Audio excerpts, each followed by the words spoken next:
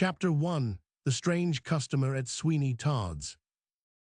Before Fleet Street had reached its present importance, and when George III was young, and the two figures who used to strike the chimes at old St. Dunstan's Church were in all their glory being a great impediment to errand boys on their progress, and a matter of gaping curiosity to country people, there stood close to the sacred edifice a small barber's shop, which was kept by a man of the name of Sweeney Todd. How it was that he came by the name of Sweeney as a Christian appellation, we are at a loss to conceive, but such was his name, as might be seen in extremely corpulent yellow letters over his shop window, by any who chose there to look for it. Barbers by that time in Fleet Street had not become fashionable, and no more dreamt of calling themselves artists than of taking the Tower by storm. Moreover, they were not, as they are now, constantly slaughtering fine fat bears, and yet somehow people had hair on their heads just the same as they have at present, without the aid of that unctuous auxiliary. Moreover, Sweeney Todd, in common with those really primitive sort of times, did not think it at all necessary to have any waxen effigies of humanity in his window. There was no languishing young lady looking over the left shoulder in order that a profusion of auburn tresses might repose upon her lily neck, and great conquerors and great statesmen were not then, as they are now, held up to public ridicule with dabs of rouge upon their cheeks, a quantity of gunpowder scattered in for beard, and some bristles sticking on end for eyebrows. No, Sweeney Todd was a barber of the old school, and he never thought of glorifying himself on account of any extraneous circumstance. If he had lived in Henry VIII's palace, it would be all the same as Henry VIII's dog kennel, and he would scarcely have believed human nature to be so green as to pay an extra sixpence to be shaven and shorn in any particular locality. A long pole painted white, with a red stripe curling spirally round it, projected into the street from his doorway, and on one of the panes of glass in his window was presented the following couplet: "Easy shaving for a penny. As good as you will find any." We do not put these lines forth as a specimen of the poetry of the age. They may have been the production of some young Templar, but if they were a little wanting in poetic fire, that was amply made up by the clear and precise manner in which they set forth what they intended. The barber himself was a long, low-jointed, ill-puttered sort of fellow, with an immense mouth and such huge hands and feet that he was, in his way, quite a natural curiosity, and what was more wonderful, considering his trade, there never was seen such a head of hair as Sweeney Todd's. We know not what to compare it to. Probably it came nearest to what one might suppose to be the appearance of a thick-set hedge, in which a quantity of small wire had got entangled. In truth, it was a most terrific head of hair, and as Sweeney Todd kept all his combs in it, some people said his scissors likewise. When he put his head out of the shop door to see what sort of weather it was, he might have been mistaken for an Indian warrior with a very remarkable headdress.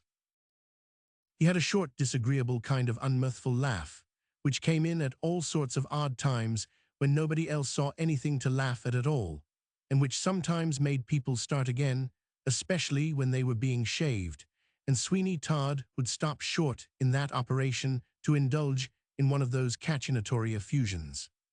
It was evident that the remembrance of some very strange and out-of-the-way joke must occasionally flit across him, and then he gave his hyena-like laugh, but it was so short, so sudden, striking upon the ear for a moment, and then gone, that people have been known to look up to the ceiling, and on the floor, and all round them, to know from whence it had come, scarcely supposing it possible that it proceeded from mortal lips.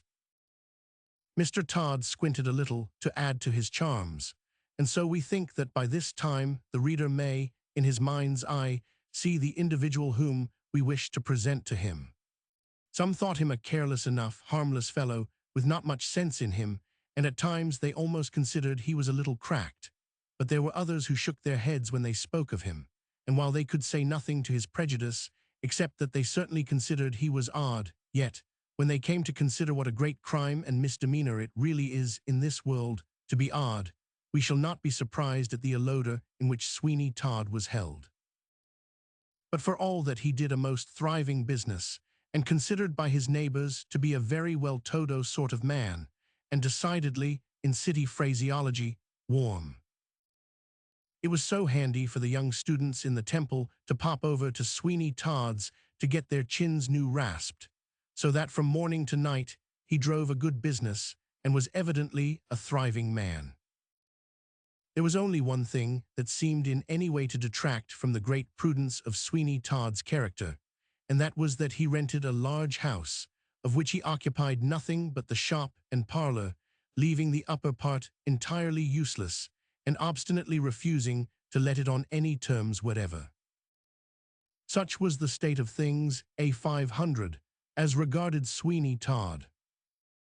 The day is drawing to a close, and a small drizzling kind of rain is falling, so that there are not many passengers in the streets, and Sweeney Todd is sitting in his shop looking keenly in the face of a boy, who stands in an attitude of trembling subjection before him.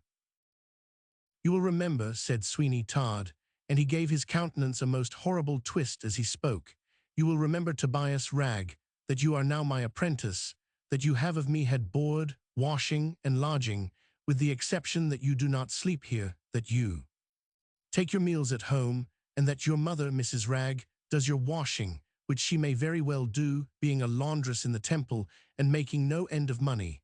As for lodging, you lodge here, you know, very comfortably in the shop all day. Now, are you not a happy dog?" "Yes, sir," said the boy timidly. "You will acquire a first-rate profession, quite as good as the law, which your mother tells me she would have put you to, only that a little weakness of the headpiece unqualified you. And now, Tobias, listen to me, and treasure up every word I say." "Yes, sir." "I will cut your throat from ear to ear if you repeat one word of what passes in this shop, or dare to make any supposition, or draw any conclusion from anything you may see, or hear, or fancy you see or hear. Now you understand me. I will cut your throat from ear to ear. Do you understand me?" "Yes, sir, I will not say nothing. I wish, sir, as I may be made into veal pies at Lovett's in Belliard, if I as much as says a word." Sweeney Todd rose from his seat, and opening his huge mouth, he looked at the boy for a minute or two in silence, as if he fully intended swallowing him, but had not quite made up his mind where to begin. "Very good," at length he said, "I am satisfied, I am quite satisfied, and Mark Meth's shop, and the shop only, is your place." "Yes, sir." "And if any customer gives you a penny, you can keep it, so that if you get enough of them, you will become a rich man. Only I will take care of them for you, and when I think you want them, I will let you have them. Run out and see what's o'clock by St. Dunstan's." There was a small crowd collected opposite the church, for the figures were about to strike 6:15, and among that crowd was one man who gazed with as much curiosity as anybody at the exhibition.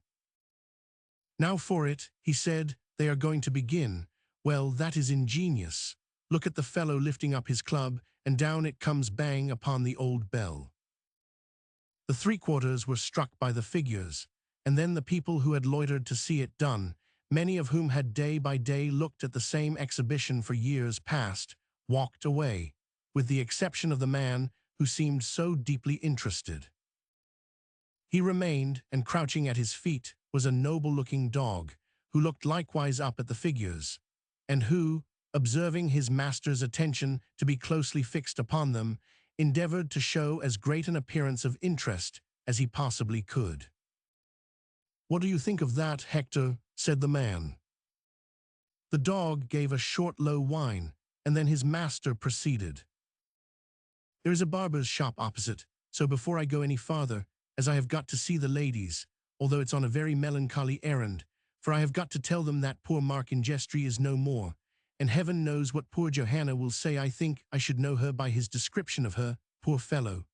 It grieves me to think how he used to talk about her in the long night watches, when all was still, and not a breath of air touched a curl upon his cheek. I could almost think I saw her sometimes, as he used to tell me of her soft beaming eyes, her little gentle pouting lips, and the dimples that played about her mouth. Well, well, it's of no use grieving. He is dead and gone, poor fellow, and the salt water washes over as brave a heart as ever beat. His sweetheart Johanna, though, shall have the string of pearls for all that, and if she cannot be Mark Ingestry's wife in this world, she shall be rich and happy, poor young thing, while she stays in it, that is to say as happy as she can be, and she must just look forward to meeting him aloft, where there are no squalls or tempests, and so I will go and get shaved at once. He crossed the road towards Sweeney Todd's shop, and stepping down the low doorway, he stood face to face with the odd-looking barber. The dog gave a low growl and sniffed the air. "Why, Hector," said his master, "what's the matter? Down, sir, down." "I have a mortal fear of dogs," said Sweeney Todd. "Would you mind him, sir, sitting outside the door and waiting for you, if it's all the same? Only look at him, he is going to fly at me." "Then you are the first person he ever touched without provocation," said the man, "but I suppose he do not like your looks, and I must confess I ain't much surprised at that.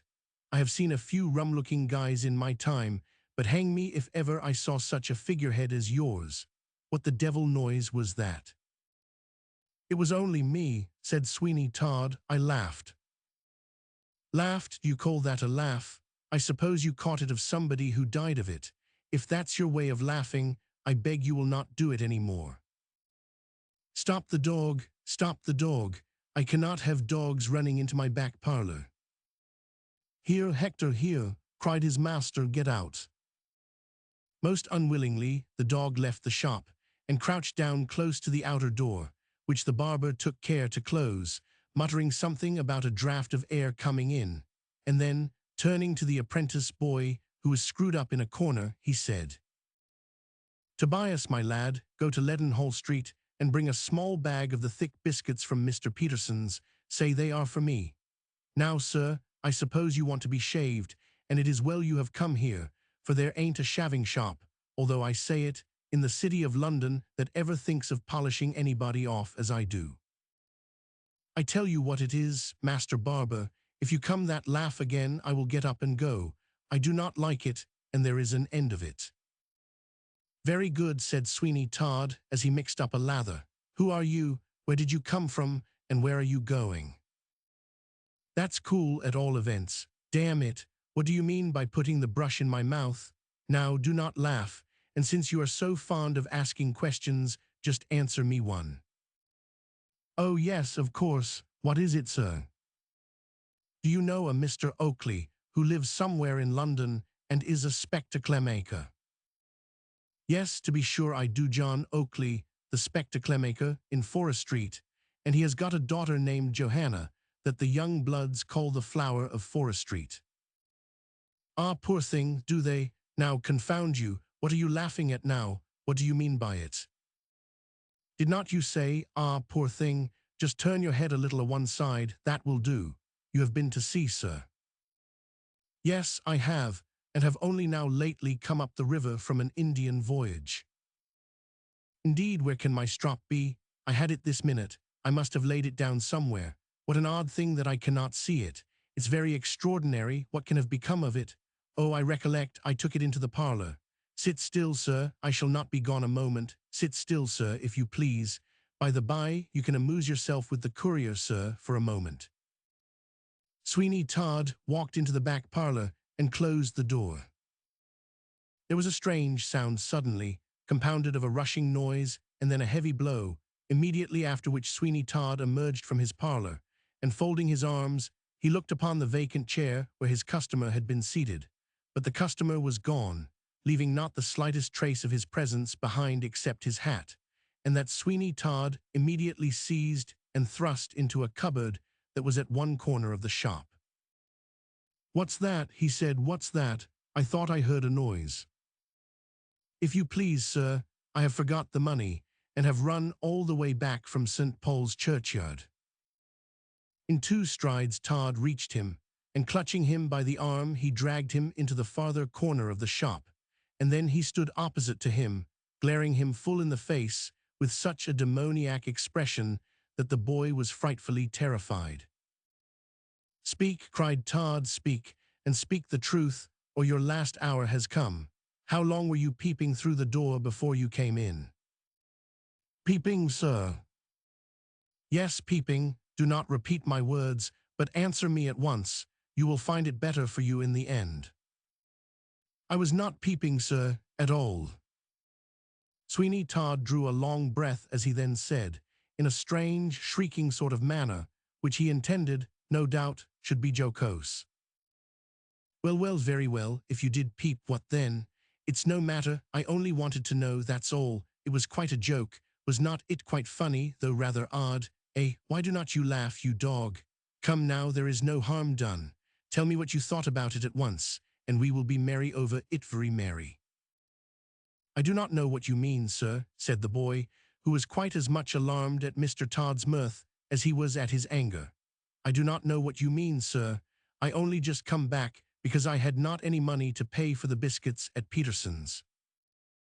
I mean nothing at all, said Todd, suddenly turning upon his heel. What's that scratching at the door? Tobias opened the shop door, and there stood the dog, who looked wistfully round the place, and then gave a howl which seriously alarmed the barber. It's the gentleman's dog, sir, said Tobias. It's the gentleman's dog, sir, that was looking at old St. Dunstan's clock, and came in here to be shaved. It's funny, ain't it, sir, that the dog did not go away with his master. Why do not you laugh if it's funny?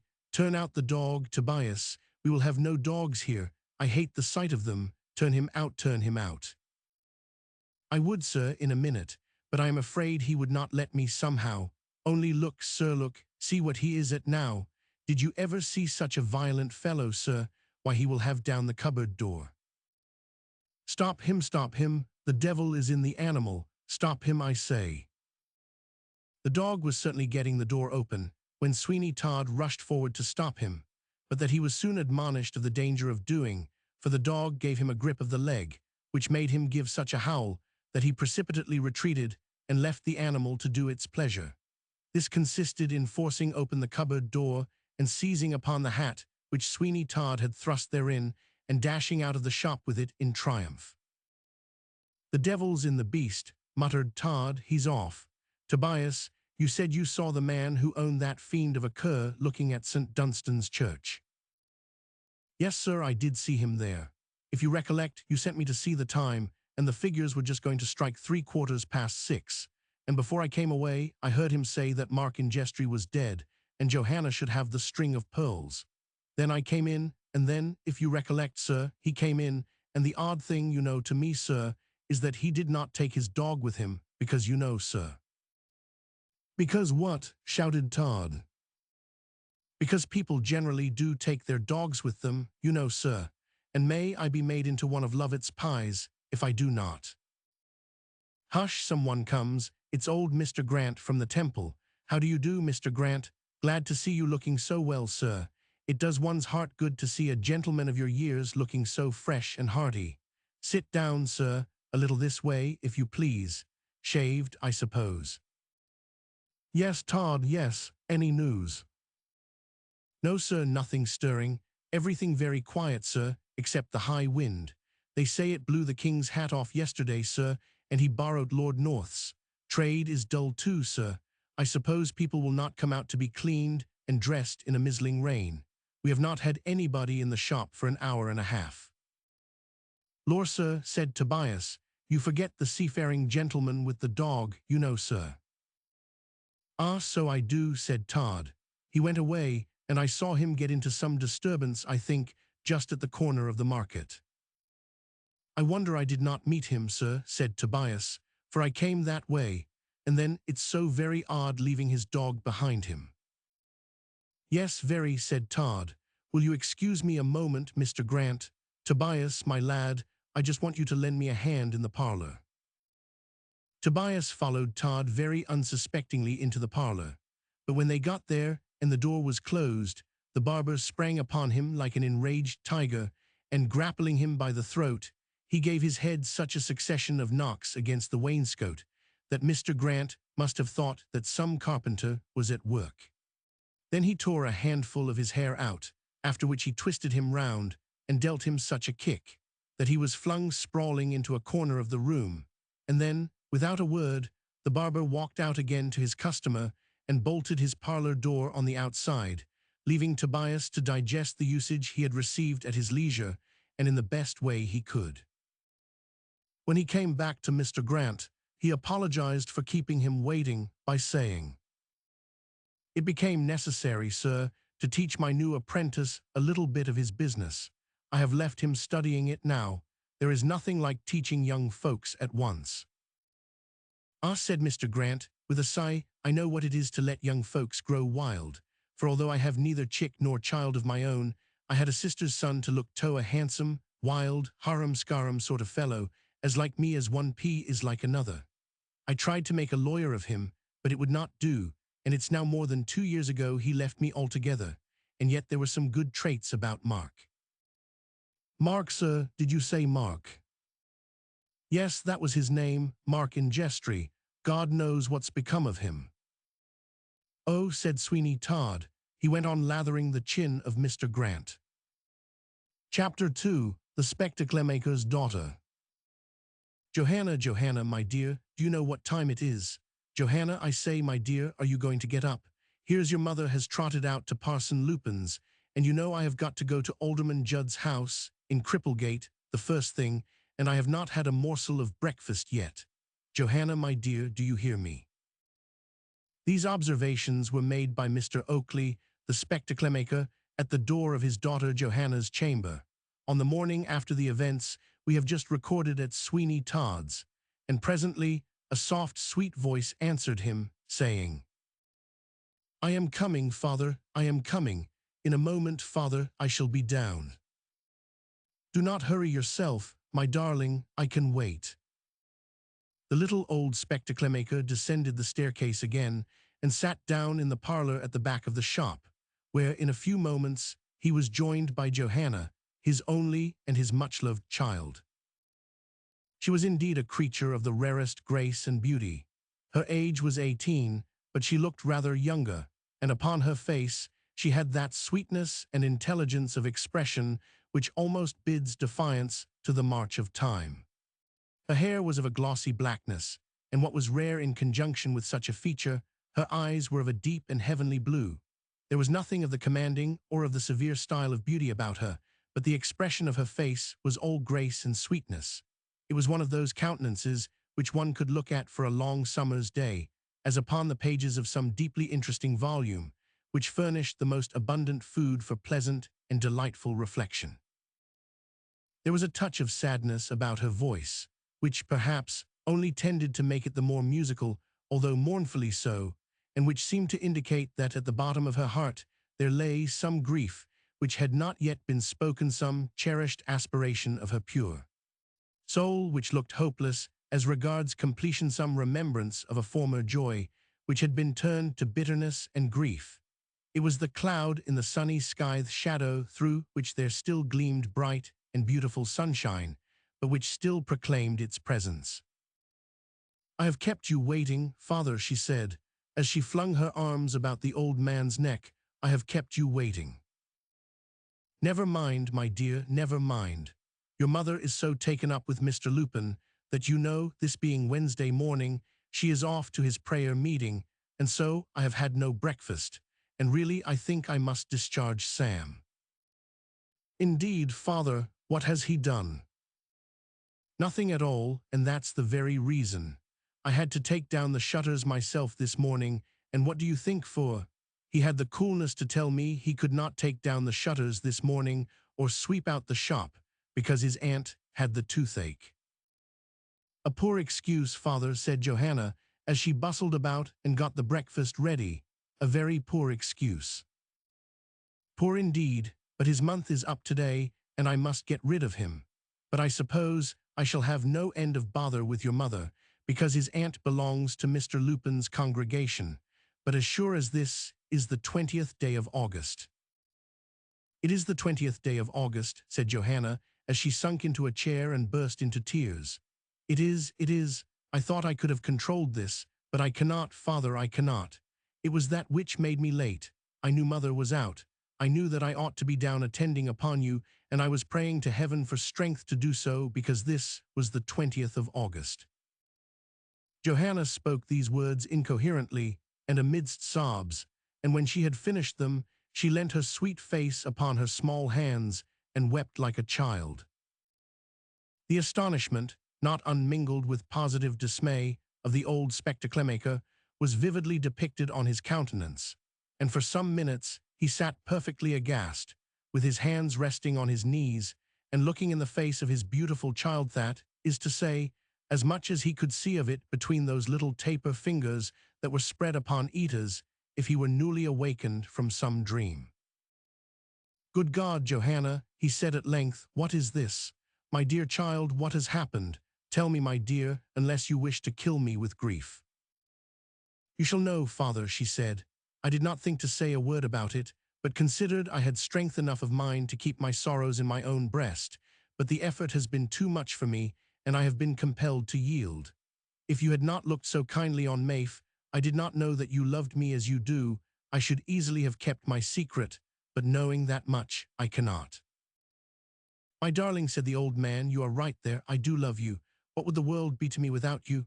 There was a time 20 years ago when your mother made up much of my happiness, but of late, what with Mr. Lupin and psalm-singing and tea-drinking, I see very little of her, and what little I do see is not very satisfactory. Tell me, my darling, what it is that vexes you, and I will soon put it to rights. I do not belong to the city train bands for nothing." "Father, I know that your affection would do all for me that it is possible to do, but you cannot recall the dead to life. And if this day passes over and I see him not, nor hear from him, I know that, instead of finding a home for me whom he loved, he has in the effort to do so found a grave for himself. He said he would, he said he would." Here she wrung her hands and wept again, and with such a bitterness of anguish that the old spectacle-maker was at his wit's end, and knew not what on earth to do or say. My dear," he cried, "who is he? I hope you do not mean—" "Hush, father, hush. I know the name that is hovering on your lips, but something seems even now to whisper to me he is no more, and being so, speak nothing of him, father, but that which is good." "You mean Mark Ingestry?" "I do, and if he had 1,000 faults, he at least loved me. He loved me truly and most sincerely."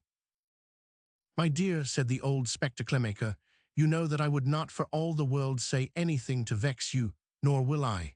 But tell me what it is that makes this day more than any other so gloomy to you."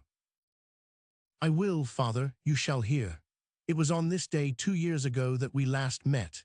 It was in the Temple Garden, and he had just had a stormy interview with his uncle, Mr. Grant, and you will understand, father, that Mark Ingestry was not to blame, because— Well, my dear, you needn't say anything more upon that point. Girls very seldom admit their lovers are to blame, but there are 2 ways, you know, Johanna, of telling a story." "Yes, but father, why should Mr. Grant seek to force him to the study of a profession he so much disliked?" "My dear, one would have thought that if Mark Ingestry really loved you, and found that he might make you his wife, and acquire an honorable subsistence for you and himself, it seems a very wonderful thing to me that he did not do so. You see, my dear, he should have liked you well enough to do something else that he did not like." "Yes, but father, you know it is hard, when disagreements once arise, for a young ardent spirit to give in entirely. And so from one word, poor Mark, in his disputes with his uncle, got to another, when perhaps one touch of kindness or conciliation from Mr. Grant would have made him quite pliant in his hands." "Yes, that's the way," said Mr. Oakley. "There is no end of excuses. But go on, my dear, go on, and tell me exactly how this affair now stands." "I will, father. It was this day 2 years ago then that we met, and he told me that he and his uncle had at last quarreled irreconcilably, and that nothing could possibly now patch up the difference between them. We had a long talk." "Oh, no doubt of that." "And at length he told me that he must go and seek his fortune at that fortune which he hoped to share with me.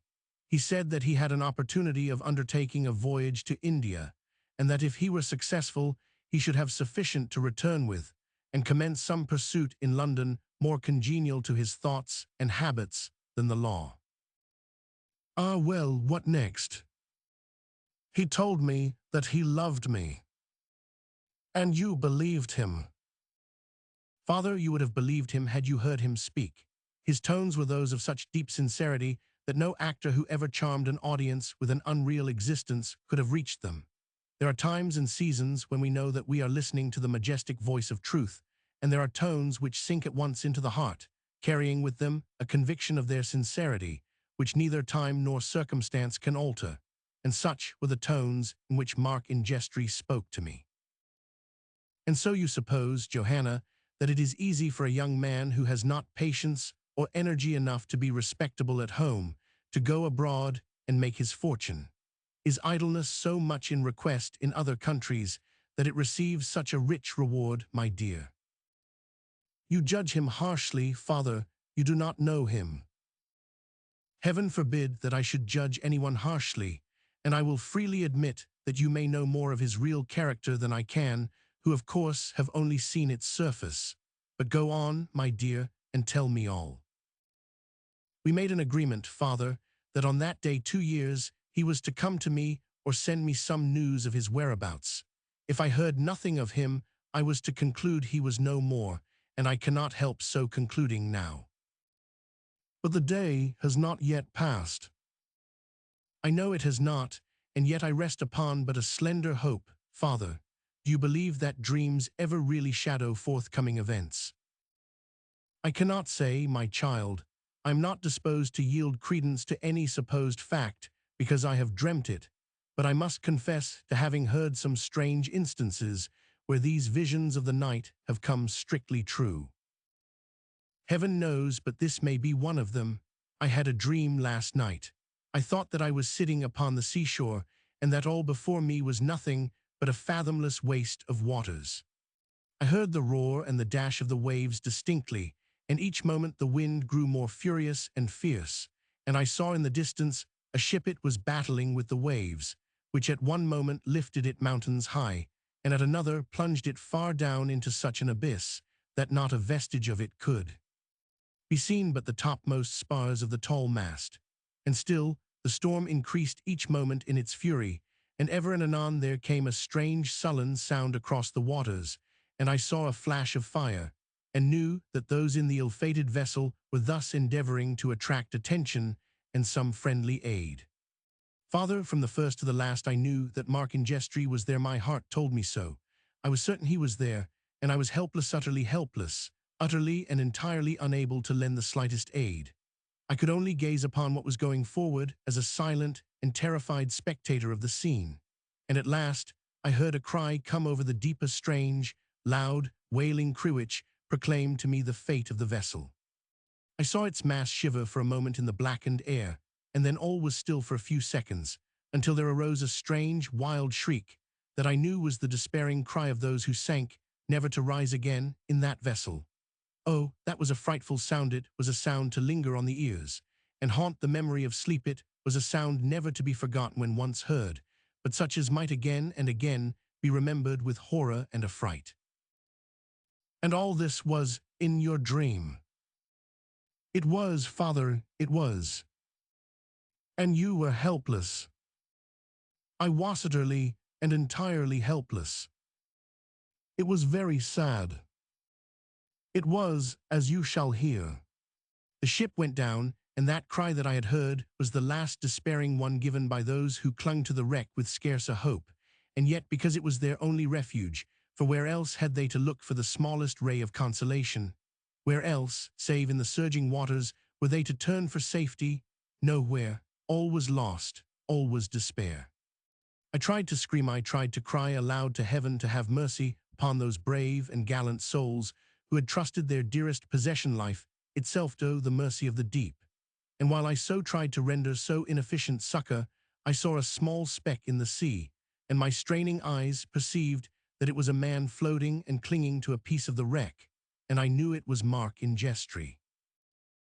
But my dear, surely you are not annoyed at a dream?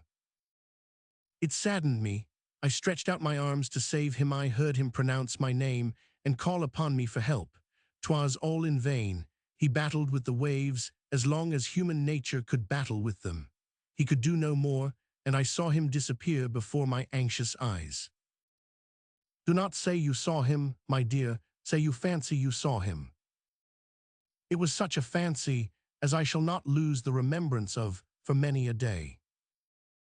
Well, well, after all, my dear, it's only a dream, and it seems to me, without at all adverting to anything that should give you pain as regards Mark Ingestry, that you made a very foolish bargain, for only consider how many difficulties might arise in the way of his keeping faith with you. You know I have your happiness so much at heart that, if Mark had been a worthy man and an industrious one, I should not have opposed myself to your union. But believe me, my dear Johanna, that a young man with great facilities for spending money, and none whatever for earning any, is just about the worst husband you could choose. And such a man was Mark Ingestry. But come, we will say nothing of this to your mother. Let the secret, if we may call it such, rest with me, and if you can inform me in what capacity and in what vessel he left England, I will not carry my prejudice so far against him as to hesitate about making what inquiry I can concerning his fate. I know nothing more, father. We parted and never met again. Well, well, dry your eyes, Johanna, and as I go to Alderman Judd's, I will think over the matter, which after all may not be so bad as you think. The lad is a good enough looking lad, and has, I believe, a good ability if you would put it to some useful purpose.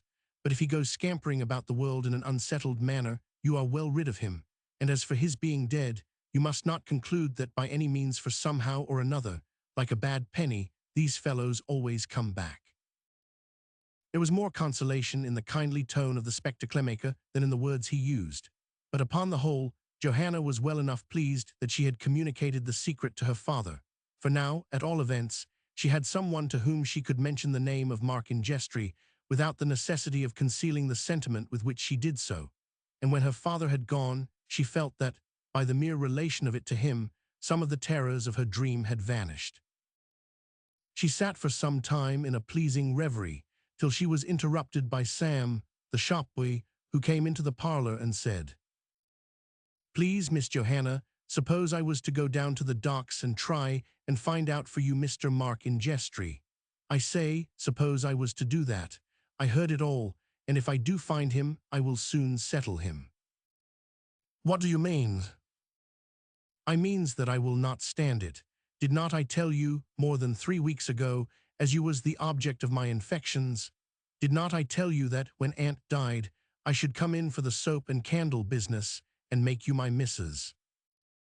The only reply which Johanna gave to this was to rise and leave the room, for her heart was too full of grief and sad speculation to enable her to do now as she had often been in the habit of doing, viz., laugh at Sam's protestations of affection, so he was left to chew the cud of sweet and bitter fancy by himself. "1,000 DS," said he, when he entered the shop. "I always suspected there was some other fellow, and now I know it I am ready to gnaw my head off that ever I consented to come here. Confound him, I hope he is at the bottom of the sea and eat up by this time. Oh, I should like to smash everybody. If I had my way now, I would just walk into society at large, as they calls it, and let it know what 1, 2, 3 slap in the eye is, and down it would go." Mr. Sam, in his rage, did upset a case of spectacles, which went down with a tremendous crash, and which, however good imitation of the manner in which society at large was to be knocked down, was not likely to be at all pleasing to Mr. Oakley. "I have done it now," he said, "but never mind. I will try the old dodge whenever I break anything. That is, I will place it in old Oakley's way and swear he did it. I never knew such an old goose. You may persuade him into anything. The idea now of his pulling down all the shutters this morning because I told him my aunt had the toothache. That was a go, to be sure. But I will be revenged of that fellow who has took away, I consider, Johanna from me. I will let him know what a blighted heart is capable of. He will not live long enough to want a pair of spectacles, I will be bound, or else my name ain't Sam Bolt." Chapter 3. A Man is Lost. The earliest dawn of morning was glistening upon the masts, the cordage, and the sails of a fleet of vessels lying below Sheerness. The crews were rousing themselves from their night's repose, and to make their appearance on the decks of the vessels, from which the night watch had just been relieved. A man-of-war, which had been the convoy of the fleet of merchantmen through the channel, fired a gun as the first glimpse of the morning sun fell upon her tapering masts. Then from a battery in the neighborhood came another booming report, and that was answered by another farther off, and then another, until the whole chain of batteries that girded the coast, for it was a time of war, had proclaimed the dawn of another day. The effect was very fine, in the stillness of the early morn, of this succession of reports, and as they died away in the distance like mimic thunder, some order was given on board the man-of-war, and in a moment the masts and cordage seemed perfectly alive with human beings clinging to them in various directions. Then, as if by magic, or as if the ship had been a living thing itself, and had possessed wings, which at the mere instigation of a wish could be spread far and wide, there fluttered out such sheets of canvas as was wonderful to see. And as they caught the morning light, and the ship moved from the slight breeze that sprang up from the shore, she looked, indeed, as if she walked the waters like a thing of life.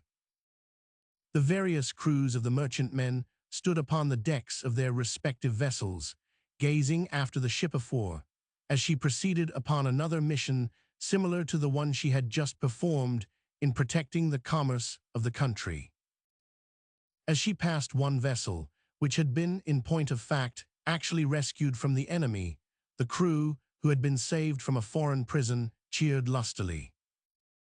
There wanted but such an impulse as this, and then every merchant vessel that the man-of-war passed took up the gladsome shout, and the crew of the huge vessel were not slow in their answer, for three deafening cheers such as had frequently struck terror into the hearts of England's enemies awakened many an echo from the shore. It was a proud and a delightful sight, such a sight as none but an Englishman can thoroughly enjoy to see that vessel so proudly stemming the waste of waters. We say none but an Englishman can enjoy it, because no other nation has ever attempted to achieve a great maritime existence without being most signally defeated, and leaving us still, as we shall ever be, masters of the seas. These proceedings were amply sufficient to arouse the crews of all the vessels, and over the taffrail of one in particular, a larger-sized merchantman, which had been trading in the Indian seas, two men were leaning. One of them was the captain of the vessel, and the other a passenger, who intended leaving that morning. They were engaged in earnest conversation, and the captain, as he shaded his eyes with his hand and looked along the surface of the river, said, in reply to some observation from his companion, "I will order my boat the moment Lieutenant Thornhill comes on board.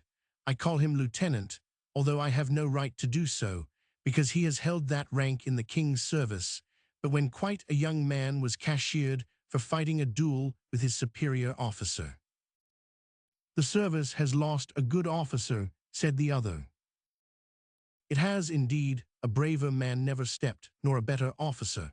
But you see they have certain rules in the service, and everything is sacrificed to maintain them.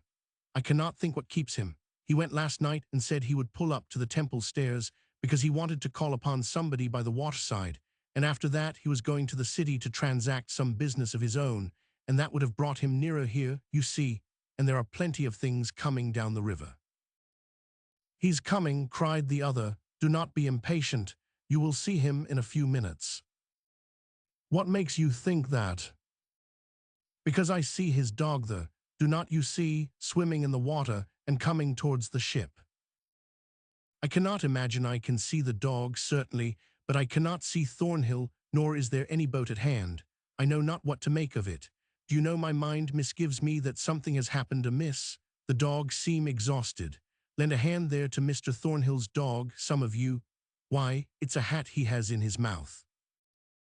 The dog made towards the vessel, but without the assistance of the seaman, with the whole of whom he was an immense favorite, certainly could not have boarded the vessel, and when he reached the deck, he sank down upon it in a state of complete exhaustion, with the hat still in his grasp.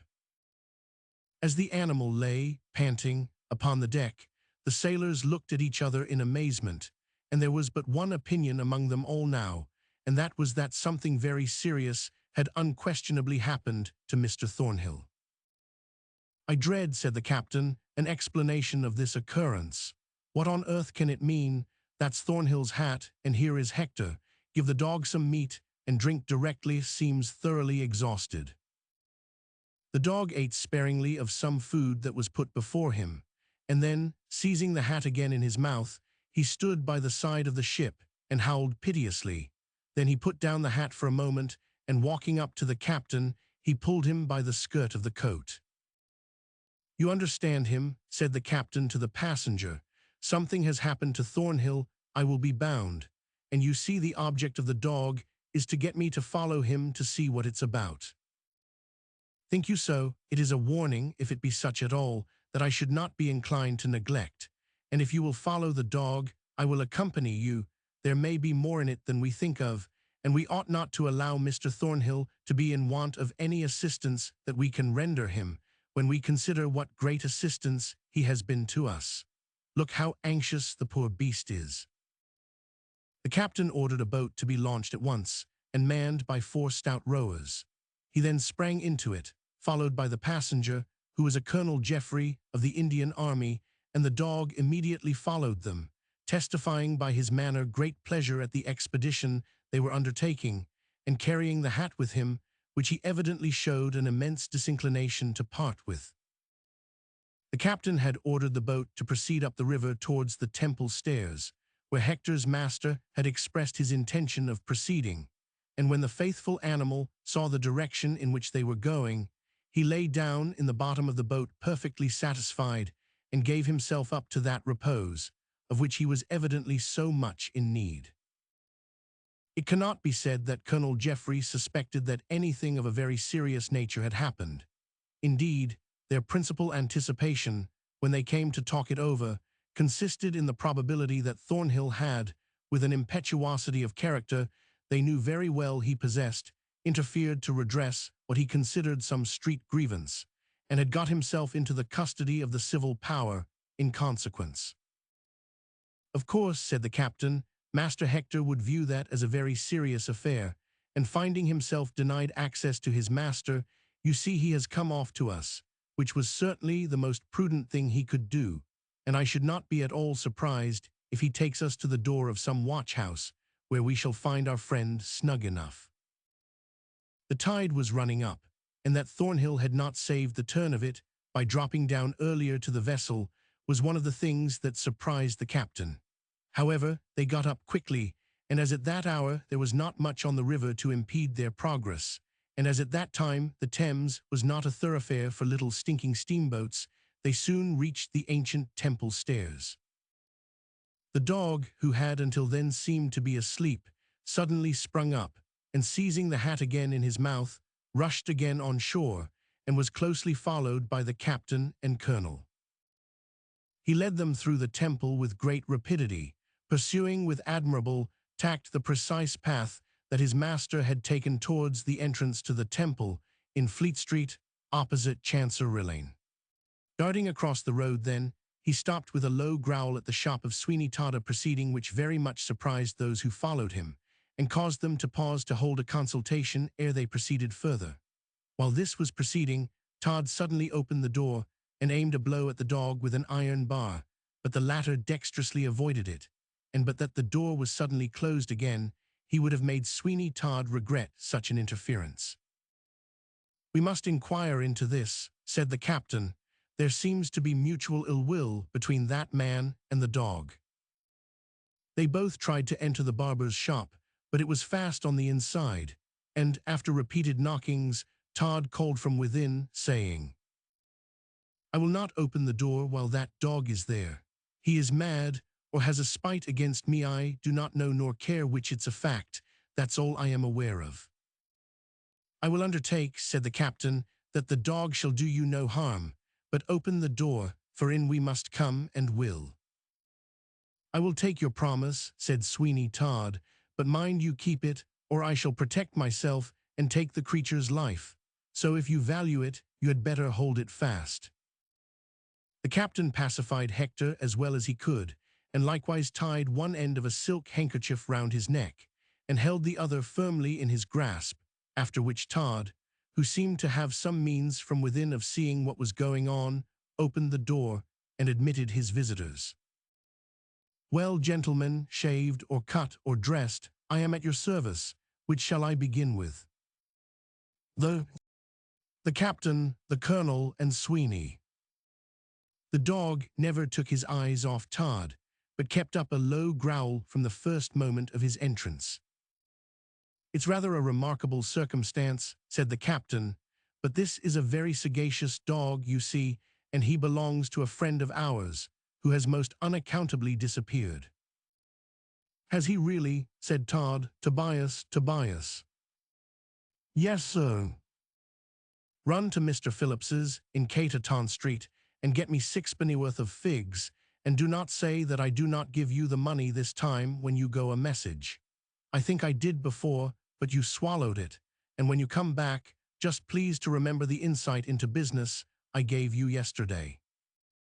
"Yes," said the boy with a shudder, for he had a great horror of Sweeney Todd, as well he might, after the severe discipline he had received at his hands, and away he went.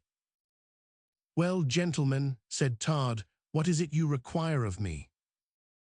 "We want to know if anyone having the appearance of an officer in the Navy came to your house."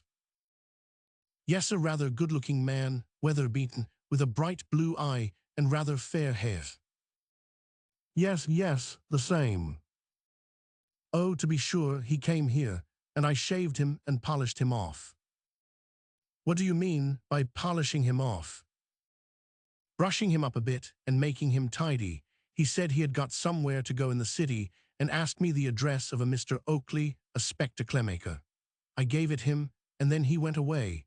But as I was standing at my door about 5 minutes afterwards, it seemed to me, as well as I could see the distance, that he got into some row near the market." "Did this dog come with him?" "A dog came with him, but whether it was that dog or not, I do not know." "And that's all you know of him?" "You never spoke a truer word in your life," said Sweeney Todd, as he diligently stropped a razor upon his great horny hand. This seemed something like a complete fix, and the captain looked at Colonel Jeffrey and the colonel at the captain for some moments in complete silence.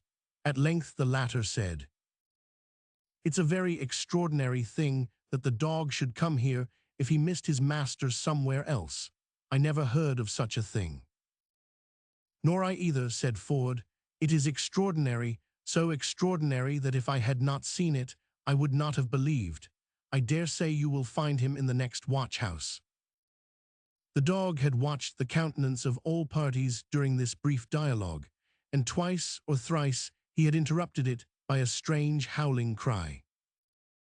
"I will tell you what it is," said the barber. "If that beast stays here, I will be the death of him. I hate dogs to test them, and I tell you, as I told you before, if you value him at all, keep him away from me." "You say you directed the person you described to us where to find a spectacle maker named Oakley. We happen to know that he was going in search of such a person, and as he had property of value about him, we will go there and ascertain if he reached his destination. It is in Forest Street, a little shop with 2 windows. You cannot miss it." The dog, when he saw they were about to leave, grew furious, and it was with the greatest difficulty they succeeded, by main force, in getting him out of the shop and dragging him some short distance with them, but then he contrived to get free of the handkerchief that held him, and darting back, he sat down at Sweeney Todd's door, howling most piteously. They had no resource but to leave him, intending fully to call as they came back from Mr. Oakley's, and as they looked behind them, they saw that Hector was collecting a crowd round the barber's door, and it was a singular thing to see a number of persons surrounding the dog, while he to all appearance appeared to be making efforts to explain something to the assemblage. They walked on until they reached the spectacle-makers. There they paused, for they all of a sudden recollected that the mission that Mr. Thornhill had to execute there was of a very delicate nature, and one by no means to be lightly executed, or even so much as mentioned, probably, in the hearing of Mr. Oakley himself. "We must not be so hasty," said the colonel. "But what am I to do? I sail tonight. At least I have to go round to Liverpool with my vessel." "Do not then call at Mr. Oakley's at all at present, but leave me to ascertain the fact quietly and secretly. My anxiety for Thornhill will scarcely permit me to do so, but I suppose I must, and if you write me a letter to the Royal Oak Hotel at Liverpool, it will be sure to reach me, that is to say, unless you find Mr. Thornhill himself, in which case I need not by any means give you so much trouble. You may depend upon me, my friendship for Mr. Thornhill and gratitude, as you know, for the great service he has rendered to us all, will induce me to do my utmost to discover him, and but that I know he set his heart upon performing the message he had to deliver accurately and well, I should recommend that we at once go into this house of Mr. Oakley's, only that the fear of compromising the young lady who is in the case, and who will have quite enough to bear, poor thing, of her own grief restrains me. After some more conversation of a similar nature, they decided that this should be the plan adopted.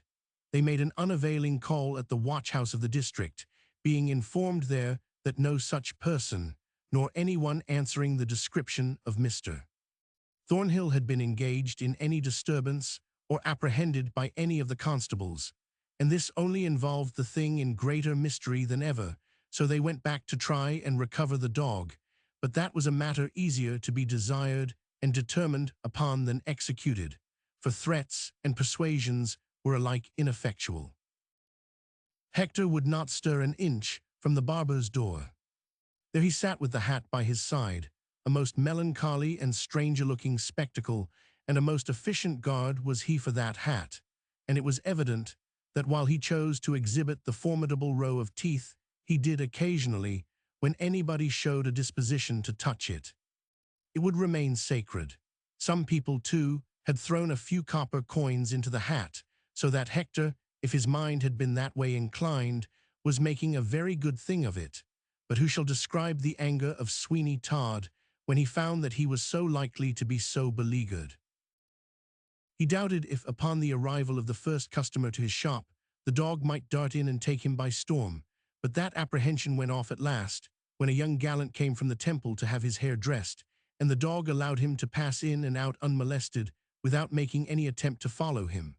This was something, at all events, but whether or not it ensured Sweeney Todd's personal safety when he himself should come out was quite another matter.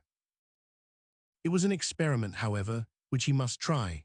It was quite out of the question that he should remain a prisoner much longer in his own place, so after a time he thought he might try the experiment, and that it would be best done when there were plenty of people there, because if the dog assaulted him, he would have an excuse for any amount of violence he might think proper to use upon the occasion.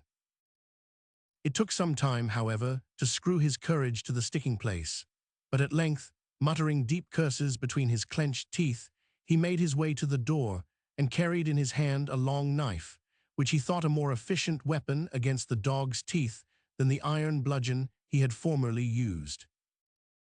"I hope he will attack me," said Todd to himself as he thought, but Tobias, who had come back from the place where they sold the preserved figs, heard him, and after devoutly in his own mind wishing that the dog would actually devour Sweeney, said aloud, "Oh dear, sir, you do not wish that, I am sure.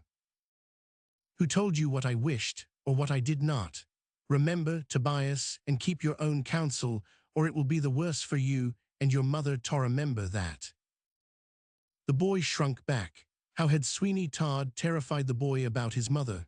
He must have done so, or Tobias would never have shrunk as he 999. Then that rascally barber, who we begin to suspect of more crimes than fall ordinarily to the share of man, went cautiously out of his shop door.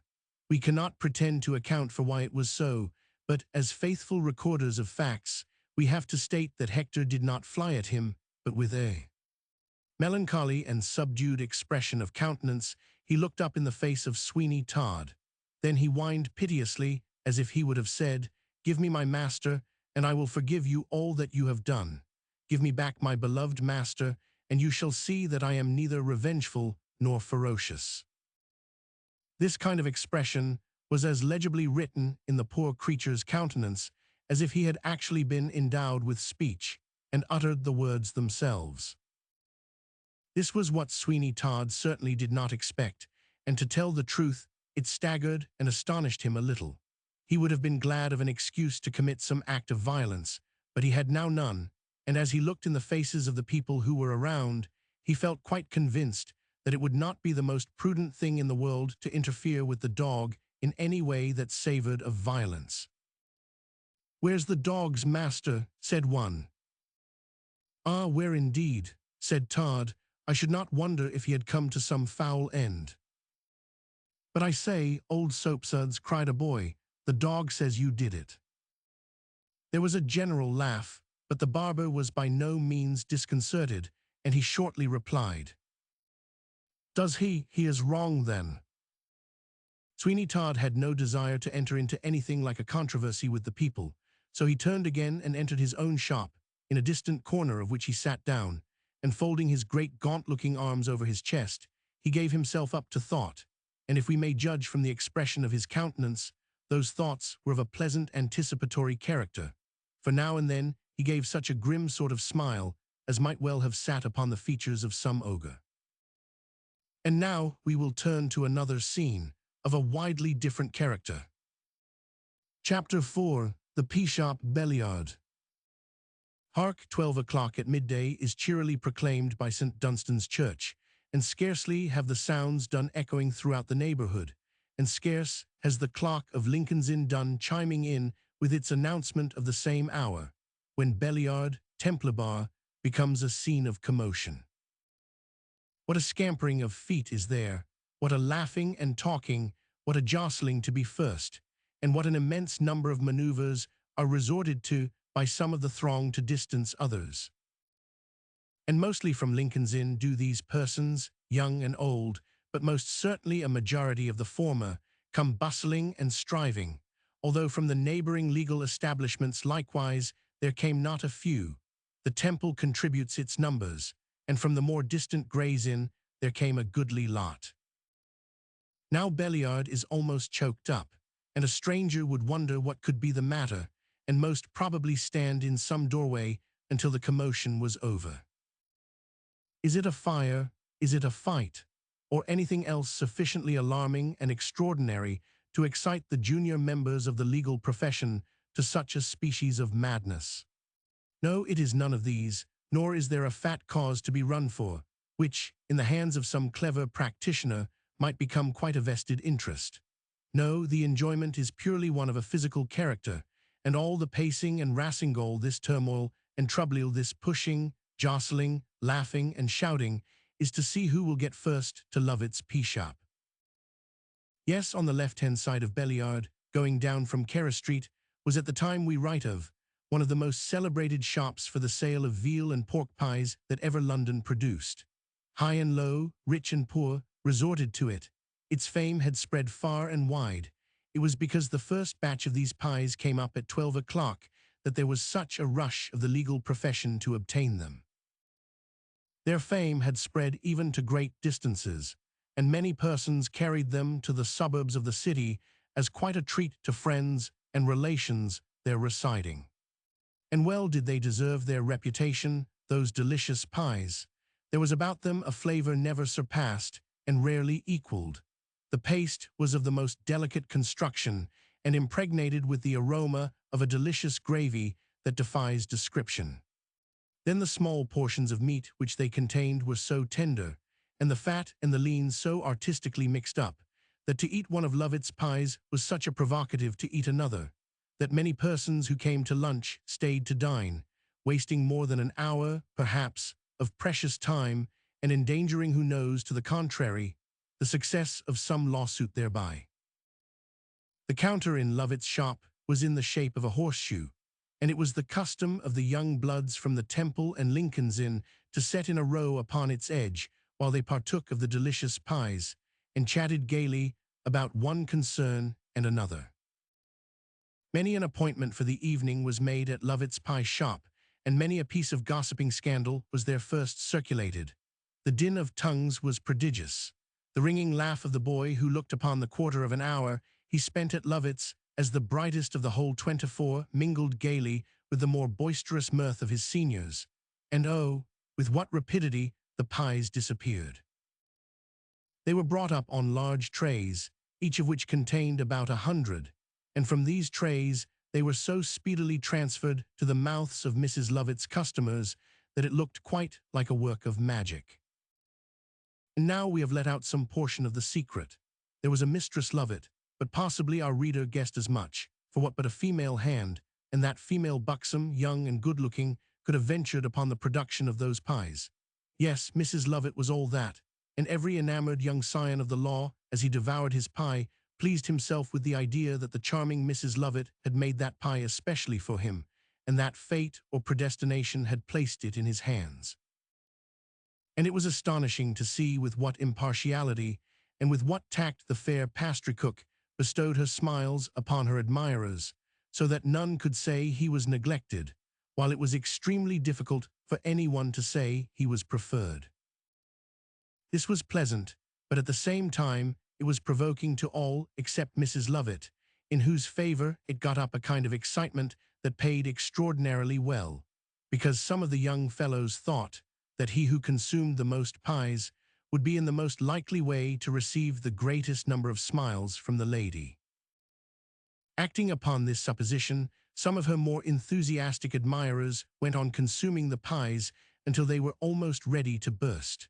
But there were others, again, of a more philosophically turn of mind, who went for the pies only and did not care one jot for Mrs. Lovett. These declared that her smile was cold and uncomfortable, that it was upon her lips, but had no place in her heart, that it was the set smile of a ballet dancer, which is about one of the most unmirthful things in existence. Then there were some who went even beyond this, and while they admitted the excellence of the pies, and went every day to partake of them, swore that Mrs. Lovett had quite a sinister aspect, and that they could see what a merely superficial affair her blandishments were, and that there was a lurking devil in her eye, that, if once roused, would be capable of achieving some serious things, and might not be so easily quelled again. By 5 minutes past 12 Mrs. Lovett's counter was full, and the savory steam of the hot pies went out in fragrant clouds into Belliard, being sniffed up by many a poor wretch passing by who lacked the means of making one in the throng that were devouring the dainty morsels within. "Why, Tobias Ragg," said a young man, with his mouth full of pie, "where have you been since you left Mr. Snow's in paper buildings? I have not seen you for some days." "No," said Tobias, "I have gone into another line. Instead of being a lawyer and helping to shave the clients, I am going to shave the lawyers now. A twopenny pork, if you please, Mrs. Lovett. Ah, who would be an emperor if he could not get pies like these, Master Clift?" "Well, they are good. Of course we know that, Tobias, but do you mean to say you are going to be a barber?" "Yes, I am, with Sweeney Todd, the barber of Fleet Street, close to St. Dunstan's." "The deuce you are. Well, I am going to a party tonight, and I will drop in and get dressed and shaved, and patronize your master." Tobias put his mouth close to the ear of the young lawyer, and in a fearful sort of whisper said the one word "don't." "Do not, what for?" Tobias made no answer, and throwing down his twopence, scampered out of the shop as fast as he could. He had only sent a message by Sweeney Todd in the neighborhood, but as he heard the clock strike 12 and 2 penny pieces were lying at the bottom of his pocket, it was not in human nature to resist running into Lovett's and converting them into a pork pie. "What an odd thing," thought the young lawyer. "I will just drop in at Sweeney Todd's now on purpose and ask Tobias what he means. I quite forgot, too, while he was here, to ask him what all that riot was about a dog at Todd's door." "A veal," said a young man, rushing in. "A twopenny veal, Mrs. Lovett." When he got it, he consumed it with voracity, and then noticing an acquaintance in the shop, he whispered to him, "I cannot stand it any more. I have cut the spectaclemaker. Johanna is faithless, and I know not what to do." "Have another pie." "But what's a pie to Johanna, Oakley? You know, Dilkey, that I only went there to be near the charmer. Damn the shutters and curse the spectacles. She loves another, and I am a desperate individual. I should like to do some horrible and desperate act. Oh, Johanna, Johanna, you have driven me to the verge of what do you call it. I'll take another veal, if you please, Mrs. Lovett." "Well, I was wondering how you got on," said his friend Dilke, "and thinking of calling upon you." "Oh, it was all right at first. She smiled upon me." "You are quite sure she did not laugh at you?" "Sir, Mr. Dilke." "I say, are you sure that instead of smiling upon you, she was not laughing at you?" "Am I sure? Do you wish to insult me, Mr. Dilke? I look upon you as a puppy, sir, a horrid puppy." "Very good. Now I am convinced that the girl has been having a bit of fun at your expense. Are you not aware, Sam, that your nose turns up so much that it's enough to pitch you head over heels? How do you suppose that any girl under 45 would waste a word upon you? Mind, I do not say this to offend you in any way, but just quietly, by way of asking a question." Sam looked daggers, and probably he might have attempted some desperate act in the pea-shop, if at the moment he had not caught the eye of Mrs. Lovett, and he saw by the expression of that lady's face that anything in the shape of a riot would be speedily suppressed, so he darted out of the place at once to carry his sorrows and his bitterness elsewhere. It was only between 12 and 1 o'clock that such a tremendous rush and influx of visitors came to the pea-shop, for although there was a good custom the whole day, and the concern was a money-making one from morning till night, it was at that hour principally that the great consumption of pies took place.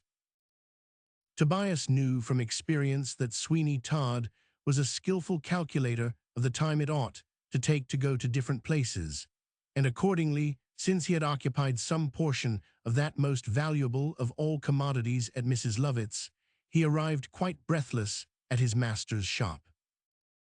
There sat the mysterious dog with the hat, and Tobias lingered for a moment to speak to the animal. Dogs are great physiognomists, and as the creature looked into Tobias's face, he seemed to draw a favorable conclusion regarding him, for he submitted to a caress. "Poor fellow," said Tobias, "I wish I knew what had become of your master, but it made me shake like a leaf to wake up last night and ask myself the question. You shall not starve, though, if I can help it. I have not much for myself, but you shall have some of it." As he spoke, Tobias took from his pocket some not very tempting cold meat, which was intended for his own dinner, and which he had wrapped up in not the cleanest of cloths. He gave a piece to the dog, who took it with a dejected air, and then crouched down at Sweeney Todd's door again. Just then, as Tobias was about to enter the shop, he thought he heard from within a strange shrieking sort of sound. On the impulse of the moment, he recoiled a step or two, and then, from some other impulse, he dashed forward at once and entered the shop. The first object that presented itself to his attention, lying upon a side table, was a hat with a handsome gold-headed walking cane lying across it. The armchair in which customers usually sat to be shaved was vacant, and Sweeney Todd's face was just projected into the shop from the back parlor, and wearing a most singular and hideous expression. "Well, Tobias," he said, as he advanced, rubbing his great hands together, "well, Tobias, so you could not resist the pea-shop." "How does he know?" thought Tobias. "Yes, sir, I have been to the pea-shop, but I did not stay a minute." "Hark ye, Tobias, the only thing I can excuse in the way of delay upon an errand is for you to get one of Mrs. Lovett's pies, that I can look over, so think no more about it. Are they not delicious, Tobias?" "Yes, sir, they are, but some gentleman seems to have left his hat and stick." "Yes," said Sweeney Todd, "he has," and lifting the stick he struck Tobias a blow with it that felled him to the ground. Lesson the second to Tobias Ragg, which teaches him to make no remarks about what does not concern him. You may think what you like, Tobias Ragg, but you shall say only what I like. "I will not endure it," cried the boy. "I will not be knocked about in this way. I tell you, Sweeney Todd, I will not." "You will not? Have you forgotten your mother?" "You say you have a power over my mother, but I do not know what it is, and I cannot and will not believe it.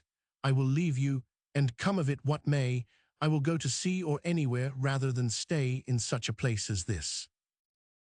"Oh, you will you? Then, Tobias, you and I must come to some explanation.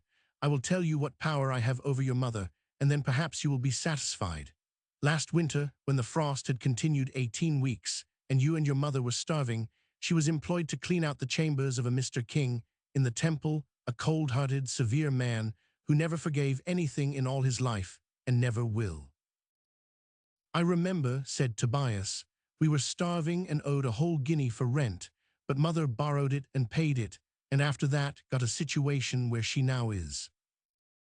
Ah, you think so. The rent was paid, but Tobias, my boy, a word in your ear took a silver candlestick from Mr. King's chambers to pay it. I know it. I can prove it. Think of that, Tobias, and be discreet. Have mercy upon us, said the boy. They would take her life. Her life, screamed Sweeney Todd. Aye, to be sure they would. They would hang her, I say. And now mind, if you force me by any conduct of your own to mention this thing, you are your mother's executioner. I had better go and be deputy hangman at once and turn her off. Horrible, horribles. Oh, you do not like that. Indeed, that do not suit you, Master Tobias. Be discreet then, and you have nothing to fear.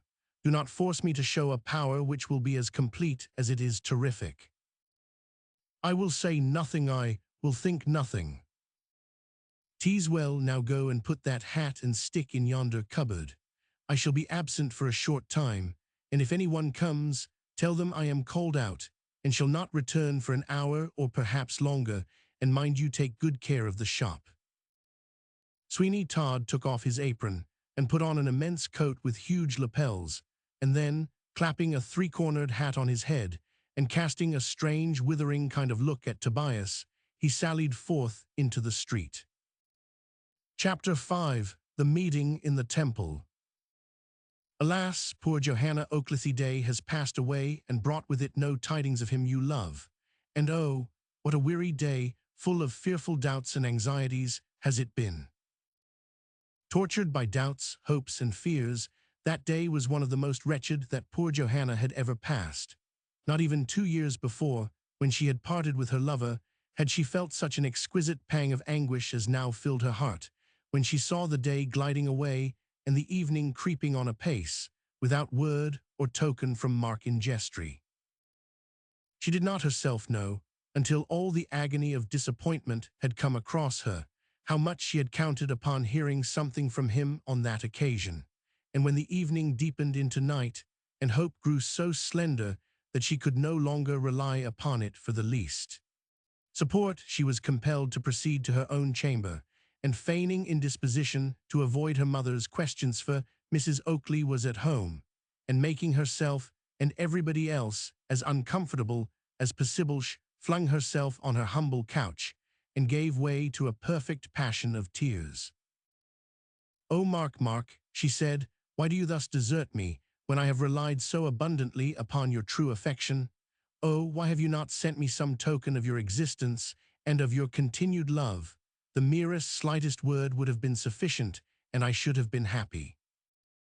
She wept then such bitter tears as only such a heart as hers can know, when it feels the deep and bitter anguish of desertion, and when the rock, upon which it supposed it had built its fondest hopes, resolves itself to a mere quicksand, in which becomes engulfed all of good that this world can afford to the just and the beautiful. Oh, it is heartrending to think that such a one as she, Johanna Oakley, a being so full of all those holy and gentle emotions which should constitute the truest felicity, should thus feel that life to her had lost its greatest charms, and that nothing but despair remained. "I will wait until midnight," she said, "and even then it will be a mockery to seek repose, and tomorrow I must myself make some exertion to discover some tidings of him." Then she began to ask herself what that exertion could be, and in what manner a young and inexperienced girl, such as she was, could hope to succeed in her inquiries. And the midnight hour came at last, telling her that, giving the utmost latitude to the word day, it had gone at last, and she was left despairing.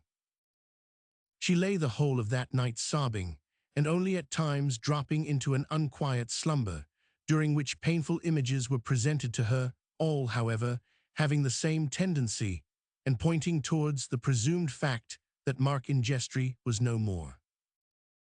But the weariest night to the weariest waker will pass away, and at length the soft and beautiful dawn stole into the chamber of Johanna Oakley, chasing away some of the more horrible visions of the night, but having little effect in subduing the sadness that had taken possession of her.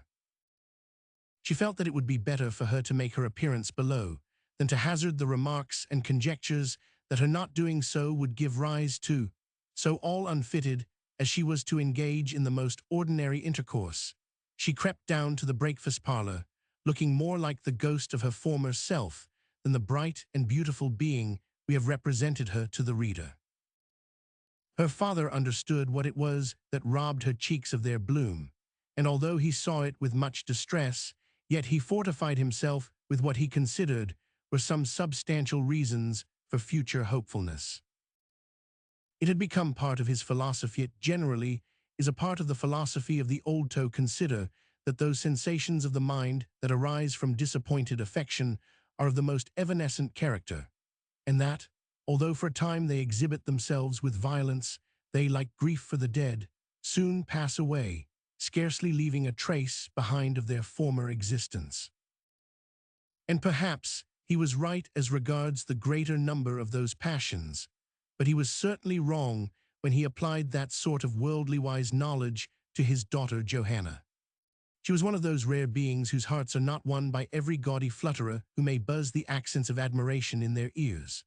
No, she was qualified, eminently qualified, to love once, but only once, and like the passion flower that blooms into abundant beauty once, and never afterwards puts forth a blossom, she allowed her heart to expand to the soft influence of affection, which, when crushed by adversity, was gone forever.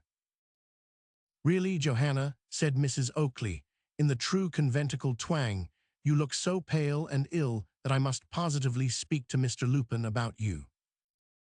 "Mr. Lupin, my dear," said the spectacle-maker, "may be all very well in his way as a parson, but I do not see what he can have to do with Johanna looking pale. A pious man, Mr. Oakley, has to do with everything and everybody. Then he must be the most intolerable bore in existence, and I do not wonder at his being kicked out of some people's houses, as I have heard Mr. Lupin has been. And if he has, Mr. Oakley, I can tell you he glories in it. Mr. Lupin likes to suffer for the faith, and if he were to be made a martyr of tomorrow, I am quite certain it would give him a deal of pleasure." "My dear, I am quite sure it would not give him half the pleasure it would me." "I understand your insinuation, Mr. Oakley. You would like to have him murdered on account of his holiness, but though you can say these kind of things at your own breakfastable, you will not say as much to him when he comes to tea this afternoon." "To tea, Mrs. Oakley? Have not I told you over and over again that I will not have that man in my house? And have not I told you, Mr. Oakley, twice that number of times that he shall come to tea? And I have asked him now, and it cannot be altered." "But, Mrs. Oakley—" "It's of no use, Mr. Oakley, your talking. Mr. Lupin is coming to tea, and come he shall, and if you do not like it, you can go out. There now, I am sure you cannot complain, now you have actually the liberty of going out. But you are like the dog in the manger, Mr. Oakley. I know that well enough, and nothing will please you." "A fine liberty, indeed, the liberty of going out of my own house to let somebody else into it that I do not like." "Johanna, my dear," said Mrs. Oakley, "I think my old complaint is coming on of the beating of the heart and the hysterics. I know what produces it. It's your father's brutality, and just because Dr. Fungus said over and over again that I was to be perfectly quiet, your father seizes upon the opportunity like a wild beast or a raving maniac to try and make me 99. Mr. Oakley jumped up, stamped his feet upon the floor, and uttering something about the probability of his becoming a maniac in a very short time, rushed into his shop and set to polishing the spectacles as if he were doing it for a wager. This little affair between her father and mother certainly had had the effect, for a time, of diverting attention from Johanna, and she was able to assume a cheerfulness she did not feel. But she had something of her father's spirit in her as regarded Mr. Lupin, and most decidedly objected to sitting down to any meal whatever with that individual, so that Mrs. Oakley was left in a minority of one upon the occasion, which perhaps, as she fully expected it, was no great matter after all. Johanna went upstairs to her own room, which commanded a view of the street. It was an old-fashioned house, with a balcony in front, and as she looked listlessly out into Forest Street, which was far then from being the thoroughfare it is now, she saw standing in a doorway on the opposite side of the way a stranger who was looking intently at the house, and who, when he caught her eye, walked instantly across to it and cast something into the balcony of the first floor. Then he touched his cap and walked rapidly from the street. The thought immediately occurred to Johanna that this might possibly be some messenger from him concerning whose existence and welfare she was so deeply anxious. It was not to be wondered at, therefore, that with the name of Mark Ingestry upon her lips, she should rush down to the balcony in intense anxiety to hear and see if such was really the case. When she reached the balcony, she found lying in it a scrap of paper in which a stone was wrapped up in order to give it weight, so that it might be cast with a certainty into the balcony. With trembling eagerness, she opened the paper and read upon it the following words. For news of Mark Ingestry, come to the Temple Gardens 1 hour before sunset, and do not fear addressing a man who will be holding a white rose in his hand. He lives, she cried. He lives, and joy again becomes the inhabitant of my bosom. Oh, it is daylight now and sunshine compared to the black midnight of despair. Mark Ingestry lives, and I shall be happy yet. She placed the little scrap of paper carefully in her bosom, and then, with clasped hands and a delighted expression of countenance, she repeated the brief and expressive words it contained, adding, Yes, yes, I will be there. The white rose is an emblem of his purity and affection, his spotless love, and that is why his messenger carries it. I will be there. 1 hour, 2 hours before sunset, I will be there. Joy, joy, he lives. Mark Ingestry lives. Perchance, too, successful in his object, he returns to tell me that he can make me his, and that no obstacle can now interfere to frustrate our union. Time, float onwards on your fleetest pinions. She went to her own apartment, but it was not, as she had last gone to it, to weep. On the contrary, it was to smile at her former fears, and to admit the philosophy of the assertion that we suffer much more from a dread of those things that never happen than we do for actual calamities which occur in their full force to us. Oh, that this messenger, she said, had come but yesterday, what hours of anguish I should have been spared. But I will not complain. It shall not be said that I repine at present joy because it did not come before. I will be happy when I can, and in the consciousness that I shall soon hear blissful tidings of Mark Ingestry, I will banish every fear. The impatience which she now felt brought its pains and its penalties with it, and yet it was quite a different description of feeling to any she had formerly endured, and certainly far more desirable than the absolute anguish that had taken possession of her upon hearing nothing of Mark Ingestry. It was strange, very strange, that the thought never crossed her that the tidings she had to hear in the Temple Gardens from the stranger might be evil ones, but certainly such a thought did not occur to her, and she looked forward with joy and satisfaction to a meeting which she certainly had no evidence to know might not be of the most disastrous character. She asked herself over and over again if she should tell her father what had occurred, but as often as she thought of doing so, she shrank from carrying out the mental suggestion, and all the natural disposition again to keep to herself the secret of her happiness returned to her in full force. But yet she was not so unjust as not to feel that it was treating her father, but slightingly to throw all her sorrows into his lap, as it were, and then to keep from him everything of joy appertaining to the same circumstances. This was a thing that she was not likely to continue doing, and so she made up her mind to relieve her conscience from the pang it would otherwise have had, by determining to tell him, after the interview in the Temple Gardens, what was its result, but she could not make up her mind to do so beforehand. It was so pleasant and so delicious to keep the secret all to herself, and to feel that she alone knew that her lover had so closely kept faith with her as to be only one day behind his time in sending to her, and that day, perhaps, far from being his fault. And so she reasoned to herself and tried to while away the anxious hours, sometimes succeeding in forgetting how long it was still to sunset, and at others feeling as if each minute was perversely swelling itself out into 10 times its usual proportion of time in order to become wearisome to her. She had said that she would be at the Temple Gardens 2 hours before sunset instead of 1, and she kept her word, for looking happier than she had done for weeks, she tripped down the stairs of her father's house and was about to leave it by the private staircase when a strange, gaunt-looking figure attracted her attention. This was no other than the Rev. Mr. Lupin. He was a long, stranger-looking man, and upon this occasion he came upon what he called horseback, that is to say, he was mounted upon a very small pony, which seemed quite unequal to support his weight, and was so short that, if the reverend gentleman had not poked his legs out at an angle, they must inevitably have touched the ground. "Praise the Lord," he said, "I have intercepted the evil one. Maiden, I have come here at thy mother's bidding, and thou shalt remain and partake of the mixture called tea."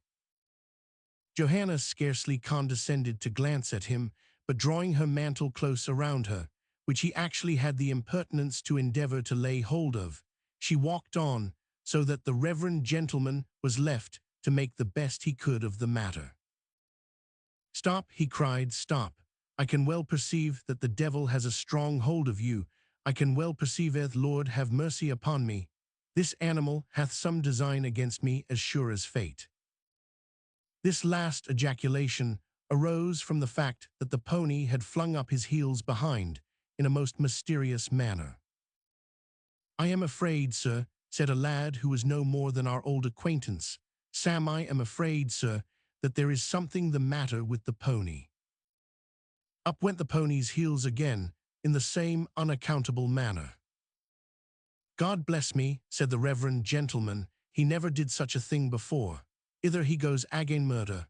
Young man, I pray you to help me to get down. I think I know you. You are the nephew of the goodly Mrs. Pumptruly. This animal wishes to be the death of me." At this moment the pony gave such a vigorous kick up behind that Mr. Lupin was fairly pitched upon his head and made a complete somerset, alighting with his heels in the spectacle-maker's passage. And it unfortunately happened that Mrs. Oakley at that moment, hearing the altercation, came rushing out, and the first thing she did was to fall sprawling over Mr. Lupin's feet.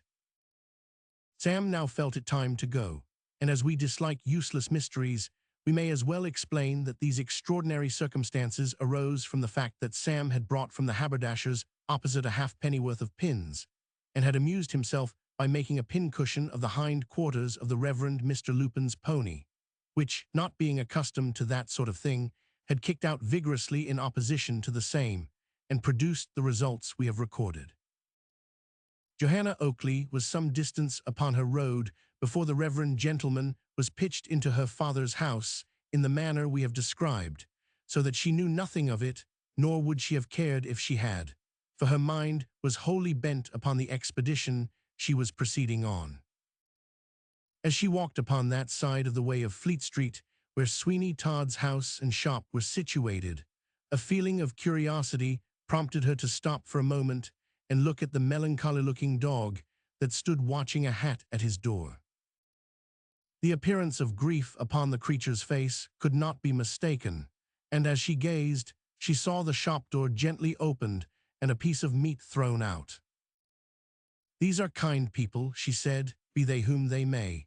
But when she saw the dog turn away with loathing, and herself observed that there was a white powder upon it, the idea that it was poisoned and only intended for the poor creature's destruction came instantly across her mind. And when she saw the horrible-looking face of Sweeney Todd glaring at her from the partially opened door, she could not doubt any further the fact, for that face was quite enough to give a warrant for any amount of villainy whatever. She passed on with a shudder, little suspecting, however, that that dog had anything to do with her fate, or the circumstances which made up the sum of her destiny. It wanted a full hour to the appointed time of meeting when she reached the Temple Gardens, and partly blaming herself that she was so soon, while at the same time she would not for worlds have been away, she sat down on one of the garden seats to think over the past, and to recall to her memory, with all the vivid freshness of young love's devotion, the many gentle words which from time to time had been spoken to her 2 summers since by him whose faith she had never doubted, and whose image was enshrined at the bottom of her heart. Chapter 6. The Conference and the Fearful Narration in the Garden. The temple clock struck the hour of meeting, and Johanna looked anxiously around her for anyone who should seem to her to bear the appearance of being such a person as she might suppose Mark Ingestry would choose for his messenger. She turned her eyes towards the gate, for she thought she heard it close, and then she saw a gentlemanly-looking man, attired in a cloak, and who was looking around him, apparently in search of someone. When his eye fell upon her, he immediately produced from beneath his cloak a white rose, and in another minute they met. "I have the honor," he said, "of speaking to Miss Johanna Oakley."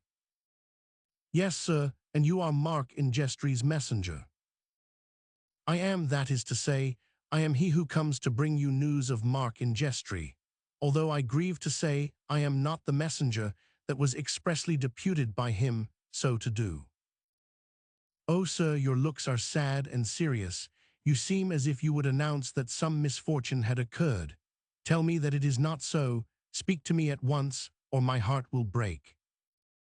"Compose yourself, lady, I pray you." "I cannot dare not do so, unless you tell me he lives. Tell me that Mark Ingestry lives, and then I shall be all patience. Tell me that, and you shall not hear a murmur from me. Speak the word at onset once. It is cruel, believe me, it is cruel to keep me in this suspense." "This is one of the saddest errands I ever came upon," said the stranger, as he led Johanna to a seat. "Recollect, lady, what creatures of accident and chance, we e'er recollect how the slightest circumstances will affect us, in driving us to the confines of despair, and remember by how frail a tenure the best of us hold existence." "No more, no more," shrieked Johanna, as she clasped her hands. "I know all now, and am desolate." She let her face drop upon her hands, and shook as with a convulsion of grief. "Mark, Mark," she cried, "you have gone from me. I thought not this, I thought not this. O heaven, why have I lived so long as to have the capacity to listen to such fearful tidings? Lostless, all lost. God of heaven, what a wilderness the world is now to me. Let me pray you, lady, to subdue this passion of grief, and listen truly to what I shall unfold to you. There is much to hear and much to speculate upon, and if, from all that I have learnt, I cannot, dare not tell you that Mark Ingestry lives, I likewise shrink from telling you he is no more. Speak again, say those words again. There is hope, Thano, there is a hope. There is a hope, and better is it that your mind should receive the first shock of the probability of the death of him whom you have so anxiously expected, and then afterwards, from what I shall relate to you, gather hope that it may not be so, than that from the first you should expect too much, and then have those expectations rudely destroyed. It is so, this is kind of you, and if I cannot thank you as I ought, you will know that it is because I am in a state of too great affliction so to do, and not from want of will. You will understand that. I am sure you will understand that. Make no excuses to me. Believe me, I can fully appreciate all that you would say and all that you must feel. I ought to tell you who I am, that you may have confidence in what I have to relate to you. My name is Geoffrey, and I am a colonel in the Indian Army. I am much beholden to you, sir, but you bring with you a passport to my confidence in the name of Mark Ingestry, which is at once sufficient. I live again in the hope that you have given me of his continued existence, and in that hope I will maintain a cheerful resignation that shall enable me to bear up against all you have to tell me, be it what it may, and with a feeling that through much suffering there may come joy at last. You shall find me very patient, extremely patient, so patient that you shall scarcely see the havoc that grief has already made here." She pressed her hands upon her breast as she spoke, and looked in his face with such an expression of tearful melancholy that it was quite heartrending to witness it. And he, although not used to the melting mood, was compelled to pause for a few moments ere he could proceed in the task he had set himself. "I will be as brief," he said, "as possible, consistent with stating all that is requisite for me to state, and I must commence by asking you if you are aware under what circumstances it was that Mark Ingestry was abroad." "I am aware of so much, that a quarrel with his uncle, Mr. Grant, was the great cause, and that his main endeavor was to better his fortunes, so that we might be happy and independent of those who looked not with an eye of favor upon our projected union." "Yes, but what I meant was, were you aware of the sort of adventure he embarked in to the Indian seas?" "No, I know nothing further. We met here on this spot, we parted at yonder gate, and we have never met again." "Then I have something to tell you, in order to make the narrative clear and explicit." They both sat upon the garden seat, and while Johanna fixed her eyes upon her companion's face, expressive as it was of the most generous emotions and noble feelings, he commenced relating to her the incidents which never left her memory, and in which she took so deep an interest. "You must know," he said, "that what it was which so much inflamed the imagination of Mark Ingestry consisted in this. There came to London a man with a well-authenticated and extremely well-put-together report that there had been discovered, in one of the small islands near the Indian seas, a river which deposited an enormous quantity of gold dust in its progress to the ocean. He told his story so well, and seemed to be such a perfect master of all the circumstances connected with it, that there was scarcely room for a doubt upon the subject. The thing was kept quiet and secret, and a meeting was held of some influential men influential on account of the money they possessed, among whom was one who had towards Mark Ingestry most friendly feelings. So Mark attended the meeting with this friend of his, although he felt his utter incapacity, from want of resources, to take any part in the affair. But he was not aware of what his friend's generous intentions were in the matter until they were explained to him, and they consisted in this: he, the friend, was to provide the necessary means for embarking in the adventure, so far as regarded taking a share in it, and he told Mark Ingestry that, if he would go personally on the expedition, he should share in the proceeds with him, be they what they might. Now, to a young man like Ingestry, totally destitute of personal resources, but of ardent and enthusiastic temperament, you can imagine how extremely tempting such an offer was likely to be. He embraced it at once with the greatest pleasure, and from that moment he took an interest in the affair of the closest and most powerful description. It seized completely hold of his imagination, presenting itself to him in the most tempting colors, and from the description that has been given me of his enthusiastic disposition, I can well imagine with what kindness and impetuosity he would enter into such an affair. "You know him well," said Johanna gently. "No, I never saw him. All that I say concerning him is from the description of another who did know him well, and who sailed with him in the vessel that ultimately left the port of London on the vague and wild adventure I have mentioned. That one, be he who he may, must have known Mark Ingestry well, and have enjoyed much of his confidence to be able to describe him so accurately. I believe that such was the case, and it is from the lips of that one, instead of from mine, that you ought to have heard what I am now relating. That gentleman, whose name was Thornhill, ought to have made to you this communication, but by some strange accident it seems he has been prevented, or you would not be here listening to me upon a subject which would have come better from his lips." "And was he to have come yesterday to me?" "He was."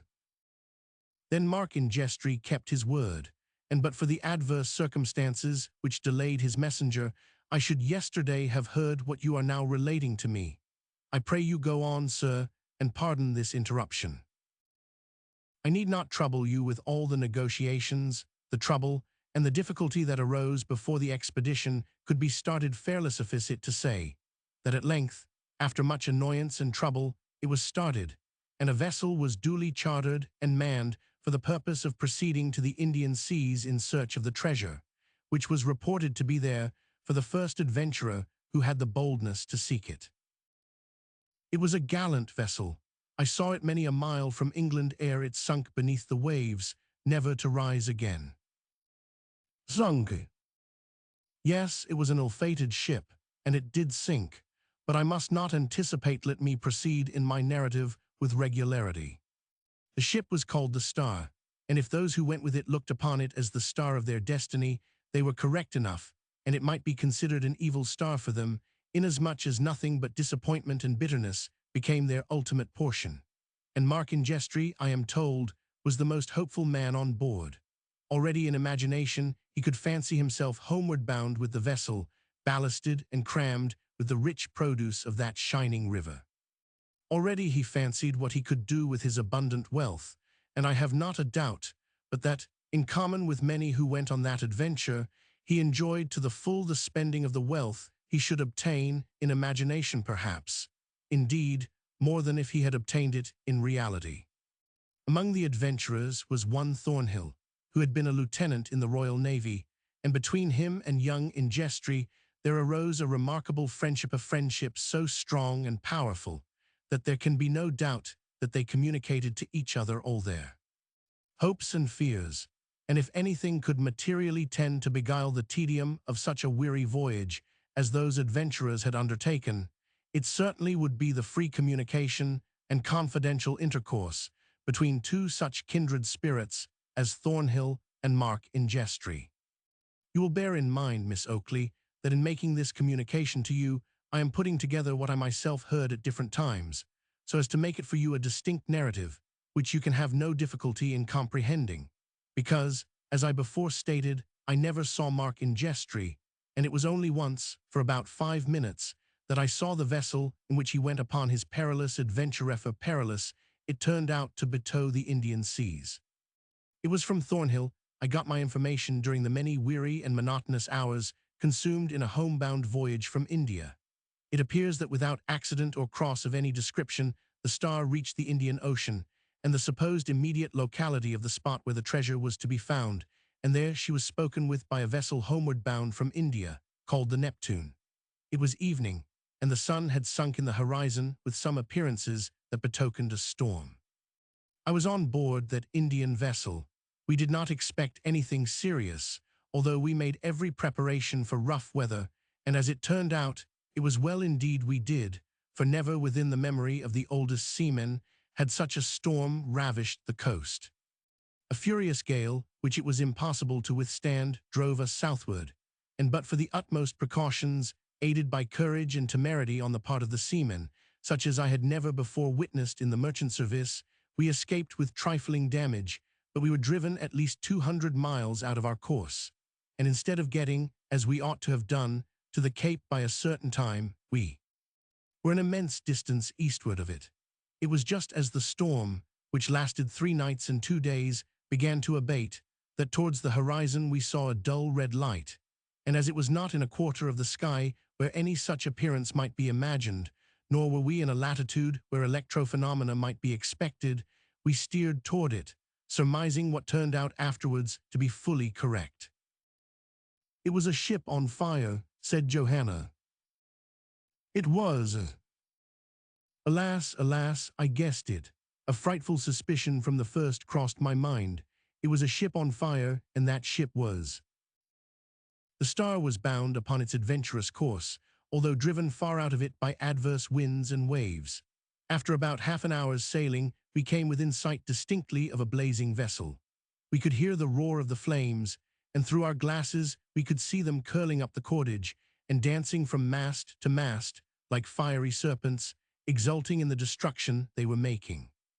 We made all sail and strained every inch of canvas to reach the ill-fated vessel, for distances at sea that look small are in reality very great, and an hour's hard sailing in a fair wind, with every stitch of canvas set, would not do more than enable us to reach that ill-fated bark.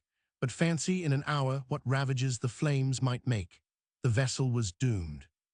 The fiat had gone forth that it was to be among the things that had been, and long before we could reach the spot upon which it floated idly on the now comparatively calm waters, we saw a bright shower of sparks rush up into the air.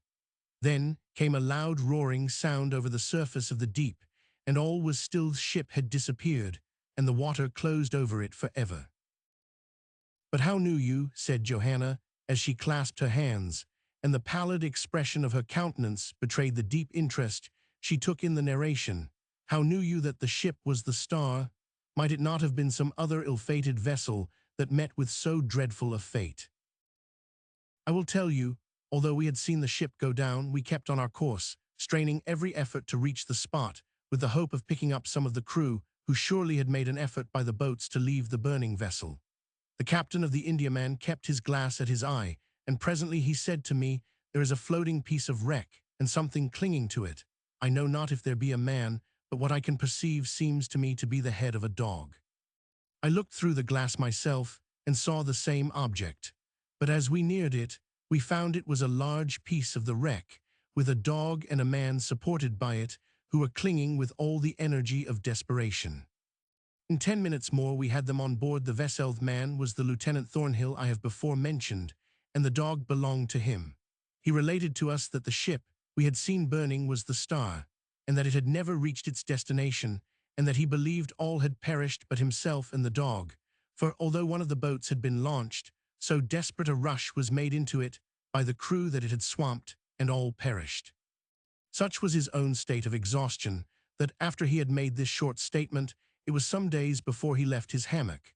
But when he did, and began to mingle with us, we found an intelligent, cheerful companion, such a one, indeed, as we were glad to have on board, and in confidence he related to the captain and myself the object of the voyage of the Star and the previous particulars with which I have made you acquainted.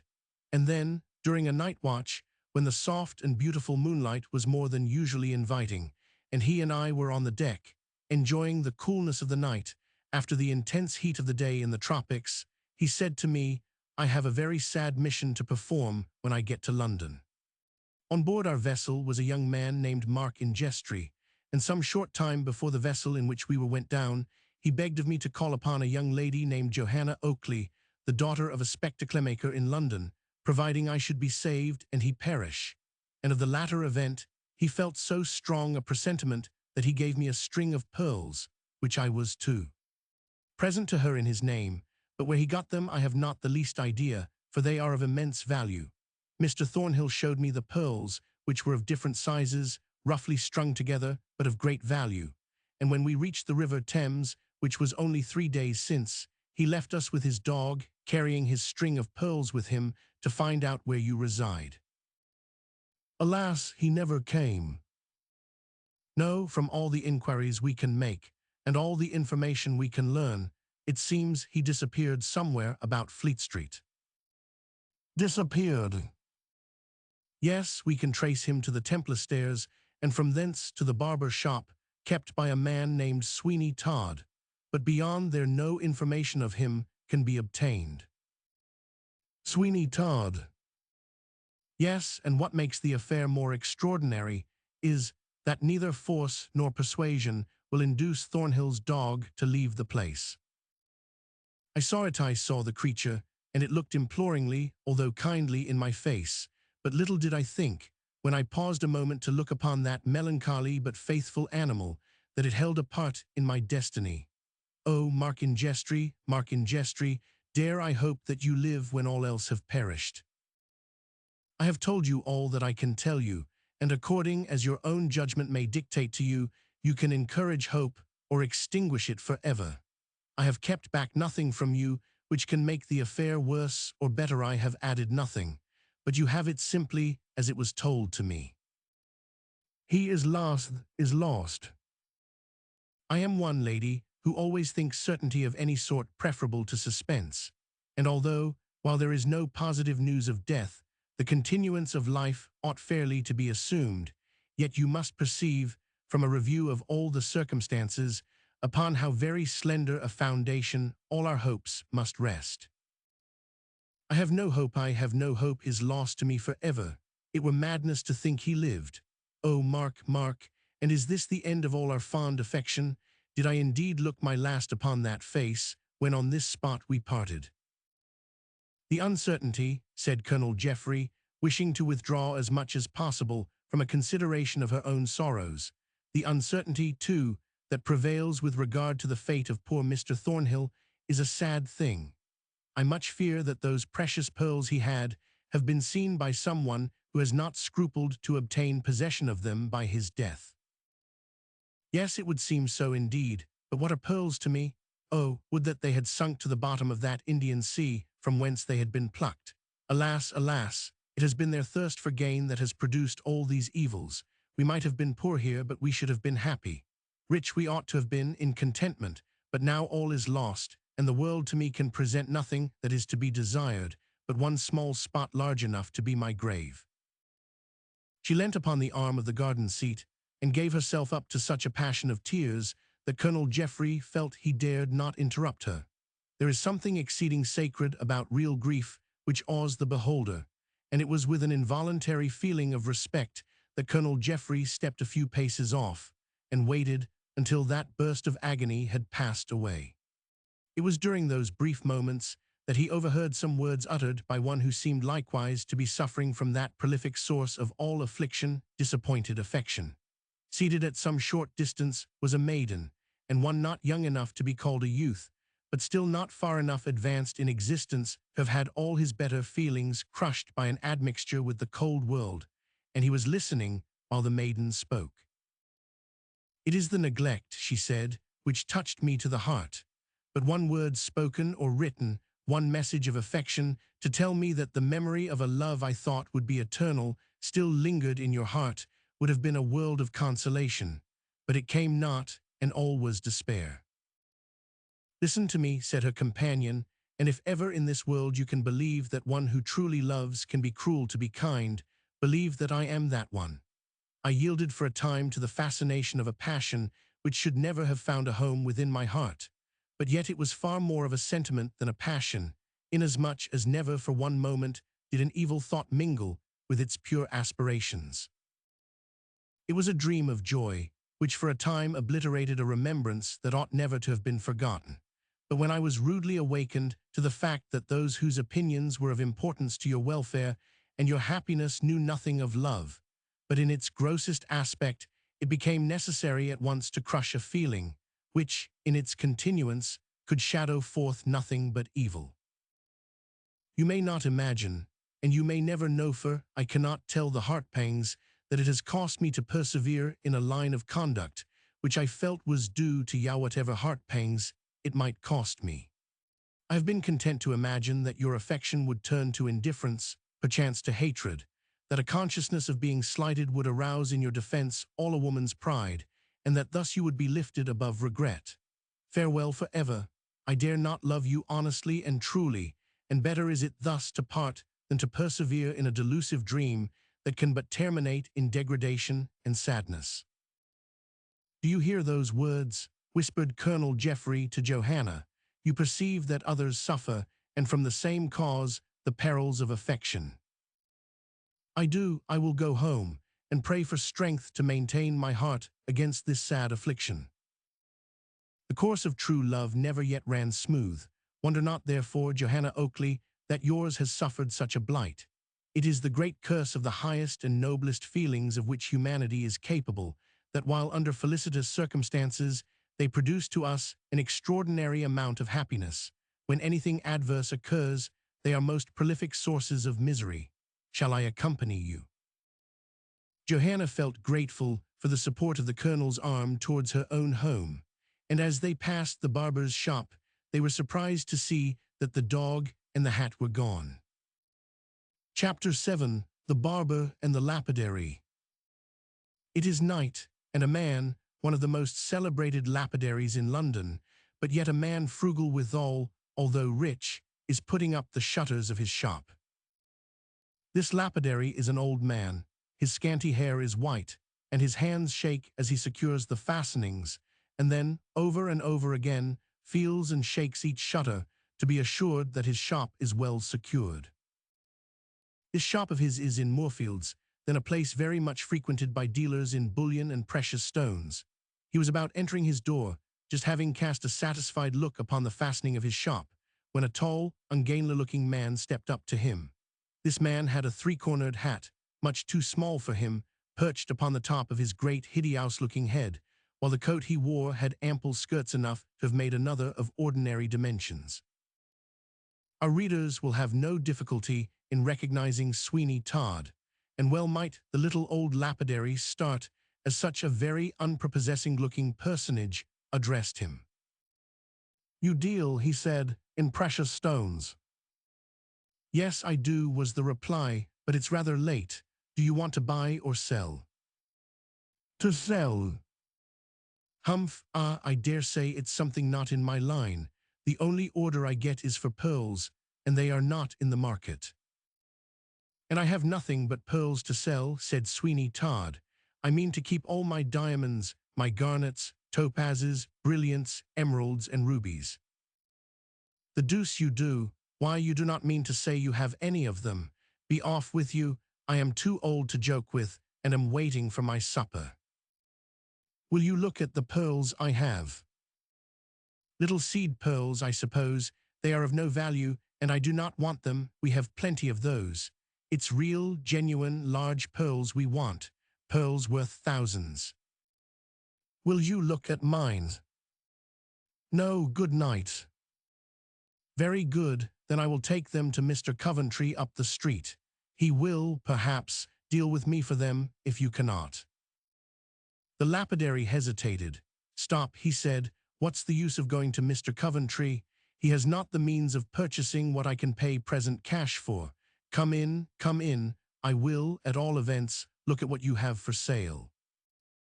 Thus encouraged, Sweeney Todd entered the little, low, dusky shop, and the lapidary, having procured a light, and taken care to keep his customer outside the counter, put on his spectacles, and said, "Now, sir, where are your pearls?"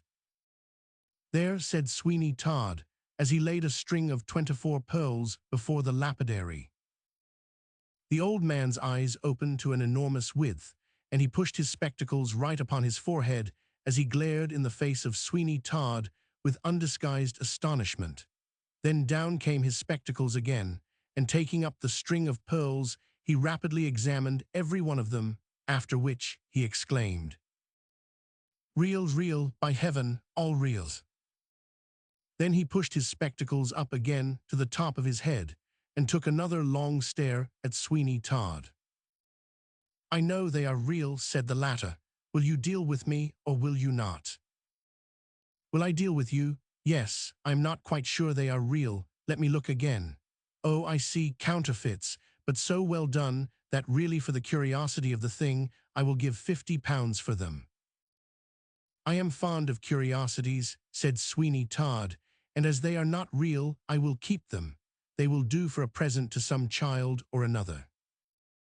"What, give those to a child? You must be mad, that is to say, not mad, but certainly indiscreet. Come now, at a word, I will give you £100 for them." "Hark ye," said Sweeney Todd, "it neither suits my inclination nor my time to stand here chaffing with you. I know the value of the pearls, and as a matter of ordinary and everyday business, I will sell them to you so that you may get a handsome profit." "What do you call a handsome profit?" "The pearls are worth £12,000, and I will let you have them for 10. What do you think of that for an offer?" What odd noise was that? Oh, it was only I who laughed. Come, what do you say at once? Are we to do business or are we not? Hark ye, my friend, since you do know the value of your pearls, and this is to be a downright business transaction, I think I can find a customer who will give £11,000 for them, and if so, I have no objection to give you £8,000. "Give me the £8,000, said Sweeney Todd, and let me go. I hate bargaining." "Stop a bit, there are some rather important things to consider. You must know, my friend, that a string of pearls of this value are not be bought like a few ounces of old silver of anybody who might come with it. Such a string of pearls as these are like a house or an estate, and when they change hands, the vendor must give every satisfaction as to how he came by them, and prove how he can give to the purchaser a good right and title to them. "Pshaw," said Sweeney Todd, "who will question you? You are well known to be in the trade, and to be continually dealing in such things." "That's all very fine, but I do not see why I should give you the full value of an article without evidence as to how you came by it." "In other words, you mean, you do not care how I came by them, provided I sell them to you at a thief's price. But if I want their value, you mean to be particular." "My good sir, you may conclude what you like. Show me that you have a right to dispose of the pearls, and you need go no further than my shop for a customer." "I am no disposed to take that trouble, so I shall bid you good night, and if you want any pearls again, I would certainly advise you not to be so wonderfully particular where you get them." Sweeney Todd strode towards the door, but the lapidary was not going to part with him so easy, so springing over his counter with an agility one would not have expected from so old a man, he was at the door in a moment and shouted at the top of his lungs, "Stop thief, stop thief, stop him, there he goes, the big fellow with the three-cornered hat, stop thief, stop thief." These cries, uttered with great vehemence as they were, could not be totally ineffectual, but they roused the whole neighborhood, and before Sweeney Todd had proceeded many yards, a man made an attempt to collar him, but was repulsed by such a terrific blow in the face, that another person, who had run halfway across the road with a similar object, turned and went back again, thinking it scarcely prudent to risk his own safety in apprehending a criminal for the good of the public. Having got rid thus of one of his foes, Sweeney Todd, with an inward determination to come back some day and be the death of the old lapidary, looked anxiously about for some court down which he could plunge, and so get out of sight of the many pursuers who were sure to attack him in the public streets. His ignorance of the locality, however, was a great bar to such a proceeding, for the great dread he had was that he might get down some blind alley and so be completely caged, and at the mercy of those who followed him. He pelted on at a tremendous speed, but it was quite astonishing to see how the little old lapidary ran after him, falling down every now and then, and never stopping to pick himself up, as people say, but rolling on and getting on his feet in some miraculous manner that was quite wonderful to behold, particularly in one so aged and so apparently unable to undertake any active exertion. There was one thing, however, he could not continue doing, and that was to cry, "Stop thief," for he had lost his wind and was quite incapable of uttering a word. How long he would have continued the chase is doubtful, but his career was suddenly put an end to, as regards that, by tripping his foot over a projecting stone in the pavement, and shooting headlong down a cellar which was open. But abler persons than the little old lapidary had taken up the chase, and Sweeney Todd was hard-pressed, and although he ran very fast, the provoking thing was that in consequence of the cries and shouts of his pursuers, new people took up the chase, who were fresh and vigorous and close to him. There is something awful in seeing a human being thus hunted by his fellows, and although we can have no sympathy with such a man as Sweeney Todd, because, from all that has happened, we begin to have some very horrible suspicion concerning him, still, as a general principle, it does not decrease the fact that it is a dreadful thing to see a human being hunted through the streets. On he flew at the top of his speed, striking down whoever opposed him, until at last many who could have outrun him gave up the chase, not liking to encounter the knockdown blow which such a hand as his seemed capable of inflicting. His teeth were set, and his breathing became short and laborious, just as a man sprung out at a shop door and succeeded in laying hold of him. "I have got you, have I?" he said. Sweeney Todd uttered not a word, but putting forth an amount of strength that was perfectly prodigious, he seized the man by a great handful of his hair and by his clothes behind, and flung him through a shop window, smashing glass, framework, and everything in its progress. The man gave a shriek, for it was his own shop, and he was a dealer in fancy goods of the most flimsy texture, so that the smash with which he came down among his stock in trade produced at once what the haberdashers are so delighted with in the present day, namely, a ruinous sacrifice. This occurrence had a great effect upon Sweeney Todd's pursuers, it taught them the practical wisdom of not interfering with a man possessed evidently of such tremendous powers of mischief. And consequently, as just about this period the defeat of the little lapidary took place, he got considerably the start of his pursuers. He was by no means safe. The cry of "Stop thief" still sounded in his ears, and on he flew, panting with the exertion he made, till he heard a man behind him say, "Turn into the second court on your right, and you will be safe. I'll follow you. They shall not nab you, if I can help it."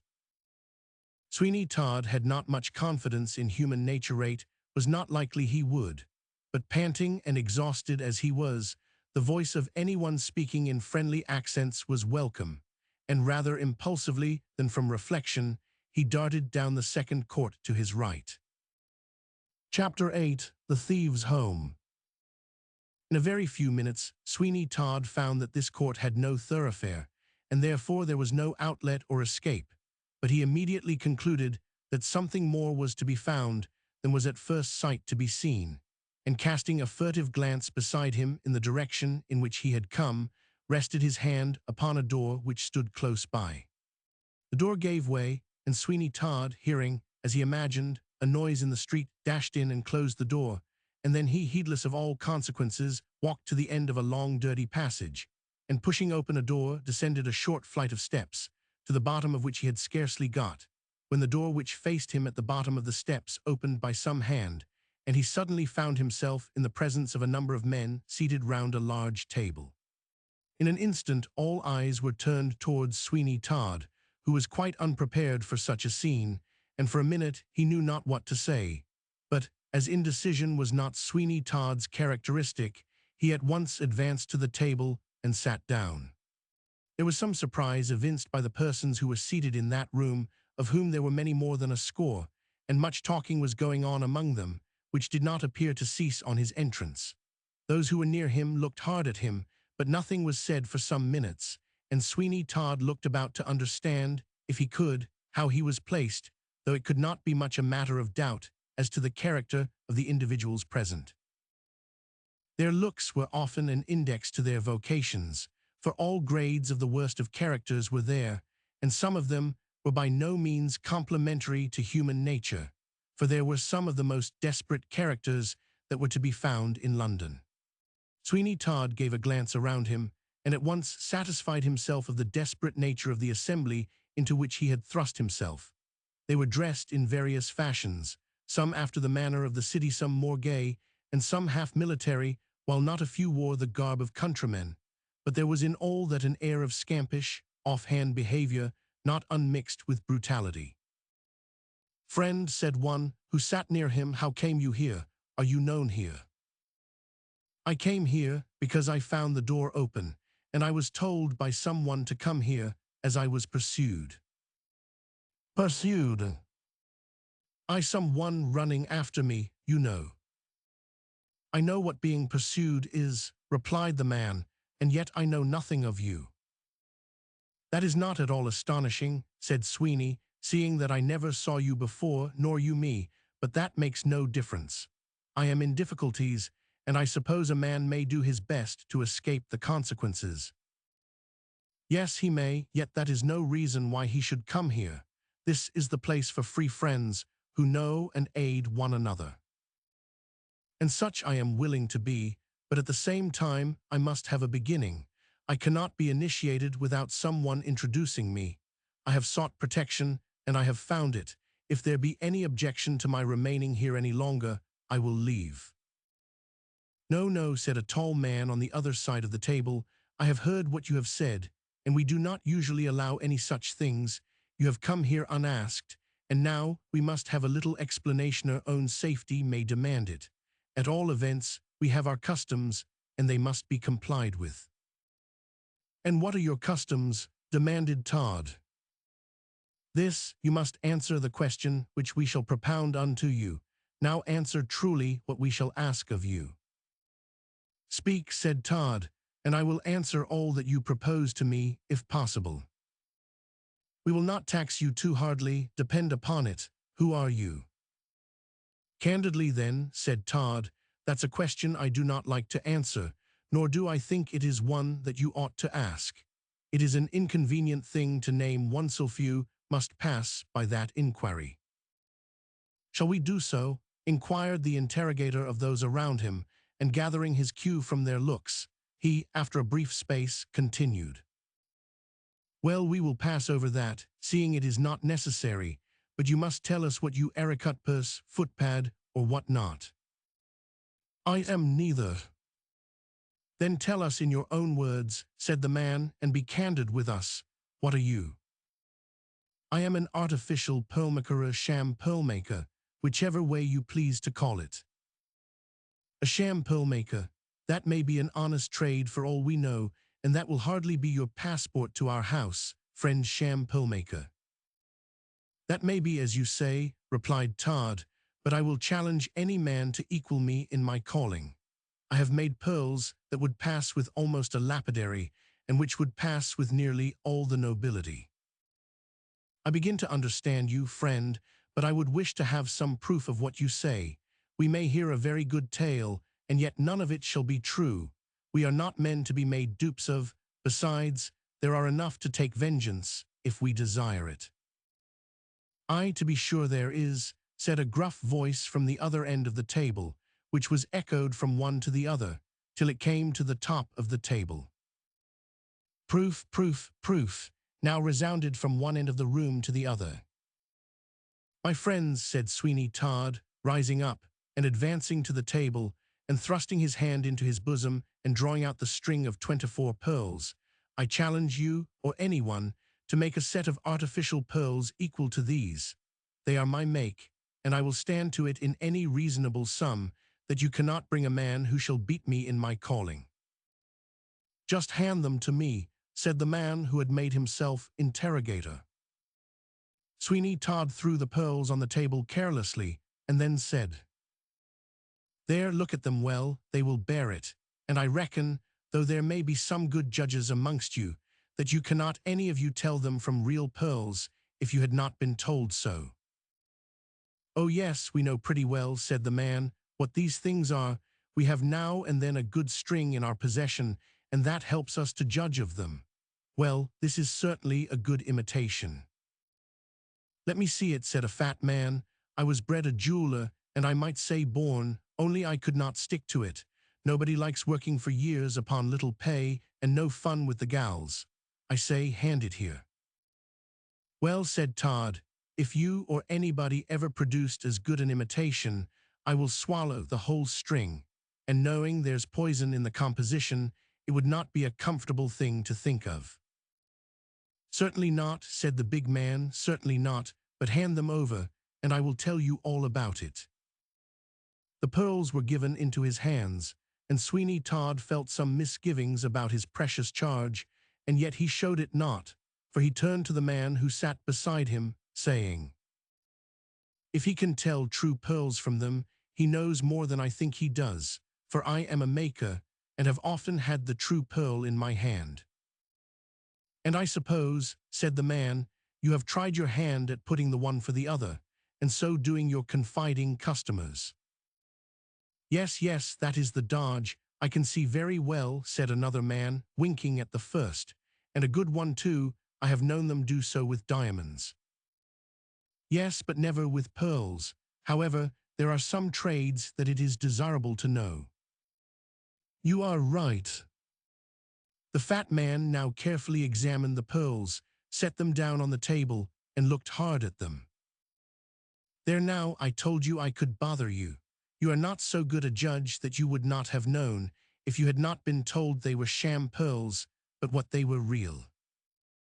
I must say, you have produced the best imitations I have ever seen. Why, you ought to make your fortune in a few years, a handsome fortune. So I should, but for one thing. And what is that? The difficulty, said Todd, of getting rid of them. If you ask anything below their value, you are suspected, and you run the chance of being stopped and losing them at the least, and perhaps entail a prosecution. Very true, but there is risk in everything. We all run risks, but then the harvest. That may be, said Todd, but this is peculiarly dangerous. I have not the means of getting introduction to the nobility themselves, and if I had I should be doubted, for they would say a working man cannot come honestly by such valuable things, and then I must concoct a tale to escape the mayor of London. Ho, ho, ho. Well then, you can take them to a goldsmith.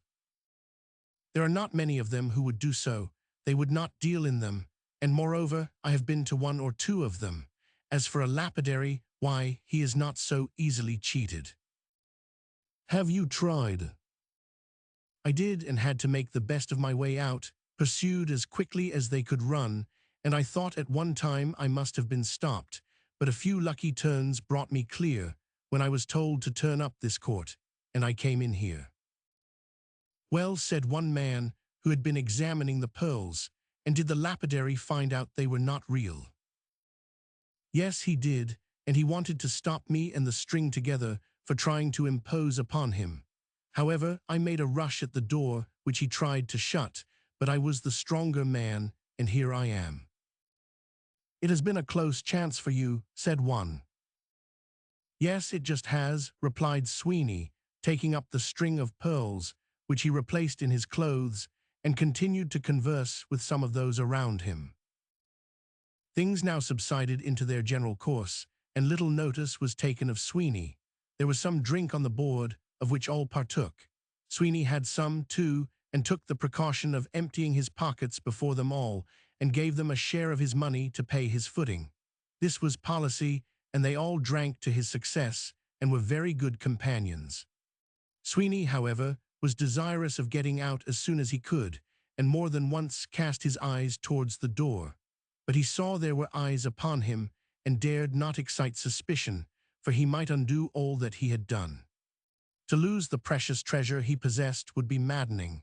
He had succeeded to admiration in inducing the belief that what he showed them was merely a counterfeit, but he knew so well that they were real, and that a latent feeling that they were humbugged might be hanging about, and that the first suspicious movement he would be watched, and some desperate attempt made to make him give them up.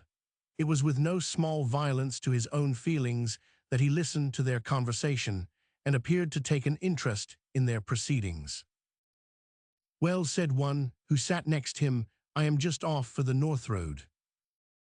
Any fortune there? Not much, and yet I must not complain. These last 3 weeks, the best I have had has been 260s. Well, that would do very well.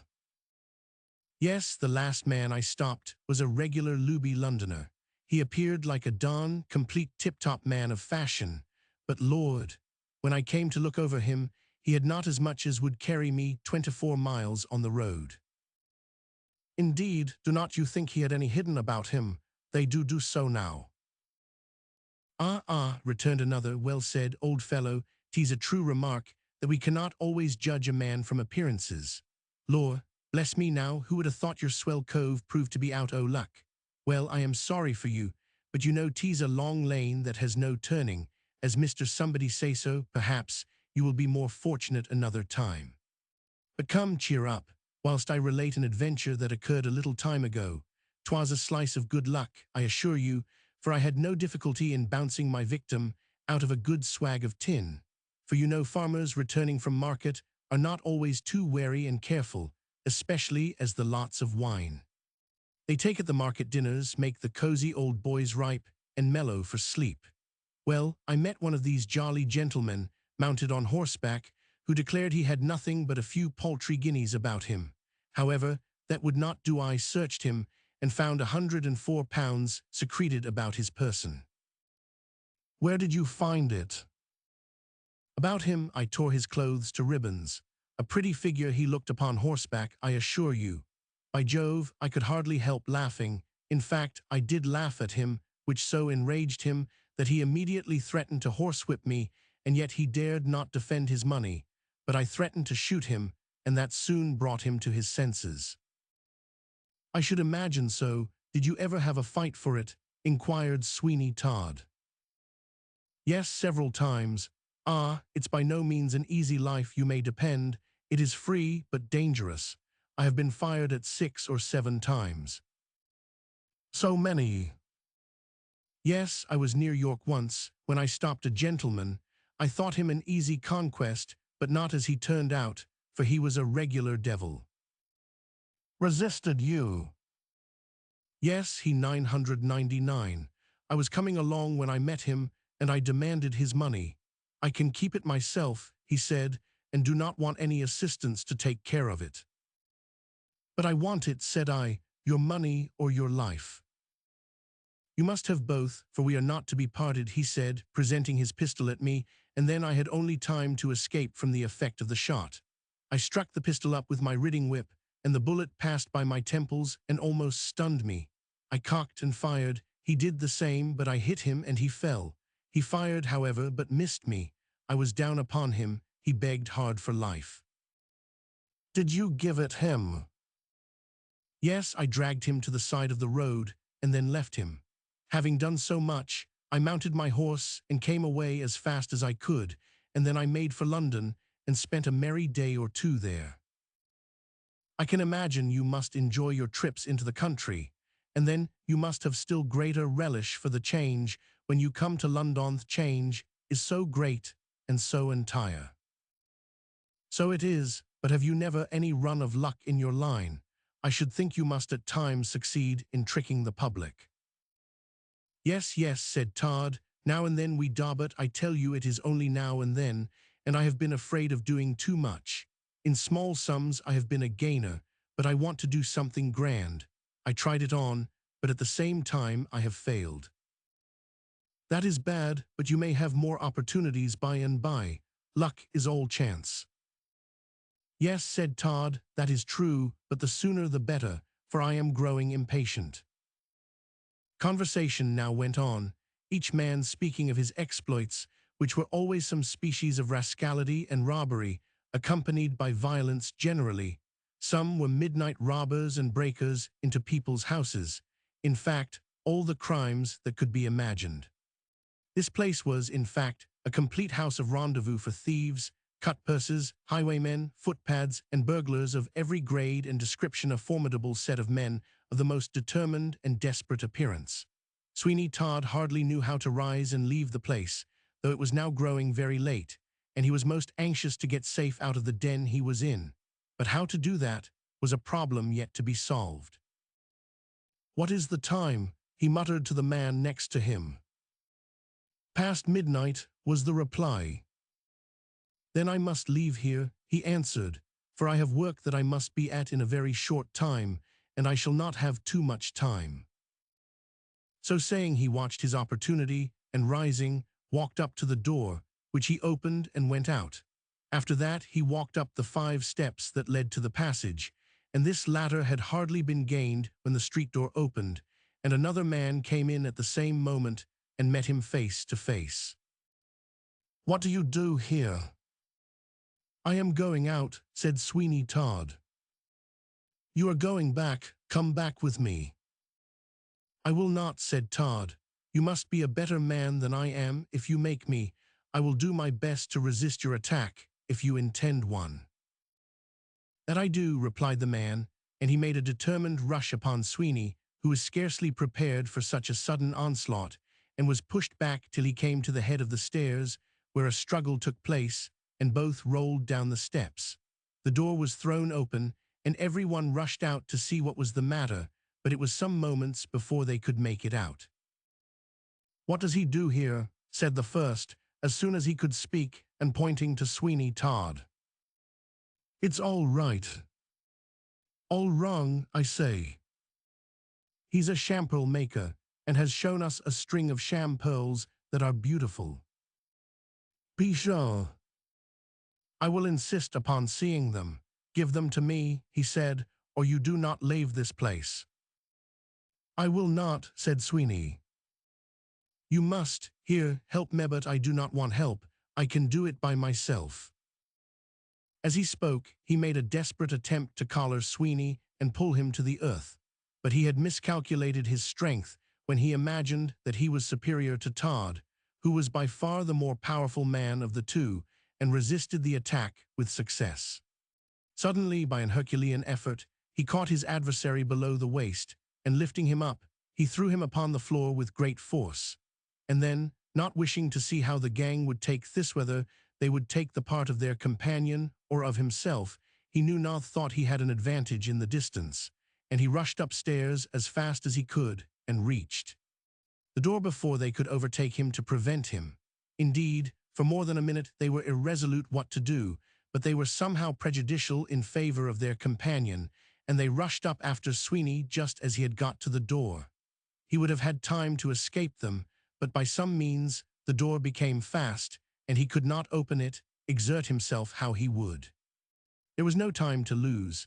They were coming to the head of the stairs, and Sweeney had hardly time to reach the stairs to fly upwards when he felt himself grasped by the throat. This he soon released himself from, for he struck the man who seized him a heavy blow, and he fell backwards, and Todd found his way up to the first floor, but he was closely pursued. Here was another struggle, and again Sweeney Todd was the victor, but he was hard pressed by those who followed him. Fortunately for him, there was a mop left in a pail of water. This he seized hold of, and swinging it over his head, he brought it full on the head of the first man who came near him. Dab it came, soft and wet, and splashed over some others who were close at hand. It is astonishing what an effect a new weapon will sometimes have. There was not a man among them who would not have faced danger in more ways than one, that would not have rushed headlong upon deadly and destructive weapons, but who were quite awed when a heavy wet mop was dashed into their faces. They were completely paralyzed for a moment. Indeed, they began to look upon it as something between a joke and a serious matter, and either would have been taken just as they might be termed. "Get the pearls," shouted the man who had first stopped him. "Seize the spy, seize him, secure him, rush at him. You are men enough to hold one man." Sweeney Todd saw matters were growing serious, and he plied his mop most vigorously upon those who were ascending, but they had become somewhat used to the mop, and it had lost much of its novelty and was by no means a dangerous weapon.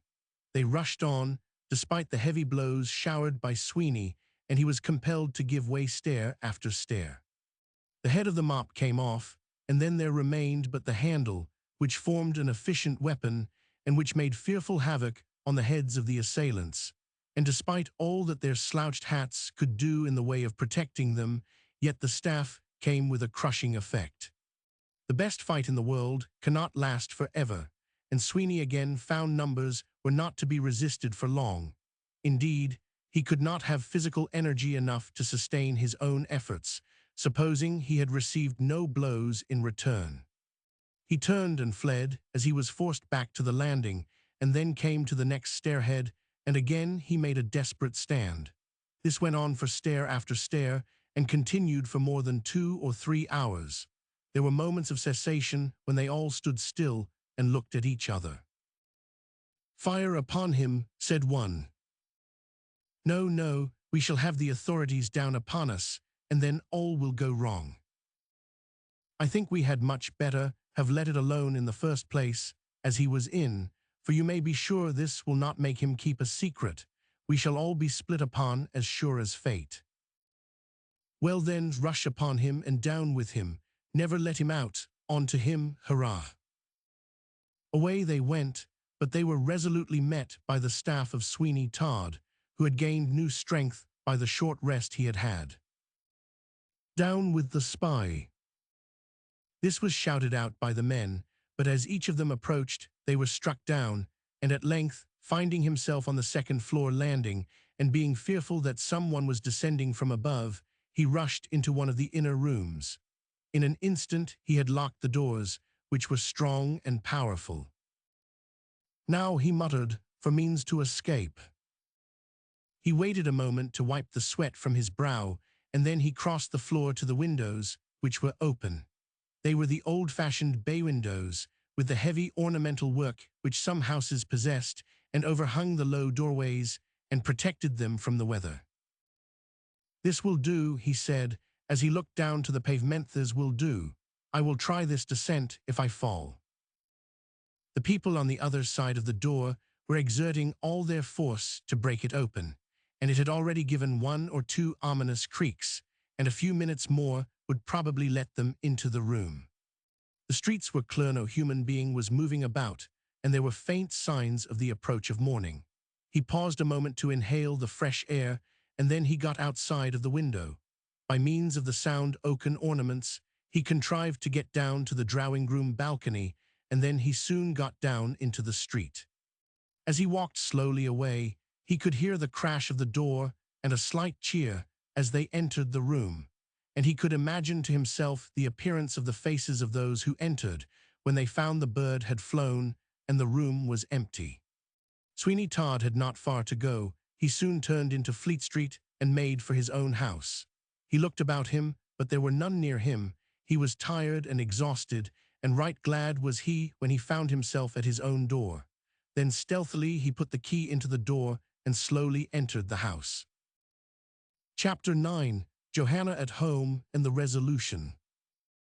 Johanna Oakley would not allow Colonel Geoffrey to accompany her all the way home, and he, appreciating the scruples of the young girl, did not press his attention upon her, but left her at the corner of Forest Street, after getting from her a half-promise that she would meet him again on that day week, at the same hour, in the Temple Gardens.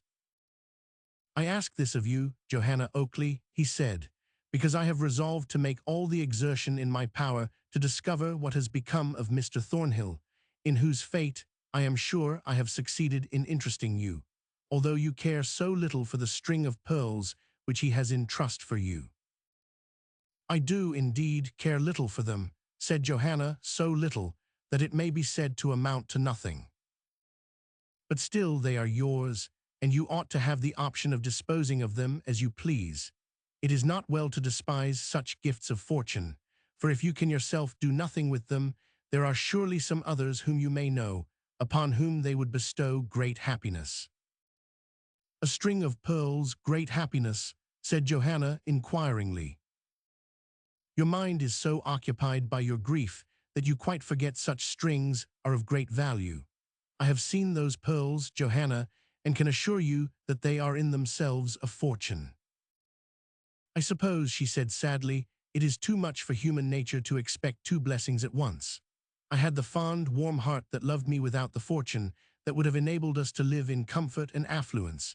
And now, when that is perchance within my grasp, the heart, that was by far the more costly possession, and the richest jewel of them all, lies beneath the wave with its bright influences, and its glorious and romantic aspirations quenched forever. You will meet me then, as I request of you, to hear if I have any news for you." "I will endeavor so to do. I have all the will, but heaven knows if I may have the power." "What mean you, Johanna?" "I cannot tell what a week's anxiety may do. I know not but a sick bed may be my resting place until I exchange it for the tomb. I feel even now my strength fail me, and that I am scarcely able to totter to my home. Farewell, sir. I owe you my best thanks, as well for the trouble you have taken, as for the kindly manner in which you have detailed to me what has passed." "Remember," said Colonel Geoffrey, "that I bid you adieu, with the hope of meeting you again." It was thus they parted, and Johanna proceeded to her father's house, who now that had met her, and had chanced not to see that sweet face, which could never be forgotten, would have supposed her to be the once gay and sprightly Johanna Oakley. Her steps were sad and solemn, and all the juvenile elasticity of her frame seemed like one prepared for death, and she hoped that she would be able to glide, silently and unobserved, to her own little bedchamber, that chamber where she had slept since she was a child, and on the little couch on which she had so often laid down to sleep that holy and calm slumber which such hearts as hers can only know. But she was doomed to be disappointed, for the Rev. Mr. Lupin was still there, and as Mrs. Oakley had placed before that pious individual a great assortment of creature comforts, and among the rest some mulled wine, which seemed particularly to agree with him, he showed no disposition to depart.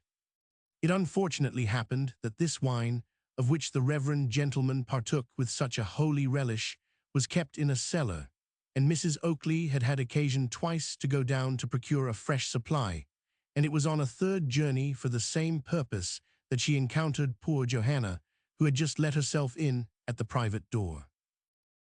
"Oh, you have come home, have you?" said Mrs. Oakley. "I wonder where you have been to, gallivanting, but I suppose I may wonder long enough before you will tell me. Go into the parlor, I want to speak to you." Now poor Johanna had quite forgotten the very existence of Mr. Lupinso. Rather than explain to her mother, which she knew would beget more questions, she wished to go to bed at once, notwithstanding it was an hour before the usual time for so doing. She walked unsuspectingly into the parlor, and as Mr. Lupin was sitting, the slightest movement of his chair closed the door, so she could not escape. Under any other circumstances, probably Johanna would have insisted upon leaving the apartment, but a glance at the countenance of the pious individual was quite sufficient to convince her that he had been sacrificing sufficiently to Bacchus to be capable of any amount of effrontery, so that she dreaded passing him, more especially as he swayed his arms about like the sails of a windmill. She thought at least that when her mother returned she would rescue her, but in that hope she was mistaken, and Johanna had no more idea of the extent to which religious fanaticism will carry its victim than she had of the manners and customs of the inhabitants of the moon. When Mrs. Oakley did return, she had some difficulty in getting into the apartment, inasmuch as Mr. Lupin's chair occupied so large a portion of it. But when she did obtain admission, and Johanna said, "Mother, I beg of you to protect me against this man, and allow me a free passage from the apartment." Mrs. Oakley affected to lift up her hands in amazement, as she said, "How dare you speak so disrespectfully of a chosen vessel? How dare you, I say, do such a thing? It's enough to drive anyone mad to see the young girls nowadays." "Do not snub her, don't snub the Virgin," said Mr. Lupin. "She do not know the honor, yet that's intended her." "She do not deserve it," said Mrs. Oakley. "She do not deserve it." "Never mind, madam, never mind. We do not get all what we deserve in this world. Take a drop of something, Mr. Lupin. You have got the hiccups."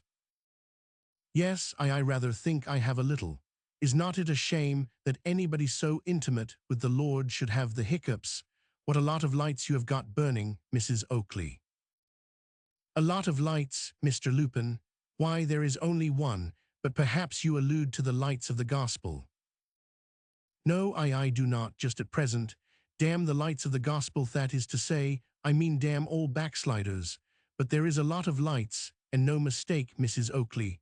Give me a drop of something, I am as dry as dust." "There is some more mulled wine, Mr. Lupin, but I am surprised that you think there is more than one light." "It's a miracle, madam, in consequence of my great faith. I have faith in SSS 6 lights, and here they are." "Do you see that, Johanna?" exclaimed Mrs. Oakley. "Are you not convinced now of the holiness of Mr. Lupin?" "I am convinced of his drunkenness, mother, and entreat of you to let me leave the room at once." "Tell her of the honor," said Mr. Lupin. "Tell her of the honor." "I do not know, Mr. Lupin, but do not you think it would be better to take some other opportunity?" "Very well, then, this is the opportunity." "If it's your pleasure, Mr. Lupin, I will. You must know then, Johanna, that Mr. Lupin has been kind enough to consent to save my soul, on condition that you marry him, and I am quite sure you can have no reasonable objection. Indeed, I think it's the least you can do, whether you have any objection or not." "Well put," said Mr. Lupin. "Excellently well put." "Mother," said Johanna, "if you are so far gone in superstition as to believe this miserable drunkard ought to come between you and heaven, I am so lost as not to be able to reject the offer with more scorn and contempt than ever I thought I could have entertained for any human being. But hypocrisy never, to my mind, wears so disgusting a garb as when it attires itself in the outward show of religion." "This conduct is unbearable," cried Mrs. Oakley. "Am I to have one of the Lord's saints under my own roof?" "If he were 10 times a saint, mother, instead of being nothing but a miserable, drunken profligate, it would be better that he should be insulted 10 times over, than that you should permit your own child to have passed through the indignity of having to reject such a proposition as that which has just been made. I must claim the protection of my father. He will not suffer one, towards whom he has ever shown an affection, the remembrance of which sinks deep into my heart, to meet with so cruel an insult beneath his roof." "That's right, my dear," cried Mr. Oakley, at that moment pushing open the parlor door. "That's right, my dear, you never spoke truer words in all your life." A faint scream came from Mrs. Oakley, and the Rev. Mr. Lupin immediately seized upon the fresh jug of mulled wine and finished it at a draught. "Get behind me, Satan," he said. "Mr. Oakley, you will be damned if you say a word to me." "It's all the same then," said Mr. Oakley, "for I will be damned if I do not. Then, Ben, come in, Ben." "I am a-coming," said a deep voice, and a man about 6 feet 4 inches in height, and nearly 2/3 of that amount in width, entered the parlor. "I am a-coming, Oakley, my boy. Put on your blessed spectacles, and tell me which is the fellow." "I could have sworn it," said Mrs. Oakley, as she gave the table a knock with her fist. "I could have sworn when you came in. Oakley, I could have sworn, you little sniveling, shriveled-up wretch. You would no more have dared to come into this parlor as never was with those words in your mouth, than you would have dared to have flown, if you had not had your cousin, Big Ben, the beefeater, from the Tower, with you."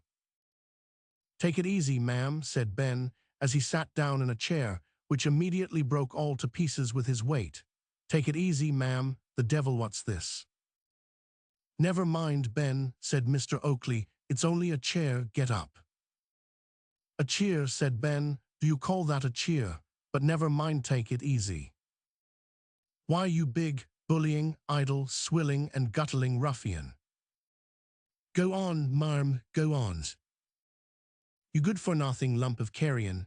A dog wears his own coat, but you wear your master's, you great stupid, overgrown, lurking hound.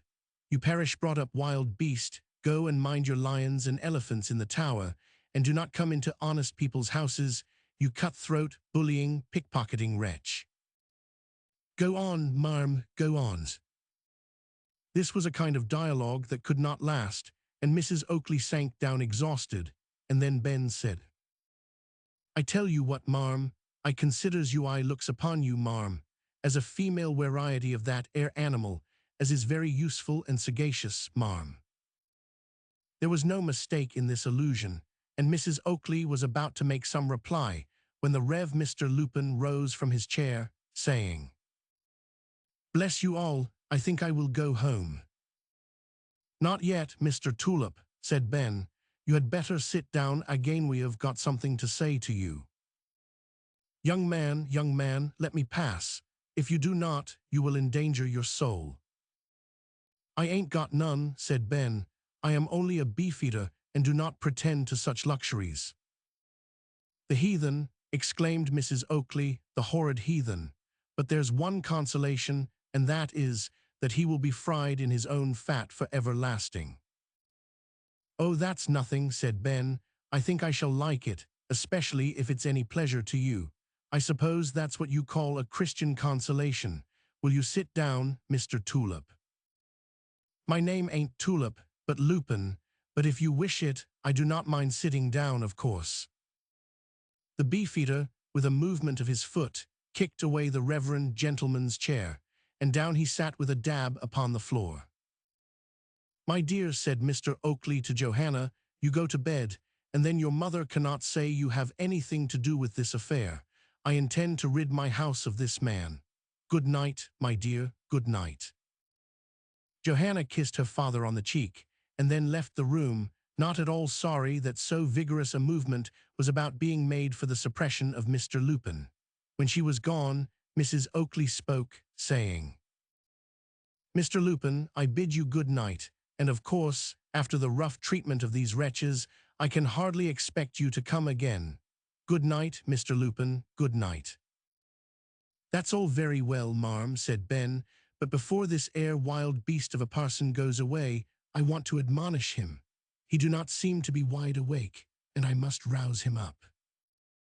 Ben took hold of the reverend gentleman's nose, and gave it such an awful pinch, that when he took his finger and thumb away, it was perfectly blue.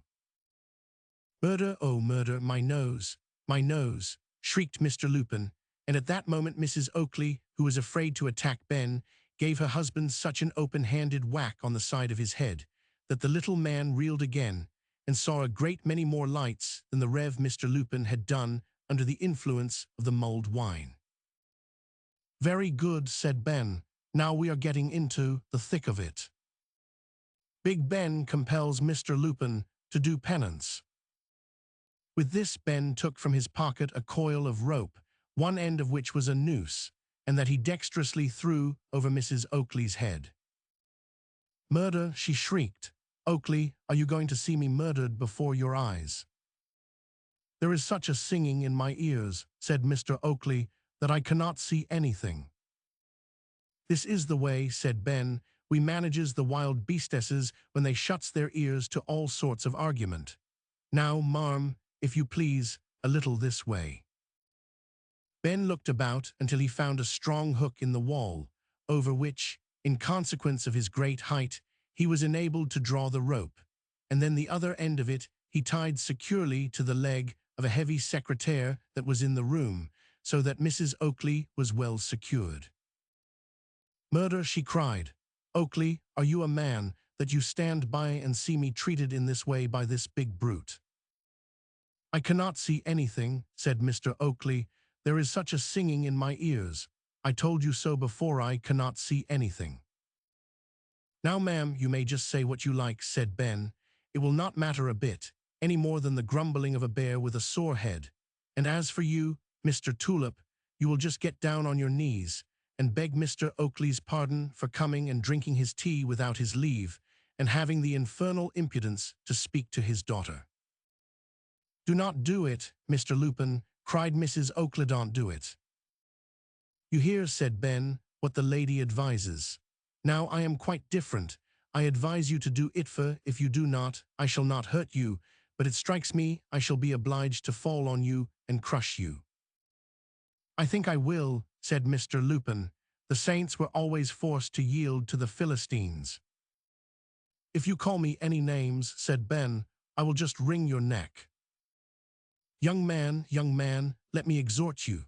Allow me to go, and I will put up prayers for your conversion." "Confound your impudence. What do you suppose the beasts in the tower would do if I was converted? Why, that air tiger we have had lately would eat his own tail, to think as I had turned out such an ass. Come, I cannot waste any more of my precious time, and if you do not get down on your knees directly, we will see what we can do." "I must," said Mr. Lupin. "I must, I suppose," and down he flopped on his knees. "Very good, now repeat after me. I am a wolf that stole sheep's clothing." "Yes, I am a wolf that stole sheep's clothing, Lord forgive me." "Perhaps he may, and perhaps he mayn't. Now go on, all that's virtuous is my loathing." "Oh dear, yes, all that's virtuous is my loathing." "Mr. Oakley, I have offended." "Yes, I am a miserable sinner, Mr. Oakley, I have offended." "And asks his pardon on my bended." "Oh dear, yes, I asks his pardon on my bended. The Lord have mercy upon us, miserable sinners." "Knees, I will not do so no more." "Yes, knees, I will not do so no more."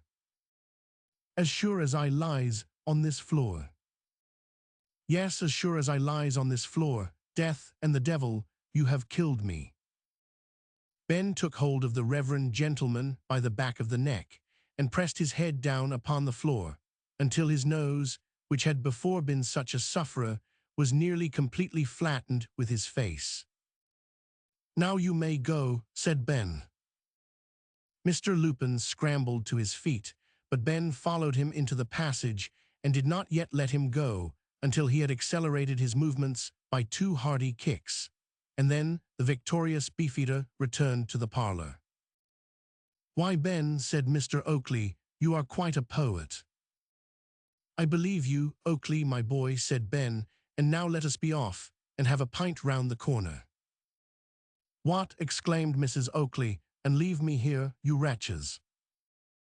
"Yes," said Ben, "unless you promises never to be a female variety of a useful animal again, and begs pardon of Mr. Oakley for giving him all this trouble. As for me, I will let you off cheap. You shall only give me a kiss, and say you loves me." "If I do, may I be damned, you mean." "No, I do not. Choked, I was going to say. Then you may be choked, for you have nothing to do but to let your legs go from under you, and you will be hung as comfortable as possible. Come along, Oakley. Mr. Oakley, stop, don't leave me here, I am sorry. That's enough, said Mr. Oakley. And now, my dear, bear in mind one thing from me. I intend from this time forward to be master in my own house. If you and I are to live together, we must do so on very different terms to what we have been living, and if you will not make yourself agreeable, Lawyer Hutchins tells me that I can turn you out and give you a maintenance, and in that case, I will have my sister Rachel home to mind house for me, so now you know my determination and what you have to expect. If you wish to begin, well, do so at once, by getting something nice and tasty for Ben's supper. Mrs. Oakley made the required promise, and being released, she set about preparations for the supper in real earnest, but whether was really subdued or not we shall, in due time, see. Chapter 10. The Colonel and his Friend.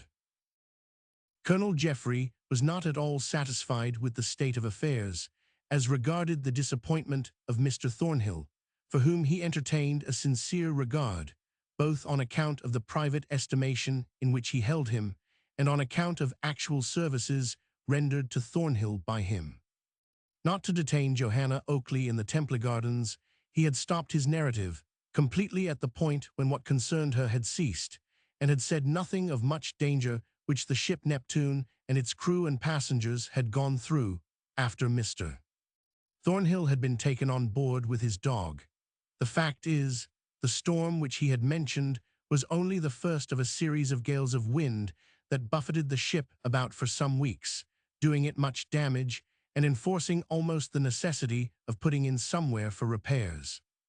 But a glance at the map will be sufficient to show that, situated as the Neptune was, the nearest port at which they could at all expect assistance was the British colony at the Cape of Good Hope.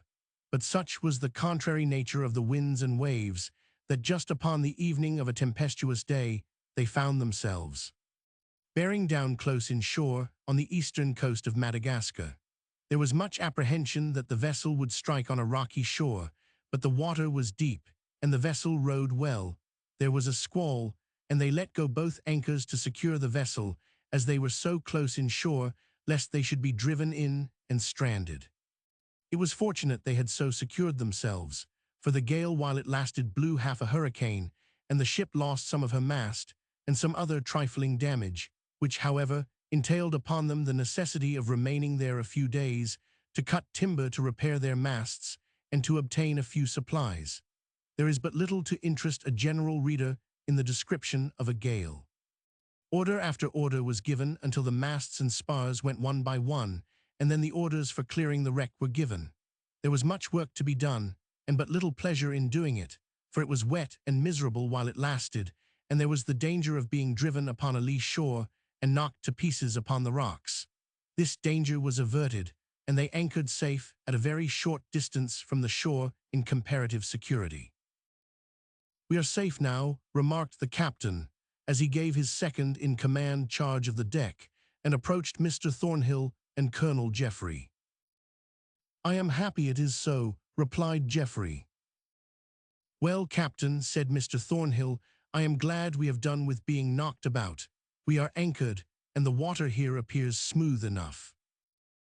"It is so, and I dare say it will remain so.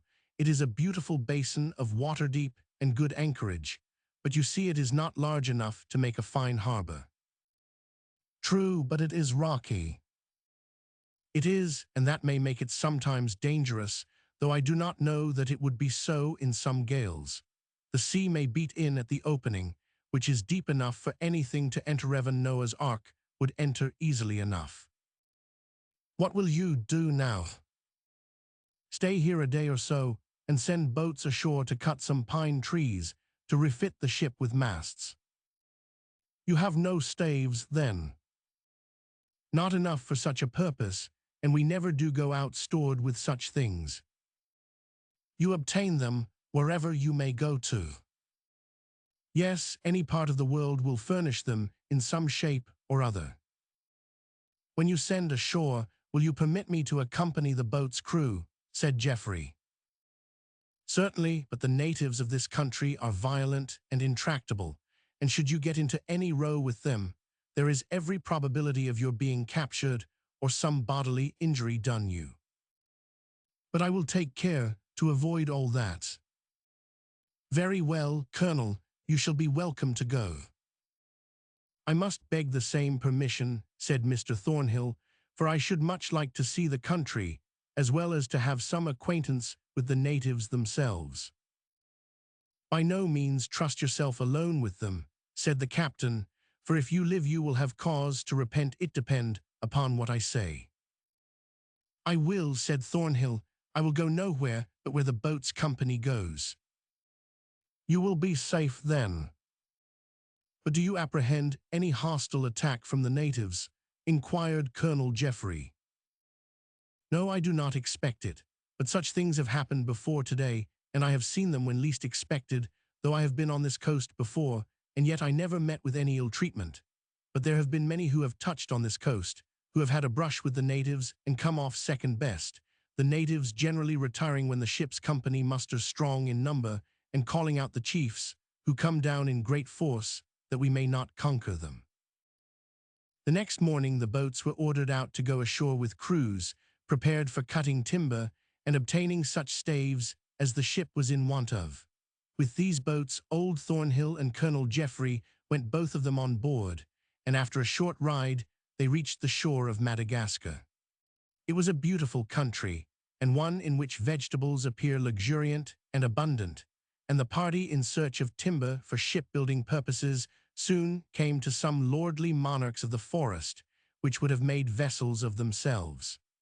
But this was not what was wanted, but where the trees grew thicker and taller, they began to cut some tall pine trees down. This was the wood they most desired. In fact, it was exactly what they wanted, but they hardly got through a few such trees when the natives came down upon them, apparently to reconnoiter. At first they were quiet and tractable enough, but anxious to see and inspect everything, being very inquisitive and curious. However, that was easily borne, but at length they became more numerous, and began to pilfer all they could lay their hands upon, which, of course, brought resentment, and after some time, a blow or two was exchanged. Colonel Geoffrey was forward, and endeavoring to prevent some violence being offered to one of the woodcutters. In fact, he was interposing himself between the two contending parties, and tried to restore order and peace, but several armed natives rushed suddenly upon him, secured him, and were hurrying him away to death before anyone could stir in his behalf. His doom appeared certain, for had they succeeded, they would have cruelly and brutally murdered him. However, just at that moment aid was at hand, and Mr. Thornhill, seeing how matters stood, seized a musket from one of the sailors and rushed after the natives who had Colonel Geoffrey. There were 3 of them, 2 others had gone on to a prize, it was presumed the chiefs. When Mr. Thornhill arrived, they had thrown a blanket over the head of Geoffrey, but Mr. Thornhill in an instant hurled one down with a blow from the butt end of his musket, and the second met the same fate, as he turned to see what was the matter. The third, seeing the colonel free, and the musket leveled at his own head, immediately ran after the other 2, to avoid any serious consequences to himself. Thornhill rescues Colonel Geoffrey from the savages. Thornhill, you have saved my life, said Colonel Geoffrey excitedly. Come away, do not stop here, to the ship, to the ship. And as he spoke, they hurried after the crew, and they succeeded in reaching the boats and the ship in safety, congratulating themselves not a little upon so lucky an escape from a people quite warlike enough to do mischief, but not civilized enough to distinguish when to do it. When men are far away from home, and in foreign lands with the skies of other climes above them, their hearts become more closely knit together in those ties of brotherhood which certainly ought to actuate the whole universe, but which as certainly do not do so, except in very rare instances. One of these instances, however, would be found in the conduct of Colonel Geoffrey and Mr. Thornhill, even under any circumstances, for they were most emphatically what might be termed kindred spirits. But when we come to unite to that fact the remarkable manner in which they had been thrown together, and the mutual services that they had it in their power to render to each other, we should not be surprised at the almost romantic friendship that arose between them. It was then that Thornhill made the colonel's breast the depository of all his thoughts and all his wishes, and a freedom of intercourse and a community of feeling ensued between them, which when it does take place between persons of really congenial dispositions, produces the most delightful results of human companionship. No one who has not endured the tedium of a sea voyage can at all be aware of what a pleasant thing it is to have someone on board, in the rich stores of whose intellect and fancy one can find a never-ending amusement.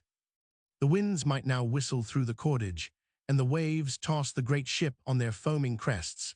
Still Thornhill and Geoffrey were together, finding in the midst of danger solace in each other's society, and each animating the other to the performance of deeds of daring that astonished the crew.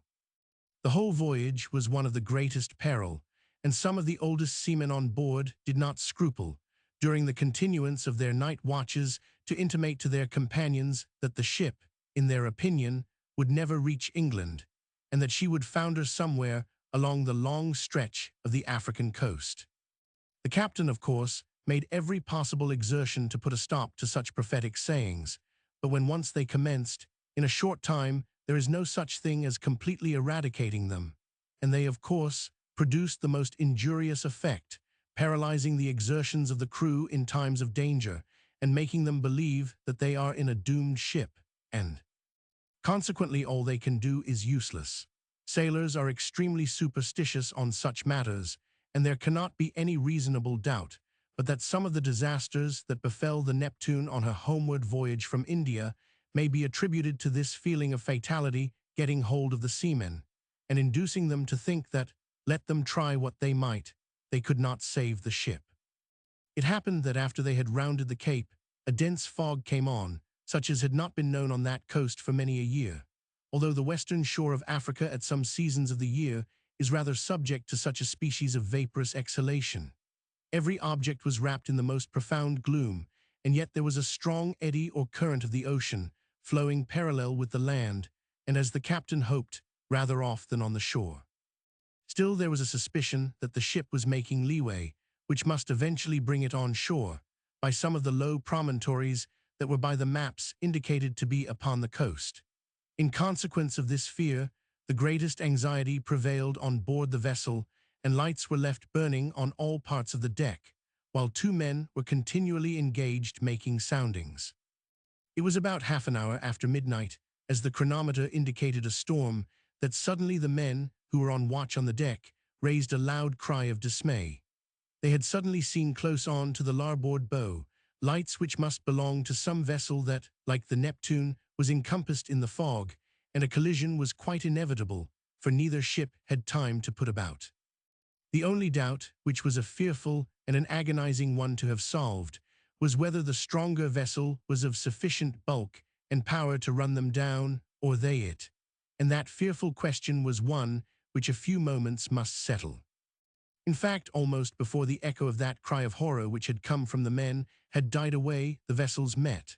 There was a hideous crash and shriek of dismay and horror, and then all was still. The Neptune, with considerable damage and some of her bulwarks stove in, sailed on, but the other ship went, with a surging sound, to the bottom of the sea. Alas, nothing could be done. The fog was so dense that, coupled, too, as it was with the darkness of the night, there could be no hope of rescuing one of the ill-fated crew of the ship. And the officers and seamen of the Neptune, although they shouted for some time, and then listened to hear if any survivors of the ship that had been run down were swimming, no answer came to them, and when in about 6 hours more they sailed out of the fog into a clear sunshine, where there was not so much as a cloud to be seen, they looked at each other like men newly awakened from some strange and fearful dream. They never discovered the name of the ship they had run down, and the whole affair remained a profound mystery. When the Neptune reached the port of London, the affair was repeated, and every exertion was made to obtain some information concerning the ill-fated ship that had met with so fearful a doom. Such were the circumstances which awakened all the liveliest feelings of gratitude on the part of Colonel Geoffrey towards Mr. Thornhill, and hence was it that he considered it a sacred duty, now that he was in London, and had the necessary leisure to do so, to leave no stone unturned to discover what had become of him. After deep and anxious thought, and feeling convinced that there was some mystery which it was beyond his power to discover, he resolved upon asking the opinion of a friend, likewise in the army, a Captain Rathbone, concerning the whole of the facts. This gentleman, and a gentleman he was in the fullest acceptance of the term, was in London. In fact, he had retired from active service, and inhabited a small but pleasant house in the outskirts of the metropolis. It was one of those old-fashioned cottage residences, with all sorts of odd places and corners about it, and a thriving garden full of fine old wood, such as are rather rare near to London, and which are daily becoming more rare, in consequence of the value of land immediately contiguous to the metropolis, not permitting large pieces to remain attached to small residences. Captain Rathbone had an amiable family about him, such as he was and might well be proud of, and was living in as great a state of domestic felicity as this world could very well afford him. It was to this gentleman, then, that Colonel Geoffrey resolved upon going to lay all the circumstances before him concerning the probable fate of poor Thornhill. This distance was not so great, but that he could walk it conveniently, and he did so, arriving towards the dusk of the evening on the following day to that which had witnessed his deeply interesting interview with Johanna Oakley in the Temple Gardens. There is nothing on earth so delightfully refreshing after a dusty and rather a long country walk as to suddenly enter a well-kept and extremely verdant garden, and this was the case especially to the feelings of Colonel Geoffrey when he arrived at Lime Tree Lodge, the residence of Captain Rathbone. He met him with a most cordial and frank welcome, a welcome which he expected, but which was none the less delightful on that account, and after sitting a while with the family in the house, he and the captain strolled into the garden, and then Colonel Geoffrey commenced his revelation.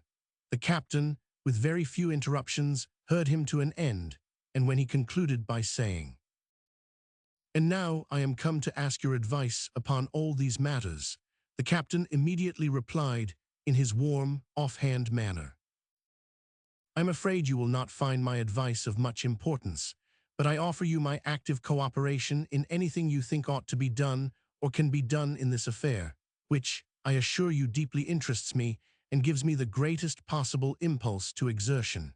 You have but to command me in the matter, and I am completely at your disposal." I was quite certain you would say as much, but notwithstanding the manner in which you shrink from giving an opinion, I am anxious to know what you really think with regard to what are, you will allow, most extraordinary circumstances. "The most natural thing in the world," said Captain Rathbone at the first flush of the affair, "seemed to be that we ought to look for your friend Thornhill at the point where he disappeared." "At the barber's in Fleet Street." "Precisely. Did he leave the barber or did he not?" "Sweeney Todd says that he left him and proceeded down the street towards the city, in pursuance of a direction he had given him to Mr. Oakley, the spectacle-maker, and that he saw him get into some sort of disturbance at the end of the market. But to put against that, we have the fact of the dog remaining by the barber's door and his refusing to leave it on any amount of solicitation.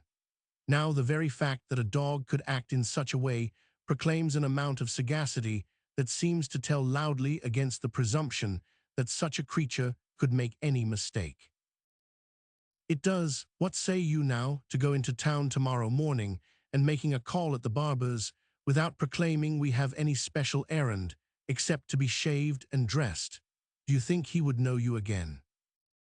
"Scarcely in plain clothes. I was in my undress uniform when I called with the captain of the Neptune, so that his impression of me must be of decidedly a military character, and the probability is that he would not know me at all in the clothes of a civilian. I like the idea of giving a call at the barber's." "Do you think your friend Thornhill was a man likely to talk about the valuable pearls he had in his possession?" "Certainly not. I merely ask you because they might have offered a great temptation, and if he has experienced any foul play at the hands of the barber, the idea of becoming possessed of such a valuable treasure might have been the inducement." I do not think it probable, but it has struck me that, if we obtain any information whatever of Thornhill, it will be in consequence of these very pearls. They are of great value and not likely to be overlooked, and yet, unless a customer be found for them, they are of no value at all, and nobody buys jewels of that character but from the personal vanity of making, of course, some public display of them. That is true, and so, from hand to hand, we might trace those pearls until we come to the individual who must have had them from Thornhill himself, and who might be forced to account most strictly for the manner in which they came into his possession. After some more desultory conversation upon the subject, it was agreed that Colonel Geoffrey should take a bed for the night at Lime Tree Lodge, and that, in the morning, they should both start for London, and disguising themselves as respectable citizens, make some attempts, by talking about jewels and precious stones, to draw out the barber into a confession that he had something of the sort to dispose of, and moreover, they fully intended to take away the dog, with the care of which Captain Rathbone charged himself. We may pass over the pleasant, social evening which the Colonel passed with the amiable family of the Rathbones, and skipping likewise a conversation of some strange and confused dreams which Geoffrey had during the night concerning his friend Thornhill, we will presume that both the Colonel and the Captain have breakfasted, and that they have proceeded to London and are at the shop of a clothier in the neighbourhood of the Strand in order to procure coats, wigs, and hats that should disguise them for their visit to Sweeney Todd. Then, arm in arm, they walked towards Fleet Street, and soon arrived opposite the little shop within which there appears to be so much mystery. "The dog, you perceive, is not here," said the Colonel. "I had my suspicions, however, when I passed with Johanna Oakley, that something was amiss with him, and I have no doubt but that the rascally barber has fairly compassed his destruction." "If the barber be innocent," said Captain Rathbone, "you must admit that it would be one of the most confoundedly annoying things in the world to have a dog continually at his door, assuming such an aspect of accusation, and in that case I can scarcely wonder at his putting the creature out of the way. No presuming upon his innocence, certainly, but we will say nothing about all that, and remember we must come in as perfect strangers, knowing nothing of the affair of the dog, and presuming nothing about the disappearance of anyone in this locality." "Agreed, come on. If he should see us through the window, hanging about at all or hesitating, his suspicions will be at once awakened, and we shall do no good." They both entered the shop, and found Sweeney Todd wearing an extraordinary singular appearance, for there was a black patch over one of his eyes, which was kept in its place by a green riband that went round his head, so that he looked more fierce and diabolical than ever, and having shaved off a small whisker that he used to wear, his countenance, although to the full as hideous as ever, certainly had a different character of ugliness to that which had before characterized it, and attracted the attention of the Colonel. That gentleman would hardly have known him again anywhere but in his own shop, and when we come to consider Sweeney Todd's adventures of the preceding evening, we shall feel not surprised that he saw the necessity of endeavoring to make as much change in his appearance as possible, for fear he should come across any of the parties who had chased him, and who, for all he knew to the contrary, might, quite unsuspectingly, drop in to be shaved in the course of the morning, perhaps to retail at that acknowledged mart for all sorts of gossip barbers' shop some of the very incidents which he has so well qualified himself to relate. "Shaved and dressed, gentlemen," said Sweeney Todd as his customers made their appearance. "Shaved only," said Captain Rathbone, who had agreed to be principal spokesman, in case Sweeney Todd should have any remembrance of the Colonel's voice, and so suspect him. "Pray be seated," said Sweeney Todd to Colonel Geoffrey. "I will soon polish off your friend, sir, and then I will begin upon you.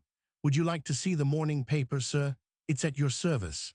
I was just looking myself, sir, at a most mysterious circumstance, if it's true, but you cannot believe, you know, sir, all that is put in newspapers." Thank you," said the Colonel. Captain Rathbone sat down to be shaved, for he had purposely omitted that operation at home, in order that it should not appear a mere excuse to get into Sweeney Todd's shop. Why, sir, continued Sweeney Todd, as I was saying, it is a most remarkable circumstance. Indeed. Yes, sir, an old gentleman of the name of Fiddler had been to receive a sum of money at the west end of the town, and has never been heard of since. That was yesterday, sir, and here is a description of him in the papers of today. A snuff-colored coat and small's black velvet, I should have said silk stockings and silver shoebuckles, and a gold-headed cane with W500 F upon it, meaning William Dumpledown Fiddler, most mysterious affair, gentlemen. A sort of groan came from the corner of the shop, and on the impulse of the moment, Colonel Jeffrey sprang to his feet, exclaiming, "What's that, what's that?" "Oh, it's only my apprentice, Tobias Ragg. He has got a pain in his stomach from eating too many of Lovett's pork pies. Ain't that it, Tobias, my bud?" "Yes, sir," said Tobias, with another groan. "Oh, indeed," said the colonel, "it ought to make him more careful for the future." "It's to be hoped it will, sir. Tobias, do you hear what this gentleman says? It ought to make you more careful in future. I am too indulgent to you, that's the fact. Now, sir, I believe you are as clean-shaved as ever you were in your life." "Why, yes," said Captain Rathbone, "I think that will do very well. And now, Mr. Green," addressing the colonel by that assumed name, "and now, Mr. Green, be quick, or we shall be too late for the Duke, and so lose the sale of some of our jewels." "We shall indeed," said the colonel, "if we do not mind. We sat too long over our breakfast at the inn, and his grace is too rich and too good a customer to lose do not mind what price he gives for things that take his fancy or the fancy of his duchess." "Jewel merchants, gentlemen, I presume," said Sweeney Todd. "Yes, we have been in that line for some time, and by one of us trading in one direction and the other in another, we manage extremely well, because we exchange what suits our different customers and keep up two distinct connections."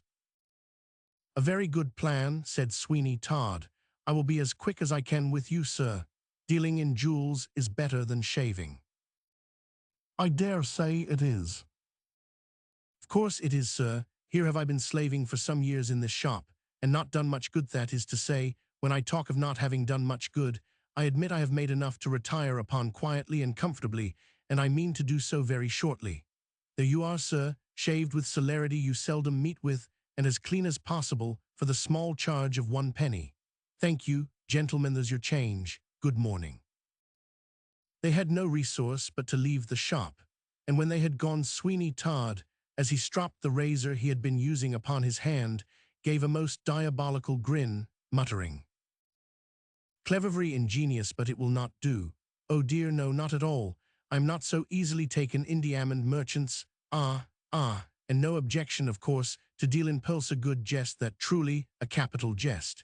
If I had been accustomed to be so easily defeated, I had not now been here a living man. Tobias, Tobias, I say." "Yes, sir," said the lad, dejectedly. "Have you forgotten your mother's danger in case you breathe a syllable of anything that has occurred here, or that you think has occurred here, or so much as dream of?" "No," said the boy, "indeed I have not. I never can forget it if I were to live 100 years." "That's well, prudent, excellent Tobias. Go out now, and if those 2 persons who were here last waylay you in the street, let them say what they will, and do you reply to them as shortly as possible, but be sure you come back to me quickly and report what they do say. They turn to the left, towards the Citino. Be off with you." "It's of no use," said Colonel Jeffrey to the captain. "The barber is either too cunning for me, or he is really innocent of all participation in the disappearance of Thornhill. And yet there are suspicious circumstances. I watched his countenance when the subject of jewels was mentioned, and I saw a sudden change come over it. It was but momentary, but still it gave me a suspicion that he knew something which caution alone kept within the recesses of his breast. The conduct of the boy, too, was strange, and then again, if he has the string of pearls, their value would give him all the power to do what he says he is about to Davies, to retire from business with an independence." "Hush, there, did you see that lad?" Yes, why it's the barber's boy. It is the same lad he called Tobias shall we speak to him. Let's make a bolder push and offer him an ample reward for any information he may give us. Agreed, agreed. They both walked up to Tobias, who was listlessly walking along the streets, and when they reached him, they were both struck with the appearance of care and sadness that was upon the boy's face. He looked perfectly haggard and careworn, an expression sad to see upon the face of one so young, and when the colonel accosted him in a kindly tone, he seemed so unnerved that tears immediately darted to his eyes, although at the same time he shrank back as if alarmed. "My lad," said the colonel, "you reside, I think, with Sweeney Todd, the barber. Is he not a kind master to you, that you seem so unhappy?" "No, not that I mean yes, I have nothing to tell. Let me pass on." "What is the meaning of this confusion?" "Nothing, nothing." "I say, my lad, here is a guinea for you, if you will tell us what became of the man of a seafaring appearance, who came with a dog to your master's house, some days since, to be shaved." "I cannot tell you," said the boy, "I cannot tell you what I do not know." "But you have some idea, probably. Come, we will make it worth your while, and thereby protect you from Sweeney Todd. We have the power to do so, and all the inclination, but you must be quite explicit with us, and tell us frankly what you think, and what you know concerning the man in whose fate we are interested." "I know nothing, I think nothing," said Tobias. "Let me go, I have nothing to say, except that he was shaved and went away."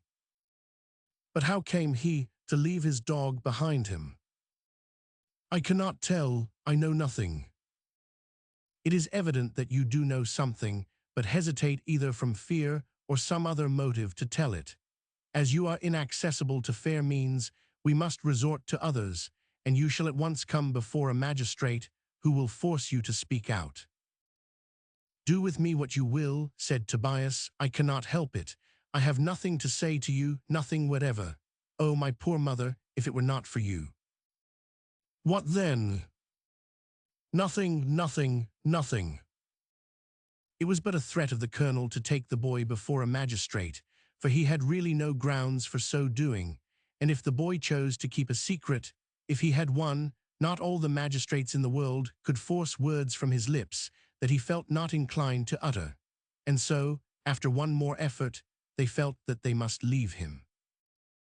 "Boy," said the colonel, "you are young, and cannot well judge of the consequences of particular lines of conduct. You ought to weigh well what you are about, and hesitate long before you determine keeping dangerous secrets. We can convince you that we have the power of completely protecting you from all that Sweeney Todd could possibly attempt. Think again, for this is an opportunity of saving yourself perhaps from much future misery that may never arise again." "I have nothing to say," said the boy, "I have nothing to say."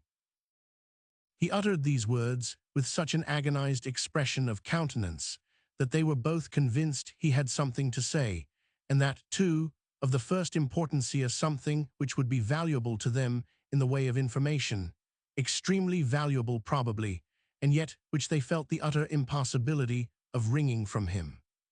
They were compelled to leave him, and likewise with the additional mortification that, far from making any advance in the matter, they had placed themselves and their cause in a much worse position, in so far as they had awakened all Sweeney Todd's suspicions if he were guilty, and yet advanced not one step in the transaction. And then, to make the matter all the more perplexing, there was still the possibility that they might be altogether upon a wrong scent, and that the Barber of Fleet Street had no more to do with the disappearance of Mr. Thornhill than they had themselves. Chapter 11. The Stranger at Lovett's. Towards the dusk of the evening of that day, after the last batch of pies at Lovett's had been disposed of, there walked into the shop a man most miserably clad, and who stood for a few moments staring with weakness and hunger at the counter before he spoke. Mrs. Lovett was there, but she had no smile for him, and instead of its usual bland expression, her countenance wore an aspect of anger, as she forestalled what the man had to say by exclaiming, "Go away, we never give anything to beggars." There came a flush of color, for the moment across the features of the stranger, and then he replied, "Mistress Lovett, I do not come to ask alms of you, but to know if you can recommend me to any employment."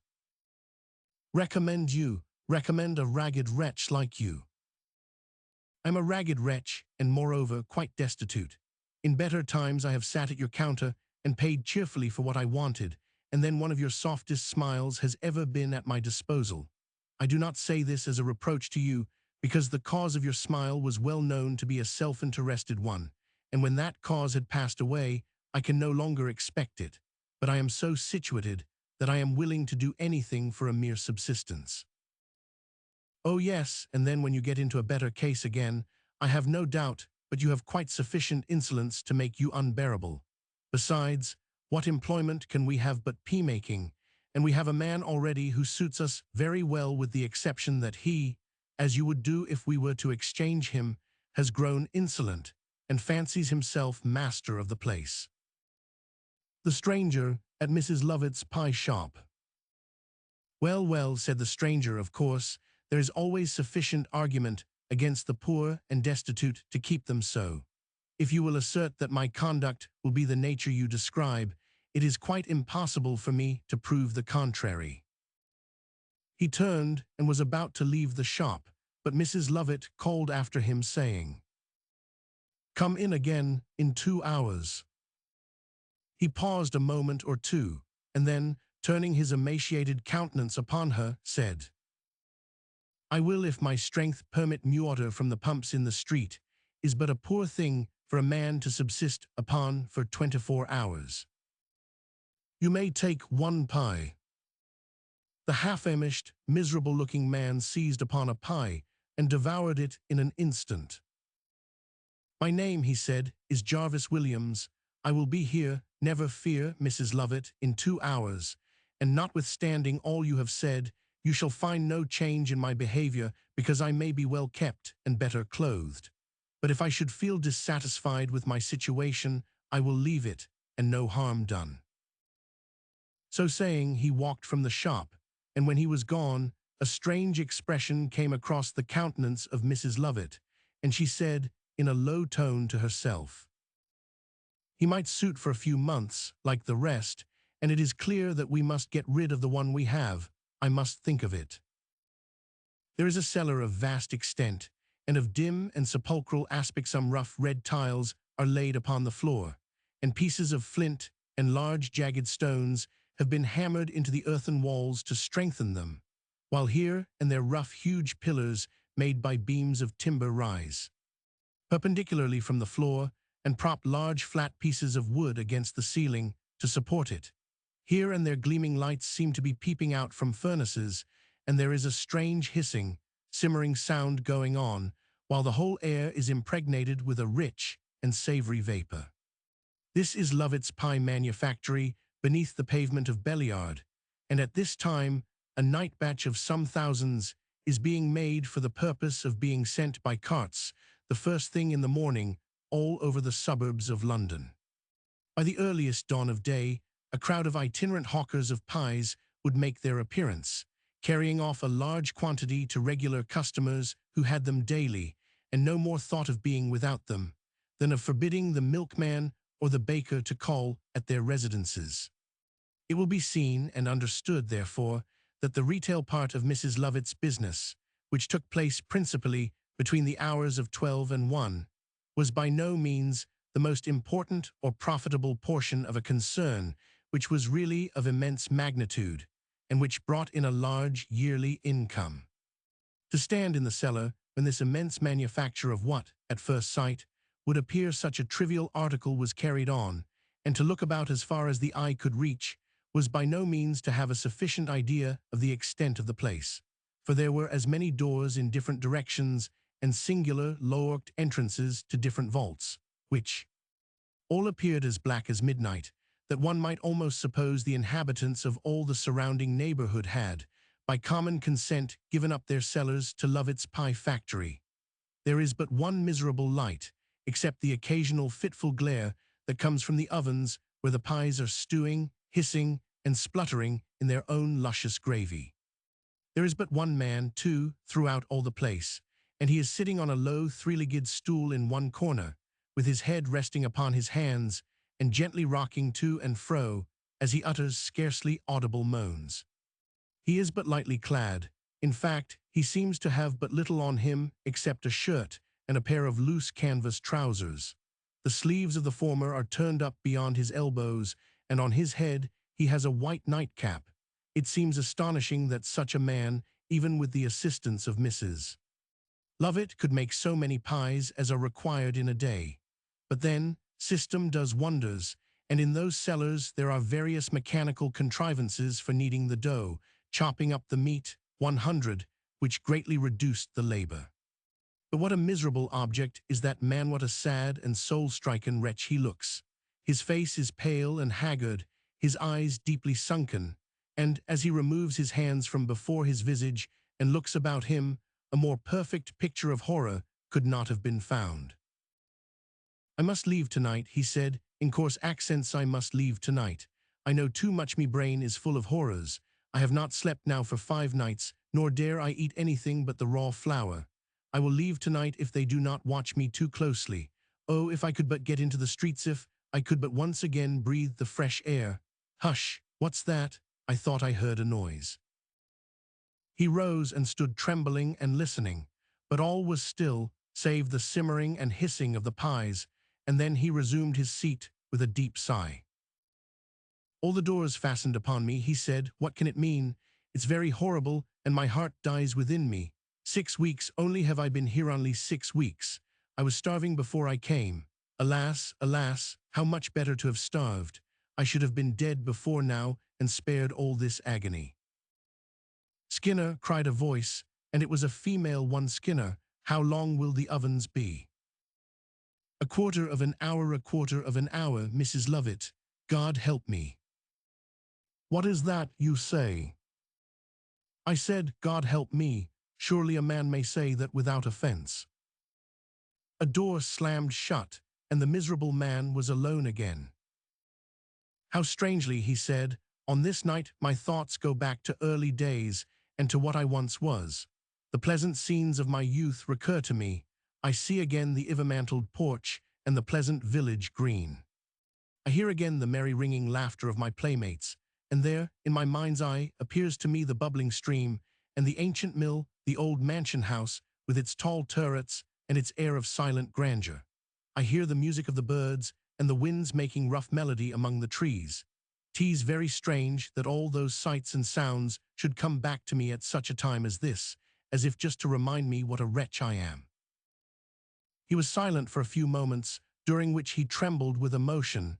Then he spoke again, saying, "Thus the forms of those whom I once knew, and many of whom have gone already to the silent tomb, appear to come thronging round me. They bend their eyes momentarily upon me, and with settled expressions show acutely the sympathy they feel for me. I see her, too, who first in my bosom lit up the flame of soft affection. I see her gliding past me like the dim vision of a dream, indistinct, but beautiful, no more than a shadow, and yet to me most palpable. What am I now?" He resumed his former position, with his head resting upon his hands.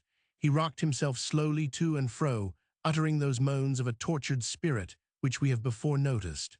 But see, one of the small arched doors open in the gloom of those vaults, and a man in a stooping posture creeps in. A half-mask is upon his face, and he wears a cloak, but both his hands are at liberty. In one of them he carries a double-headed hammer with a powerful handle of about 10 inches in length. He has probably come out of a darker place than the one into which he now so cautiously creeps, for he shades the light from his eyes as if it was suddenly rather too much for him, and then he looks cautiously round the vault until he sees the crouched-up figure of the man whose duty it is to attend the ovens.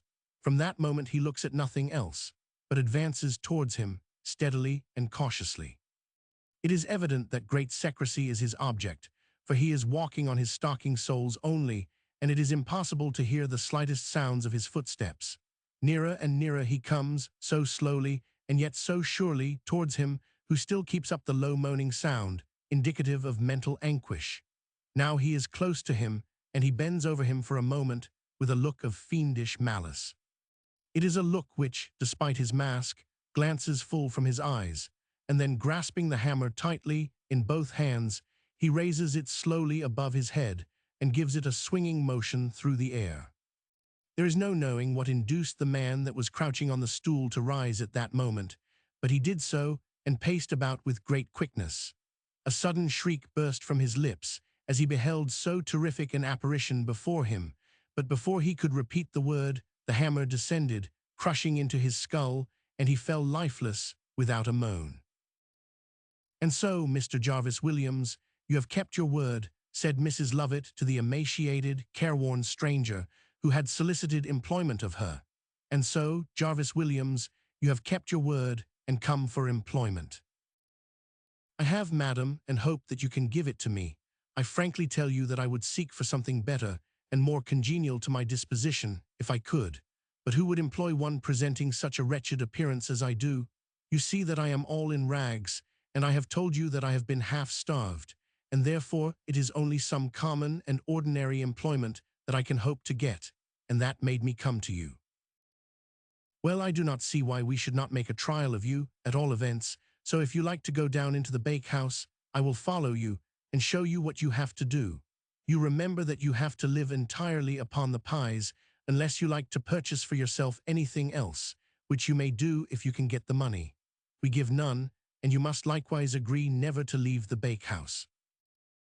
"Never to leave it." "Never unless you leave it for good and for all.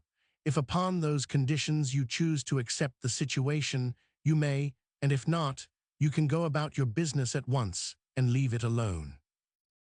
"Alas, madam, I have no resource, but you spoke of having a man already." "Yes, but he has gone to his friends.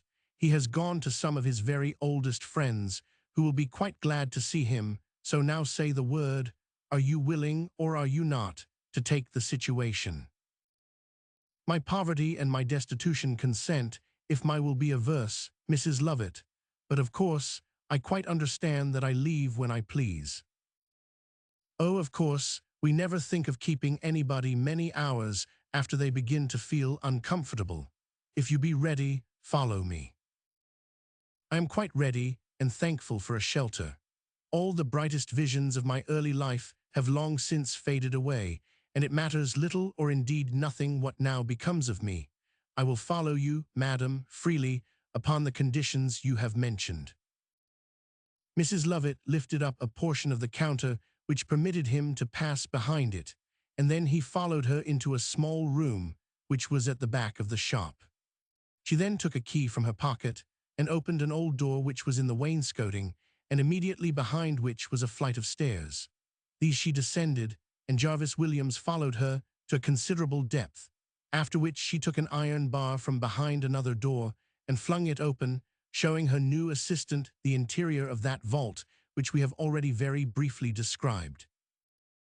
"These," she said, "are the ovens, and I will proceed to show you how you can manufacture the pies, feed the furnaces, and make yourself generally useful. Flour will be always let down through a trapdoor from the upper shop, as well as everything required for making the pies but the meat, and that you will always find ranged upon shelves either in lumps or steaks in a small room through this door, but it is only at particular times you will find the door open, and whenever you do so, you had better always take out what meat you think you will require for the next batch." "I understand all that, madam," said Williams, "but how does it get there?" "That's no business of yours. So long as you are supplied with it, that is sufficient for you. And now I will go through the process of making one pie, so that you may know how to proceed, and you will find with what amazing quickness they can be manufactured if you set about them in the proper manner." She then showed him how a piece of meat thrown into a machine became finely minced up by merely turning a handle, and then how flour and water and lard were mixed up together to make the crust of the pies by another machine, which threw out the paste thus manufactured in small pieces, each just large enough for a pie. Lastly, she showed him how a tray, which just held 100, could be filled, and by turning a windlass, sent up to the shop through a square trapdoor, which went right up to the very counter. "And now," she said, "I must leave you. As long as you are industrious you will go on very well, but as soon as you begin to be idle and neglect the orders which are sent to you by me, you will get a piece of information which will be useful, and which, if you be a prudent man, will enable you to know what you are about." "What is that? You may as well give it to me now." "No, we seldom find there is occasion for it at first, but after a time, when you get well fed, you are pretty sure to want it." So saying, she left the place, and he heard the door by which he had entered carefully barred after her. Suddenly then he heard her voice again, and so clearly and distinctly, too, that he thought she must have come back again. But upon looking up at the door, he found that arose from her speaking through a small grating at the upper part of it, to which her mouth was closely placed. "Remember your duty," she said, "and I warn you that any attempt to leave here will be as futile as it will be dangerous. Except with your consent, when I relinquish the situation." "Oh, certainly, you are quite right there. Everybody who relinquishes the situation goes to his old friends, whom he has not seen for many years, perhaps." "What a strange manner of talking she has," said Jarvis Williams to himself when he found he was alone. "There seems to be some singular and hidden meaning in every word she utters. What can she mean by a communication being made to me if I neglect my duty? It is very strange, and what a singular-looking place this is. I think it would be quite unbearable if it were not for the delightful odor of the pies, and they are indeed delicious, perhaps more delicious to me, who has been famished so long and have gone through so much wretchedness. There is no one here but myself, and I am hungry, no frightfully hungry, and whether the pies be done or not, I will have half a dozen of them at any rate, so here goes." He opened one of the ovens, and the fragrant steam that came out was perfectly delicious, and he sniffed it up with a satisfaction such as he had never felt before, as regards anything that was eatable. "Is it possible," he said, "that I shall be able to make such delicious pies? At all events, one cannot starve here, and if it be a kind of imprisonment, it's a pleasant one. Upon my soul, they are nice, even half-cooked delicious. I will have another half-dozen, there are lots of them delightful. I cannot keep the gravy from running out of the corners of my mouth. Upon my soul, Mrs. Lovett, I do not know where you get your meat, but it's all as tender as young chickens, and the fat actually melts away in one's mouth. Ah, these are pies, something like pies, they are positively fit for the gods." Mrs. Lovett's new man ate 12 threepenny pies, and then he thought of leaving off. It was a little drawback not to have anything to wash them down with but cold water, but he reconciled himself to this. For, as he said, after all, it would be a pity to take the flavor of such pies out of one's mouth. Indeed, it would be 1,000 pities. So I will not think of it, but just put up with what I have got and not complain. I might have gone further and fared worse with a vengeance, and I cannot help looking upon it as a singular piece of good fortune that made me think of coming here in my deep distress to try and get something to do. I have no friends and no money. She whom I loved is faithless, and here I am, master of as many pies as I like, and to all appearance monarch of all I survey, for there really seems to be no one to dispute my supremacy. To be sure, my kingdom is rather a gloomy one, but then I can abdicate it when I like, and when I am tired of those delicious pies, if such a thing be possible, which I really very much doubt, I can give up my situation and think of something else. If I do that, I will leave England forever. It's no place for me after the many disappointments I have had. No friend left, memmy girl, false, not a relation, but who would turn his back upon me. I will go somewhere where I am unknown and can form new connections, and perhaps make new friendships of a more permanent and stable character than the old ones, which have all proved so false to me, and in the meantime, I will make and eat pies as fast as I can. Chapter 12. The Resolution Come to by Johanna Oakley. The beautiful Johanna, in obedience to the command of her father, she left him, and begged him, the beefeater, to manage matters with the Rev. Mr. Lupin did not proceed directly upstairs to her apartment, but lingered on the staircase to hear what ensued, and if anything in her dejected state of mind could have given her amusement, it would certainly have been the way in which the beefeater exacted a retribution from the reverend personage, who was not likely again to intrude himself into the house of the spectacle-maker. When he was gone, and she heard that a sort of peace had been patched up with her mother, a peace which, from her knowledge of the high contracting parties, she conjectured would not last long, she returned to her room, and locked herself in, so that if any attempt were made to get her down to partake of the supper, it might be supposed she was asleep, for she felt herself totally unequal to the task of making one in any party, however much she might respect the individual members that composed it. And she did respect Ben the Beefeater, for she had a lively recollection of much kindness from him during her early years, and she knew that he had never come to the house when she was a child without bringing her some token of his regard in the shape of a plaything or some little article of doll's finery, which at that time was very precious. She was not wrong in her conjectures that Ben would make an attempt to get her downstairs, for her father came up at the Beefeater's request and tapped at her door. She thought the best plan, as indeed it was, would be to make no answer, so that the old spectacle-maker concluded at once what she wished him to conclude, namely, that she had gone to sleep, and he walked quietly down the stairs again, glad that he had not disturbed her, and told Ben as much. Now, feeling herself quite secure from interruption for the night, Johanna did not attempt to seek repose, but set herself seriously to reflect upon what had occurred.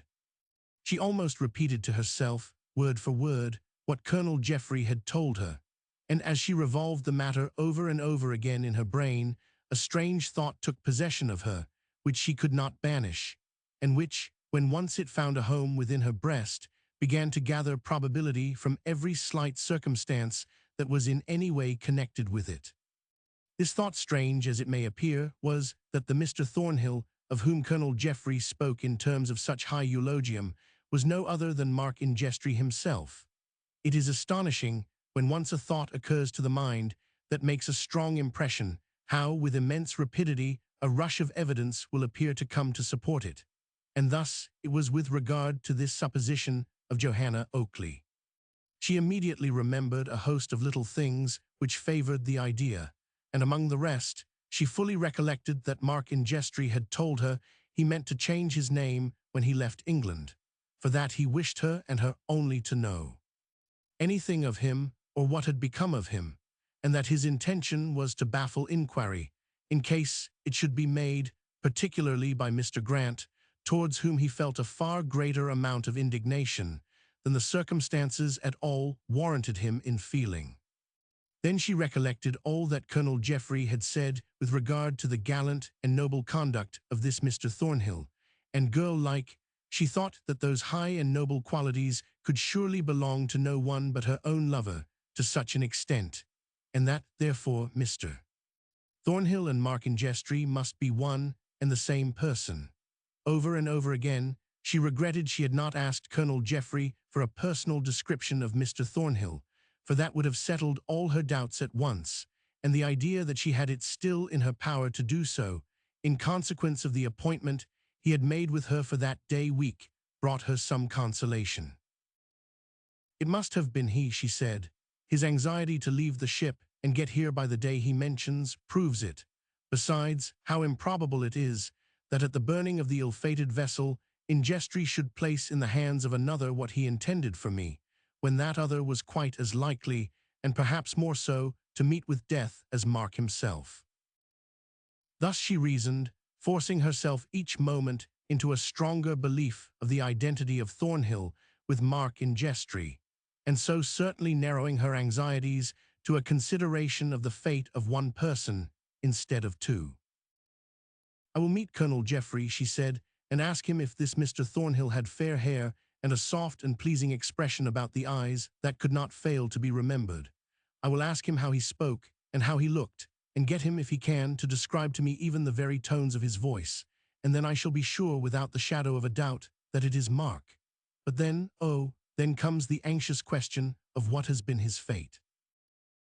When poor Johanna began to consider the multitude of things that might have happened to her lover during his progress from Sweeney Todd's, in Fleet Street, to her father's house, she became quite lost in a perfect maze of conjecture, and then her thoughts always painfully reverted back to the barber's shop, where the dog had been stationed, and she trembled to reflect for a moment upon the frightful danger to which that string of pearls might have subjected him.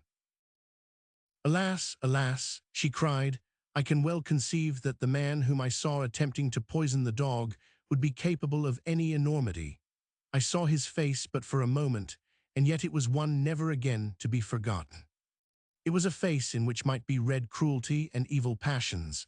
Besides, the man who would put an unoffending animal to a cruel death shows an absence of feeling and a baseness of mind, which make him capable of any crime he thinks he can commit with impunity. What can I do? What can I do to unravel this mystery?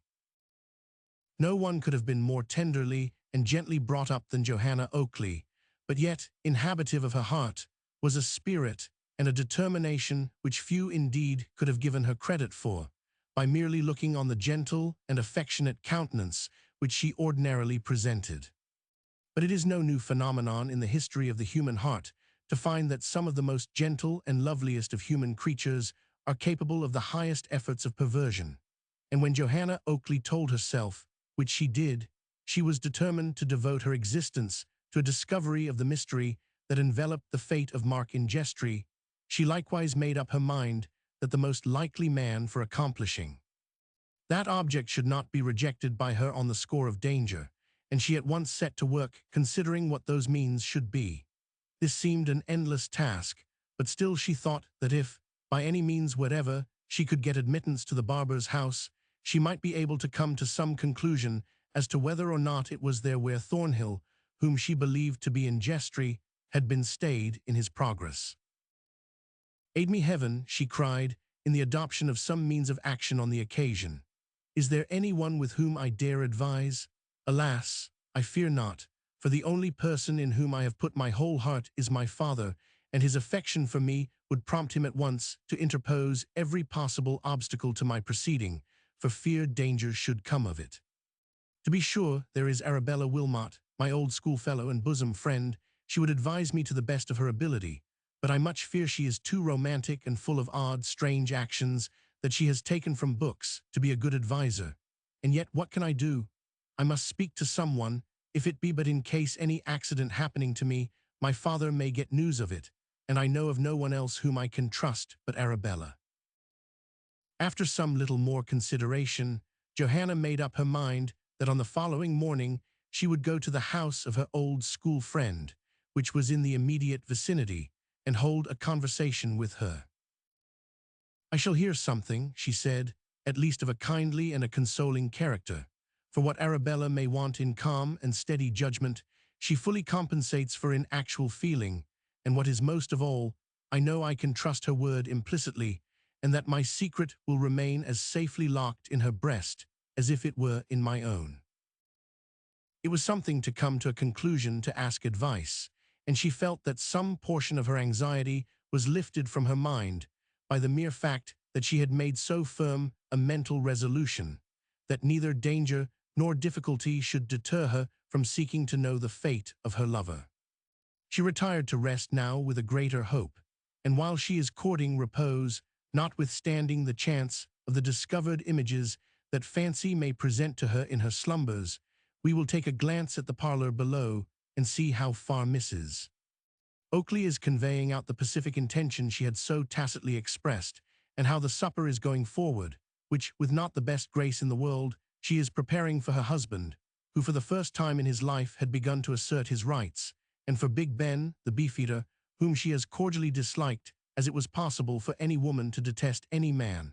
Mrs. Oakley by no means preserved her taciturn demeanor, for after a little she spoke, saying, "There's nothing tasty in the house. Suppose I run over the way to Waggarge's and get some of those Epping sausages with the peculiar flavor." "Ah, do," said Mr. Oakley. "They are beautiful, Ben, I can assure you." "Well, I do not know," said Ben the beefeater. "Sausages are all very well in their way, but you need such a plaguey lot of them, for if you only eat them one at a time, how soon will you get through a dozen or two?" "A dozen or two," said Mrs. Oakley. "Why, there are only 5 to a pound." "Then," said Ben, making a mental calculation, "then, I think, ma'am, that you ought not to get more than 9 pounds of them, and that will be a matter of 4 to 5 mouthfuls for us." Get 9 pounds of them, said Mr. Oakley, if they be wanted. I know Ben has an appetite. Indeed, said Ben, but I have fell off lately, and do not take to my victuals as I used. You can order, missus, if you please, a gallon of half and half as you go along. One must have a drain of drink of some sort, and mind you do not be going to any expense on my account, and getting anything but the little snack I have mentioned. For 10 to 1, I shall take supper when I get to the Tower. Only human nature is weak, you know, missus, and requires something to be continually a holding of it up. Certainly, said Mr. Oakley, certainly. Have what you like, Ben. Just say the word before Mrs. Oakley goes out. Is there anything else? No, no, said Ben. Oh dear no, nothing to speak of. But if you should pass a shop where they sells fat bacon, about 4 or 5 pounds, cut into rashers, you will find, missus, will help down the blessed sausages. Gracious Providence, said Mrs. Oakley, who is to cook it? Who is to cook it, ma'am? Why, the kitchen fire, I suppose. But mind ye, if the man ain't got any sausages, there's a shop where they sells biled beef at the corner, and I shall be quite satisfied if you brings in about 10 or 12 pounds of that. You can make it up into about half a dozen sandwiches. Go, my dear, go at once, said Mr. Oakley, and get Ben his supper. I am quite sure he wants it, and be as quick as you can. Ah, said Ben, when Mrs. Oakley was gone, I did not tell you how I was served last week at Mrs. Harvey's. You know they are so precious genteel there that they do not speak above their blessed breaths for fear of wearing themselves out, and they sits down in a chair as if it were balanced only on one leg, and a little more one way or t'other would upset them. Then, if they sees a crumb a-laying on the floor, they rings the bell, and a poor half-starved devil of a servant comes and says, "Did you ring, ma'am?" And then they says, "Yes, bring a dust shovel and a broom. There's a crumb a-laying there," and then says, "I damn you all," says I, "bring a scavenger's cart and half-dozen birch brooms. There's a cinder just fell out of the fire." Then in course they gets shocked and looks as blue as possible, and arter that, when they see as I ain't a-going, one of them says, "Mr. Benjamin Bloomerguts, would you like to take a glass of wine?" "I should think so," says one. Then he says he, "Which would you prefer, red or white?" says he. "White," says I. "While you are screwing up your courage to pull out the red," so out they pull it, and as soon as I got hold of the bottle, I knocked the neck of it off over the top bar of the fireplace, and then drank it all up. "Now damn ye," says I, "you thinks all this is mighty genteel and fine, but I do not, and consider you to be the blessedest set of humbugs ever I set my eyes on, and if ever you catch me here again, I will be genteel too, and I cannot say more than that. Go to the devil, all of ye." So out I went, only I met with a little accident in the hall, for they had got a sort of lamp hanging there, and somehow or nother my head went bang into it, and I carried it out round my neck. But when I did get out, I took it off and shied it slap in at the parlor window. You never heard such a smash in all your life. I dare say they all fainted away for about a week, the blessed humbugs. "Well, I should not wonder," said Mr. Oakley. "I never go near them, because I do not like their foolish pomposity and pride, which, upon very slender resources, tries to ape what it do not at all understand.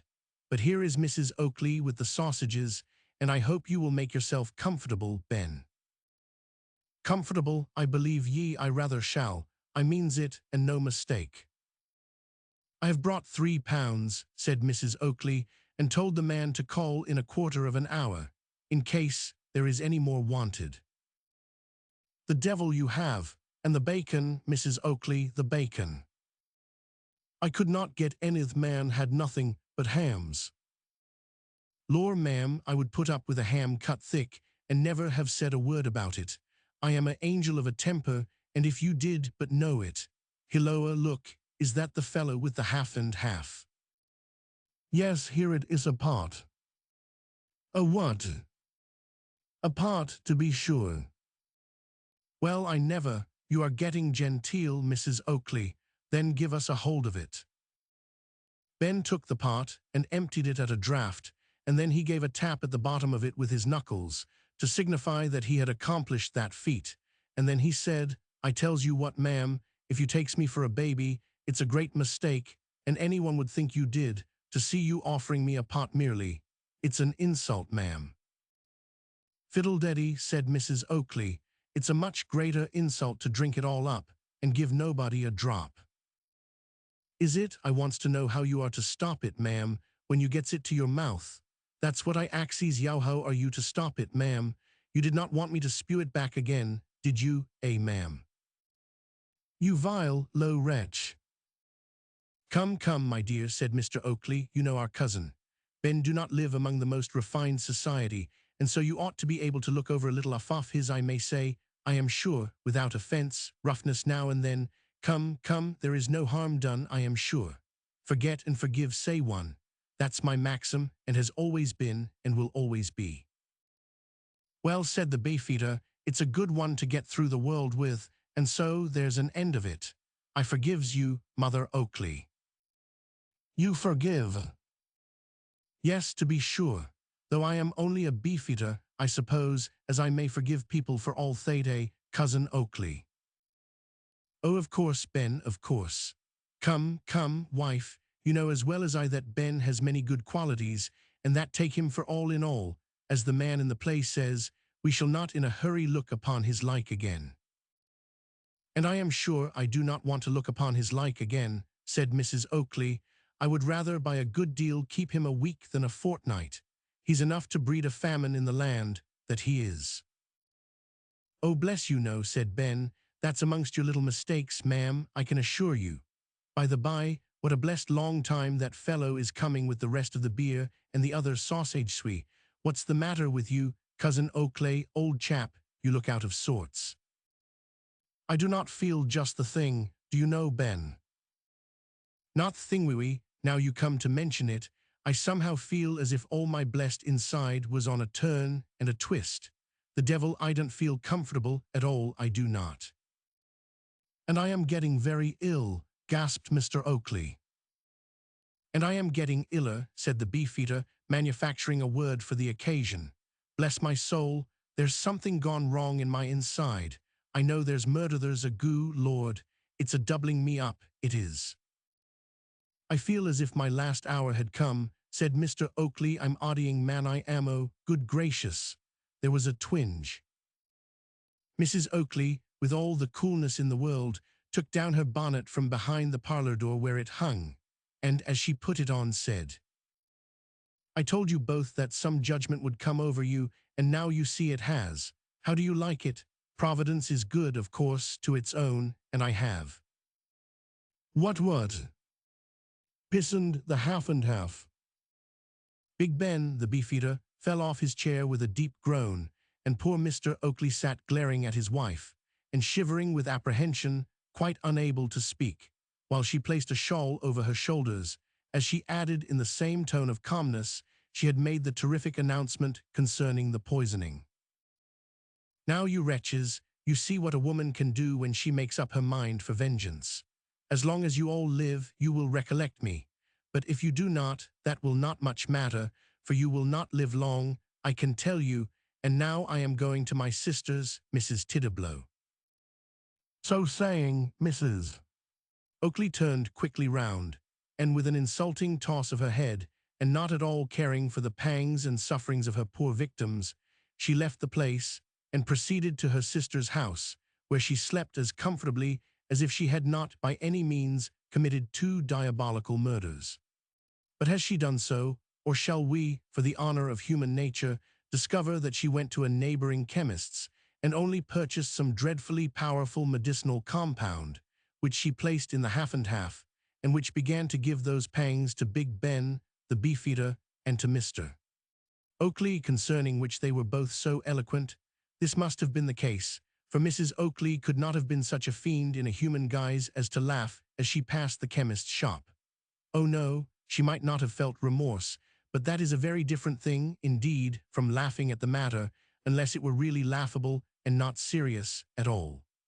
Big Ben and Mr. Oakley must have at length found out how they had been hoaxed, and the most probable thing was that the before-mentioned chemist himself told them, for they sent for him in order to know if anything could be done to save their lives.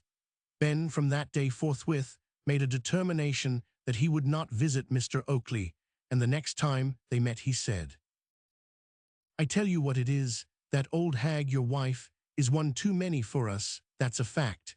She gets the better of me alto, so, whenever you feels a little inclined for a gossip about old times, just you come down to the tower." "I will, Ben." "Do we can always find something to drink, and you can amuse yourself too by looking at the animals. Remember, feeding time is 2 o'clock, so now and then I shall expect to see you, and above all, be sure you let me know if that canting parson, Lupin, comes any more to your house." "I will, Ben." "Ah, do, and I will give him another lesson if he should, and I tell you how I will do it. I will get a free admission to the wild beastesses in the tower, and when he comes to see 'em, for them air sort of fellows always goes everywhere they can go for nothing, I will just manage to pop him into a cage, along of some of the most cantankerous creatures as we have." "But would not that be dangerous?" "Oh dear no, we has a laughing hyena as would frighten him out of his wits, but I do not think as he would bite him much, do you know. He's as playful as a kitten and very fond of standing on his head." "Well then, Ben, I have, of course, no objection, although I do think that the lesson you have already given to the reverend gentleman will and ought to be fully sufficient for all purposes, and I do not expect we shall see him again." "But how does Mrs. O behave to you?" asked Ben. "Well, Ben, I do not think there's much difference. Sometimes she's a little civil, and sometimes she ain't. It's just as she takes it into her head." "Ah, that all comes of marrying." "I have often wondered, though, Ben, that you never married." Ben gave a chuckle as he replied. "Have you though, really? Well, Cousin Oakley, I do not mind telling you, but the real fact is, once I was very near being served out in that sort of way." "Indeed?" "Yes, I will tell you how it was. There was a girl called Angelina Day, and a nice-looking enough creature she was as you would wish to see, and did not seem as if she would got any claws at all. Leastways, she kept them in, like a cat at meal times." "Upon my word, Ben, you have a great knowledge of the world." "I believe you I have. Have not I been brought up among the wild beasts in the tower all my life? That's the place to get a knowledge of the world in, my boy. I ought to know a thing or two, and in course I does." "Well, but how was it, Ben, that you did not marry this Angelina you speak of?" "I will tell you, she thought she had me as safe as a hare in a trap, and she was as amiable as a lump of cotton. You would have thought, to look at her, that she did nothing but smile, and to hear her, that she said nothing but nice, mild, pleasant things, and I really began to think as I had found out the proper sort of animal." "But you were mistaken." "I believe you I was. One day I would been there to see her, I mean, at her father's house, and she would been as amiable as she could be. I got up to go away, with a determination that the next time I got there I would ask her to say yes, and when I had got a little way out of the garden of the house where they lived, it was out of town, some distance, I found I had left my little walking cane behind me, so I goes back to get it, and when I got into the garden I heard a voice." "Whose voice?" "Why, Angelina's, to be sure. She was speaking to a poor little dab of a servant they had, and oh my eye, how she did rap out, to be sure, such a speech as I never heard in all my life. She went on a matter of 10 minutes without stopping, and every other word was some ill name or another, and her voice so gracious, it was like a bundle of wire, all of a tanglate was." "And what did you do, then, upon making such a discovery as that in so very odd and unexpected a manner?" "Do what do you suppose I did?" "I really cannot say, as you are rather an eccentric fellow." "Well then, I will tell you. I went up to the house, and just popped in my head, and says I, 'Angelina, I find out that all cats have claws after all. Good evening, and no more from your humble servant, who do not mind the job of taming any wild animal but a woman,' and then off I walked, and I never heard of her afterwards." "Ah, Ben, it's true enough. You never know them beforehand, but after a little time, as you say, then out come the claws." "They dose thee does." "And I suppose you since, then made up your mind to be a bachelor for the rest of your life, Ben. Of course I 999. After such experience as that, I should have deserved all I got, and no mistake, I can tell you. And if ever you catches me paying any attention to a female woman, just put me in mind of Angelina Day, and you will see how I shall be off at once like a shot. Ah, said Mr. Oakley, with a sigh, everybody, Ben, ain't born with your good luck, I can tell you. You are a most fortunate man, Ben, and that's a fact. You must have been born under some lucky planet, I think, Ben, or else you never would have had such a warning as you have had about the claws. I found him out, Ben, but it was a deal too late, so I had only to put up with my fate and put the best face I could upon the matter. Yes, that's what learned folks call what's its nameful for something. Philosophy, I suppose you mean, Ben. Ah, that's it, you must put up with what you cannot help. It means, I take it. It's a fine name for saying you must grin and bear it. I suppose that is about the truth, Ben. It cannot, however, be exactly said that the little incident connected with Mr. Lupin had no good effect upon Mrs. Oakley, for it certainly shook most alarmingly her confidence in that pious individual. In the first place, it was quite clear that he shrank from the horrors of martyrdom, and indeed, to escape any bodily inconvenience, was perfectly willing to put up with any amount of degradation or humiliation that he could be subjected to. And that was, to the apprehension of Mrs. Oakley, a great departure from what a saint ought to be. Then again, her faith in the fact that Mr.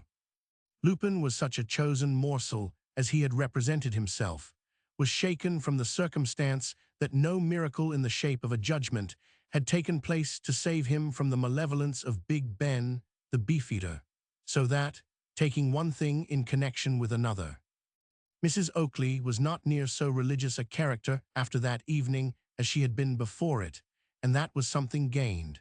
Then circumstances soon occurred, of which the reader will very shortly be fully aware, which were calculated to awaken all the feelings of Mrs. Oakley, if she had really any feelings to awaken, and to force her to make common cause with her husband in an affair that touched him to the very soul, and did succeed in awakening some feelings in her heart that had lain dormant for a long time, but which were still far from being completely destroyed. These circumstances were closely connected with the fate of one in whom we hope that by this time the reader has taken a deep and kindly interest. We mean Johanna, that young and beautiful and gentle creature who seemed to have been created with all the capacity to be so very happy, and yet whose fate had become so clouded by misfortune, and who appears now to be doomed through her best affections to suffer so great an amount of sorrow, and to go through so many sad difficulties. Alas, poor Johanna Oakley, better had you loved someone of less aspiring feelings and of less ardent imagination than he possessed to whom you have given your heart's young affections. It is true that Mark Ingestri possessed genius, and perhaps it was the glorious light that hovers around that fatal gift which prompted you to love him. But genius is not only a blight and a desolation to its possessor, but it is so to all who are bound to the gifted being by the ties of fond affection. It brings with it that unhappy restlessness of intellect which is ever straining after the unattainable, and which is never content to know the end and ultimatum of earthly hopes and wishes. No, the whole life of such persons is spent in one long struggle for a fancied happiness, which like the ignisfatues of the swamp glitters, but to betray those who trust to its delusive and flickering beams. Chapter 13. Johanna's interview with Arabella Wilmot and the advice. Alas, poor Johanna, thou hast chosen but an indifferent confidant in the person of that young and inexperienced girl to whom it seems good to thee to impart thy griefs. Not for one moment do we mean to say that the young creature to whom the spectacle-maker's daughter made up her mind to unbosom herself was not all that anyone could wish as regards honor, goodness, and friendship. But she was one of those creatures who yet look upon the world as a fresh green garden, and had not yet lost that romance of existence which the world and its ways soon banish from the breasts of all. She was young, even almost to girlhood, and having been the idol of her family circle, She knew just about as little of the great world as a child. But while we cannot, but to some extent regret that Johanna should have chosen such a confidant and admirer, we with feelings of great freshness and pleasure proceed to accompany her to that young girl's house. Now a visit from Johanna Oakley to the Wilmots was not so rare a thing that it should excite any unusual surprise, but in this case it did excite unusual pleasure, because they had not been there for some time. And the reason that she had not may well be found in the peculiar circumstances that had for a considerable period environed her. She had a secret to keep which, although it might not proclaim what it was most legibly upon her countenance, yet proclaimed that it had an existence, and as she had not made Arabella a confidant, she dreaded the other's friendly questions of the young creature. It may seem surprising that Johanna Oakley had kept from one whom she so much esteemed, and with whom she had made such a friendship, the secret of her affections, but that must be accounted for by a difference of ages between them to a sufficient extent in that early period of life to show itself palpably. That difference was not quite 2 years, but when we likewise state that Arabella was of that small, delicate style of beauty which makes her look like a child, when even upon the very verge of womanhood, we shall not be surprised that the girl of 17 hesitated to confide a secret of the heart to what seemed but a beautiful child. The last year, however, had made a great difference in the appearance of Arabella, for although she still looked a year or so younger than she really was, a more staid and thoughtful expression had come over her face, and she no longer presented, at times when she laughed, that childlike expression which had been as remarkable in her as it was delightful.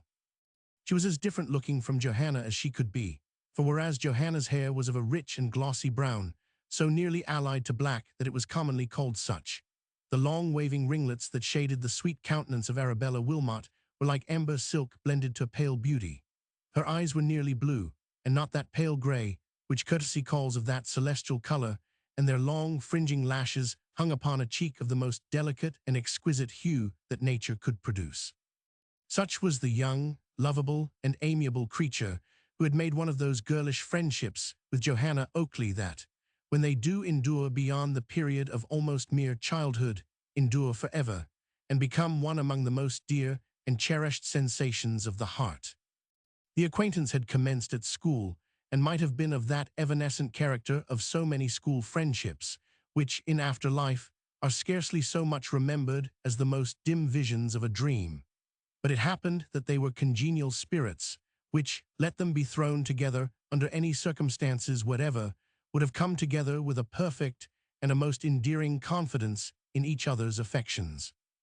That they were school companions was the mere accident that brought them together, and not the cause of their friendship. Such, then, was the being to whom Johanna Oakley looked for counsel and assistance, and notwithstanding all that we have said respecting the likelihood of that counsel being of an inactive and girlish character, we cannot withhold our meed of approbation to Johanna that she had selected one so much in every way worthy of her honest esteem.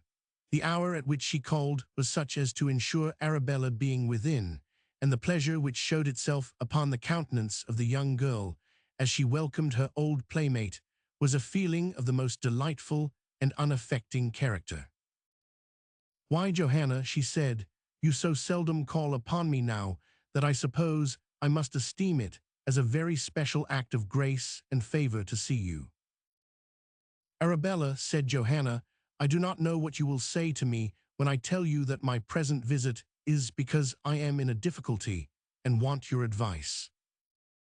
"Then you could not have come to a better person, for I have read all the novels in London and know all the difficulties that anybody can possibly get into, and, what is more important, too, I know all the means of getting out of them, let them be what they may." "And yet, Arabella, scarcely in all your novel reading will you find anything so strange and so eventful as the circumstances, I grieve to say, it is in my power to record to you. Sit down and listen to me, dear Arabella, and you shall know all." "You surprise and alarm me by that serious countenance, Johanna." "The subject is a serious one, I love." Oh, is that all? So do I. There's a young Captain Disbrook in the King's Guards. He comes here to buy his gloves, and if you did but hear him sigh as he leans over the counter, you would be astonished. Ah, but Arabella, I know you well. Yours is one of those fleeting passions that, like the forked lightning, appear for a moment, and ere you can say behold, is gone again. Mine is deeper in my heart, so deep, that to divorce it from it would be to destroy its home forever. But why so serious, Johanna? You do not mean to tell me that it is possible for you to love any man without his loving you in return. You are right there, Arabella. I do not come to speak to you of a hopeless passion, far from it, but you shall hear.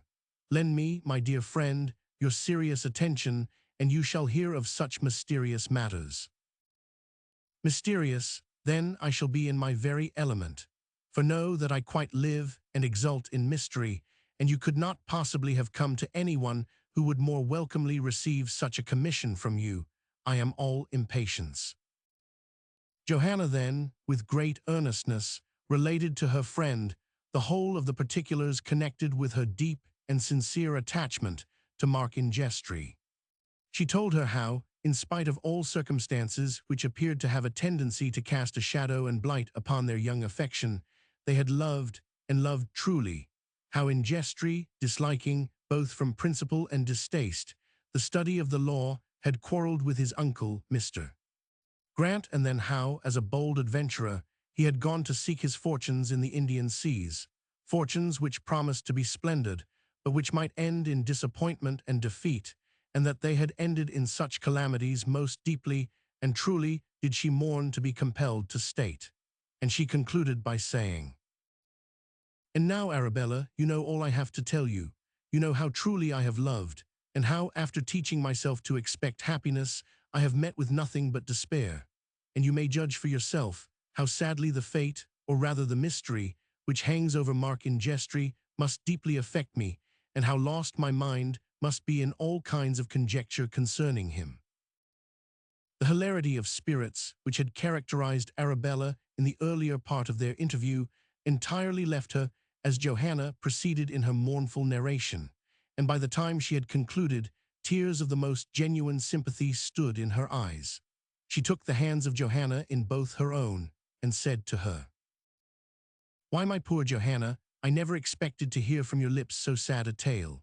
This is most mournful, indeed very mournful, and although I was half inclined before to quarrel with you for this tardy confidence, you must recollect that it is the first I have heard of this whole affair, but now the misfortunes that oppress you are quite sufficient, heaven knows, without me adding to them by the shadow of a reproach. They are indeed, Arabella, and believe me, if the course of my love ran smoothly, instead of being, as it has been, full of misadventures, you should have had nothing to complain of on the score of want of confidence. But I will own I did hesitate to inflict on you my miseries, for miseries they have been, and alas, miseries they seem destined to remain. Johanna, you could not have used an argument more delusive than that. It is not one which should have come from your lips to me. But surely it was a good motive to spare you pain. And did you think so lightly of my friendship that it was to be entrusted with nothing but what wore a pleasant aspect? True friendship surely is best shown in the encounter of difficulty and distress. I grieve, Johanna, indeed, that you have so much mistaken me. Nay, now you do me an injustice. It was not that I doubted your friendship for one moment, but that I did indeed shrink from casting the shadow of my sorrows over what should be, and what I hope is, the sunshine of your heart. That was the respect which deterred me from making you a confidant of what I suppose I must call this ill-fated passion. No, not ill-fated, Johanna. Let us still believe that the time will come when it will be far otherwise than ill-fated. But what do you think of all that I have told you? Can you gather from it any hope? Abundance of hope, Johanna. You have no certainty of the death of Ingestry. I certainly have not, as far as regards the loss of him in the Indian seas.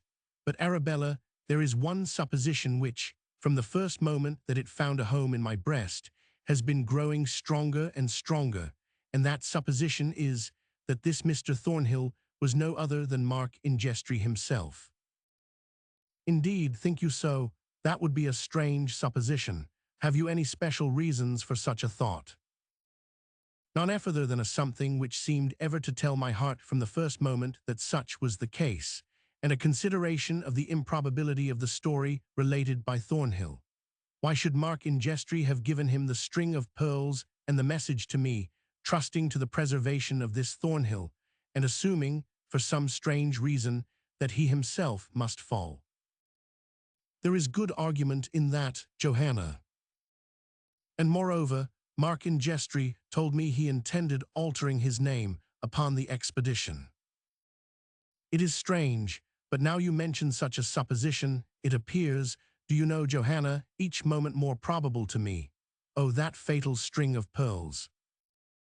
Fatal indeed, for if Mark Ingestry and Thornhill be one and the same person, the possession of those pearls has been the temptation to destroy him. There cannot be a doubt upon that point, Johanna, and so you will find in all tales of love and of romance that jealousy and wealth have been the sources of all the abundant evils which fond and attached hearts have from time to time suffered. It is so, I believe, it is so, Arabella, but advise me what to do, for truly I am myself incapable of action.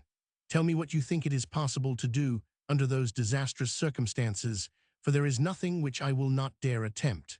Why, my dear Johanna, you must perceive that all the evidence you have regarding this Thornhill follows him up to that barber's shop in Fleet Street and no farther. It does, indeed.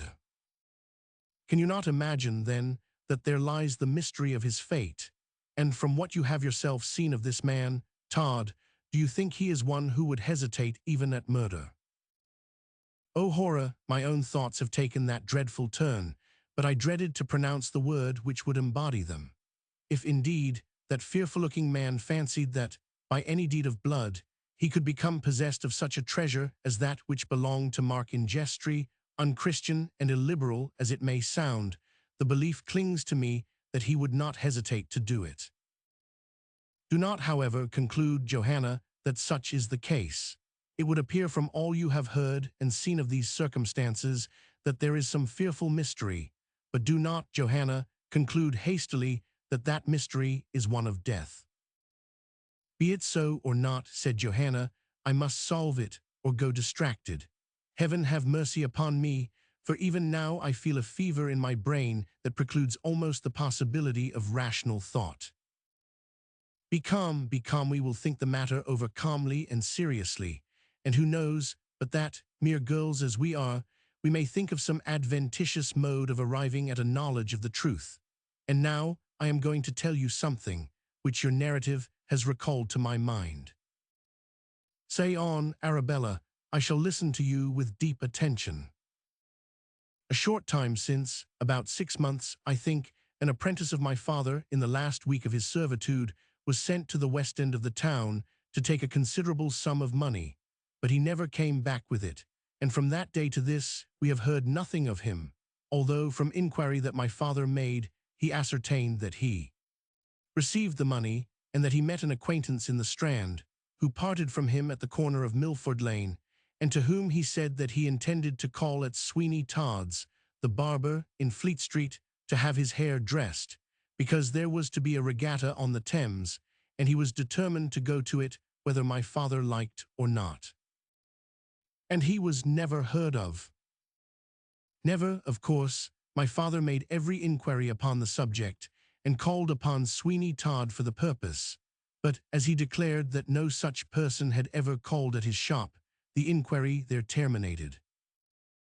'Tis very strange, and most mysterious, for the friends of the youth were indeed indefatigable in their searches for him, and by subscribing together for the purpose, they offered a large reward to anyone who could or would give them information regarding his fate. And was it all in vain? All nothing could be learned whatever, not even the remotest clue was obtained, and there the affair has rested in the most profound of mysteries. Johanna shuddered, and for some few moments the two young girls were silent. It was Johanna who broke that silence by exclaiming, Arabella, assist me with what advice you can, so that I may set about what I purpose with the best prospect of success and the least danger. Not that I shrink on my own account from risk, but if any misadventure were to occur to me, I might thereby be incapacitated from pursuing that object, to which I will now devote the remainder of my life. But what can you do, my dear Johanna? It was but a short time since there was a placard in the barber's window to say that he wanted a lad as an assistant in his business, but that has been removed, or we might have procured someone to take the situation for the express purpose of playing the spy upon the barber's proceedings. But perchance, still there may be an opportunity of accomplishing something in that way, if you knew of anyone that would undertake the adventure. There will be no difficulty, Johanna, in discovering one willing to do so, although we might be long in finding one of sufficient capacity that we could trust. But I am adventurous, Johanna, as you know, and I think I could have got my cousin Albert to personate the character, only that I think he's rather a giddy youth, and scarcely to be trusted with a mission of so much importance. Yes, and a mission likewise, Arabella, which, by a single false step, might be made frightfully dangerous. It might indeed. Then it will be unfair to place it upon anyone but those who feel most deeply for its success. Johanna, the enthusiasm with which you speak awakens in me a thought which I shrink from expressing to you, and which, I fear, perhaps more originates from a certain feeling of romance, which, I believe, is a besetting sin, than from any other cause. Name it, Arabella, name it. It would be possible for you or I to accomplish the object by going disguised to the barber's and accepting such a situation, if it were vacant, for a period of about 24 hours, in order that during that time an opportunity might be taken of searching in his house for some evidence upon the subject nearest to your heart. It is a happy thought, said Johanna, and why should I hesitate at encountering any risk, or toil, or difficulty, for him who has risked so much for me? What is there to hinder me from carrying out such a resolution? At any moment, if great danger should beset me, I can rush into the street and claim protection from the passers-by.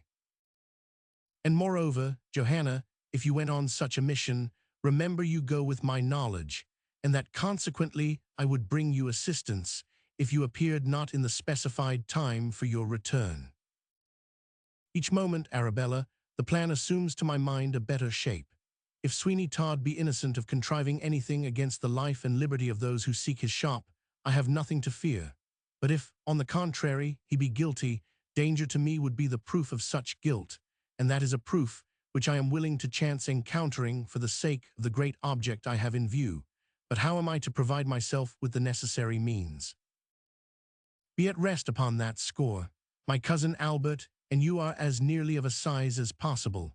He will be staying here shortly, and I will secure from his wardrobe a suit of clothes, which I am certain will answer your purpose. But let me implore you to wait until you have had your second interview with Colonel Geoffrey. That is well thought of. I will meet him and question him closely as to the personal appearance of this Mr. Thornhill. Beside, I shall hear if he has any confirmed suspicion on the subject. That is well, you will soon meet him, for the week is running on, and let me implore you, Johanna, to come to me the morning after you have so met him, and then we will again consult upon this plan of operations, which appears to us feasible and desirable. Some more conversation of a similar character ensued between these young girls, and upon the whole, Johanna Oakley felt much comforted by her visit, and more able to think calmly as well as seriously upon the subject which engrossed her whole thoughts and feelings.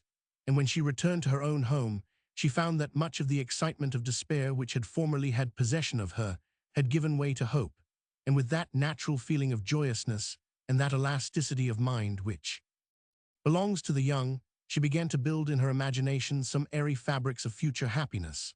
Certainly, these suppositions went upon the fact that Mark Ingestry was a prisoner, and not that his life had been taken by the mysterious barber. For although the possibility of his having been murdered had found a home in her imagination, still to her pure spirit it seemed by far too hideous to be true, and she scarcely could be said really and truly to entertain it as a matter which was likely to be true. Chapter 14. Tobias's Threat and Its Consequences.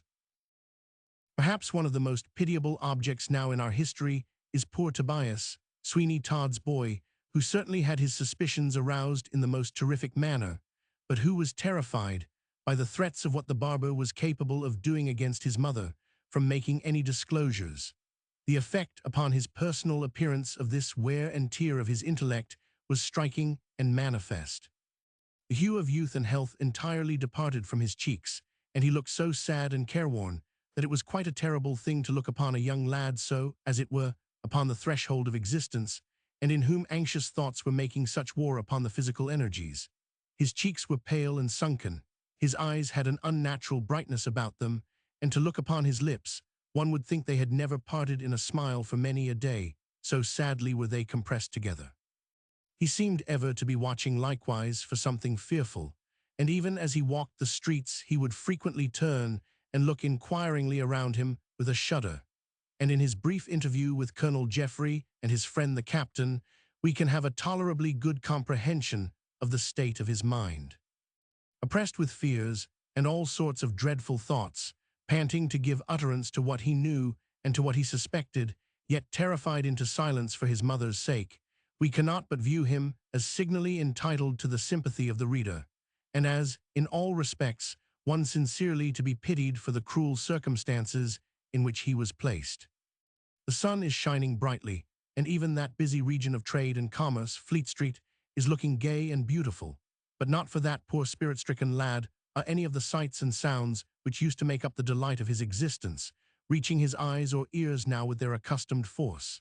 He sits moody and alone, and in the position which he always assumes when Sweeney Todd is from home, that is to say, with his head resting on his hands and looking the picture of melancholy abstraction. "What shall I do?" he said to himself. "What will become of me? I think if I live here any longer I shall go out of my senses. Sweeney Todd is a murderer, I am quite certain of it, and I wish to say so, but I dare not for my mother's sake. Alas, alas, the end of it will be that he will kill me, or that I shall go out of my senses, and then I shall die in some madhouse, and no one will care what I say." The boy wept bitterly after he had uttered these melancholy reflections, and he felt his tears something of a relief to him, so that he looked up after a little time and glanced around him. "What a strange thing," he said, "that people should come into this shop, to my certain knowledge, who never go out of it again, and yet what becomes of them I cannot tell." He looked with a shuddering anxiety towards the parlor, the door of which Sweeney Todd took care to lock always when he left the place, and he thought that he should like much to have a thorough examination of that room. "I have been in it," he said, "and it seems full of cupboards and strange holes and corners, such as I never saw before, and there is an odd stench in it that I cannot make out at all.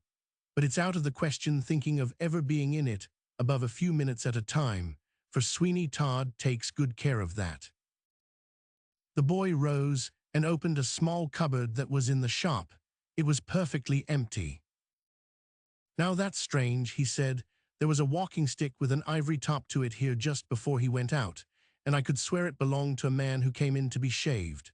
More than once, and more than twice, too, when I have come in suddenly, I have seen people's hats, and Sweeney Todd would try and make me believe that people go away after being shaved and leave their hats behind them." He walked up to the shaving chair, as it was called, which was a large, old-fashioned piece of furniture made of oak and carved, and as the boy threw himself into it, he said, "What an odd thing it is that this chair is screwed so tight to the floor. Here is a complete fixture, and Sweeney Todd says it is so because it's in the best possible light, and if he were not to make it fast in such a way, the customers would shift it about from place to place, so that he could not conveniently shave them. It may be true, but I do not know." "And you have your doubts," said the voice of Sweeney Todd, as that individual with a noiseless step walked into the shop. "You have your doubts, Tobias. I shall have to cut your throat, that is quite clear." Tobias, alarmed at the mysterious appearance of Todd. "No, no, have mercy upon me. I did not mean what I said." Then it's uncommonly imprudent to say it, Tobias. Do you remember our last conversation? Do you remember that I can hang your mother when I please? Because, if you do not, I beg to put you in mind of that pleasant little circumstance. I cannot forget, I do not forget.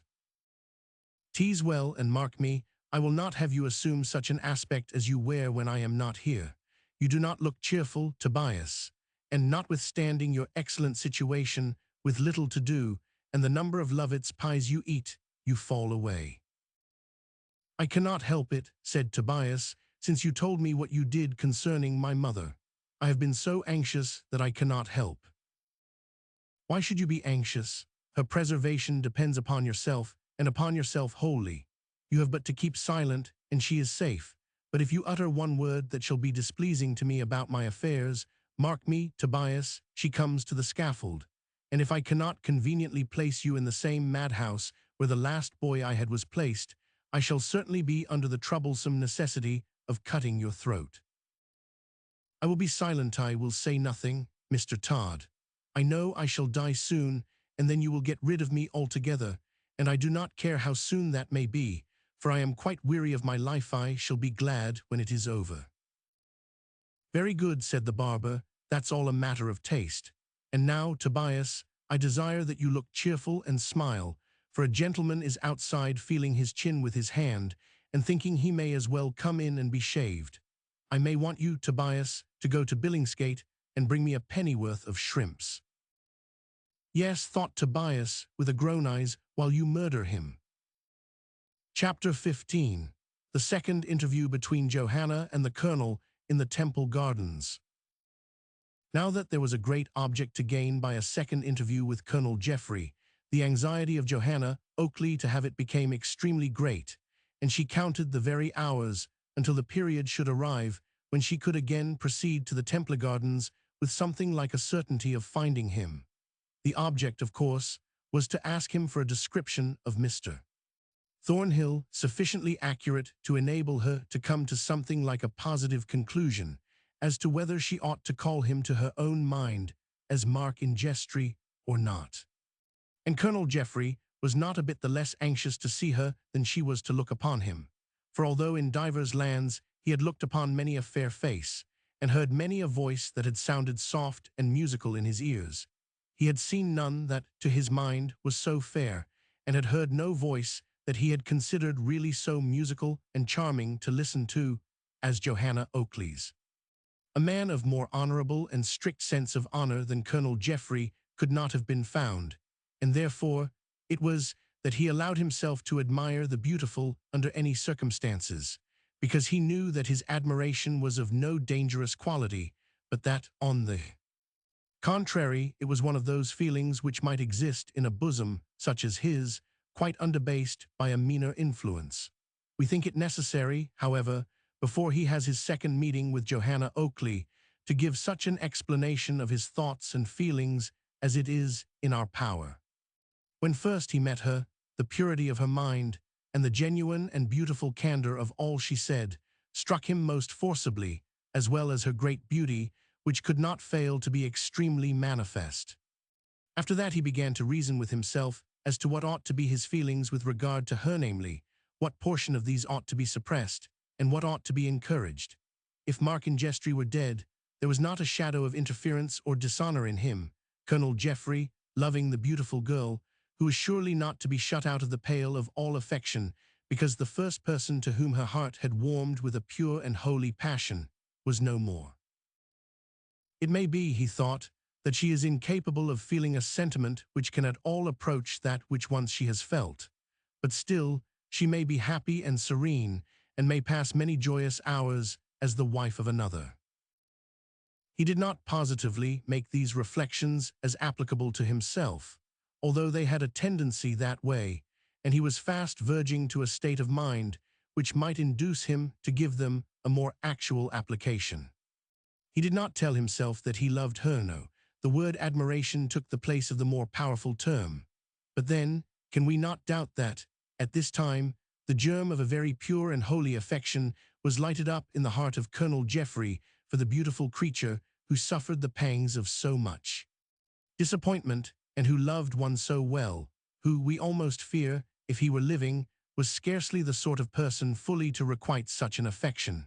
But we know so little of Mark Ingestri, and there appears to be so much doubt as to whether he be alive or dead, that we should not prejudge him upon such very insufficient evidence. Johanna Oakley did think of taking Arabella Wilmot with her to this meeting with Colonel Jeffrey, but she abandoned the idea, because it really looked as if she was either afraid of him or afraid of herself, so she resolved to go alone, and when the hour of appointment came, she was then walking upon that broad gravelled path which has been trodden by some of the best and some of the most eminent, as well as some of the worst of human beings. It was not likely that with the feelings of Colonel Jeffrey towards her, he would keep her waiting. Indeed, he was then a good hour before the time, and his only great dread was that she might not come. He had some reason for this dread, because it will be readily recollected by the reader that she had not positively promised to come, so that all he had was a hope that way tending and nothing further. As minute after minute had passed away, she came not, although the time had not yet really arrived. His apprehension that she would not give him the meeting had grown in his mind almost to a certainty when he saw her timidly advancing along the garden walk. He rose to meet her at once, and for a few moments after he had greeted her with kind civility, she could do nothing but look inquiringly in his face, to know if he had any news to tell her of the object of her anxious solicitude. "I have heard nothing, Miss Oakley," he said, "that can give you any satisfaction concerning the fate of Mr. Thornhill, but we have much suspicion, I say we, because I have taken a friend into my confidence that something serious must have happened to him, and that the barber, Sweeney Todd, in Fleet Street, at whose door the dog so mysteriously took his post, knows something of that circumstance, be it what it may." He led her to a seat as she spoke, and when she had recovered sufficiently the agitation of her feelings to speak, she said, in a timid, hesitating voice, "Had Mr. Thornhill fair hair and large, clear, grey eyes?" "Yes, he had such, and I think his smile was the most singularly beautiful I ever beheld in a man." "Heaven help me," said Johanna. "Have you any reason for asking that question concerning Thornhill?" "God grant I had not, but alas, I have indeed. I feel that in Thornhill I must recognize Mark Ingestri himself." "You astonish me." "It must be so, it must be so. You have described him to me, and I cannot doubt it. Mark Ingestri and Thornhill are one. I knew that he was going to change his name when he went out upon that wild adventure to the Indian Sea. I was well aware of that fact." "I cannot think, Miss Oakley, that you are correct in that supposition. There are many things which induce me to think otherwise, and the first and foremost of them is that the ingenuous character of Mr. Thornhill forbids the likelihood of such a thing occurring. You may depend it is not cannot be, as you suppose. The proofs are too strong for me, and I find I dare not doubt them. It is so, Colonel Jeffrey, as time, perchance, may show. It is sad, very sad, to think that it is so, but I dare not doubt it, now that you have described him to me exactly as he lived. I must own that in giving an opinion on such a point to you, I may be accused of arrogance and presumption, for I have had no description of Mark Ingestri and never saw him. And although you never saw certainly Mr. Thornhill, yet I have described him to you, and therefore you are able to judge from that description something of him. I am indeed, and I cannot dare not doubt. It is horrible to be positive on this point to me, because I do fear with you that something dreadful has occurred, and that the barber in Fleet Street could unravel a frightful secret, if he chose, connected with Mark Ingestri's fate. I do sincerely hope from my heart that you are wrong. I hope it, because I tell you frankly, dim and obscure as the hope that Mark Ingestri may have been picked up from the wreck of his vessel, it is yet stronger than the supposition that Thornhill has escaped the murderous hands of Sweeney Todd, the barber. Johanna looked in his face so imploringly, and with such an expression of hopelessness, that it was most sad indeed to see her, and quite involuntarily he exclaimed, "If the sacrifice of my life would be to you a relief, and save you from the pangs you suffer, believe me, it should be made." She started as she said, "No, no, heaven knows enough has been sacrificed already, more than enough, much more than enough. But do not suppose that I am ungrateful for the generous interest you have taken in me. Do not suppose that I think any the less of the generosity and nobility of soul that would offer a sacrifice, because it is one that I would hesitate to accept. No, believe me, Colonel Geoffrey, that among the few names that are enrolled in my breast and, such to me, will ever be honored, remember yours will be found while I live, but that will not be long, but that will not be long. Nay, do not speak so despairingly. Have I not cause for despair? Cause have you for great grief, but yet scarcely for despair. You are young yet, and let me entertain a hope that even if a feeling of regret may mingle with your future thoughts, time will achieve something in tempering your sorrow, and if not great happiness, you may know yet great serenity. I dare not hope it, but I know your words are kindly spoken and most kindly meant. You may well assure yourself that they are so. I will ascertain his fate or perish. You alarm me by those words, as well as by your manner of uttering them. Let me implore you, Miss Oakley, to attempt nothing rash. Remember how weak and inefficient must be the exertions of a young girl like yourself, one who knows so little of the world and can really understand so little of its wickedness. Affection conquers all obstacles, and the weakest and most inefficient girl that ever stepped, if she have strong within her that love which, in all its sacred intensity, knows no fear, shall indeed accomplish much. I feel that in such a cause I could shake off all girlish terrors and ordinary alarms, and if there be danger I would ask, what is life to me without all that could adorn it and make it beautiful? This, indeed, is the very enthusiasm of affection, when, believe me, it will lead you to some excesto, some romantic exercise of feeling, such as will bring great danger in its train, to the unhappiness of those who love you. Those who love Muho is there to love me now. Johanna Oakley, I dare not and will not utter words that come thronging to my lips, but which I fear might be unwelcome to your ears. I will not say that I can answer the question that you have asked, because it would sound ungenerous at such a time as this, when you have met me to talk about the fate of another. Oh, forgive me, that, hurried away by the feeling of a moment, I have uttered these words, for I meant not to utter them. Johanna looked at him in silence, and it might be that there was the slightest possible tinge of reproach in her look, but it was very slight, for one glance at that ingenuous countenance would be sufficient to convince the most skeptical of the truth and single-mindedness of its owner.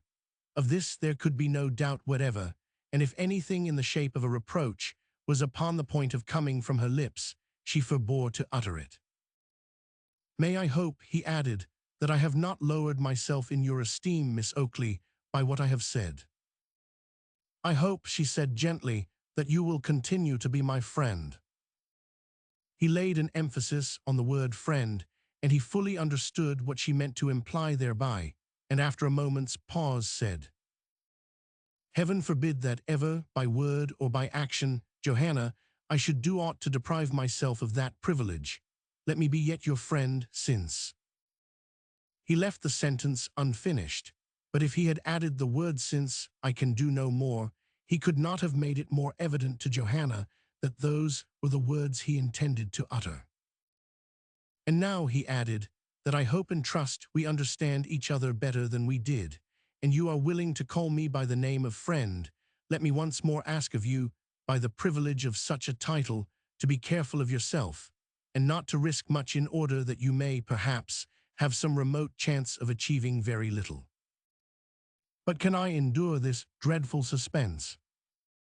It is, alas, too common an infliction on human nature, Johanna. Pardon me for addressing you as Johanna. Nay, it requires no excuse.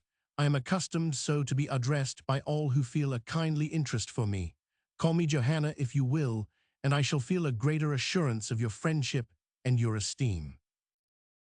I will then avail myself of that permission, and again I will entreat you to leave to me the task of making what attempts may be made to discover the fate of Mr. Thornhill. There must be danger even in inquiring for him if he has met with any foul play, and therefore I ask you to let that danger be mine." Johanna asked herself if she should or not tell him of the scheme of operations that had been suggested by Arabella Wilmot, but somehow or another she shrank most wonderfully from so doing, both on account of the censure which she concluded he would be likely to cast upon it, and the romantic, strange nature of the plan itself, so she said, gently and quickly, "I will attempt nothing that shall not have some possibility of success attending it. I will be careful, you may depend, for many considerations. My father, I know, centers all his affections in me, and for his sake I will be careful. I shall be content then, and now may I hope that this day week I may see you here again, in order that I may tell you if I have made any discovery, and that you may tell me the same. For my interest in Thornhill is that of a sincere friend, to say nothing of the deep interest in your happiness which I feel, and which now has become an element in the transaction of the highest value." "I will come," said Johanna, "if I can come." "You do not doubt?" "No, no, I will come, and I hope to bring you some news of him in whom you are so much interested. It shall be no fault of mine if I come not." He walked with her from the gardens, and together they passed the shop of Sweeney Todd, but the door was close shut, and they saw nothing of the barber or of that poor boy, his apprentice, who was so much to be pitied.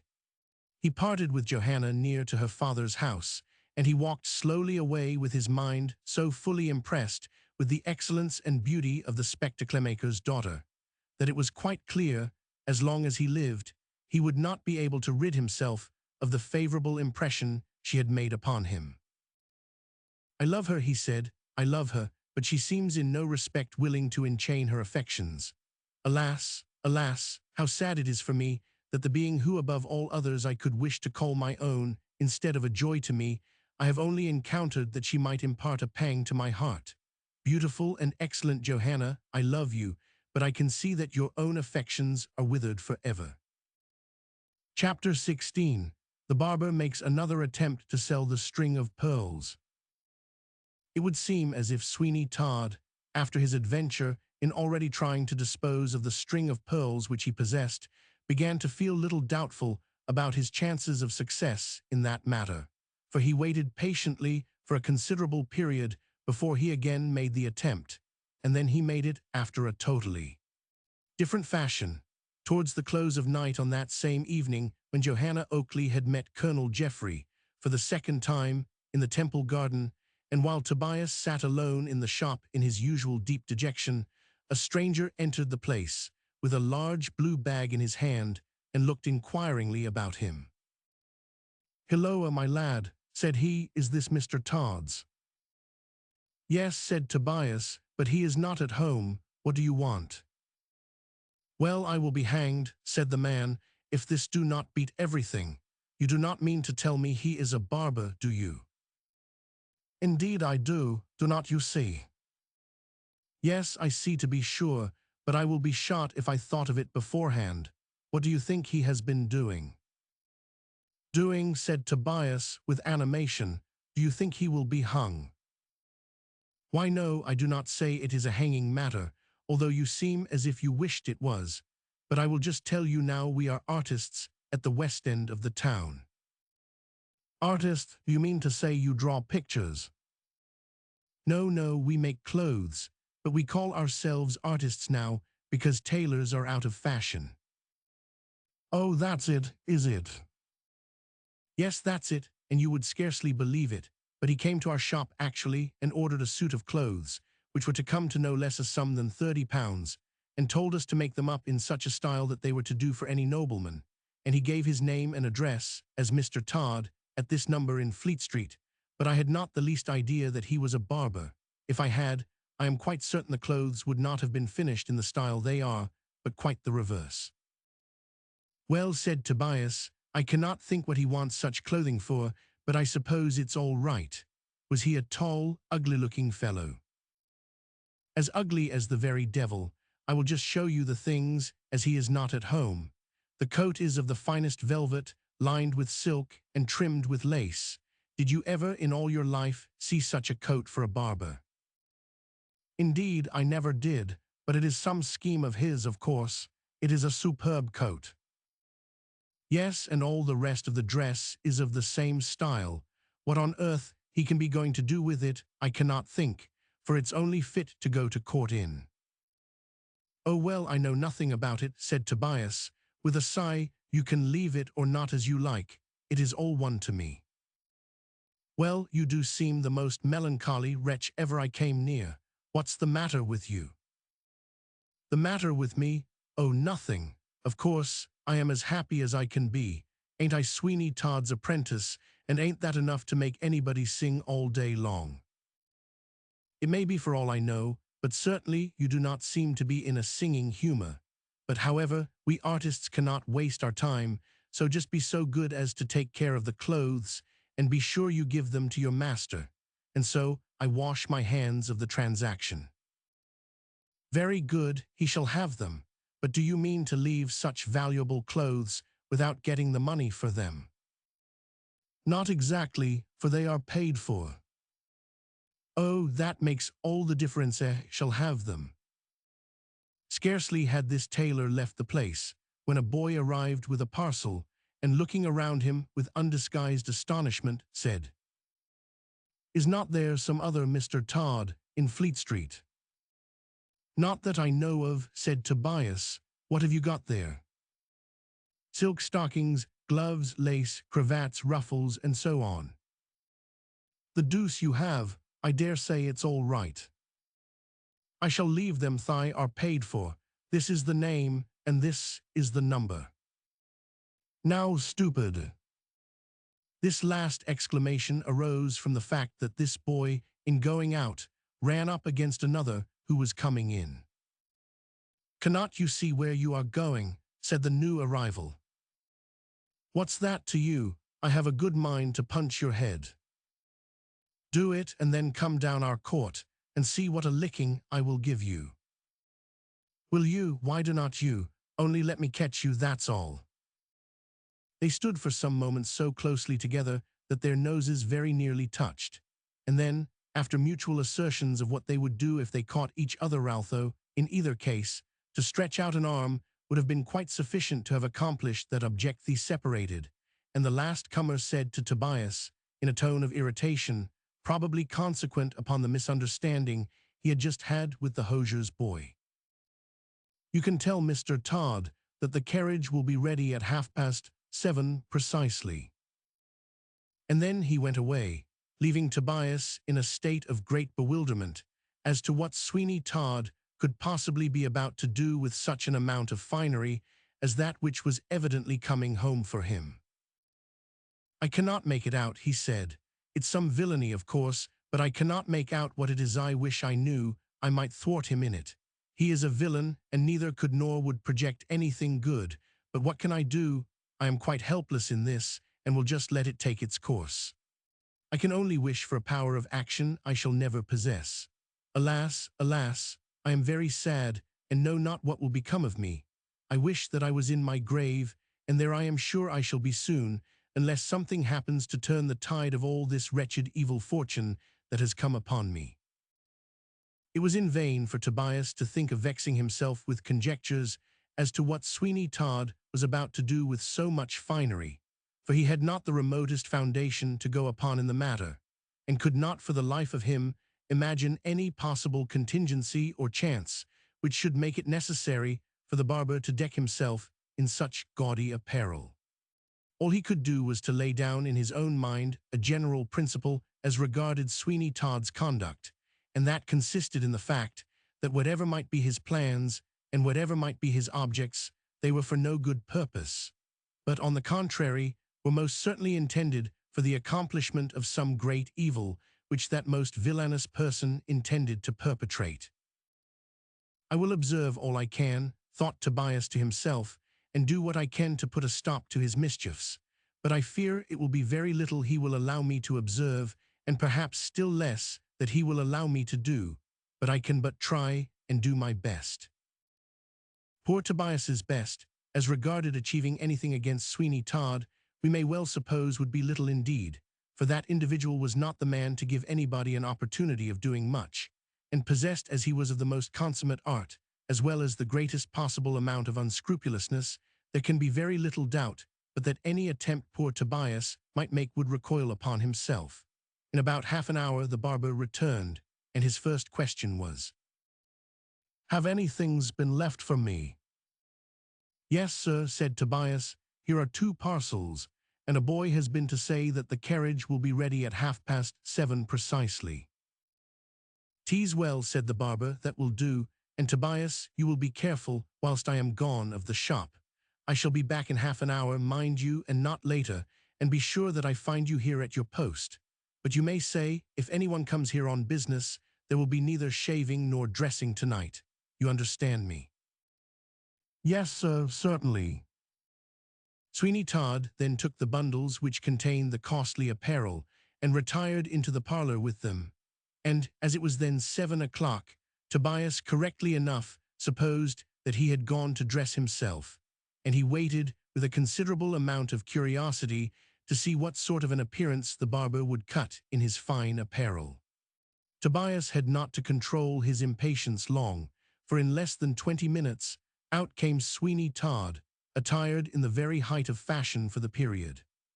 His waistcoat was something positively gorgeous, and his fingers were loaded with such costly rings that they quite dazzled the sight of Tobias to look upon. Then, moreover, he wore a sword with a jeweled hilt, but it was one which Tobias really thought he had seen before, for he had a recollection that a gentleman had come to have his hair dressed, and had taken it off, and laid just such a sword across his hat during the operation. "Remember," said Sweeney Todd, "remember your instructions, obey them to the letter, and no doubt you will ultimately become happy and independent." With these words, Sweeney Todd left the place, and poor Tobias looked after him with a frown as he repeated the words. Happy and independent. Alas, what a mockery it is of this man to speak to me in such a way. I only wish that I were dead. But we will leave Tobias to his own reflections and follow the more interesting progress of Sweeney Todd, who, for some reason best known to himself, was then playing so grand a part and casting away so large a sum of money. He made his way to a livery stables in the immediate neighborhood, and there, sure enough, the horses were being placed to a handsome carriage, and all being very soon in readiness, Sweeney Todd gave some whispered directions to the driver, and the vehicle started off westward. At that time Hyde Park Corner was very nearly out of town, and it looked as if you were getting a glimpse of the country and actually seeing something of the peasantry of England when you got another couple of miles off, and that was the direction in which Sweeney Todd went. And as he goes, we may as well introduce to the reader the sort of individual whom he was going to visit in so much state, and for whom he thought it necessary to go to such great expense.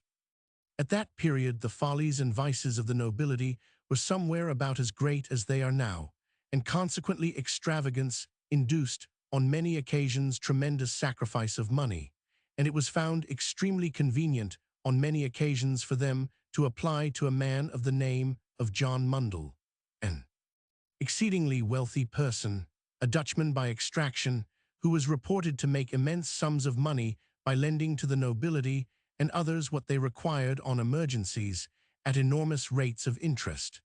But it must not be supposed that John Mundell was so confiding as to lend his money without security. It was quite the reverse, for he took care to have the jewels, some costly plate, or the title deeds of an estate, perchance, as security, before he would part with a single shilling of his cash. In point of fact, John Mundell was nothing more than a pawnbroker on a very extensive scale, and although he had an office in town, he usually received his more aristocratic customers at his private residence, which was about 2 miles off, on the Uxbridge Road.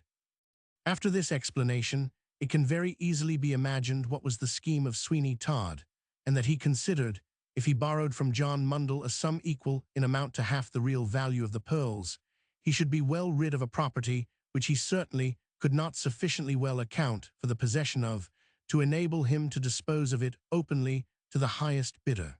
We give Sweeney Todd great credit for the scheme he proposed. It was eminently calculated to succeed, and one which, in the way he undertook it, was certainly set about in the best possible style. During the ride, he revolved in his mind exactly what he should say to John Mundle, and from what we know of him, we may be well convinced that Sweeney Todd was not likely to fail from any amount of bashfulness in the transaction, but that, on the contrary, he was just the man to succeed in any scheme, which required great assurance to carry it through, for he was most certainly master of great assurance and possessed of a kind of diplomatic skill which, had fortune placed him in a more elevated position of life, would no doubt have made a great man of him and gained him great political reputation. John Mundle's villa, which was called by the by Mundle House, was a large, handsome, and modern structure, surrounded by a few acres of pleasure gardens, which, however, the moneylender never looked at, for his whole soul was too much engrossed by his love for cash to enable him to do so, and if he derived any satisfaction at all from it, that satisfaction must have been entirely owing to the fact that he had wrung mansion, grounds, and all the costly furnishing of the former from an improvident debtor who had been forced to fly the country and leave his property wholly in the hands of the moneylender and usurer. It was but a short drive with the really handsome horses that Sweeney Todd had succeeded in hiring for the occasion, and he soon found himself opposite the entrance gates of the residence of John Mundle. His great object now was that the usurer should see the equipage which he had brought down, and he accordingly desired the footman who accompanied him at once to ring the bell at the entrance gate, and to say that a gentleman was waiting in his carriage to see Mr. Mundle. This was done, and when the moneylender's servant reported to him that the equipage was a costly one, and that, in his opinion, the visitor must be some nobleman of great rank, John Mundle made no difficulty about the matter, but walked down to the gate at once, where he immediately mentally subscribed to the opinion of his servant by admitting to himself that the equipage was faultless, and presumed at once that it did belong to some person of great rank. He was proportionally humble, as such men always are, and advancing to the side of the carriage, he begged to know what commands his lordship for, so he called him at once had for him. The barber asks the Duke to pawn the pearls. I wish to know, said Sweeney Todd, Mr. Mundle, if you are inclined to lay under an obligation a rather illustrious lady, by helping her out of a little pecuniary difficulty. John Mundle glanced again at the equipage, and he likewise saw something of the rich dress of his visitor, who had not disputed the title which had been applied to him of lord, and he made up his mind accordingly that it was just one of the transactions that would suit him, provided the security that would be offered was of a tangible nature. That was the only point upon which John Mundle had the remotest doubt, but at all events, he urgently pressed his visitor to alight and walk in. Chapter 14. The Great Change in the Prospects of Sweeney Todd. As Sweeney Todd's object, so far as regarded the moneylender having seen the carriage, was fully answered, he had no objection to enter the house, which he accordingly did at once, being preceded by John Mundle, who became each moment more and more impressed with the fact, as he considered it, that his guest was some person of very great rank and importance in society. He ushered him into a splendidly furnished apartment, and after offering him refreshments, which Sweeney Todd politely declined, he waited with no small degree of impatience for his visitor to be more explicit with regard to the object of his visit. I should, said Sweeney Todd, have myself accommodated the illustrious lady with the sum of money she requires, but as I could not do so without encumbering some estates, she positively forbade me to think of it. Certainly, said Mr. Mundle, she is a very illustrious lady, I presume. Very illustrious indeed, but it must be a condition of this transaction, if you at all enter into it, that you are not to inquire precisely who she is, nor are you to inquire precisely who I am. It's not my usual way of conducting business, but if everything else be satisfactory, I shall not cavil at that. Very good. By everything else being satisfactory, I presume you mean the security offered. Why, yes, that is of great importance, my lord. I informed the illustrious lady that, as the affair was to be wrapped up in something of a mystery, the security must be extremely ample. That's a very proper view to take of the matter, my lord. I wonder, thought John Mundell, if he is a duke. I will call him your grace next time and see if he objects to it. Therefore, continued Sweeney Todd, the illustrious lady placed in my hands security to a third greater amount than she required. Certainly, certainly, a very proper arrangement, your grace. May I ask the nature of the proffered security? Jewels. Highly satisfactory and unexceptionable security. They go into a small space and do not deteriorate in value. And if they do, said the barber, deteriorate in value, it would make no difference to you, for the illustrious person's honor would be committed to your redemption. I do not doubt that, your grace, in the least. I merely made the remark incidentally, quite incidentally. Of course, and I trust, before going further, that you are quite in a position to enter into this subject. Certainly I am, and I am proud to say, to any amount.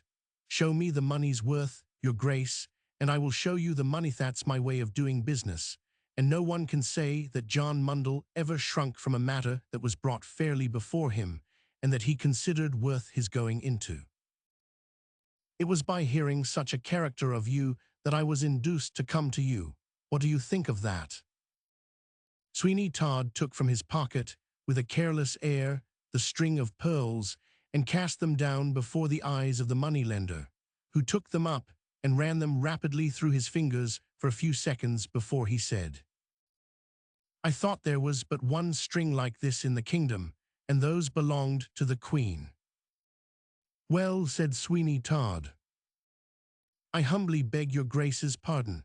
How much money does your grace require on these pearls? £12,000 is their current value if a sale of them was enforced. £8,000 are required of you on their security. 8,000 is a large sum. As a general thing I lend but half the value upon anything, but in this case, to oblige your grace and the illustrious personage, I do not, of course, hesitate for one moment, but shall for 1 month lend you the required amount. That will do, said Sweeney Todd, scarcely concealing the exultation he felt at getting so much more from John Mundell than he expected, and which he certainly would not have got if the moneylender had not been most fully and completely impressed with the idea that the pearls belonged to the Queen, and that he had actually at length Majesty itself for a customer. He did not suppose for one moment that it was the Queen who wanted the money, but his view of the case was that she had lent the pearls to this nobleman to meet some exigency of his own, and that, of course, they would be redeemed very shortly. Altogether, a more pleasant transaction for John Mundell could not have been imagined. It was just the sort of thing he would have looked out for and had the greatest satisfaction in bringing to a conclusion, and he considered it was opening the door to the highest class of business in his way that he was capable of doing. In what name, your grace, he said, shall I draw a cheque upon my banker? In the name of Colonel George. Certainly, and if your grace will give me an acknowledgment for £8,000, and please to understand that at the end of a month from this time the transaction will be renewed if necessary, I will give you a cheque for £7,500. Why 7,500 only, when you mentioned £8,000? The £500 is my little commission upon the transaction. Your grace will perceive that I appreciate highly the honor of your grace's custom, and consequently charge the lowest possible price. I can assure your grace I could get more for my money by a great deal, but the pleasure of being able to meet your grace's views is so great that I am willing to make a sacrifice, and therefore it is that I say 500 when I really ought to say £1,000, taking into consideration the great scarcity of money at the present juncture, and I can assure your grace that. Peace, said Sweeney Todd, and if it be not convenient to redeem the jewels at the end of a month from this time, you will hear from me most assuredly.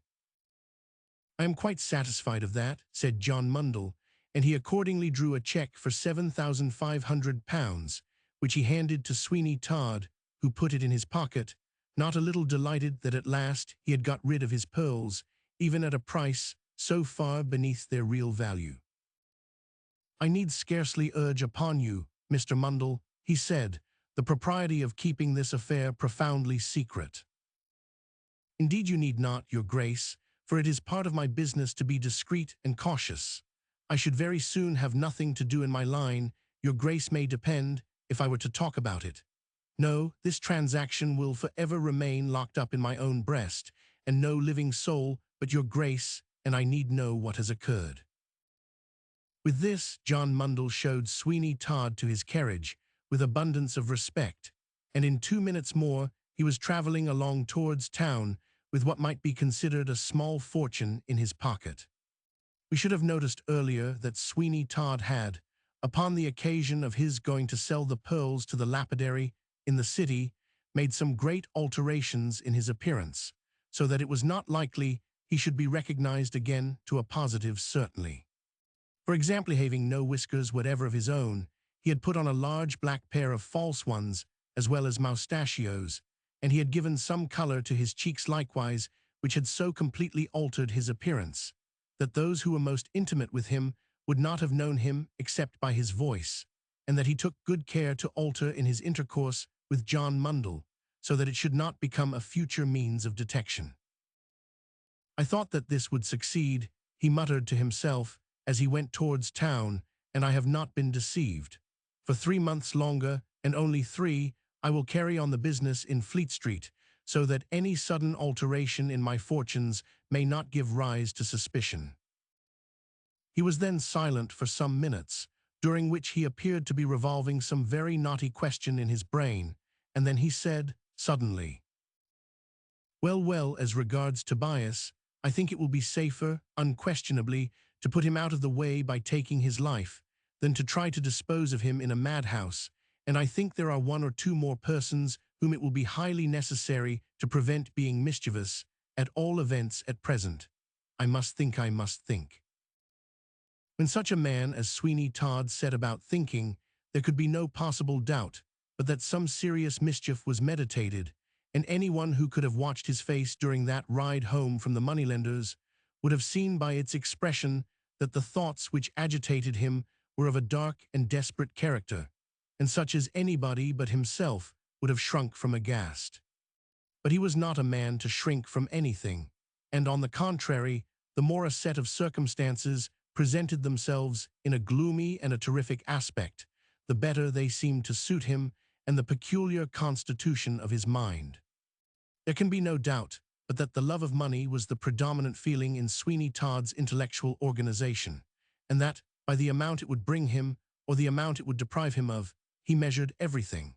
With such a man, then, no question of morality or ordinary feeling could arise, and there can be no doubt that he would quite willingly have sacrificed the whole human race, if by so doing he could have achieved any of the objects of his ambition. And so, on his road homeward, he probably made up his mind to plunge still deeper into criminality, and perchance to indulge in acts that a man not already so deeply versed in iniquity would have shrunk from with the most positive terror. And by a strange style of reasoning, such men as Sweeney Todd reconcile themselves to the most heinous crimes upon the ground of what they call policy.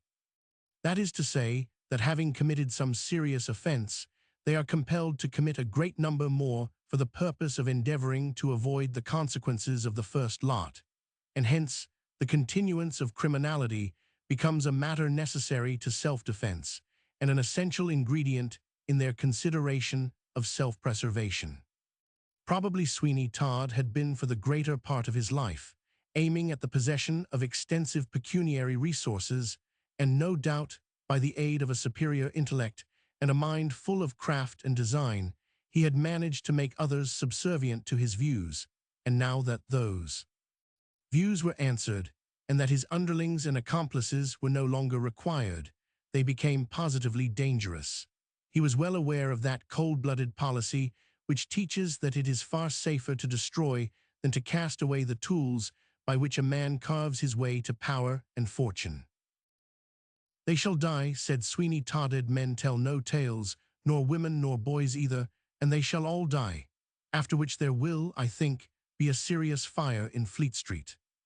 Ha! It may spread to what mischief it likes, always provided it stops not short of the entire destruction of my house and premises. Rare sport will it be to me, for then I will at once commence a new career, in which the barber will be forgotten, and the man of fashion only seen and remembered, for with this sad addition to my means, I am fully capable of vying with the highest and the noblest, let them be whom they may." This seemed a pleasant train of reflections to Sweeney Todd, and as the coach entered Fleet Street, there sat such a grim smile upon his countenance that he looked like some fiend in human shape, who had just completed the destruction of a human soul. When he reached the livery stables, to which he directed them to drive, instead of his own shop, he rewarded all who had gone with him most liberally, so that the coachman and footman, who were both servants out of place, would have had no objection for Sweeney Todd every day to have gone on some such an expedition, so that they should receive as liberal wages for the small part they enacted in it as they did upon that occasion. He then walked from the stables toward his own house, but upon reaching there, a little disappointment awaited him, for he found to his surprise that no light was burning, and when he placed his hand upon the shop door, it opened, but there was no trace of Tobias, although he, Sweeney Todd, called loudly upon him the moment he set foot within the shop. Then a feeling of apprehension crept across the barber, and he groped anxiously about for some matches, by the aid of which he hoped to procure a light, and then an explanation of the mysterious absence of Tobias. But in order that we may, in its proper form, relate how it was that Tobias had had the daring thus, in open contradiction of his master, to be away from the shop, we must devote to Tobias a chapter which will plead his extenuation. Chapter 15. Tobias's Adventures During the Absence of Sweeney Todd. Tobias guessed, and guessed rightly too, that when Sweeney Todd said he would be away half an hour, he only mentioned that short period of time in order to keep the lad's vigilance on the alert, and to prevent him from taking any advantage of a more protracted absence. The very style and manner in which he had gone out precluded the likelihood of it being for so short a period of time, and that circumstance set Tobias seriously thinking over a situation which was becoming more intolerable every day. The lad had the sense to feel that he could not go on much longer as he was going on, and that in a short time such a life would destroy him. "It is beyond endurance," he said, "and I know not what to do. And since Sweeney Todd has told me that the boy he had before went out of his senses and is now in the cell of a madhouse, I feel that such will be my fate, and that I too shall come to that dreadful end, and then no one will believe a word I utter, but consider everything to be mere raving."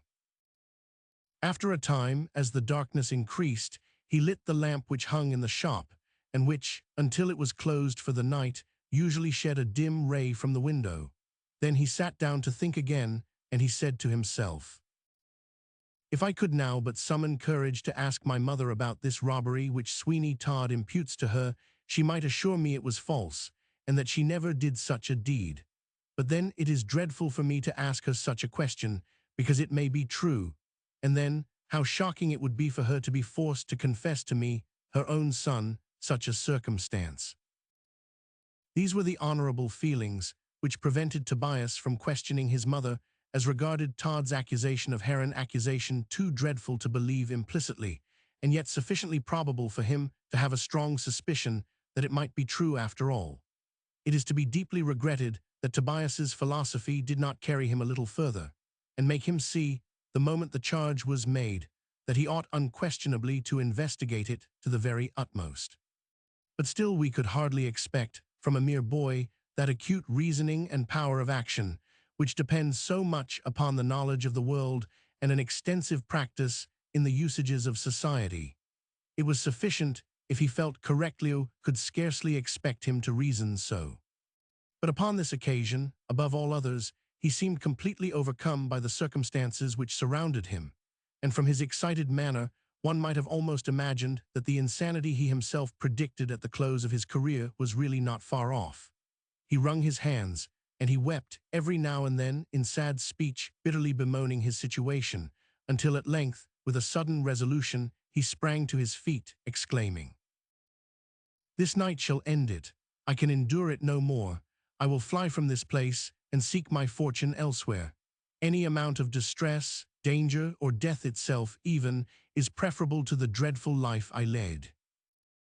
He walked some paces towards the door, and then he paused, as he said to himself in a low tone, "Todd will surely not be home yet a while, and why should I then neglect the only opportunity I may ever have of searching this house to satisfy my mind as regards any of the mysteries that it contains?" He paused over this thought and considered well its danger, for dangerous indeed it was to no small extent, but he was desperate, and with a resolution that scarcely could have been expected from him, he determined upon taking that step, above all others, which Todd was almost sure to punish with death. He closed the shop door and bolted it upon the inside, so that he could not be suddenly interrupted, and then he looked round him carefully for some weapon, by the aid of which he should be able to break his way into the parlor, which the barber always kept closed and locked in his absence. A weapon that would answer the purpose of breaking any lock, if he, Tobias, chose to proceed so roughly to work, was close at hand in the iron bar, which, when the place was closed at night, secured a shutter to the door. Wrought up as he was to almost frenzy, Tobias seized this bar, and advancing towards the parlor door, he with one blow smashed the lock to atoms, and the door yielded.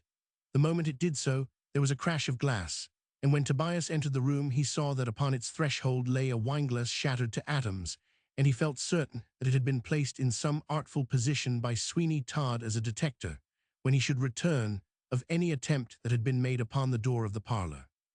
And now Tobias felt that he was so far committed that he might as well go on with his work, and accordingly he lit a candle, which he found upon the parlor table, and then proceeded to make what discoveries he could. Several of the cupboards in the room yielded at once to his hands, and in them he found nothing remarkable, but there was one that he could not open. So, without a moment's hesitation, he had recourse to the bar of iron again and broke its lock, when the door swung open, and to his astonishment there tumbled out of this cupboard such a volley of hats of all sorts and descriptions, some looped with silver, some three-cornered, and some square, that they formed quite a museum of that article of attire, and excited the greatest surprise in the mind of Tobias, at the same time that they tended very greatly to confirm some other thoughts and feelings which he had concerning Sweeney Todd.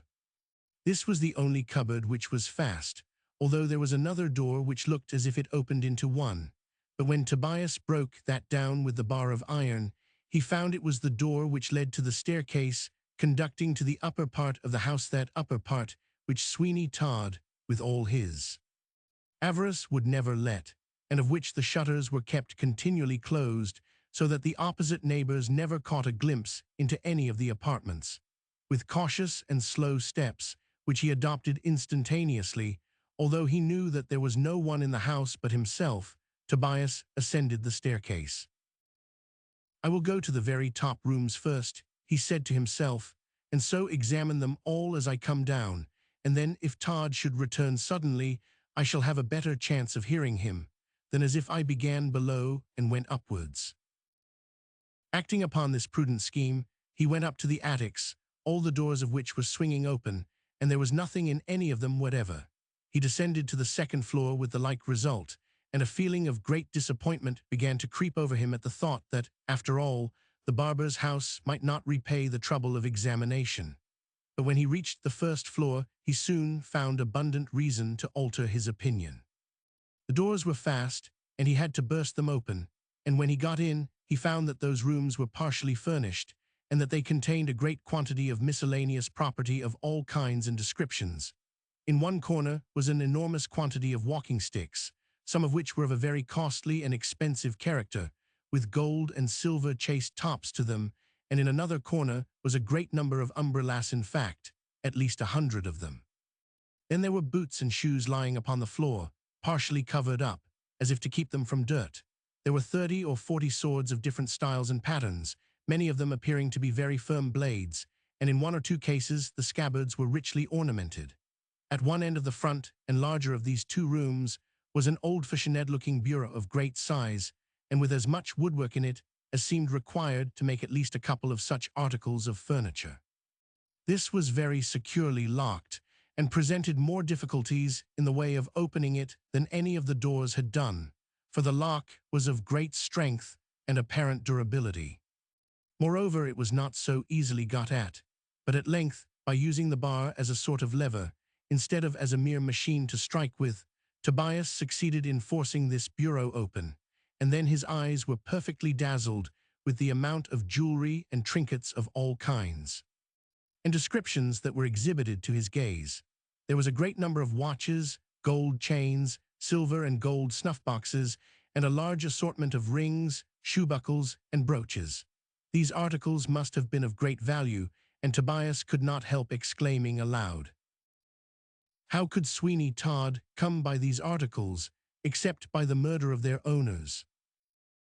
This, indeed, seemed but too probable a supposition, and the more especially so, as in a further part of this bureau a great quantity of apparel was found by Tobias. He stood with a candle in his hand, looking upon these various objects for more than a quarter of an hour, and then, as a sudden and a natural thought came across him of how completely a few of them even would satisfy his wants and his mother's for a long time to come, he stretched forth his hand towards the glittering mass, but he drew it back again with a shudder, saying, "No, these things are the plunder of the dead. Let Sweeney Todd keep them to himself and look upon them, if he can, with eyes of enjoyment. I will have none of them. They would bring misfortune along with every guinea that they might be turned into." As he spoke, he heard St. Dunstan's clock strike 9, and he started at the sound, for it let him know that already Sweeney Todd had been away an hour beyond the time he said he would be absent, so that there was a probability of his quick return now, and it would scarcely be safe to linger longer in his house.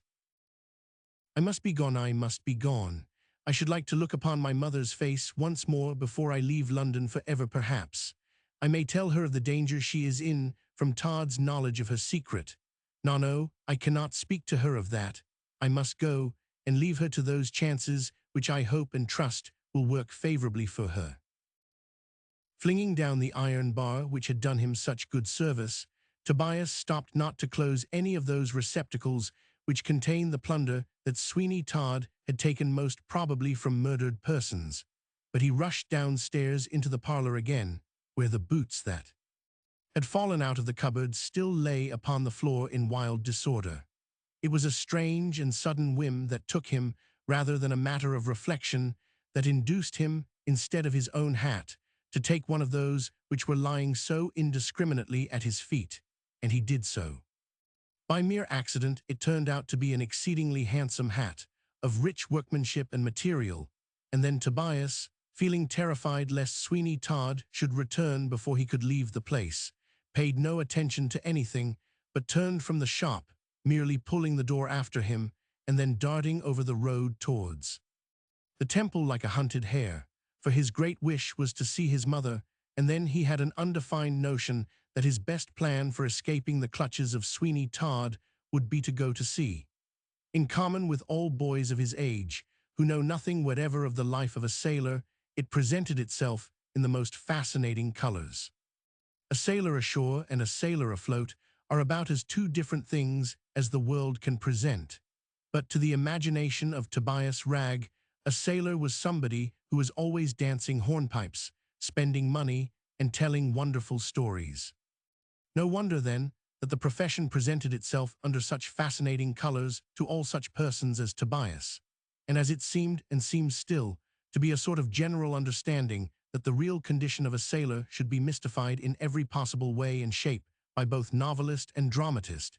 It is no wonder that it requires actual experience to enable those parties who are in the habit of being carried away by just what they hear to come to a correct conclusion. "I will go to sea," ejaculated Tobias. "Yes, I will go to sea." As he spoke these words, he passed out of the gate of the temple leading into Whitefriars, in which ancient vicinity his mother dwelt, endeavoring to eke out a living as best she might. She was very much surprised, for she happened to be at home at the unexpected visit of her son, Tobias, and uttered a faint scream as she let fall a flatiron very nearly upon his toes. "Mother," he said, "I cannot stay with Sweeney Todd any longer, so do not ask me." "Not stay with such a respectable man." "A respectable man, mother? Alas, alas, how little you know of him. But what am I saying? I dare not speak. Oh, that fatal, fatal candlestick." "But how are you to live, and what do you mean by a fatal candlestick?" "Forgive me, I did not mean to say that. Farewell, mother, I am going to see." "To see what, my dear?" said Mrs. Ragg, who was much more difficult to talk to than even Hamlet's gravedigger. "You do not know how much I am obliged to Sweeney Todd." "Yes, I do, and that's what drives me mad to think of. Farewell, mother, perhaps forever. If I can, of course I will communicate with you, but now I dare not stay." "Oh, what have you done, Tobias, what have you done?" "Nothing, nothing, but Sweeney Todd is—" "What? No matter, no matter, nothing, nothing. And yet at this last moment I am almost tempted to ask you concerning a candlestick." "Do not mention that," said Mrs. Ragg. "I do not want to hear anything said about it." "It is true, then?" "Yes, but did Mr. Todd tell you?" "He did in 999. I have now asked the question I never thought could have passed my lips. Farewell, mother, forever farewell." Tobias rushed out of the place, leaving old Mrs. Ragg astonished at his behavior, and with a strong suspicion that some accession of insanity had come over him. "The Lord have mercy upon us," she said. "What shall I do? I'm astonished at Mr. Todd telling him about the candlestick. It's true enough, though, for all that. I recollect it as well as though it were yesterday. It was a very hard winter, and I was minding a set of chambers, when Todd came to shave the gentleman, and I saw him with my own eyes put a silver candlestick in his pocket. Then I went over to his shop and reasoned with him about it, and he gave it me back again, and I brought it to the chambers and laid it down exactly on the spot where he took it from." "To be sure," said Mrs. Ragg, after a pause of a few moments, "to be sure, he has been a very good friend to me ever since, but that I suppose is for fear I should tell and get him hung or transported. But however, we must take the good with the bad, and when Tobias comes to think of it, he will go back again to his work, I dare say, for after all, it's a very foolish thing for him to trouble his head whether Mr. Todd stole a silver candlestick or not." Chapter 16. The Strange Odor in Old St. Dunstan's Church. About this time, and while the incidents of our most strange and eventful narrative were taking place, the pious frequenters of Old St. Dunstan's Church began to perceive a strange and most abominable odor throughout that sacred edifice. It was in vain that old women who came to hear the sermons, although they were too deaf to catch a third part of them, brought smelling bottles and other means of stifling their noses. Still, that dreadful charnel house sort of smell would make itself most painfully and most disagreeably apparent. And the Rev. Joseph Stillingport, who was the regular preacher, smelt it in the pulpit, and had been seen to sneeze in the midst of a most pious discourse indeed, and to hold to his pious mouth a handkerchief in which was some strong and pungent essence, for the purpose of trying to overcome the horrible effluvia. The organ-blower and the organ-player were both nearly stifled, for the horrible odor seemed to ascend to the upper part of the church, although those who sat in what may be called the pit by no means escaped it. The churchwardens looked at each other in their pews with contorted countenances and were almost afraid to breathe, and the only person who did not complain bitterly of the dreadful odor in St. Dunstan's Church was an old woman who had been a pupiller for many years, but then she had lost the faculties of her nose, which, perhaps, accounted satisfactorily for that circumstance. At length, however, the nuisance became so intolerable that the beadle, whose duty it was in the morning to open the church doors, used to come up to them with the massive key in one hand and a cloth soaked in vinegar in the other, just as the people used to do in the time of the Great Plague of London, and when he had opened the doors, he used to run over to the other side of the way. "Ah, Mr. Blunt," he used to say to the bookseller who lived opposite. "Mr. Blunt, I is obligated to cut over here, leastways till the atmospheric air is mixed up all along with the stinkifications which come from the church." By this it will be seen that the beadle was rather a learned man, and no doubt went to some mechanic's institution of those days, where he learned something of everything but what was calculated to be of some service to him. As might be supposed, from the fact that this sort of thing had gone on for a few months, it began to excite some attention with a view to a remedy. For, in the great city of London, a nuisance of any sort or description requires to become venerable by age before anyone thinks of removing it, and after that, it is quite clear that that becomes a good argument against removing it at all. But at last, the churchwardens began to have a fear that some pestilential disease would be the result if they for any longer period of time put up with the horrible stench, and that they might be among its first victims, so they began to ask each other what could be done to obviate it. Probably if this frightful stench, being suggestive, as it was, of all sorts of horrors, had been graciously pleased to confine itself to some poor locality, nothing would have been heard of it. But when it became actually offensive to a gentleman in a metropolitan pulpit, and when it began to make itself perceptible to the sleepy faculties of the churchwardens of St. Dunstan's Church, Fleet Street, so as to prevent them even from dozing through the afternoon sermon, it became a very serious matter indeed. What was it, what could it be, and what was to be done to get rid of it? These were the anxious questions that were asked right and left, as regarded the serious nuisance, without the fates graciously acceding any reply. But yet one thing seemed to be generally agreed, and that was that it did come and must come somehow or other out of the vaults from beneath the church.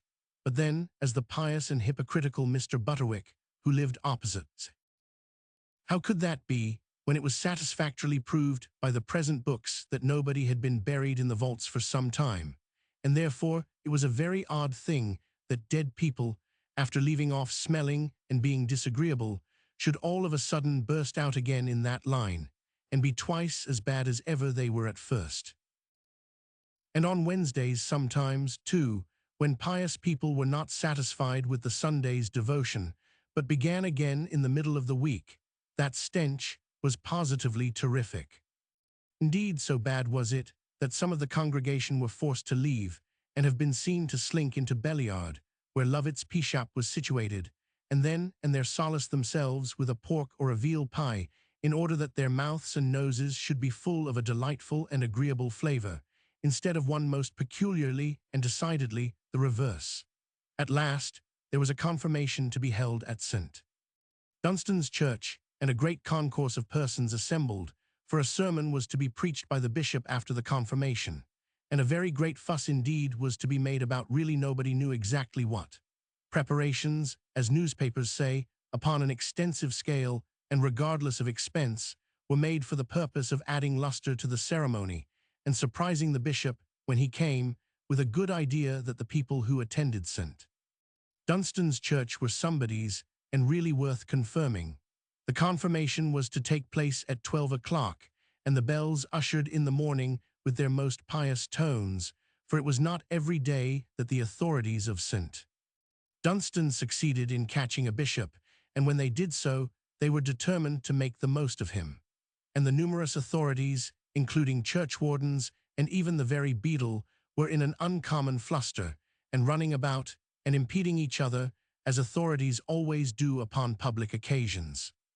But to those who only looked to the surface of things, and who came to admire what was grand and magnificent in the preparations, the beadle certainly carried away the palm, for that functionary was attired in a completely new cocked hat and coat, and certainly looked very splendid and showy upon the occasion. Moreover, that beadle had been well and judiciously selected, and the parish authorities made no secret of it, when there was an election for beadle, that they threw all their influence into the scale of that candidate who happened to be the biggest, and consequently who was calculated to wear the official costume with an air that no smaller man could have possibly aspired to on any account. At 11:30 o'clock, the bishop made his gracious appearance, and was duly ushered into the vestry, where there was a comfortable fire, and on the table in which likewise were certain cold chickens and bottles of rare wines, for confirming a number of people and preaching a sermon besides was considered no joke, and might, for all they knew, be provocative of a great appetite in the bishop. And with what a bland and courtly air the bishop smiled as he ascended the steps of St. Dunstan's church.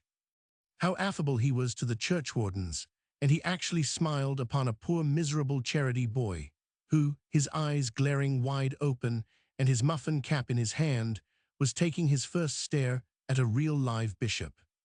To be sure, the beadle knocked him down directly the bishop had passed, for having the presumption to look at such a great personage, but then that was to be expected fully and completely, and only proved that the proverb, which permits a cat to look at a king, is not equally applicable to charity boys and bishops.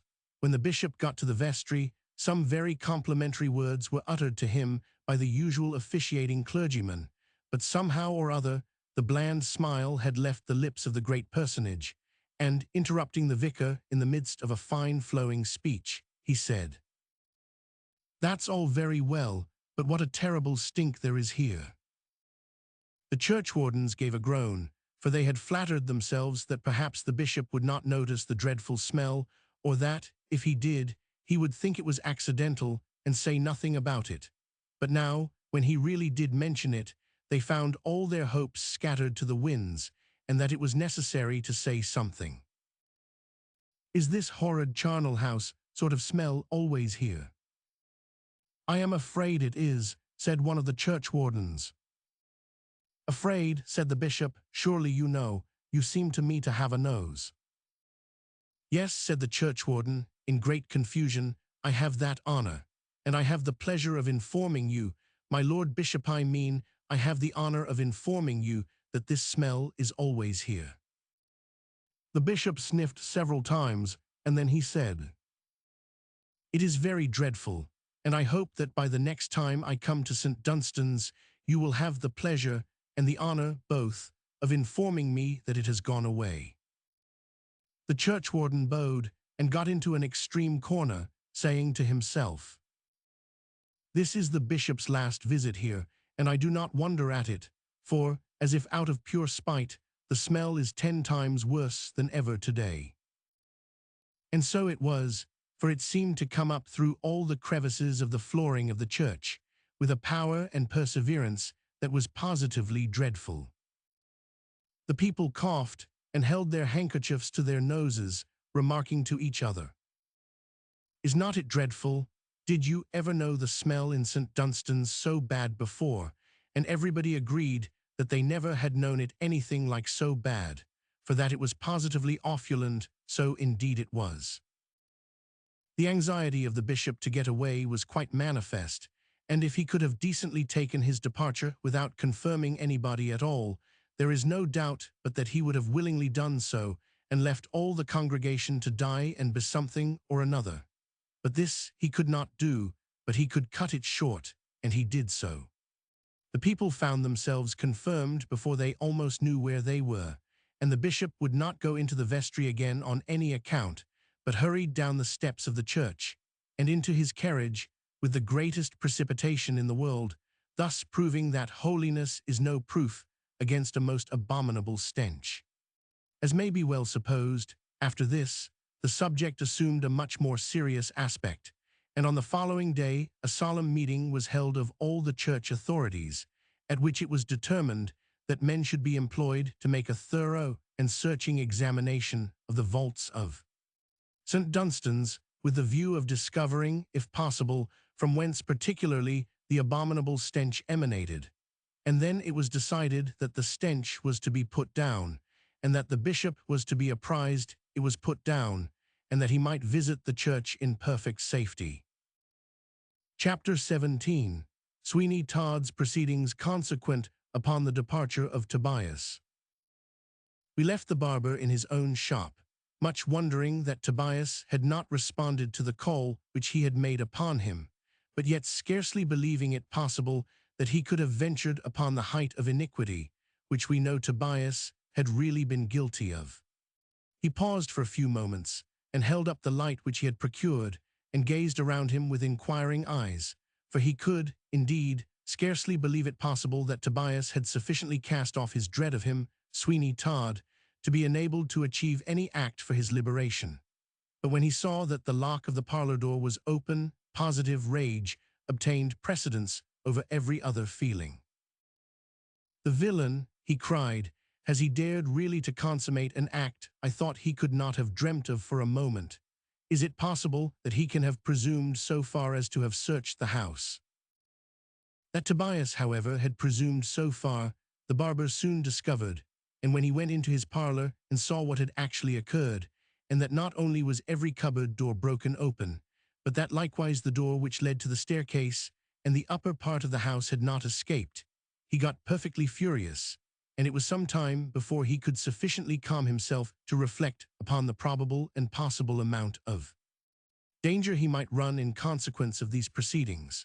When he did, his active mind at once told him that there was not much to be dreaded immediately, for that most probably Tobias, still having the fear before his eyes of what he might do as regarded his mother, had actually run away, and in all likelihood, muttered the barber, he has taken with him something which would allow me to fix upon him the stigma of robbery, but that I must see to.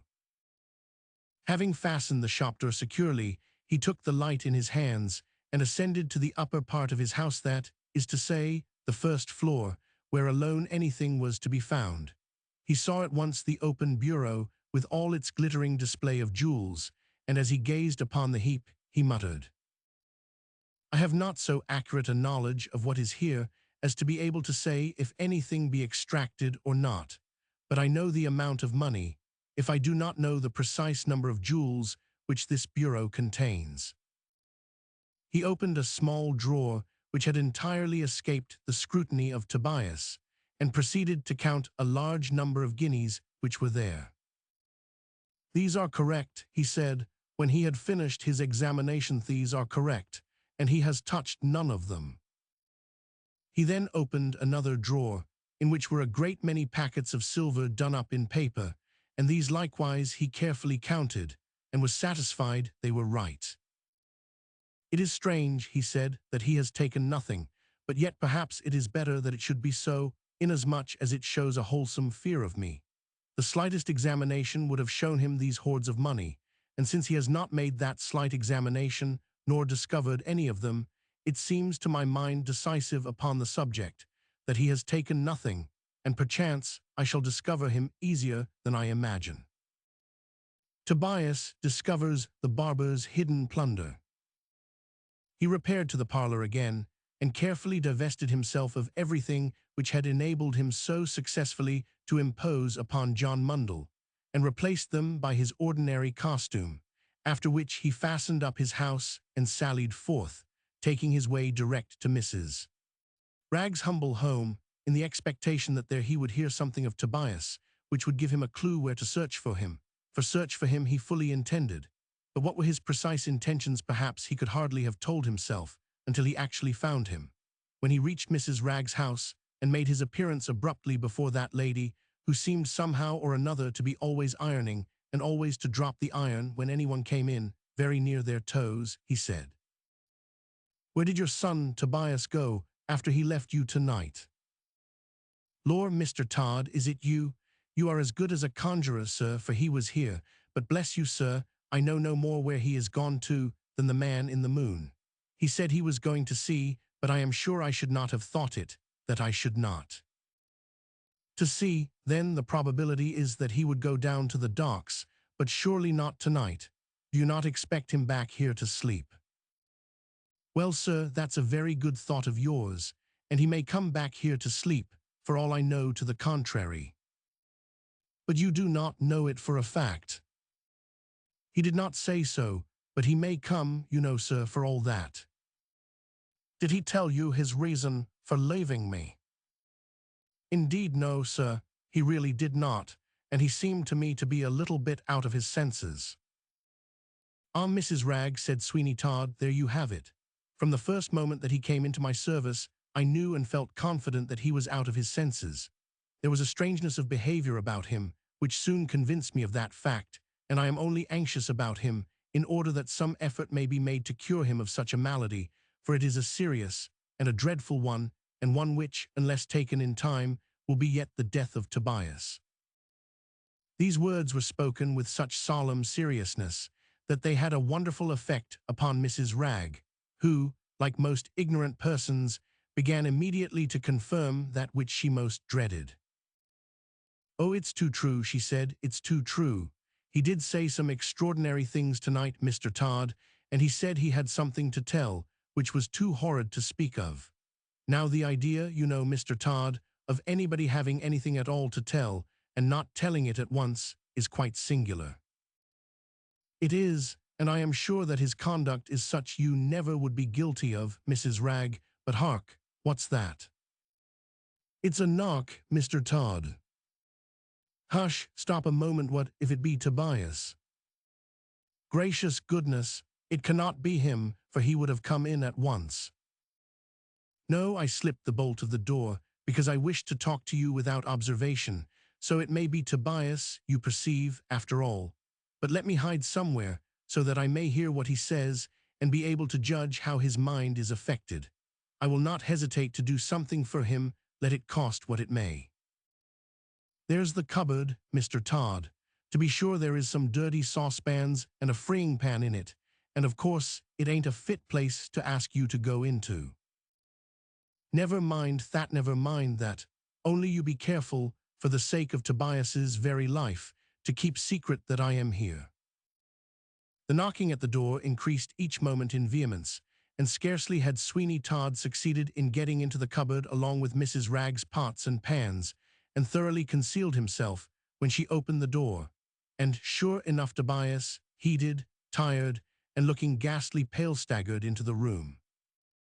"Mother," he said, "I have taken a new thought, and have come back to you." "Well, I thought you would, Tobias, and a very good thing it is that you have. Listen to me. I thought of flying from England forever, and of never again setting foot upon its shores. I have altered that determination completely, and I feel now that it is my duty to do something else." "To do what, Tobias?" "To tell all I know, to make a clean breast, mother, and let the consequences be what they may, to let justice take its course." "What do you mean, Tobias?" "Mother, I have come to a conclusion that what I have to tell is of such vast importance, compared with any consequences that may arise from the petty robbery of the candlestick, which you know of, that I ought not to hesitate a moment in revealing everything." "But my dear Tobias, remember that that is a dreadful secret, and one that must be kept." It cannot matter, and besides, it is more than probable that by revealing what I actually know, and which is of such great magnitude, I may, mother, in a manner of speaking, perchance completely exonerate you from the consequences of that transaction. Besides, it was long ago, and the prosecutor may have mercy, but be all that how it may, and be the consequences what they may, I must and will tell what I now know." "But what is it, Tobias, that you know?" "Something too dreadful for me to utter to you alone. Go into the temple, mother, to some of the chambers you attend to, and ask them to come to me and listen to what I have got to say. They will be amply repaid for their trouble, for they will hear that which may, perhaps, save their own lives." "He is quite gone," thought Mrs. Ragg, "and Mr. Todd is correct. Poor Tobias is as mad as he can be.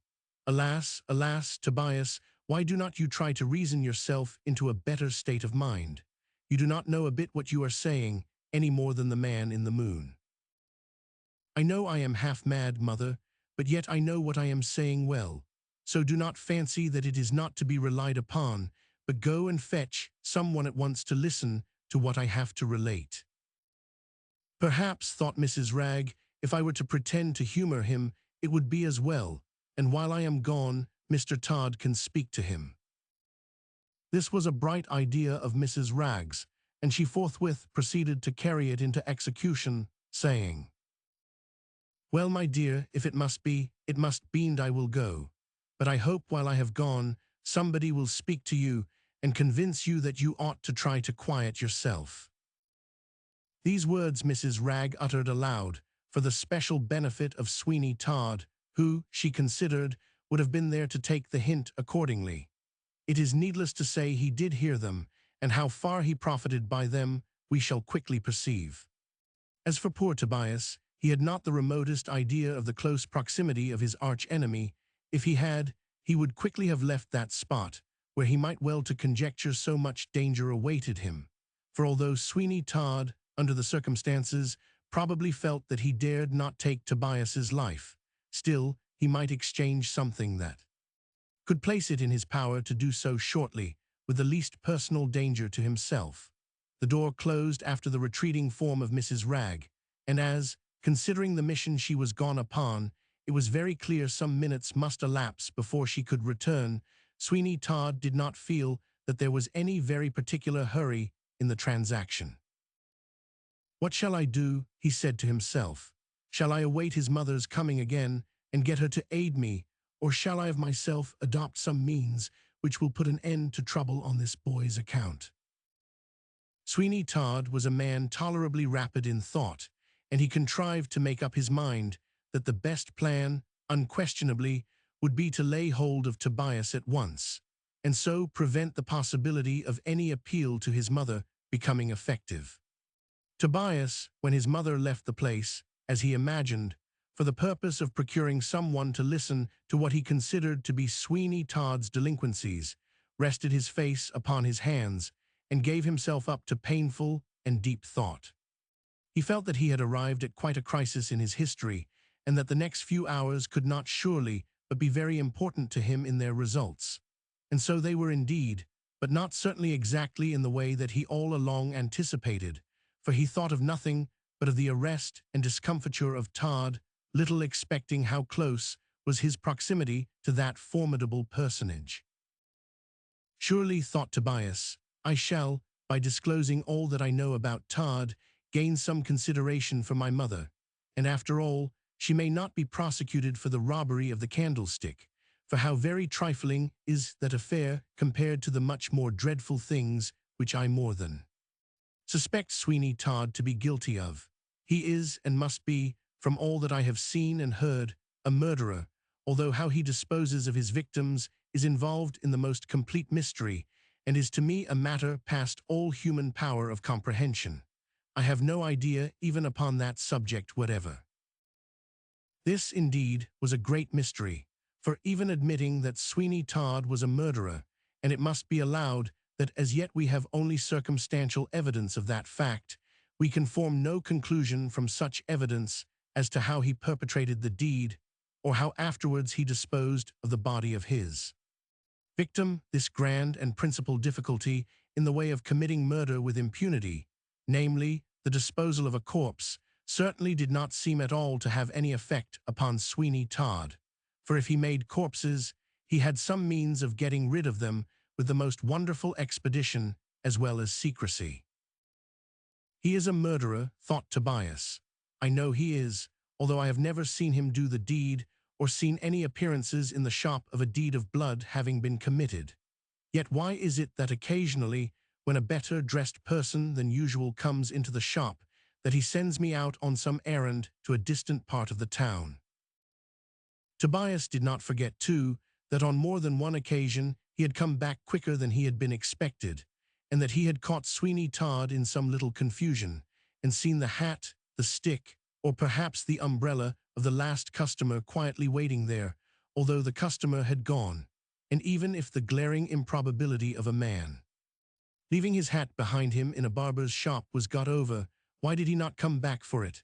This was a circumstance which was entitled to all the weight which Tobias, during his mental cogitations, could give to it, and there could be but one possible explanation of a man not coming back for his hat, and that was that he had not the power to do so.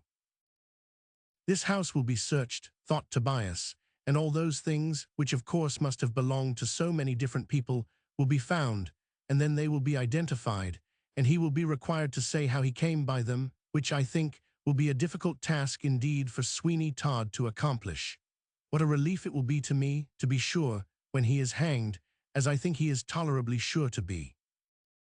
"What a relief," muttered Sweeney Todd, as he slowly opened the door, unseen by Tobias. "What a relief it will be to me when this boy is in his grave, as he will be soon. or else I have forgotten all my moral learning, and turned chicken-hearted neither of them very likely circumstances. Chapter 18. The Misadventure of Tobias the Madhouse on Peckham Rye.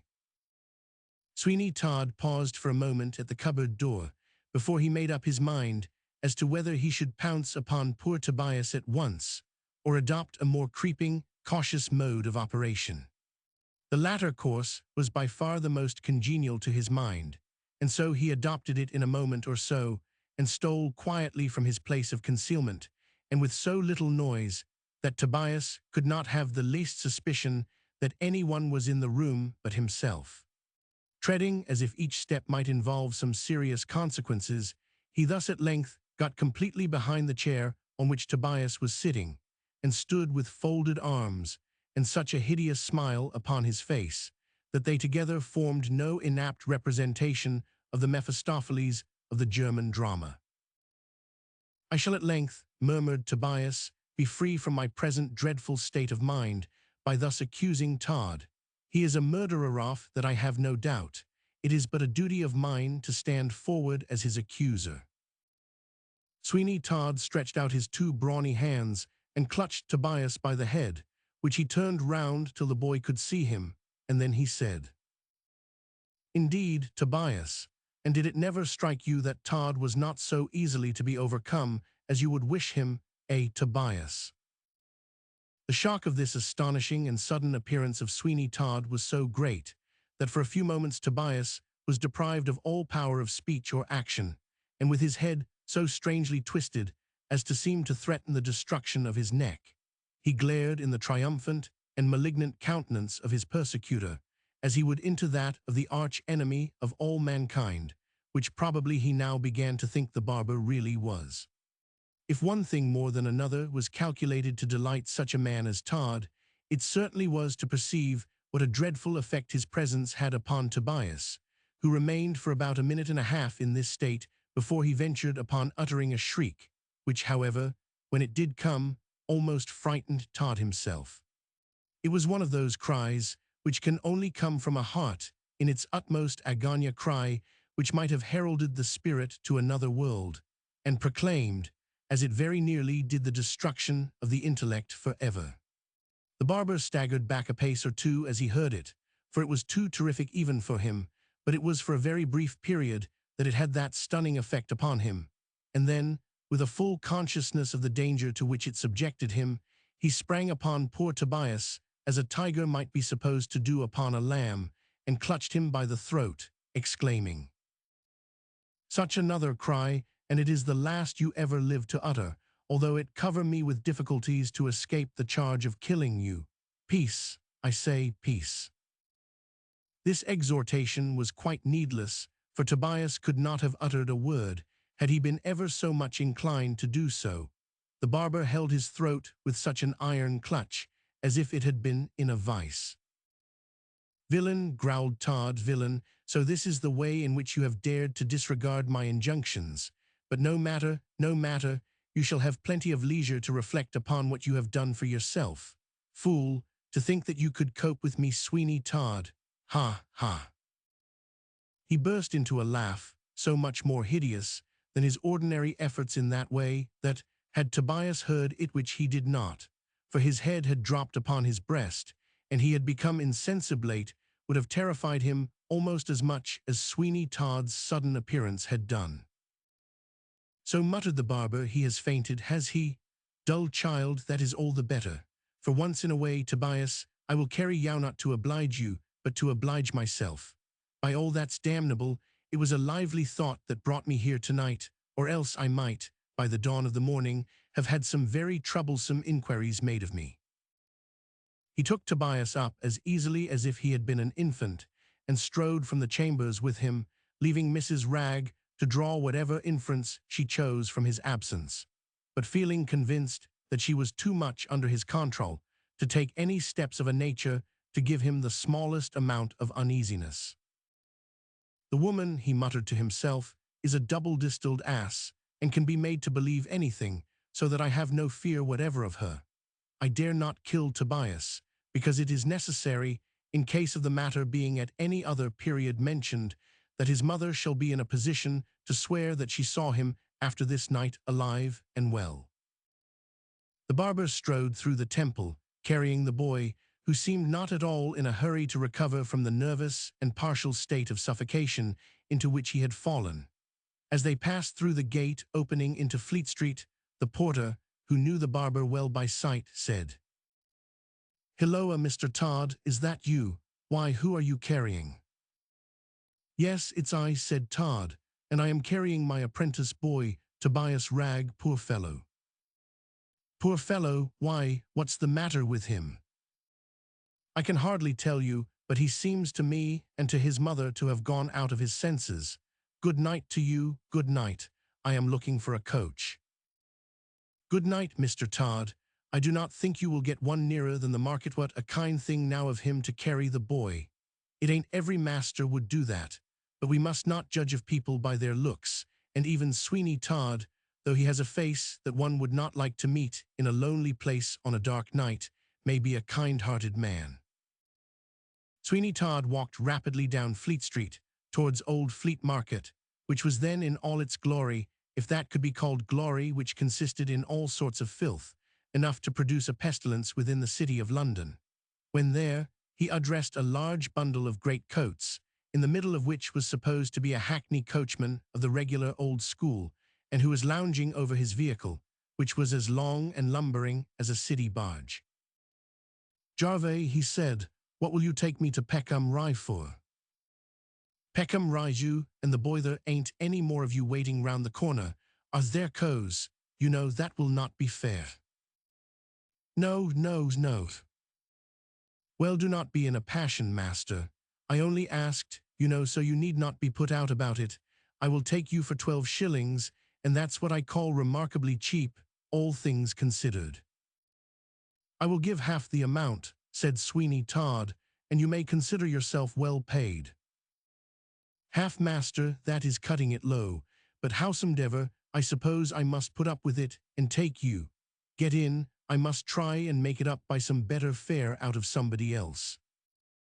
The barber paid no heed to these renewed remonstrances of the coachman, but got into the vehicle, carrying Tobias with him, apparently with great care and consideration. But when the coach door closed, and no one was observing him, he flung him down among the straw that was at the bottom of the vehicle, and resting his immense feet upon him, he gave one of his disagreeable laughs, as he said, "Well, I think I have you now, Master Tobias. Your troubles will soon be over. I am really very much afraid that you will die suddenly, and then there will be an end of you altogether, which will be a very sad thing, though I do not think I shall go into mourning, because I have an opinion that that only keeps alive the bitterness of regret, and that it's a great deal better done without, Master Tobias." The hackney coach swung about from side to side, in the proper approved manner of hackney coaches in the olden time, when they used to be called bone-setters, and to be thought wonderful if they made a progress of 3 miles in a half an hour. This was the sort of vehicle, then, in which poor Tobias, still perfectly insensible, was rumbled over Blackfriars Bridge, and so on towards Peckham, which Sweeney Todd had announced to be his place of destination. Going at the rate they did, it was nearly 2 hours before they arrived upon Peckham Rye, and anyone acquainted with that locality is well aware that there are 2 roads, the one to the left and the other to the right, both of which are pleasantly enough studded with villa residences. Sweeney Todd directed the coachman to take the road to the left, which he accordingly did, and they pursued it for a distance of about 1.5 miles. It must not be supposed that this pleasant district of country was then in the state it is now, as regards inhabitants or cultivation. On the contrary, it was rather a wild spot, on which now and then a serious robbery had been committed, and which had witnessed some of the exploits of those highwaymen, whose adventures, in the present day, if one may judge from the public patronage they may receive, are viewed with such a great amount of interest. There was a lonely, large, rambling, old-looking house by the wayside on the left. A high wall surrounded it, which only allowed the topmost portion of it to be visible, and that presented great symptoms of decay in the dilapidated character of the chimney-pot and the general appearance of discomfort which pervaded it. There Sweeney Todd directed the coachman to stop, and when the vehicle, after swinging to and fro for several minutes, did indeed at last resolve itself into a state of repose, Sweeney Todd got out himself and rang a bell, the handle of which hung invitingly at the gate. He had to wait several minutes before an answer was given to this summons, but at length a noise proceeded from within, as if several bars and bolts were being withdrawn, and presently the door was opened, and a huge, rough-looking man made his appearance on the threshold. "The barber carries off Tobias to a private madhouse." "Well, what is it now?" he cried. "I have a patient for Mr. Fogg," said Sweeney Todd. "I want to see him immediately." "Oh, well, the more the merrier. It do not matter to me a bit. Have you got him with you, and is he tolerably quiet?" "It's a mere boy, and he is not violently mad, but very decidedly so as regards what he says." "Oh, that's it, is it? He can say what he likes here. It can make no difference in the world to us. Bring him in, Mr. Fogg is in his own room." "I know the way. You take charge of the lad, and I will go and speak to Mr. Fogg about him. But stay, give the coachman these 6 shillings and discharge him." The doorkeeper of the lunatic asylum, for such it was, went out to obey the injunctions of Sweeney Todd, while that rascally individual himself walked along a wide passage to a door which was at the further extremity of it. Chapter 19. The Madhouse Cell. When the porter of the madhouse went out to the coach, his first impression was that the boy, who was said to be insane, was dead, for not even the jolting ride to Peckham had been sufficient to arouse him to a consciousness of how he was situated. And there he lay still at the bottom of the coach, alike insensible to joy or sorrow. "Is he dead?" said the man to the coachman. "How should I know?" was the reply. "He may be or he may not, but I want to know how long I am to wait here for my fare." "There is your money, be off with you. I can see now that the boy is all right, for he breathes, although it's after an odd fashion that he does so. I should rather think he has had a knock on the head, or something of that kind." As he spoke, he conveyed Tobias within the building, and the coachman, since he had got his 6 shillings, feeling that he had no further interest in the matter, drove away at once, and paid no more attention to it whatever. When Sweeney Todd reached the door at the end of the passage, he tapped at it with his knuckles, and a voice cried, "Who knocks, who knocks? Curses on you all, who knocks?" Sweeney Todd did not make any verbal reply to this polite request, but opening the door he walked into the apartment, which is one that really deserves some description. It was a large room with a vaulted roof, and in the center was a superior oaken table, at which sat a man considerably advanced in years, as was proclaimed by his grizzled locks that graced the sides of his head, but whose Herculean frame and robust constitution had otherwise successfully resisted the assaults of time. A lamp swung from the ceiling, which had a shade over the top of it, so that it cast a tolerably bright glow upon the table below, which was covered with books and papers, as well as glasses and bottles of different kinds, which showed that the madhouse keeper was, at all events, as far as himself was concerned, not at all indifferent to personal comfort. The walls, however, presented the most curious aspect, for they were hung with a variety of tools and implements, which would have puzzled anyone not initiated into the matter even to guess at their uses. These were, however, in point of fact, specimens of the different kinds of machinery which were used for the purpose of coercing the unhappy persons whose evil destiny made them members of that establishment. Those were what is called the good old times, when all sorts of abuses flourished in perfection, and when the unhappy insane were actually punished as if they were guilty of some great offense. Yes, and worse than that were they punished, for a criminal who might have injustice done to him by any who were in authority over him could complain, and if he got hold of a person of higher power, his complaints might be listened to, but no one heeded what was said by the poor maniac, whose bitterest accusations of his keepers, let their conduct be what it might, was only listened to and set down as a further proof of his mental disorder. This was indeed a most awful and sad state of things, and to the disgrace of this country, it is a social evil allowed until very late years to continue in full force. Mr. Fogg, the madhouse keeper, fixed his keen eyes from beneath his shaggy brows upon Sweeney Todd as the latter entered his apartment, and then he said, "Mr. Todd, I think, unless my memory deceives me." "The same," said the barber, making a hideous face. "I believe I am not easily forgotten." "True," said Mr. Fogg, as he reached a book, the edge of which was cut into a lot of little slips, on each of which was a capital letter, in the order of the alphabet. "True, you are not easily forgotten, Mr. Todd." He then opened the book at the letter T and read from it. Mr. Sweeney Todd, Fleet Street, London, paid 1 year's keep and burial of Thomas Simpkins, aged 15, found dead in his bed, after a residence in the asylum of 10 months and 4 days. "I think, Mr. Todd, that was our last little transaction. What can I do now for you, sir?" "I am rather unfortunate," said Todd, "with my boys. I have got another here who has shown such decided symptoms of insanity that it becomes absolutely necessary to place him under your care." "Indeed, does he rave?" "Why, yes, he does, and it's the most absurd nonsense in the world that he raves about. For to hear him, one would really think that, instead of being one of the most humane of men, I was, in point of fact, an absolute murderer." "A murderer, Mr. Todd?"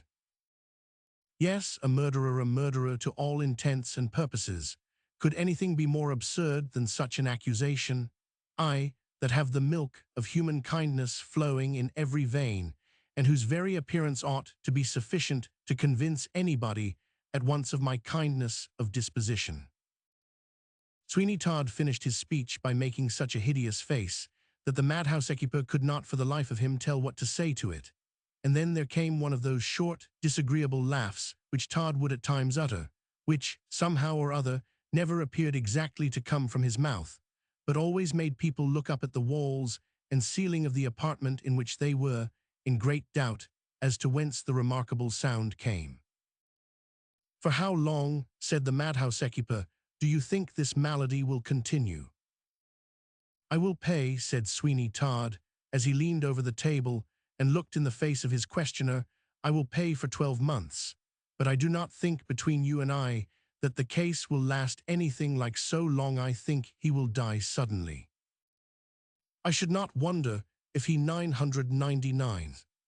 Some of our patients do die very suddenly, and somehow or other, we never know exactly how it happens, but it must be some sort of fit, for they are found dead in the morning in their beds, and then we bury them privately and quietly without troubling anybody about it at all, which is decidedly the best way, because it saves a great annoyance to friends and relations, as well as prevents any extra expense which otherwise might be foolishly gone to." "You are wonderfully correct and considerate," said Todd, "and it's no more than what I expected from you, or what anyone might expect from a person of your great experience, knowledge, and acquirements. I must confess, I am quite delighted to hear you talk in so elevated a strain." "Why," said Mr. Fogg, with a strange leer upon his face, "we are forced to make ourselves useful, like the rest of the community, and we could not expect people to send their mad friends and relatives here, unless we took good care that their ends and views were answered by so doing. We make no remarks, and we ask no questions. Those are the principles upon which we have conducted business so successfully and so long. Those are the principles upon which we shall continue to conduct it, and to merit, we hope, the patronage of the British public." "Unquestionably, most unquestionably." "You may as well introduce me to your patient at once, Mr. Todd, for I suppose, by this time, he has been brought into this house." Certainly, I shall have great pleasure in showing him to you." The madhouse keeper rose, and so did Mr. Todd, and the former, pointing to the bottles and glasses on the table, said, "When this business is settled, we can have a friendly glass together." To this proposition, Sweeney Todd assented with a nod, and then they both proceeded to what was called a reception room in the asylum, and where poor Tobias had been conveyed and laid upon a table, when he showed slight symptoms of recovering from the state of insensibility into which he had fallen, and a man was sluicing water on his face by the assistance of a hearth broom occasionally dipped into a pailful of that fluid. "Quite young," said the madhouse keeper, as he looked upon the pale and interesting face of Tobias. "Yes," said Sweeney Todd, "he is young, more's the pity, and, of course, we deeply regret his present situation." "Oh, of course, but see, he opens his eyes and will speak directly." "Rave, you mean, rave," said Todd. "Do not call it speaking, it is not entitled to the name. Hush, listen to him." "Where am I?" said Tobias. "Where am I? Todd is a murderer, I denounce him." You hear," said Todd. "Mad indeed," said the keeper. "Oh, save me from him, said Tobias, fixing his eyes upon Mr. Fogg. "Save me from him. It is my life he seeks, because I know his secrets. He is a murderer, and many a person comes into his shop who never leaves it again in life, if at all." "You hear him," said Todd. "Was there ever anybody so mad?" Tobias in the hands of the madhouse keepers. "Desperately mad," said the keeper. Come, young fellow, we shall be under the necessity of putting you in a strait waistcoat if you go on in that way. We must do it, for there is no help in such cases if we do not." Todd slunk back into the dark of the apartment so that he was not seen, and Tobias continued in an imploring tone. "I do not know who you are, sir, or where I am, but let me beg of you to cause the house of Sweeney Todd, the barber in Fleet Street, near St. Dunstan's Church, to be searched, and you will find that he is a murderer. There are at least 100 hats, quantities of walking sticks, umbrellas, watches, and rings, all belonging to unfortunate persons who from time to time have met with their deaths through him." "How uncommonly mad," said Mr. Fogg. No, said Tobias, "I am not mad. Why call me mad, when the truth or falsehood of what I say can be ascertained so easily? Search his house, and if those things be not found there, say that I am mad and have but dreamed of them. I do not know how he kills the people. That is a great mystery to me yet, but that he does kill them, I have no doubt. I cannot have a doubt." "Watson," cried the madhouse keeper. "Hilloa, here, Watson." "I am here, sir," said the man, who had been dashing water upon poor Tobias's face. "You will take this lad, Watson, as he seems extremely feverish and unsettled. You will take him and shave his head, Watson, and put a strait waistcoat upon him, and let him be put in one of the dark, damp cells. We must be careful of him, and too much light encourages delirium and fever." "Oh, no," cried Tobias. "What have I done that I should be subjected to such cruel treatment? What have I done that I should be placed in a cell? If this be a madhouse, I am not mad. Oh, have mercy upon me, have mercy upon me." "You will give him nothing but bread and water, Watson, and the first symptom of his recovery, which will produce better treatment, will be his exonerating his master from what he has said about him. For he must be mad so long as he continues to accuse such a gentleman as Mr. Todd of such things. Nobody but a mad man or a mad boy would think of it."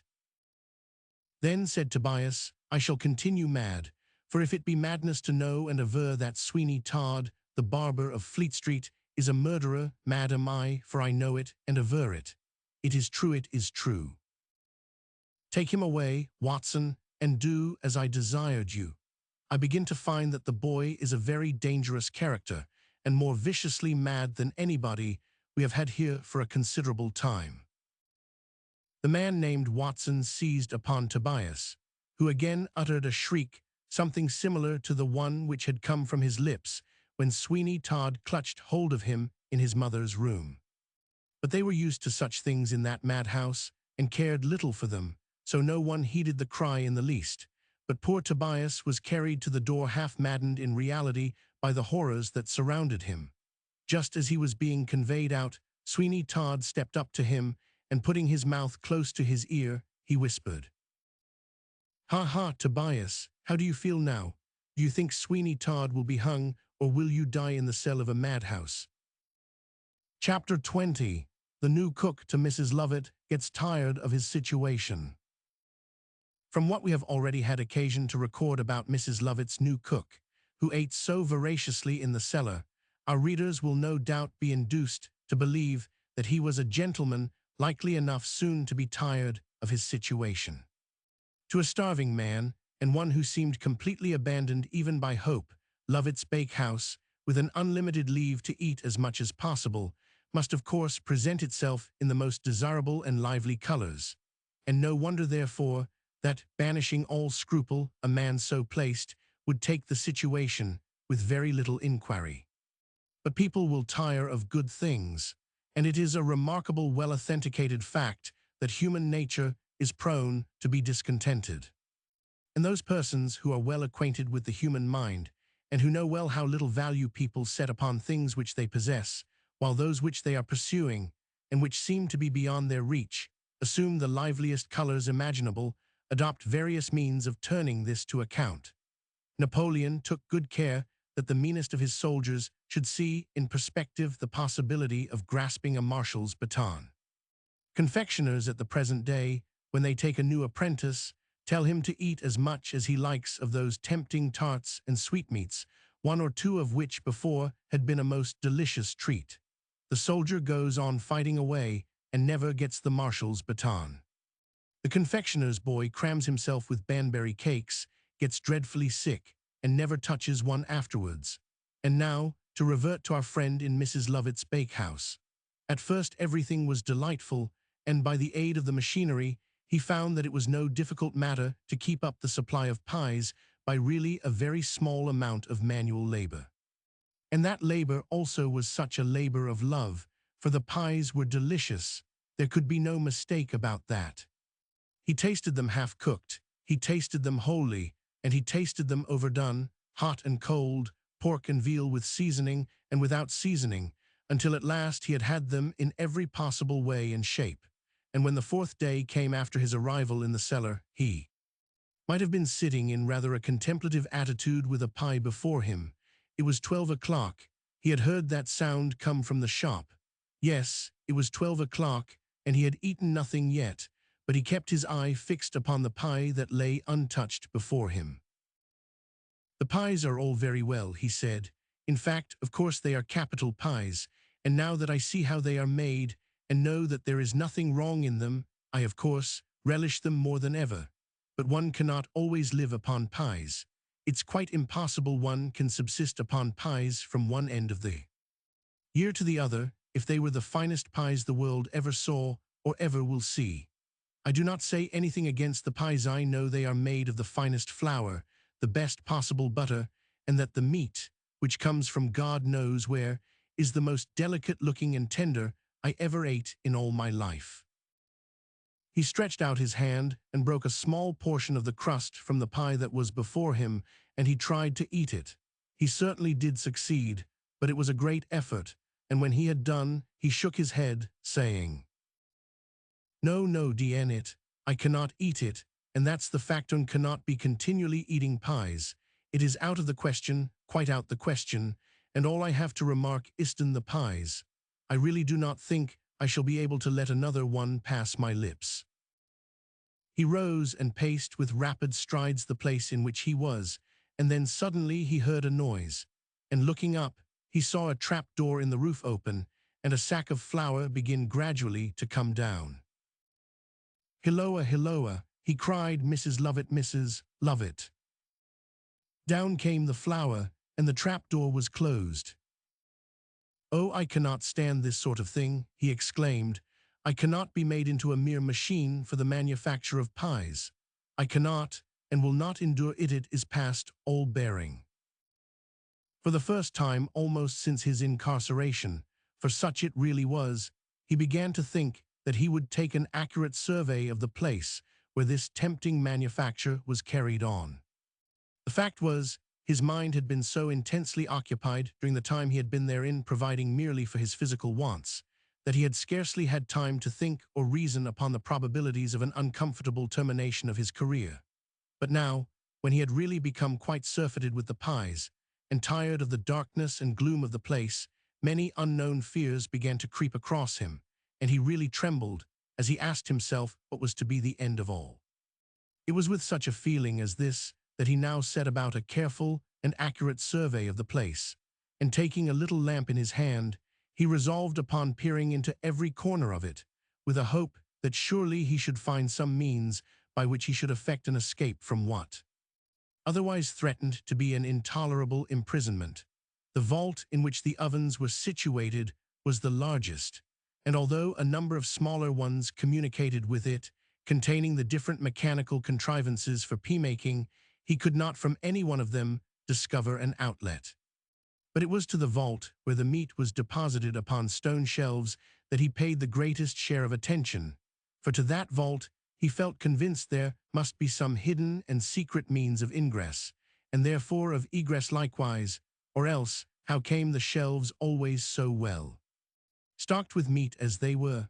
This vault was larger than any of the other subsidiary ones, and the roof was very high, and come into it when he would, it always happened that he found meat enough upon the shelves, cut into large lumps, and sometimes into slices, to make a batch of pies with.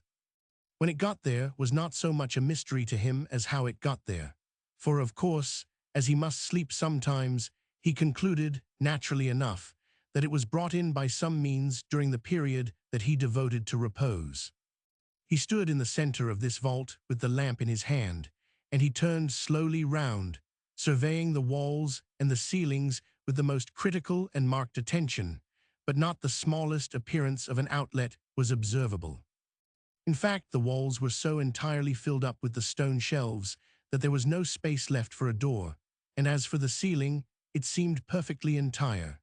Then the floor was of earth, so that the idea of a trapdoor opening in it was out of the question, because there was no one on his side of it to place the earth again over it, and give it its compact and usual appearance. "This is most mysterious," he said, "and if ever I could have been brought to believe that anyone had the assistance of the devil himself in conducting human affairs, I should say that by some means Mrs. Lovett had made it worth the while of that elderly individual to assist her, for unless the meat gets here by some supernatural agency, I really cannot see how it can get here at all. And yet here it is so fresh and pure and white-looking, although I never could tell the pork from the veal myself, for they seem to me both alike." He now made a still narrower examination of this vault, but he gained nothing by that. He found that the walls at the back of the shelves were composed of flat pieces of stone, which, no doubt, were necessary for the support of the shelves themselves, but beyond that he made no further discovery, and he was about leaving the place, when he fancied he saw some writing on the inner side of the door. A closer inspection convinced him that there were a number of lines written with lead pencil, and after some difficulty he deciphered them as follows: "Whatever unhappy wretch reads these lines may bid adieu to the world and all hope, for he is a doomed man. He will never emerge from these vaults with life, for there is a secret connected with them so awful and so hideous that to write it makes one's blood curdle and the flesh to creep upon my bones.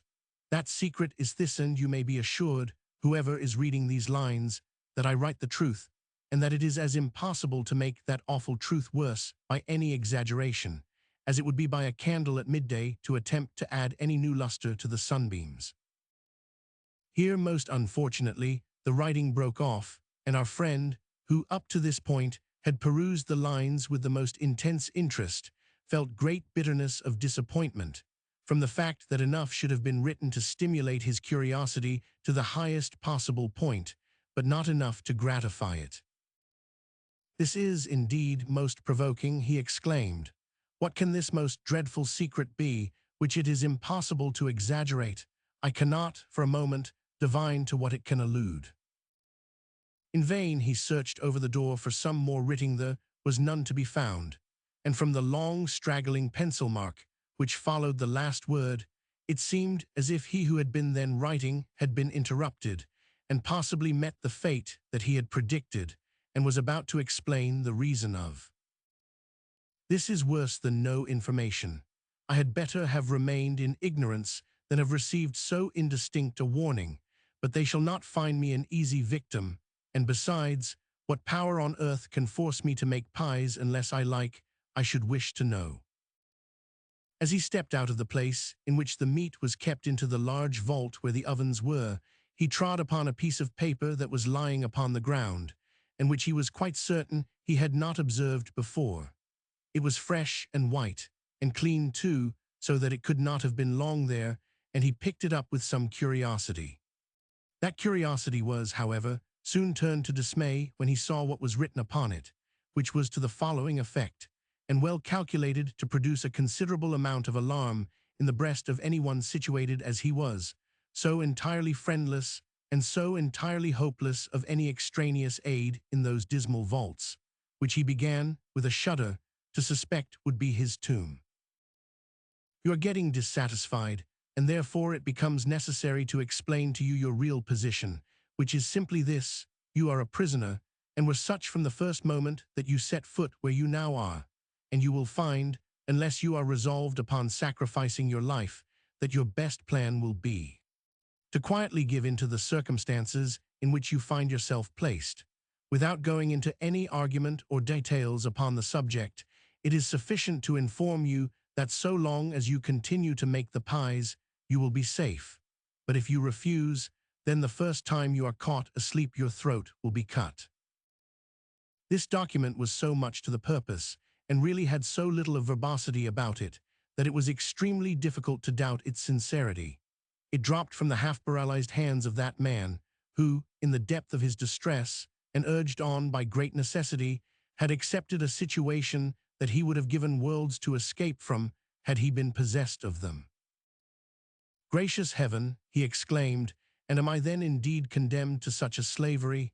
Is it possible that even in the heart of London I am a prisoner, and without the means of resisting the most frightful threats that are uttered against me? Surely this must be all a dream. It is too terrific to be true." He sat down upon that low stool where his predecessor had sat before, receiving his death wound from the assassin who had glided in behind him, and dealt him that crashing blow, whose only mercy was that it had at once deprived the victim of existence. He could have wept bitterly, wept as he there sat, for he thought over days long passed away, of opportunities let go by with the heedless laugh of youth. He thought over all the chances and fortunes of his life, and now to find himself the miserable inhabitant of a cellar, condemned to a mean and troublesome employment, without even the liberty of leaving that, to starve if he chose, upon pain of death, a frightful death, which had been threatened him, was indeed torment. No wonder that at times he felt himself unnerved, and that a child might have conquered him, while at other moments such a feeling of despair would come across him, that he called aloud upon his enemies to make their appearance, and give him at least the chance of a struggle for his life. "If I am to die," he cried, "let me die with some weapon in my hand, as a brave man ought, and I will not complain, for there is little indeed in life now which should induce me to cling to it, but I will not be murdered in the dark." He sprang to his feet, and rushing up to the door, which opened from the house into the vaults, he made a violent and desperate effort to shake it. But such a contingency as this had surely been looked forward to and provided against, for the door was of amazing strength, and most effectually resisted all his efforts, so that the result of his endeavors was but to exhaust himself, and he staggered back, panting and despairing, to the seat he had so recently left. Then he heard a voice, and upon looking up he saw that the small square opening in the upper part of the door, through which he had been before addressed, was open, and a face there appeared, but it was not the face of Mrs. Lovett. On the contrary, it was a large and hideous male physiognomy, and the voice that came from it was croaking and harsh, sounding most unmusically upon the ears of the unfortunate man who was thus made a victim to Mrs. Lovett's high popularity. "Continue at your work," said the voice, "or death will be your portion as soon as sleep overcomes you, and you sink exhausted to that repose which you will never awaken from, except to feel the pangs of death, and to be conscious that you are weltering in your blood. Continue at your work, and you will escape all this neglect, and your doom is sealed." The stranger in Mrs. Lovett's bakehouse. "What have I done that I should be made such a victim of? Let me go, and I will swear never to divulge the fact that I have been in these vaults, so I cannot disclose any of their secrets, even if knew them." "Make pies," said the voice, "eat them, and be happy." How many a man would envy your position withdrawn from all the struggles of existence, amply provided with board and lodging, and engaged in a pleasant and delightful occupation. It is astonishing how you can be dissatisfied. Bang went the little square orifice at the top of the door, and the voice was heard no more. The jeering mockery of those tones, however, still lingered upon the ear of the unhappy prisoner, and he clasped his head in his hands with a fearful impression upon his brain that he surely must be going mad. "He will drive me to insanity," he cried. "Already I feel a sort of slumber stealing over me for want of exercise, and the confined air of these vaults hinder me from taking regular repose. But now, if I close an eye, I shall expect to find the assassin's knife at my throat." He sat for some time longer, and not even the dread he had of sleep could prevent a drowsiness creeping across his faculties, and this weariness would not be shaken off by any ordinary means, until at length he sprang to his feet, and shaking himself roughly, like one determined to be wide awake, he said to himself mournfully, "I must do their bidding or die. Hope may be a delusion here, but I cannot altogether abandon it, and not until its faintest image has departed from my breast can I lie down to sleep and say, let death come in any shape it may, it is welcome." With a desperate and despairing energy he set about replenishing the furnaces of the oven, and when he had got them all in a good state, he commenced manufacturing a batch of 100 pies, which, when he had finished and placed upon the tray, and set the machine in motion which conducted them up to the shop, he considered to be a sort of price paid for his continued existence, and flinging himself upon the ground, he fell into a deep slumber. Chapter 21. The Night at the Madhouse. When Sweeney Todd had, with such diabolical want of feeling, whispered the few words of mockery which we have recorded in Tobias's ear, when he was carried out of Mr. Fogg's reception room to be taken to a cell, the villainous barber drew back and indulged in rather a longer laugh than usual. "Mr. Todd," said Fogg, "I find that you still retain your habit of merriment, but yours ain't the most comfortable laugh in the world, and we seldom hear anything equal to it, even from one of ourselves." "No," said Sweeney Todd, "I do not suppose you do, and for my part never heard of a cell laughing yet." "Oh, you know what I mean, Mr. Todd, well enough." "That may be," said Todd, "but it would be just as well to say it for all that. I think, however, as I came in you said something about refreshment."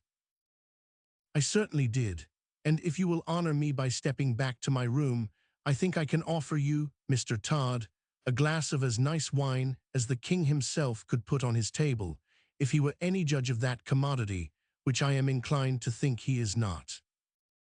"What do you expect," said Sweeney Todd, "that such an idiot should be a judge of? But I shall have great pleasure in tasting your wine, for I have no hesitation in saying that my work tonight has made me thirsty." At this moment a shriek was heard, and Sweeney Todd shrank away from the door. "Oh, it's nothing, said Mr. Fogg. "If you had resided here as long as I have, you would get accustomed to now and then hearing a slight noise. The worst of it is, when half a dozen of the mad fellows get shrieking against each other in the middle of the night. Then, I grant, it is a little annoying." "What do you do with them?" "We send in one of the keepers with the lash, and soon put a stop to that. We are forced to keep the upper hand of them, or else we should have no rest. Hark, do you not hear that fellow now? He is generally pretty quiet, but he has taken it into his head to be outrageous today, but one of my men will soon put a stop to that. This way, Mr. Todd, if you please, and as we do not often meet, I think when we do we ought to have a social glass." Sweeney Todd made several horrible faces as he followed the madhouse equipa, and he looked as if it would have given him quite as much pleasure, and no doubt it would, to brain that individual as to drink his wine, although probably he would have preferred doing the latter process first, and executing the former afterwards, and at his leisure. They soon reached the room which was devoted to the use of Mr. Fogg and his friends, and which contained the many little curiosities in the way of madhouse discipline that were in that age considered indispensable in such establishments. Mr. Fogg moved away with his hands a great number of the books and papers which were on the table, so as to leave a vacant space, and then drawing the cork of a bottle, he filled himself a large glass of its contents, and invited Sweeney Todd to do the same, who was by no means slow in following his example. While these two villains are carousing, and caring nothing for the scenes of misery with which they are surrounded, poor Tobias, in conformity with the orders that had been issued with regard to him, was conveyed along a number of winding passages and down several staircases, towards the cells of the establishment. In vain he struggled to get free from his captors. Well might a hare have struggled in the fangs of a wolfner were his cries at all heeded, although now and then the shrieks he uttered were terrible to hear, and enough to fill anyone with dismay. "I am not mad," said he, "indeed I am not mad, let me go, and I will say nothing, not one word shall ever pass my lips regarding Mr. Todd. Let me go, oh, let me go, and I will pray for you as long as I live." Mr. Watson whistled a lively tune. "If I promise safe, I swear to tell nothing.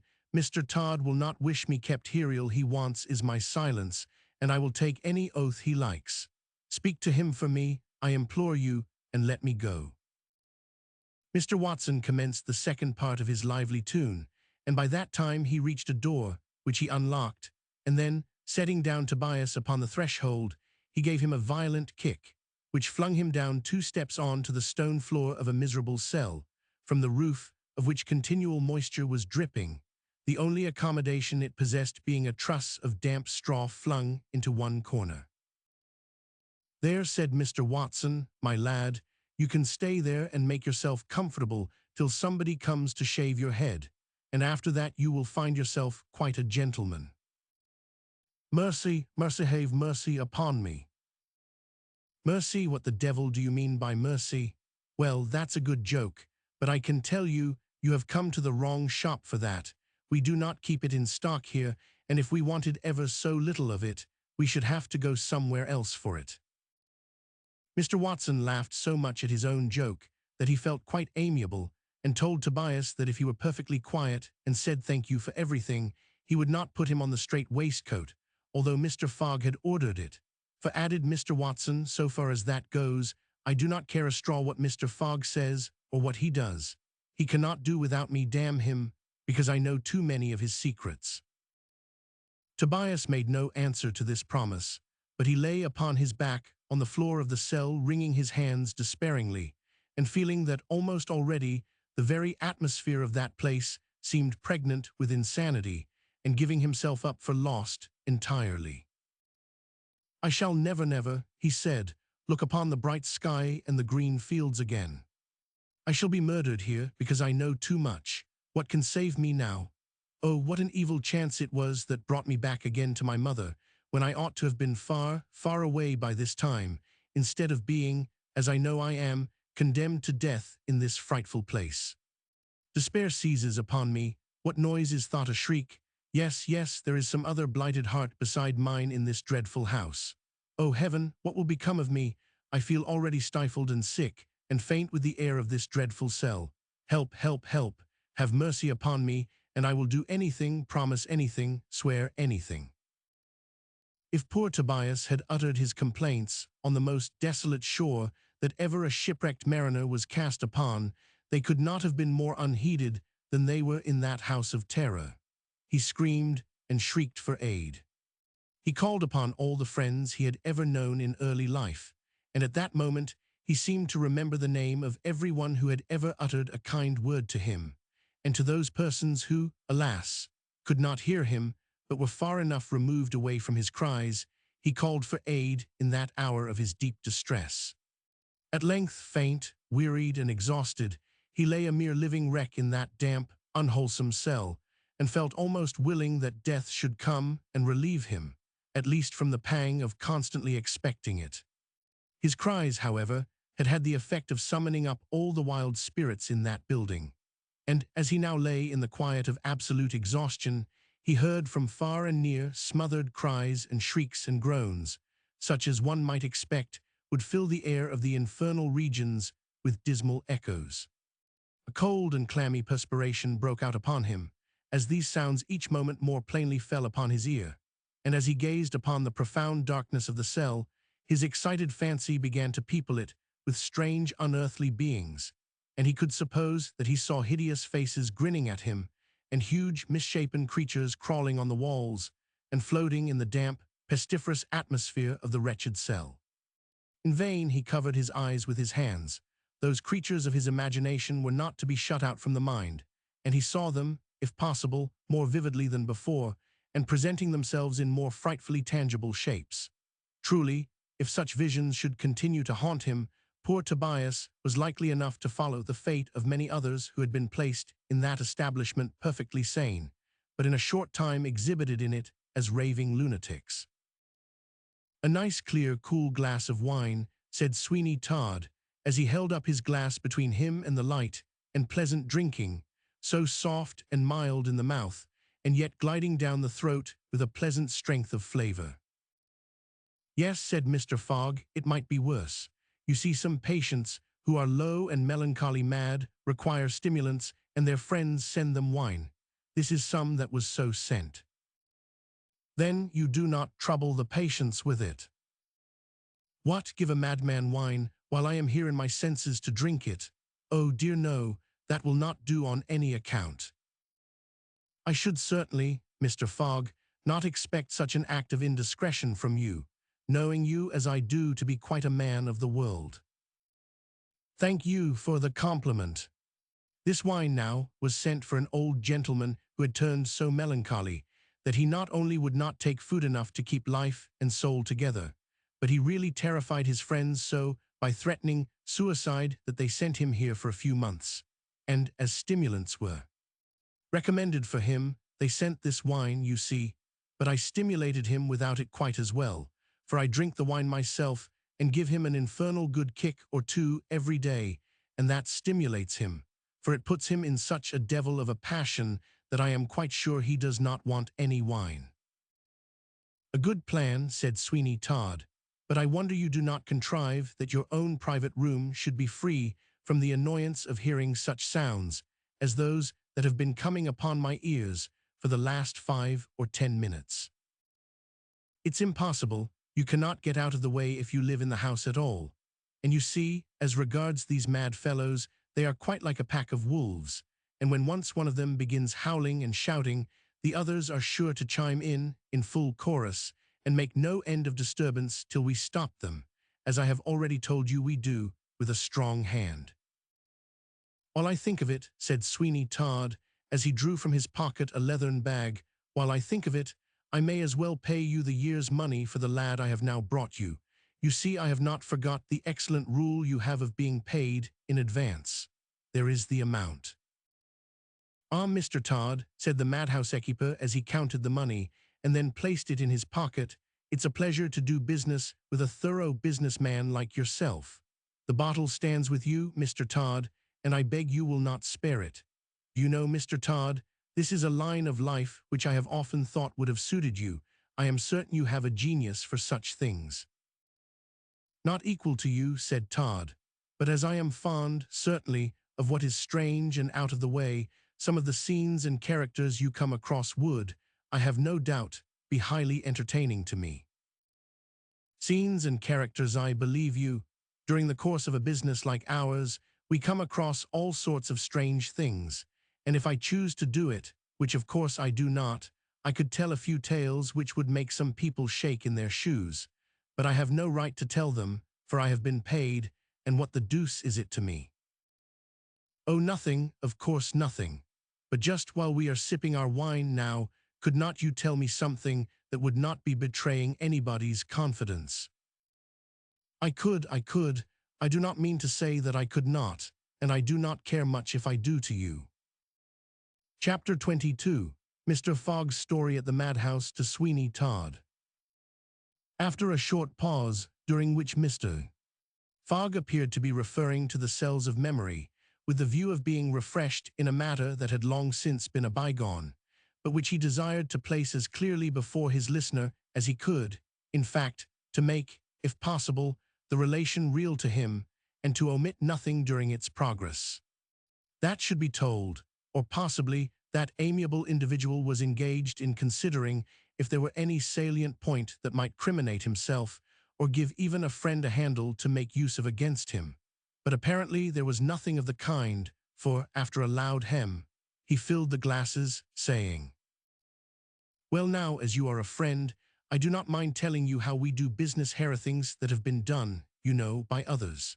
But I have had my share, as well as others I have known a thing or two, Mr. Todd, and I may say I have done a thing or two, too."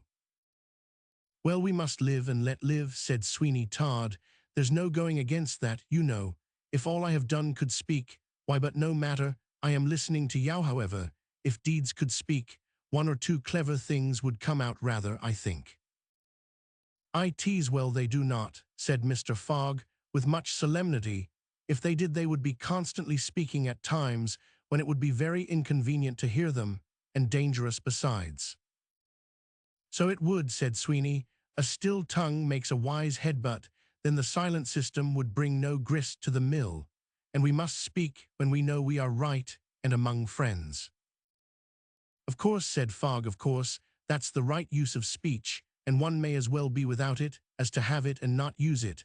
But come drink and fill again before I begin, and then to my tale. But we may as well have a sentiment. Sentiment, you know," continued Fogg, "is the very soul of friendship. What do you say to the heart that can feel for another?" "With all my soul," said Sweeney Todd. "It's very touching indeed. The heart that can feel for another." And as he spoke, he emptied the glass, which he pushed towards Fogg to refill. "Well," said Fogg, as he complied, "we have had the sentiment. We may as well have the exemplification." "Ha, ha, ha," said Todd. Very good indeed. Pray go on, that will do capitally." "I may as well tell you the whole matter as it occurred. I will then let you know all I know, and in the same manner. None of the parties are now living, or, at least, they are not in this country, which is just the same thing, so far as I am concerned." "Then that is an affair settled and done with," remarked Sweeney Todd, parenthetically. "Yes, quite. Well, it was one night such a one as this, and pretty well about the same hour, perhaps somewhat earlier than this. However, it does not signify a straw about the hour, but it was quite night, a dark and wet night too, when a knock came at the street door, a sharp double knock it was. I was sitting alone, as I might have been now, drinking a glass or two of wine. I was startled, for I was thinking about an affair I had on hand at that very moment, of which there was a little stir. However, I went to the door, and peeped through a grating that I had there, and saw only a man. He had drawn his horse inside the gate, and secured him. He wore a large Whitney riding coat, with a nap that would have thrown off a deluge. I fancied, or thought I could tell, that he meant no mischief. So I opened the door at once, and saw a tall, gentlemanly man, but wrapped up so that you could not tell who or what he was. But my eyes are sharp, you know, Mr. Todd. We have not seen so much of the world without learning to distinguish what kind of person one has to deal with." "I should think not," said Todd. "Well," said I, "what is your pleasure, sir?"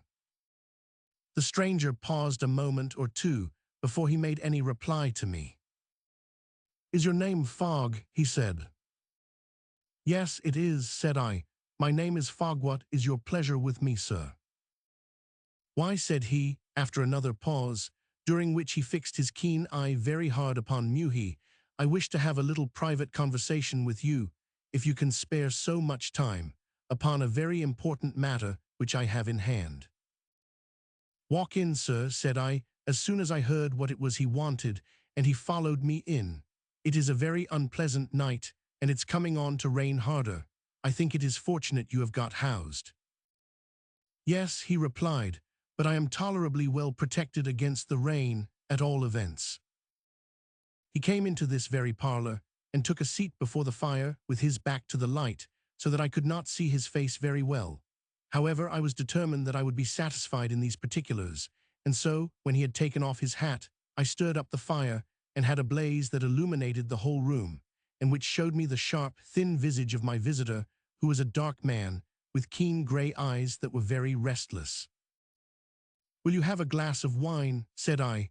"The night is cold as well as wet." "Yes, I will," he replied. I am cold with riding. You have a lonely place about here. Your house, I see, stands alone too. You have not many neighbors. No, sir, said I, we had not need, for when any of the poor things set to screaming, it would make them feel very uncomfortable indeed. So it would. There is an advantage in that to yourself as well as to them.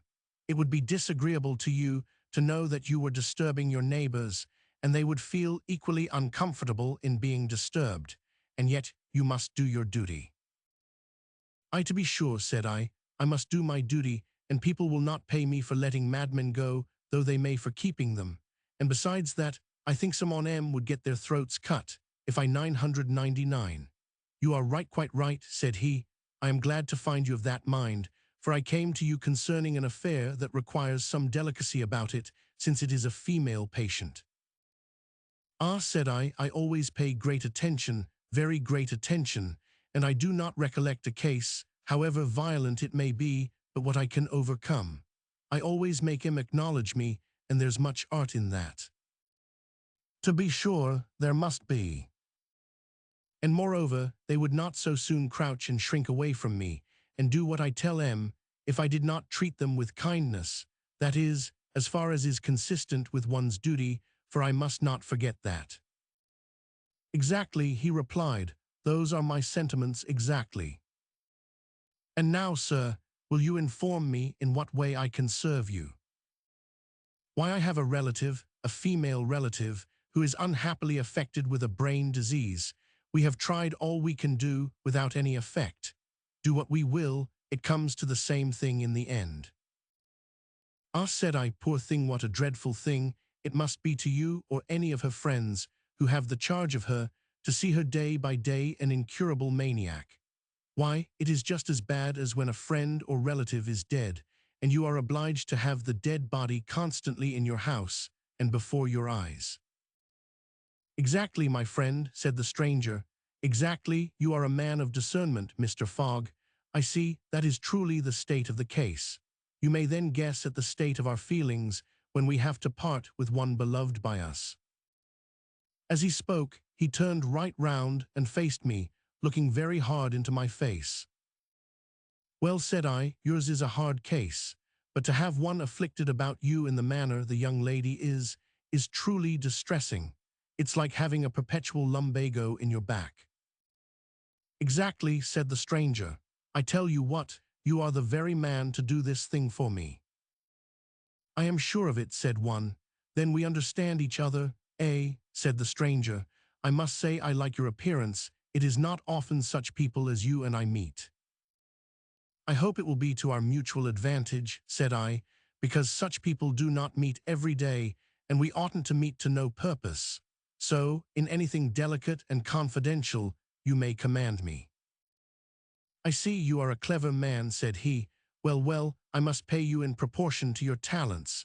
How do you do business, by the job or by the year? Well, said I, where it's a matter of some nicety, it may be both, but it entirely depends upon circumstances. I had better know exactly what it is I have to do. Why, you see, it is a young female about 18, and she is somewhat troublesome, takes to screaming, and all that kind of thing. I want her taken care of, though you must be very careful she neither runs away nor suddenly commits any mischief, as her madness does not appear to me to have any particular form, and would at times completely deceive the best of us, and then suddenly she will break out violently and snap or fly at anybody with her teeth. Is she so bad as that? Yes, quite, so it is quite impossible to keep her at home, and I expect it will be a devil of a job to get her here. I tell you what you shall have. I will pay you your yearly charge for board and care, and I will give you a £10 note for your trouble, if you will come and assist me in securing her and bringing her down. It will take some trouble. Very well, said I, that will do, but you must double the note and make it 20, if you please. It will cost something to come and do the thing well. I see very well we will not disagree about a £10 note, but you will know how to dispose of her if she comes here. Oh, yes, very healthy place. But I do not know that health is a very great blessing to anyone under such circumstances. Indeed, who could regret an early grave to one so severely afflicted? Nobody ought, said I. If they knew what mad people went through, they would not, I am sure. That is very true again, but the fact is they do not, and they only look at one side of the picture. For my own part, I think that it ought to be so ordained that when people are so afflicted, nature ought to sink under the affliction, and so insensibly to revert to the former state of nonentity. Well, said I, that may be as you please. I do not understand all that. But I tell you what, I hope, if she were to die much sooner than you expect, you would not think it too much trouble to afford me some compensation for my loss. Oh dear no, and to show you that I shall entertain no such illiberal feeling, I will give you £200 when the certificate of her burial can be produced. You understand me? Certainly. Her death will be of little value to me without the legal proof, said the stranger, so she must die at her own pleasure or live while she can. Certainly, said one, but what terrifies me, continued the stranger, most is her terror-stricken countenance, always staring us in our faces, and it arose from her being terrified. Indeed, I think if she were thoroughly frightened, she would fall dead. I am sure, if any wickedly disposed person were to do so, death would no doubt result. Ah, said I, it would be a bad job. Now tell me where I am to see you, and how about the particulars? Oh, I will tell you. Now, can you be at the corner of Grosvenor Street, near Park Lane? Yes, I replied, I will. With a coach too. I wish you to have a coach, and one that you can depend upon, because there may be a little noise. I will try to avoid it, if possible, but we cannot always do what we desire, but you must have good horses. Now I tell you what is my plan, that is, if you do not mind the damages, if any happen. What are they? This, suppose a horse falls and is hurt, or an upset, would you stand the racket? I would, of course. Then listen to me, I have had more of these affairs than you have, no doubt. Well then, I have had experience, which you have not. Now I will get a trotting horse, and a covered cart or chaise that will go along well at 10 miles an hour, and no mistake about it. But will it hold enough? Yes, 4 or 5 or 6, and upon a push, I have known 8 to cram in it, but then you know we were not particular how we were placed, but still, it will hold as many as a hackney coach, only not so conveniently, but then we have nobody in the affair to drive us, and there cannot be too few. Well, that is perhaps best, but have you a man on whom you can depend, because if you have, why, I would not be in the affair at all. You must, said I. In the first place, I can depend upon one man best. Him I must leave here to mind the place. So if you can manage the girl, I will drive, and I know the road as well as the way to my own mouth. I would rather have as few in it as possible. Your precaution is very good, and I think I will try and so manage it, that there shall be only you and I acquainted with the transaction. At all events, should it become necessary, it will be time enough to let some other person into the secret at the moment their services are required. That, I think, will be the best arrangement that I can come to at, do you say? That will do very well when we get her here, and when I have seen her a few days, I can tell what to do with her. Exactly, and now, good night. There is the money I promised, and now again, good night. I shall see you at the appointed time. You will, said Yoni Glassmore. It will do you good, and keep the rain out. He took off a glass of wine, and then pulled his hat over his face, and left the house. It was a dark, wet night, and the wind blew, and we heard the sound of his horse's hoofs for some time. However, I shut the door and went in, thinking over in my own mind what would be the gain of my own exertions. Well, at the appointed hour, I borrowed a chaise cart, a covered one, with what you call a head to it, and I trotted to town in it. At the appointed time, I was at the corner of Grosvenor Street. It was late, and yet I waited there an hour or more before I saw anyone. I walked into a little house to get a glass of spirits to keep up the warmth of the body, and when I came out again, I saw someone standing at my horse's head. I immediately went up. "Oh, you are here," he said. Yes, I am, said I have been here the Lord knows how long. Are you ready? Yes, I am. Come, said he, as he got into the cart. Come to the place I shall tell you. I shall only get her into the cart, and you must do the rest. You will come back with me. I shall want help on the road, and I have no one with me.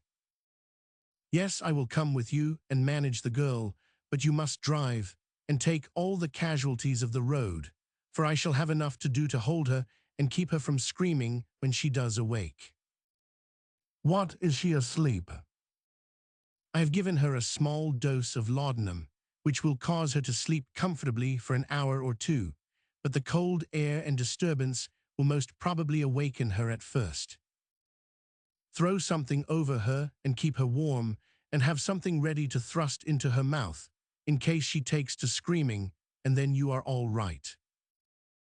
Good, he replied. Now wait here. I am going to yon house. When I have entered and disappeared several minutes, you may quietly drive up and take your station on the other side of the lamp-post. As he spoke, he got out and walked to a large house, which he entered softly and left the door ajar. And after he had gone in, I walked the horse quietly up to the lamp-post, and as I placed it, the horse and front of the cart were completely in the dark. I had scarcely got up to the spot when the door opened, and he looked out to see if anybody was passing. I gave him the word, and out he came, leaving the door, and came with what looked like a bundle of clothes, but which was the young girl and some clothes he had brought with him. Give her to me, said I, and jump up and take the reins. Go on as quickly as you can. I took the girl into my arms and handed her into the back part of the chaise, while he jumped up and drove away. I placed the young girl in an easy position upon some hay and stuffed the clothes under her so as to prevent the jolting from hurting her. Well, said I, you may as well come back here and sit beside her. She is all right. You seem rather in a stew. Well, I have run with her in my arms, and altogether it has flurried me. You had better have some brandy, said one. No, no, do not stop. Pooh, pooh, I replied, pulling up. Here is the last house we shall come to have a good stiff tumbler of hot brandy and water. Come, have you any change about? A sovereign will do, because I shall want change on the road. Come, be quick. He handed me a sovereign, saying, Do not you think it's dangerous to stop? We may be watched, or she may wake. Not a bit of it.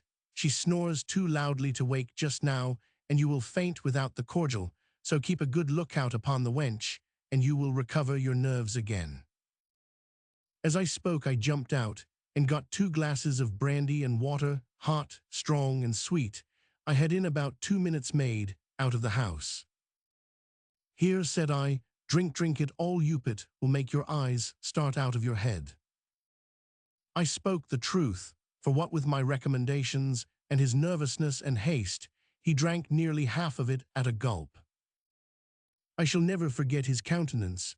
Ha, ha, ha, I cannot keep my mirth to myself.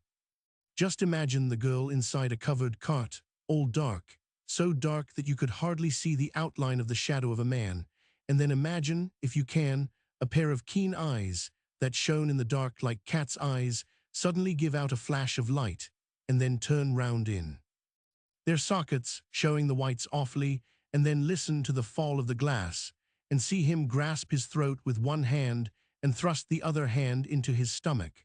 There was a queer kind of voice came from his throat, and then something like a curse and a groan escaped him. Damn it, said I, what is the matter now? You have upset all the liquor. You are very nervous. You had better have another dose. No more, no more, he said faintly and huskily. No more, for God's sake, no more. I am almost choked. Me throat is scalded, and my entrails on fire.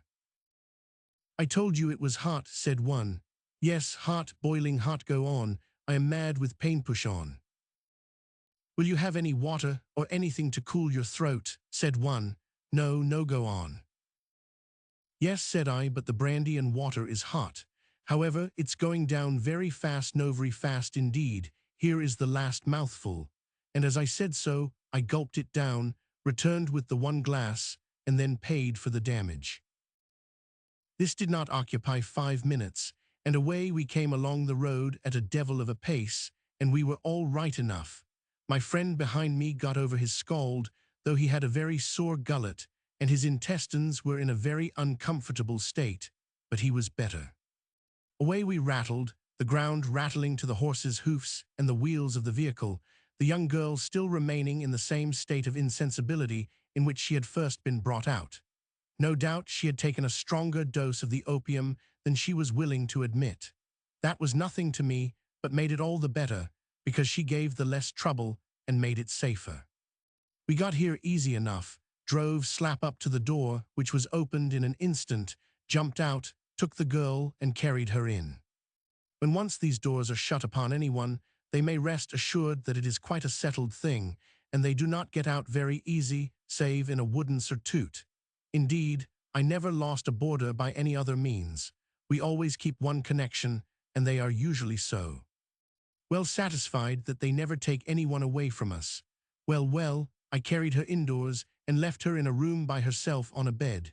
She was a nice girl, a handsome girl, I suppose people would call her, and had a low, sweet, and plaintive voice. But enough of this. "She's all right," said I, when I returned to this room. "It's all right, I have left her." "She is not dead?" he inquired with much terror. "Oh, no, she is only asleep, and has not woke up yet from the effects of the laudanum. Will you now give me 1 year's pay in advance?" "Yes," he replied, as he handed the money and the remainder of the bonds. "Now, how am I to do about getting back to London tonight?" "You had better remain here." "Oh no, I should go mad too if I were to remain here. I must leave here soon." "Well, will you go to the village inn?" "How far is that off?" "About a mile. You'll reach it easy enough. I will drive you over for the matter of that, and leave you there. I shall take the cart there." "Very well, let it be so. I will go. Well, I am glad it is all over, and the sooner it is over forever the better. I am truly sorry for her, but it cannot be helped. It will kill her, I have no doubt, but that is all the better. She will escape the misery consequent upon her departure, and release us from a weight of care." "So it will," said I, "but come, we must go at once, if going you are." Yes, he said hurriedly.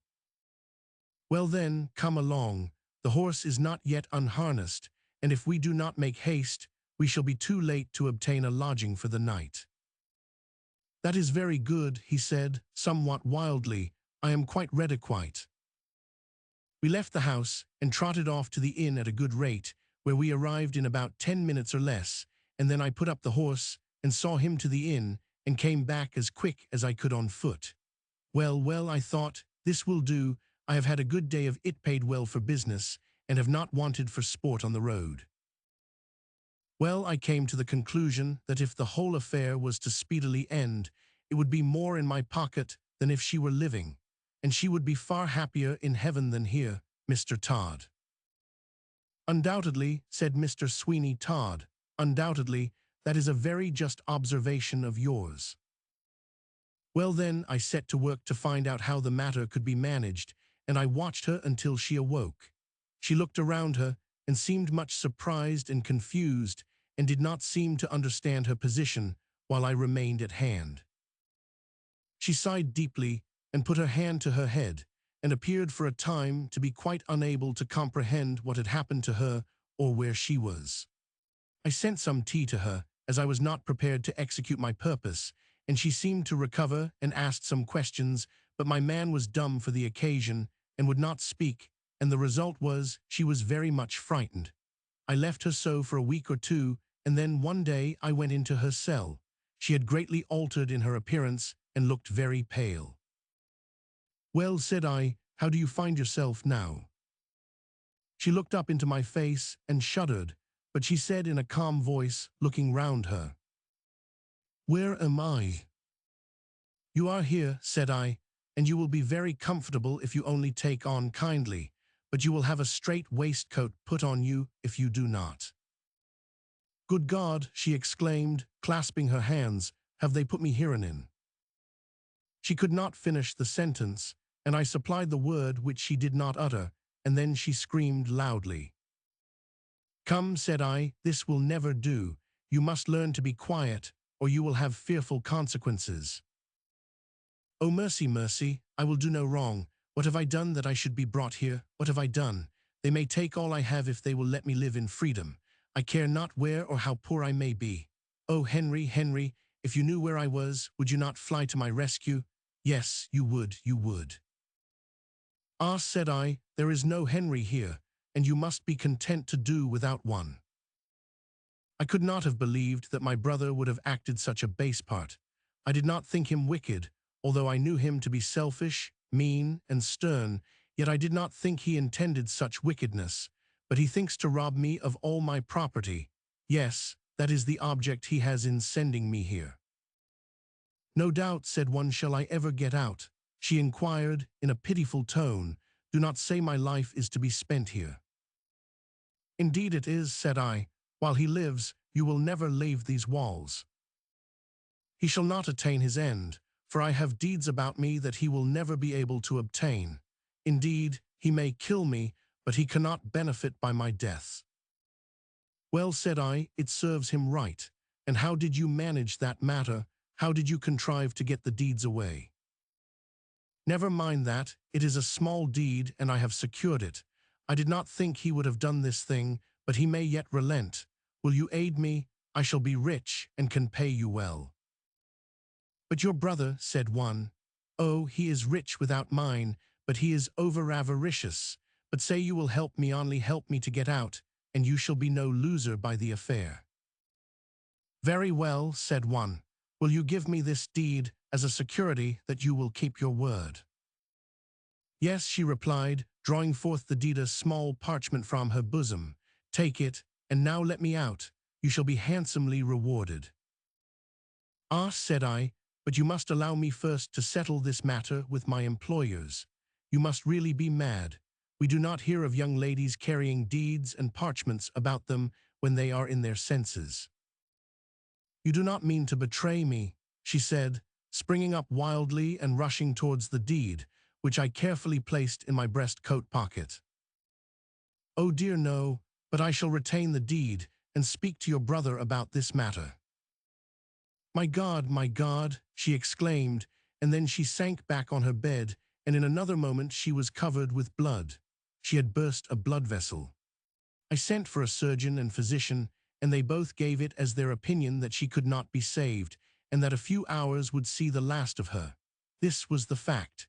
She was dead before another half hour, and then I sent to the authorities for the purpose of burial, and producing the certificate of the medical men, I had no difficulty, and she was buried all comfortably without any trouble. Well, thought I, this is a very comfortable affair, but it will be more profitable than I had any idea of, and I must get my first reward first, and if there should be any difficulty, I have the deed to fall back upon. He came down next day, and appeared with rather a long face. "Well," said he, "how do matters go on here?" "Very well," said I, "how is your throat?" I thought he cast a malicious look at me, as much as to imply he laid it all to my charge. "Pretty well," he replied, "but I was ill for 3 days. How is the patient?" "As well as you could possibly wish," said one. "She takes it kindly, eh? Well, I hardly expected it, but no matter. She will be a long while on hand, I perceive. You have not tried the frightening system yet, then?" "Had not any need," I replied, putting the certificate of her burial in his hand, and he jumped as if he had been stung by an adder and turned pale.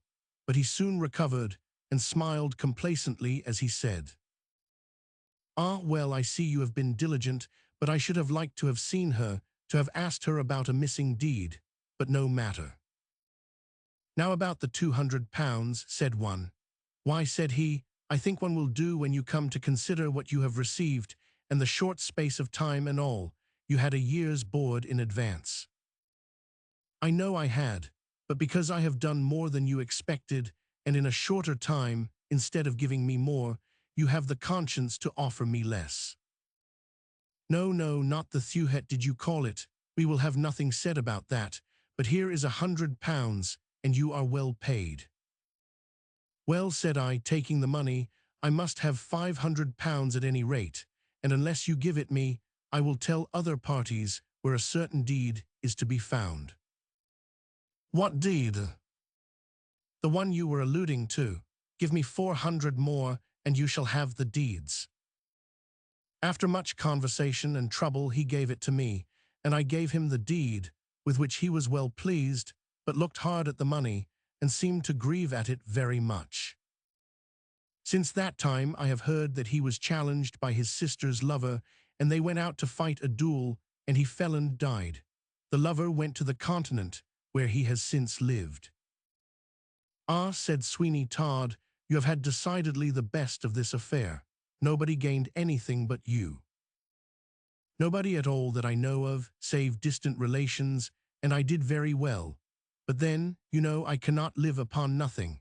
It costs me something to keep my house and cellar, but I stick to business, and so I shall as long as business sticks to me." Chapter 24. Colonel Jeffrey makes another effort to come at Sweeney Todd's secret. If we were to say that Colonel Jeffrey was satisfied with the state of affairs as regarded the disappearance of his friend Thornhill, or that he made up his mind now contentedly to wait until chance, or the mere progress of time, blew something of a more defined nature in his way, we should be doing that gentleman a very great injustice indeed. On the contrary, he was one of those chivalrous persons who, when they do commence anything, take the most ample means to bring it to a conclusion, and are not satisfied that they have made one great effort, which, having failed, is sufficient to satisfy them. Far from this, he was a man who, when he commenced any enterprise, looked forward to but one circumstance that could possibly end it, and that was its full and complete accomplishment in every respect, so that in this affair of Mr. Thornhill he certainly did not intend by any means to abandon it, but he was not precipitate. His habits of military discipline and the long life he had led in camps, where anything in the shape of hurry and confusion is much reprobated, made him pause before he decided upon any particular course of action, and this pause was not one contingent upon a belief or even a surmise in the danger of the course that suggested itself, for such a consideration had no effect whatever upon him, and if some other mode had suddenly suggested itself, which, while it placed his life in the most imminent peril, would have seemed more likely to accomplish his object, it would have been at once most gladly welcomed. And now, therefore, he set about thinking deeply over what could possibly be done further in a matter that as yet appeared to be involved in the most profound of possible mysteries. That the barber's boy, who had been addressed by him and by his friend, the captain, knew something of an extraordinary character, which fear prevented him from disclosing, he had no doubt, and as the colonel remarked, "If fear keeps that lad silent upon the subject, fear may make him speak, and I do not see why we should not endeavor to make ourselves a match for Sweeney Todd in such a matter." "What do you propose, then?" said the captain. "I should say that the best plan would be to watch the barber's shop and take possession of the boy, as we may chance to find an opportunity of so doing." "Carry him off?" "Yes, certainly, and as in all likelihood his fear of the barber is but a visionary affair after all, it can easily, when we have him to ourselves, be dispelled. And then, when he finds that we can and will protect him, we shall hear all he has to say." After some further conversation, the plan was resolved upon, and the captain and the colonel, after making a careful reconnaissance, as they called it, of Fleet Street, found that by taking up a station at the window of a tavern, which was nearly opposite to the barber's shop, they should be able to take such effectual notice of whoever went in and came out, that they would be sure to see the boy some time during the course of the day. This plan of operations would no doubt have been greatly successful, and Tobias would have fallen into their hands, had he not, alas, for him, poor fellow, already been treated by Sweeney Todd, as we have described, by being incarcerated in that fearful madhouse on Peckham Rye, which was kept by so unscrupulous a personage as Fogg. And we cannot but consider that it was most unfortunate for the happiness of all those persons in whose fate we take so deep an interest and in whom we hope, As regards the reader, we have likewise awakened a feeling of great sympathy if Tobias had not been so infatuated as to make the search he did of the barber's house, but had waited even for 24 hours before doing so. In that case, not only would he have escaped the dreadful doom which had awaited him, but Johanna Oakley would have been saved from much danger which afterwards befell her. But we must not anticipate, and the fearful adventures which it was her doom to pass through before she met with the reward of her great virtue, and her noble perseverance will speak for themselves, trumpeted indeed. It was at a very early hour in the morning that the two friends took up their station at the public-house so nearly opposite to Sweeney Todd's in Fleet Street, and then, having made an arrangement with the landlord of the house that they were to have undisturbed possession of the room as long as they liked, they both sat at the window and kept an eye upon Todd's house. It was during the period of time there spent that Colonel Geoffrey first made the captain acquainted with the fact of his great affection for Johanna, and that in her he thought he had at length fixed his wandering fancy, and found really the only being with whom he thought he could, in this world, taste the sweets of domestic life, and know no regret.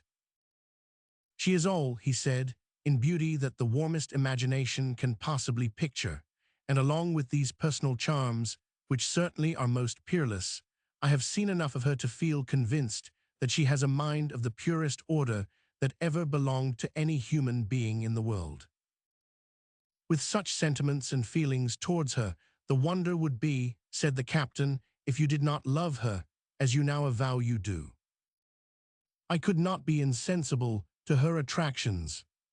But understand me, my dear friend, I do not, on account of my own suddenly conceived partiality for this young and beautiful creature, intend to commit the injustice of not trying might and main, and with heart and hand, to discover if, as she supposes, it be true that Thornhill and Mark Ingestry be one and the same person.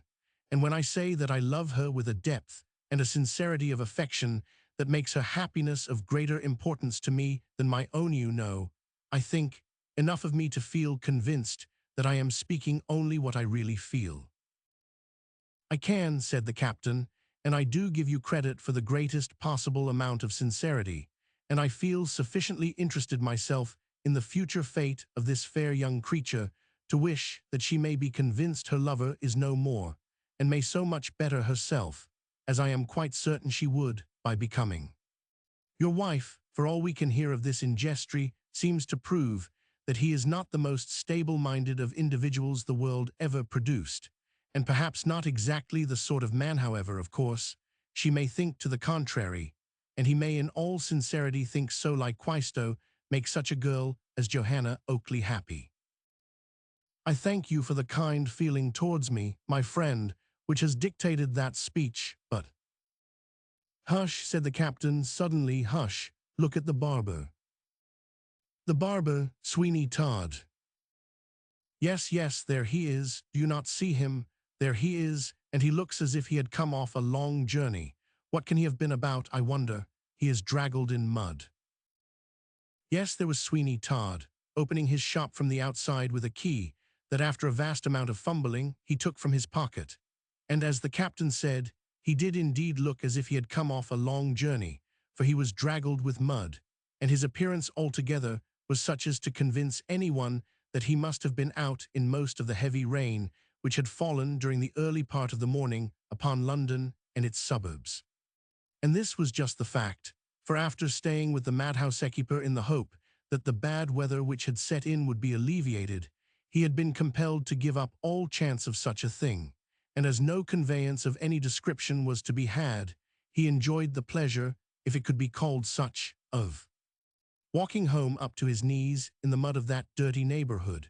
It was, however, some satisfaction to him to feel that he had got rid of Tobias, who, from what he had done as regarded the examination of the house, had become extremely troublesome indeed, and perhaps the most serious enemy that Sweeney Todd had ever had. "Ha," he said, as he came within sight of his shop in Fleet Street, "ha, Master Tobias is safe enough. He will give me no more trouble, that is quite clear. What a wonderfully convenient thing it is to have such a friend as Fogg, who for a consideration will do so much towards ridding one of an uncomfortable encumbrance. It is possible enough that that boy might have compassed my destruction. I wish I dared now chance, with the means I have for the sale of the string of pearls, joined to my other resources, leaving business, and so not be obliged to run the risk, and have the trouble of another boy. Yes, Sweeney Todd would have been glad now to shut up his shop in Fleet Street at once and forever, but he dreaded that, when John Mundle found that his customer did not come back to him to redeem the pearls, that he, John Mundle, would proceed to sell them, and that then their beauty and great worth would excite much attention, and some one might come forward who knew more about their early history than he 999. I must keep quiet, he thought, I must keep quiet, for although I think I was pretty well disguised, and it is not at all likely that anyone know, not even the acute John Mundle himself would recognize in Sweeney Todd, the poor Barber of Fleet Street, the nobleman, who came from the Queen to borrow 8,000 upon a string of pearls. Yet there is a remote possibility of danger, and should there be a disturbance about the precious stones, it is better that I should remain in obscurity until that disturbance is completely over. This was no doubt admirable policy on the part of Todd, who, although he found himself a rich man, had not, as many people do when they make that most gratifying and interesting discovery, forgotten all the prudence and tact that made him one of that most envied class of personages. He was some few minutes before he could get the key to turn in the lock of his street door, but at length he effected that object and disappeared from before the eyes of the colonel and his friend into his own house, and the door was instantly again closed upon him. "Well," said Colonel Geoffrey, "what do you think of that?" "I do not know what to think, further than that your friend Todd has been out of town, as the state of his boots abundantly testifies." "They do, indeed, and he has the appearance of having been a considerable distance, for the mud that is upon his boots is not London mud." "Certainly not, it is quite of a different character altogether, but see, he is coming out again."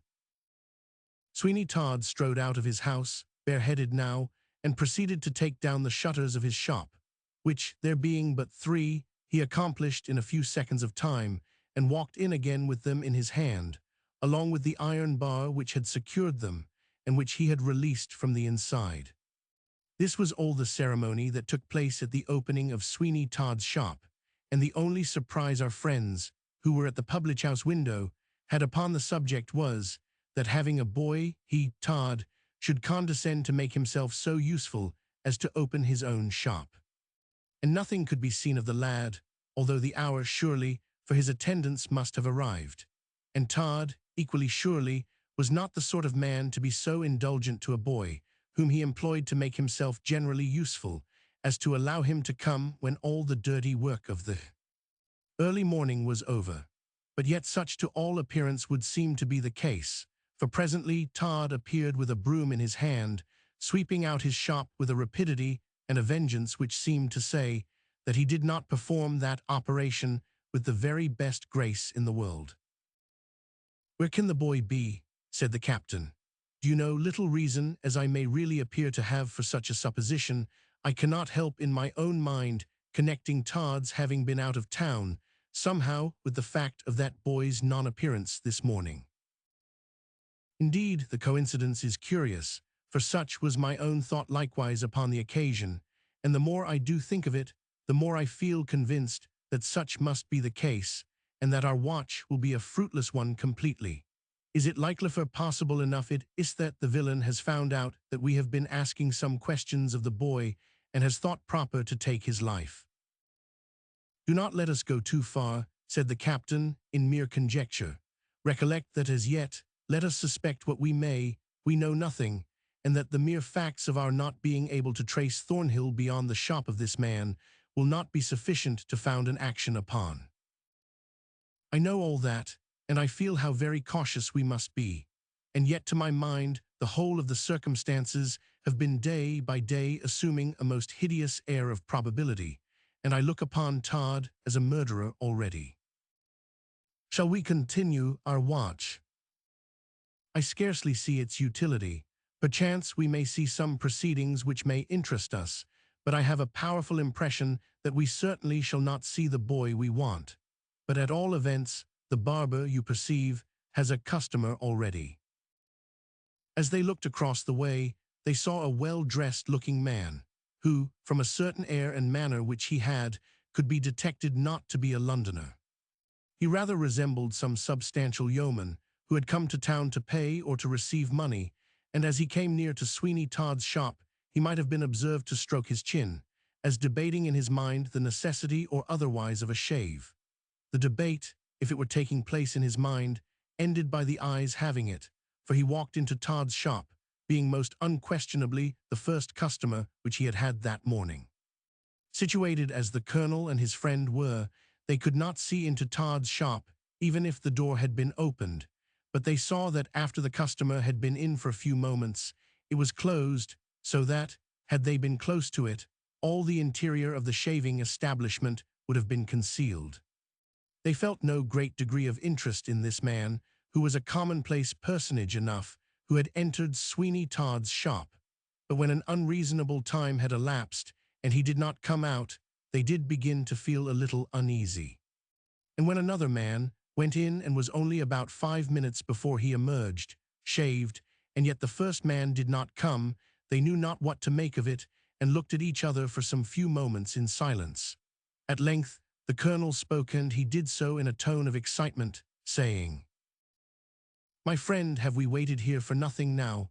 What can have become of that man whom we saw go into the barber's shop, but who, I suppose, we feel ourselves to be in a condition to take our oaths never came out?" "I could take my oath, and what conclusion can we come to?" "None but that he met his death there, and that, let his fate be what it may, it is the same which poor Thornhill has suffered. I can endure this no longer. Do you stay here, and let me go alone." "Not for worlds you would rush into an unknown danger. You cannot know what may be the powers of mischief that man possesses. You shall not go alone, Colonel, you shall not indeed, but something must be done." "Agreed, and yet that something surely need not be of the desperate character you meditate." "Desperate emergencies require desperate remedies, and yet I think that in this case everything is to be lost by precipitation, and nothing is to be gained. We have to do with one who, to all appearance, is keen and subtle, and if anything is to be accomplished contrary to his wishes, it is not to be done by that open career, which for its own sake, under ordinary circumstances, both you and I would gladly embrace." "Well, well," said the Colonel, "I do not and will not say but you are right. I know I am certain I am, and now hear me. I think we have gone quite far enough unaided in this transaction, and that it is time we drew some others into the plot." "I do not understand what you mean." "I will soon explain.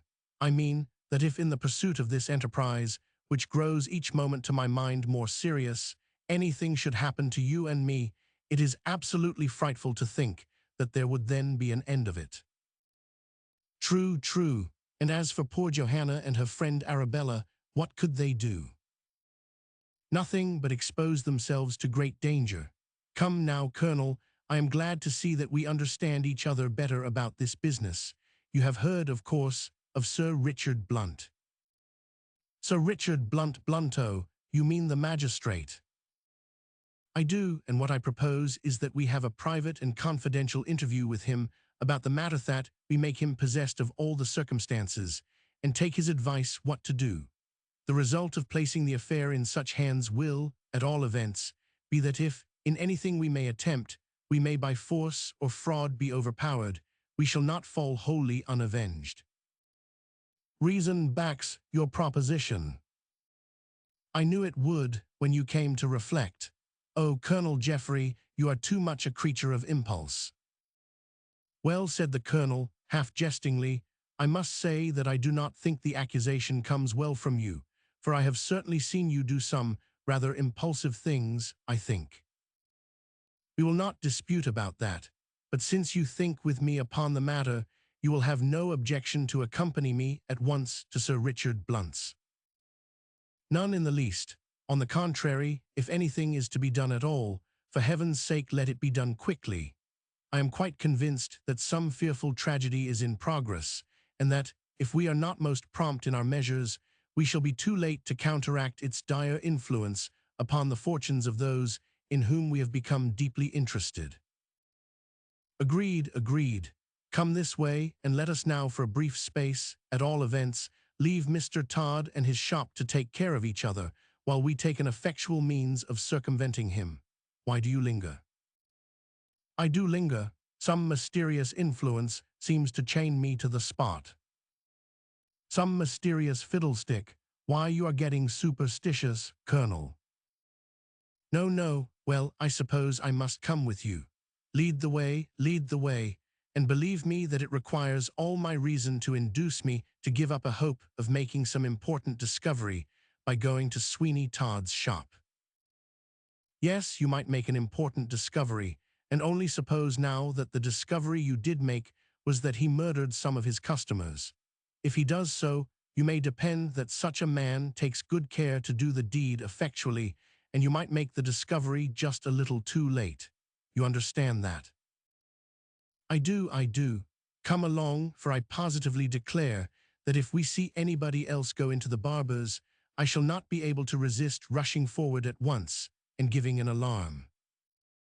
It was certainly a good thing that the Colonel's friend was not quite so enthusiastic as he was, or from what we happen actually to know of Sweeney Todd, and from what we suspect, the greatest amount of danger might have befallen Geoffrey, and instead of being in a position to help others in unraveling the mysteries connected with Sweeney Todd's establishment, he might himself have been past all help, and most absolutely one of the mysteries.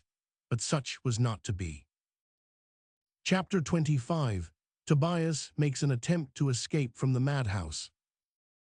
We cannot find it in our hearts to force upon the mind of the reader the terrible condition of poor Tobias. No one, certainly, of all the dramatis person of our tale, is suffering so much as he, and consequently we feel it to be a sort of duty to come to a consideration of his thoughts and feelings as he lay in that dismal cell in the madhouse at Peckham Rye. Certainly Tobias Ragg was as sane as any ordinary Christian need wish to be, when the scoundrel, Sweeney Todd, put him into the coach to take him to Mr. Fogg's establishment. But if by any ingenious process the human intellect can be toppled from its throne, certainly that process must consist in putting a sane person into a lunatic asylum. To the imagination of a boy, too, and that boy one of vivid imagination, as was poor Tobias, a madhouse must be invested with a world of terrors. That enlarged experience which enables persons of more advanced age to shake off much of the unreal, which seemed so strangely to take up its abode in the mind of the young Tobias, had not reached him, and no wonder, therefore, that to him his present situation was one of acute and horrible misery and suffering.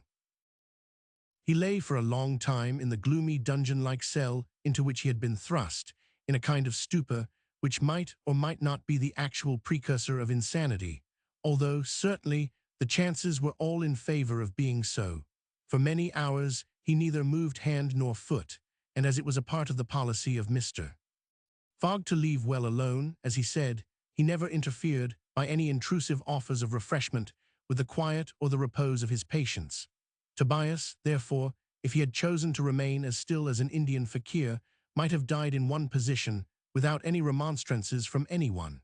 It would be quite an impossibility to describe the strange visionary thoughts and scenes that passed through the mind of Tobias during this period.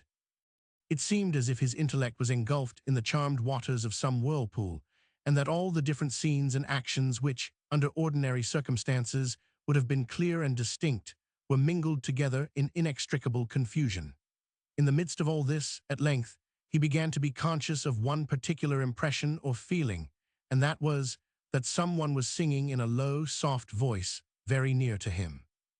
This feeling, strange as it was in such a place, momentarily increased in volume, until at length it began in its intensity to absorb almost every other, and he gradually awakened from the sort of stupor that had come over him. Yes, someone was singing. It was a female voice, he was sure of that, and as his mind became more occupied with that one subject of thought, and his perceptive faculties became properly exercised. His intellect altogether assumed a healthier tone. He could not distinguish the words that were sung, but the voice itself was very sweet and musical. And as Tobias listened, he felt as if the fever of his blood was abating, and that healthier thoughts were taking the place of those disordered fancies that had held sway within the chambers of his brain. "What sweet sounds," he said. "Oh, I do hope that singing will go on. I feel happier to hear it. I do so hope it will continue. What sweet music. Oh, mother, mother, if you could but see me now." He pressed his hands over his eyes, but he could not stop the gush of tears that came from them and which would trickle through his fingers. Tobias did not wish to weep, but those tears, after all the horrors of the night, did him a world of good, and he felt wonderfully better after they had been shed. Moreover, the voice kept singing without intermission. "Who can it be," thought Tobias, "that do not tire with so much of it?" Still the singer continued, but now and then Tobias felt certain that a very wild note or two was mingled with the ordinary melody, and that bred a suspicion in his mind, which gave him a shudder to think of, namely, that the singer was mad. "It must be so," said he. "No one in their senses could or would continue for so long a period of time such strange snatches of song. Alas, alas, it is someone who is really mad, and confined for life in this dreadful place. For life, do I say, am not I too confined for life here? Oh, help, help, help." Tobias called out in so loud a tone that the singer of the sweet strains that had for a time lulled him to composure heard him, and the strains which had before been redolent of the softest and sweetest melody suddenly changed to the most terrific shrieks that can be imagined.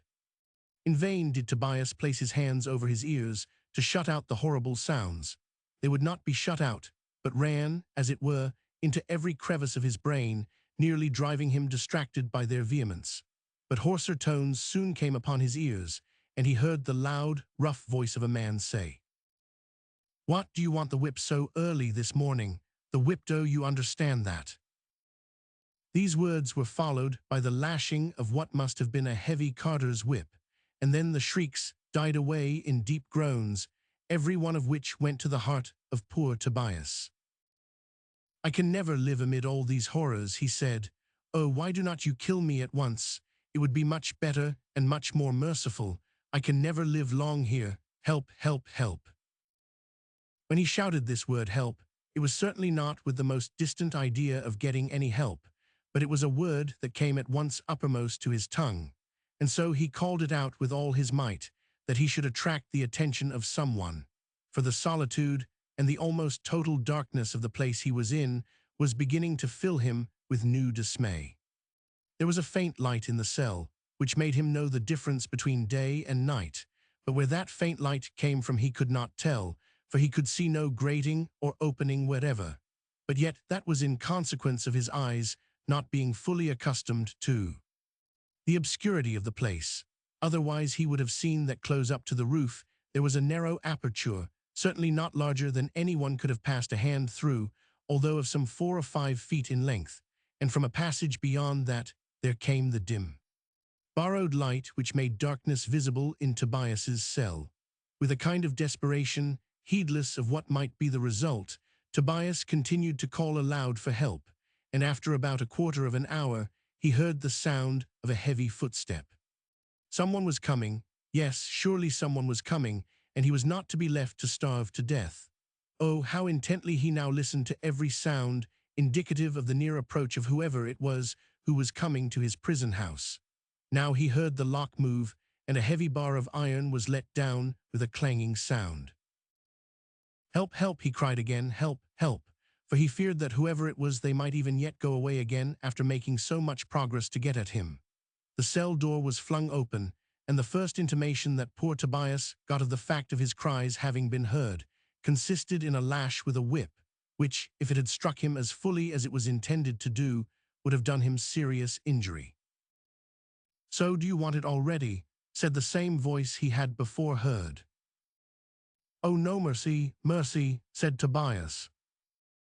"Oh, that's it now, is it? I tell you what it is. If we have any disturbance here, This is the persuader to silence that we always use. What do you think of that for an argument, eh? As he spoke, the man gave the whip a loud smack in the air and confirmed the truth of the argument by inducing poor Tobias to absolute silence. Indeed, the boy trembled so that he could not speak. "Well now, my man," added the fellow, "I think we understand each other. What do you want?" "Oh, let me go," said Tobias. "Let me go. I will tell nothing. Say to Mr. Todd that I will do what he pleases, and tell nothing, only let me go out of this dreadful place. Have mercy upon me, I am not at all mad, indeed I am not." The man closed the door as he whistled a lively tune. Chapter 26. The Madhouse Yard and Tobias's New Friend. This sudden retreat of the man was unexpected by Tobias, who at least thought it was the practice to feed people even if they were confined to such a place. But the unceremonious departure of the keeper, without so much as mentioning anything about breakfast, began to make Tobias think that the plan by which he was to be got rid of was starvation. And yet that was impossible, for how easy it was to kill him if they felt so disposed. "Oh, no, no," he repeated to himself, "surely they will not starve me to death." As he uttered these words, he heard the plaintive singing commence again, and he could not help thinking that it sounded like some requiem for the dead, and that it was a sort of signal that his hours were numbered. Despair again began to take possession of him, and despite the savage threats of the keeper, he would again have loudly called for help, had he not become conscious that there were footsteps close at hand. By dint of listening most intently, he heard a number of doors opened and shut, and sometimes when one was opened, there was a shriek and the lashing of the whips, which very soon succeeded in drowning all other noises. It occurred to Tobias, and correctly too, for such was the fact, that the inmates of that most horrible abode were living, like so many wild beasts, in cages fed. Then he thought how strange it was that even for any amount of money human beings could be got to do the work of such an establishment. And by the time Tobias had made this reflection to himself, his own door was once more opened upon its rusty hinges. There was the flash of a light, and then a man came in with a water can in his hand, to which there was a long spout, and this he placed to the mouth of Tobias, who, fearing that if he did not drink then he might be a long time without, swallowed some not over-savory ditch water, as it seemed to him, which was thus brought to him.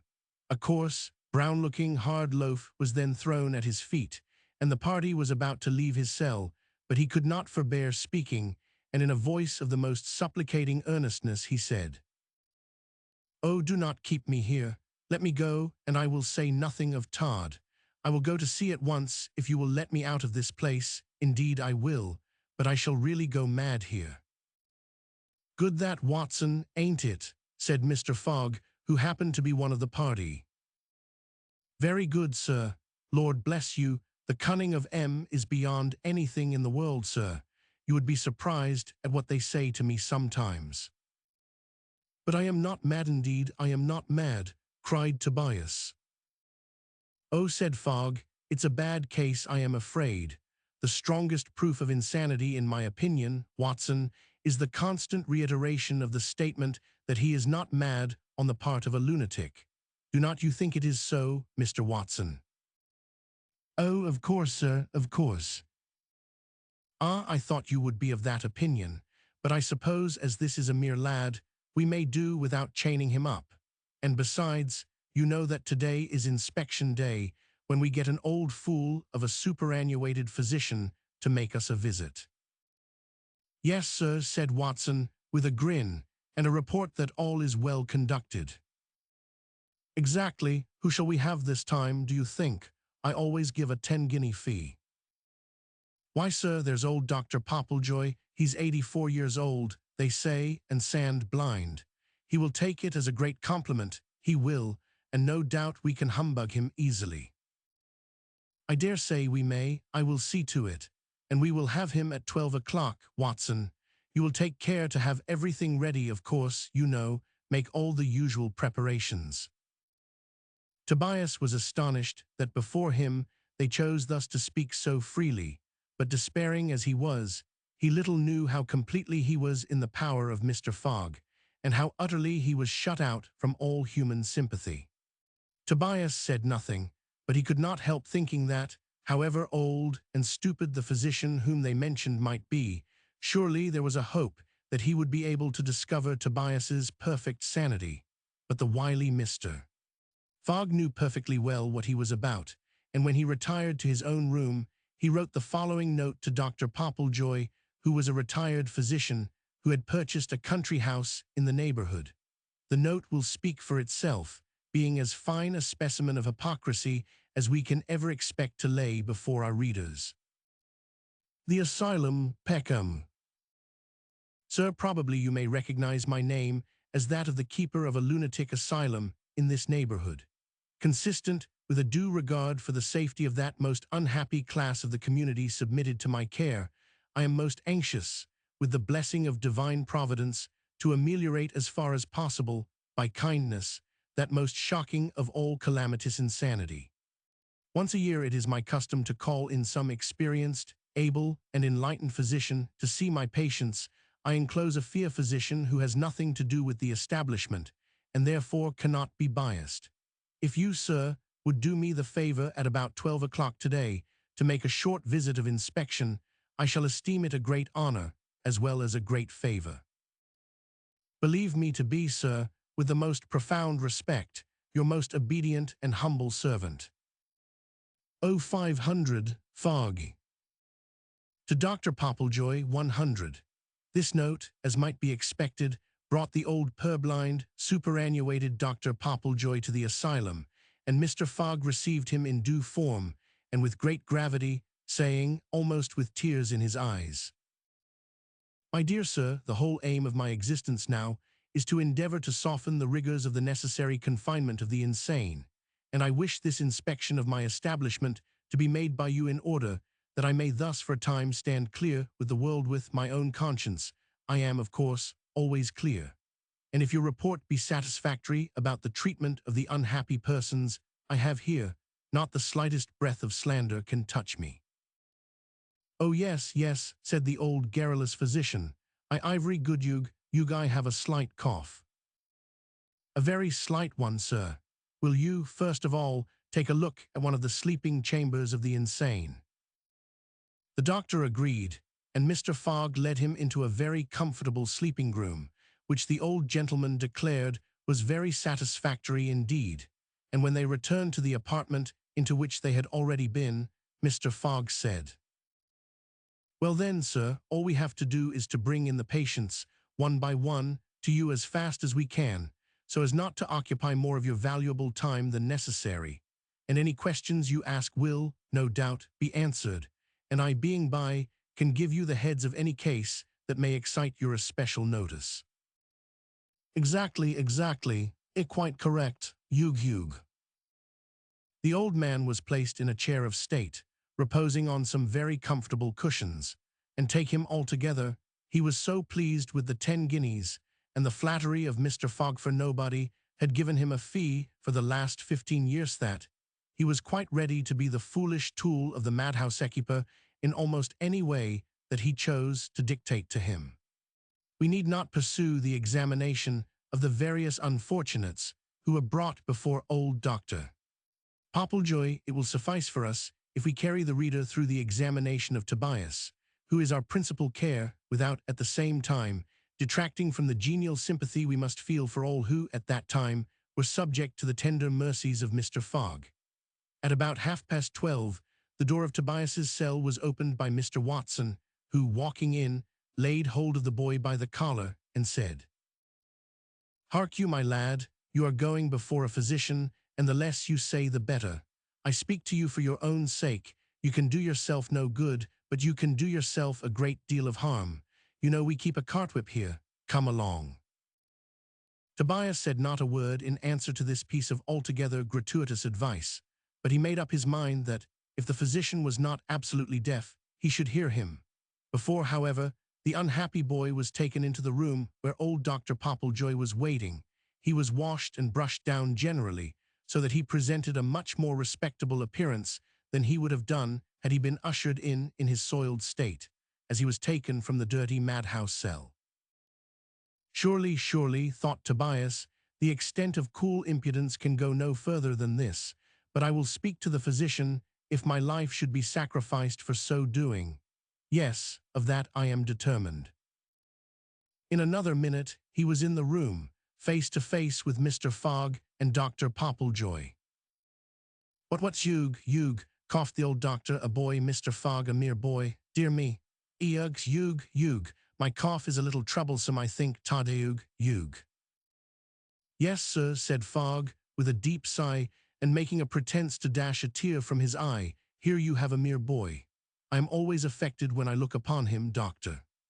We were boys ourselves once, you know, and to think that the divine spark of intelligence has gone out in one so young is enough to make any feeling heart throb with agony. This lad, though, sir, is only a monomaniac. He has a fancy that someone named Sweeney Todd is a murderer and that he can discover his bad practices. On all other subjects he is sane enough, but upon that, and upon his presumed freedom from mental derangement, he is furious. It is false, sir, it is false, said Tobias, stepping up. Oh, sir, if you are not one of the creatures of this horrible place, I beg that you will hear me and let justice be done. Oh yes, of course, Sir, I am not mad, but I am placed here because I have become dangerous to the safety of criminal persons. Oh, indeed, ahwise. I am a poor lad, sir, but I hate wickedness, and because I found out that Sweeney Todd was a murderer, I am placed here. You hear him, sir, said Fogg, just as I said. Oh, yes, who is Sweeney Todd, Mr. Fogg? Oh, sir, there is no such person in the world. Ah, I thought as much, a sad case, a very sad case indeed. Be calm, my little lad, and Mr. Fogg will do all that can be done for you, I am sure. Oh, how can you be so foolish, sir, cried Tobias, as to be deceived by that man who is making a mere instrument of you to cover his own villainy. What I say to you is true, and I am not mad. I think, Dr. Popplejoy, said Fogg, with a smile, it would take rather a cleverer fellow than I am to make a fool of you, but you perceive, sir, that in a little while the boy would get quite furious, that he would. Shall I take him away? Yes, poor fellow. Hear me, oh, hear me, shrieked Tobias. Sir, on your deathbed you may repent this day's work. I am not mad. Sweeney Todd is a murderer, is a barber in Fleet Street. I am not mad. It's melancholy, sir, is it not? Said Fogg, as he again made an effort to wipe away a tear from his eyes. It's very melancholy. Oh, very, very. Watson, take away poor Tobias' rag, but take him very gently, and stay with him a little in his nice comfortable room, and try to soothe him. Speak to him of his mother, Watson, and get him round if you can. Alas, poor child, my heart quite bleeds to see him. I'm not fit exactly for this life, doctor. I ought to be made of sterner stuff, indeed I ought. Well, said Mr. Watson, as he saluted poor Tobias with a kick outside the door, what a deal of good you have done. The boy's patience was exhausted. He had borne all that he could bear, and this last insult maddened him. He turned with the quickness of thought and sprang at Mr. Watson's throat. So sudden was the attack, and so completely unprepared for it was that gentleman, that down he fell in the passage, with such a blow of his head against the stone floor that he was nearly insensible, and before anybody could get to his assistance, Tobias had so pommeled and clawed his face that there was scarcely a feature discernible, and one of his eyes seemed to be in fearful jeopardy. The noise of this assault soon brought Mr. Fogg to the spot, as well as old Dr. Popplejoy, and the former tore Tobias from his victim, whom he seemed intent upon murdering. Chapter 27. The Consultation of Colonel Jeffrey with the Magistrate. The advice which his friend had given to Colonel Jeffrey was certainly the very best that could have been tendered to him, and, under the whole of these circumstances, it would have been something little short of absolute folly to have ventured into the shop of Sweeney Todd without previously taking every possible precaution to ensure the safety of so doing, Sir Richard was within when they reached his house, and with the acuteness of a man of business, he at once entered into the affair. As the colonel, who was the spokesman, proceeded, it was evident that the magistrate became deeply interested. Colonel Geoffrey concluded by saying, "You will thus, at all events, perceive that there is great mystery somewhere." "And guilt, I should say," replied the magistrate. "You are of that opinion, Sir Richard?" "I am, most decidedly." "Then what would you propose to do? Believe me, I do not ask out of any idle curiosity, but from a firm faith that what you set about will be accomplished in a satisfactory manner." "Why, in the first place, I shall certainly go and get shaved at Todd's shop." "You will venture that?" "Oh yes, but do not fancy that I am so headstrong and foolish as to run any unnecessary risks in the matter. I shall do no such thing. You may be assured that I will do all in my power to provide for my own safety, and if I did not think I could do that most effectually, I should not be at all in love with the adventure, but on the contrary, carefully avoid it to the best of my ability. We have before heard something of Mr. Todd." "Indeed, and of a criminal character." "Yes, a lady once in the street took a fancy to a pair of shoebuckles of imitation diamonds that Todd had on when he was going to some city entertainment. She screamed out and declared that they had belonged to her husband, who had gone out one morning from his house in Fetter Lane to get himself shaved. The case came before me, but the buckles were of too common a kind to enable the lady to persevere in her statement, and Todd, who preserved the most imperturbable coolness throughout the affair, was, of course, discharged. But the matter left a suspicion upon your mind." "It did, and more than once I have resolved in my own mind what means could be adopted of coming at the truth. Other affairs, however, of more immediate urgency have occupied me, but the circumstances you detail revive all my former feelings upon the subject, and I shall now feel that the matter has come before me in a shape to merit immediate attention." This was gratifying to Colonel Geoffrey, because it not only took a great weight off his shoulders, but it led him to think, from the well-known tact of the magistrate, that something certainly would be accomplished, and that very shortly too, towards unraveling the secret that had as yet only appeared to be more complicated and intricate the more it was inquired into. He made the warmest acknowledgments to the magistrate for the courtesy of his reception, and then took his leave. As soon as the magistrate was alone, he rang a small handbell that was upon the table, and the summons was answered by a man, to whom he said, "Is Cratchit here?" "Yes, your worship." "Then tell him I want him at once, will you?" The messenger retired, but he presently returned, bringing with him about as rough a specimen of humanity as the world could have produced. He was tall and stout, and his face looked as if, by repeated injuries, it had been knocked out of all shape, for the features were most strangely jumbled together indeed, and an obliquity of vision, which rendered it always a matter of doubt who and what he was looking at, by no means added to his personal charms. "Sit down, Cratchit," said the magistrate, "and listen to me without a word of interruption." If Mr. Cratchit had no other good quality on earth, he still had that of listening attentively, and he never opened his mouth while the magistrate related to him what had just formed the subject matter of Mr. Geoffrey's communication. Indeed, Cratchit seemed to be looking out of the window all the while, but then Sir Richard knew the little peculiarities of his visual organs. When he concluded his statement, Sir Richard said, "Well, Cratchit, what do you think of all that? What does Sweeney Todd do with his customers?" Mr. Cratchit gave a singular and peculiar kind of grin as he said, still looking apparently out of the window, although his eyes were really fixed upon the magistrate. "He smugs 'em." "What?" "Uses 'em up, your worship. It's as clear to me as mud in a wineglass that it is. Lor bless you, I have been thinking he did that air sort of thing a deuce of a while, but I did not like to interfere too soon, you see." "What do you advise, Cratchit? I know I can trust to your sagacity in such a case." "Why, your worship, I will think it over a bit in the course of the day, and let your worship know what I think.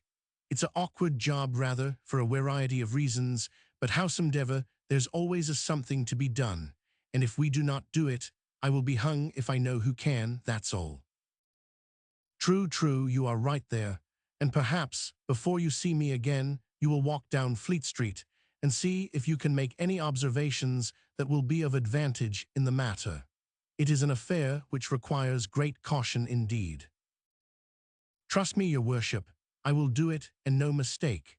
Lord bless you, it's easy for anybody now to go lounging about Fleet Street without being taken much notice of, for the fact is, the whole place is agog about the horrid smell, as has been for never so long in the old church of St. Dunstan.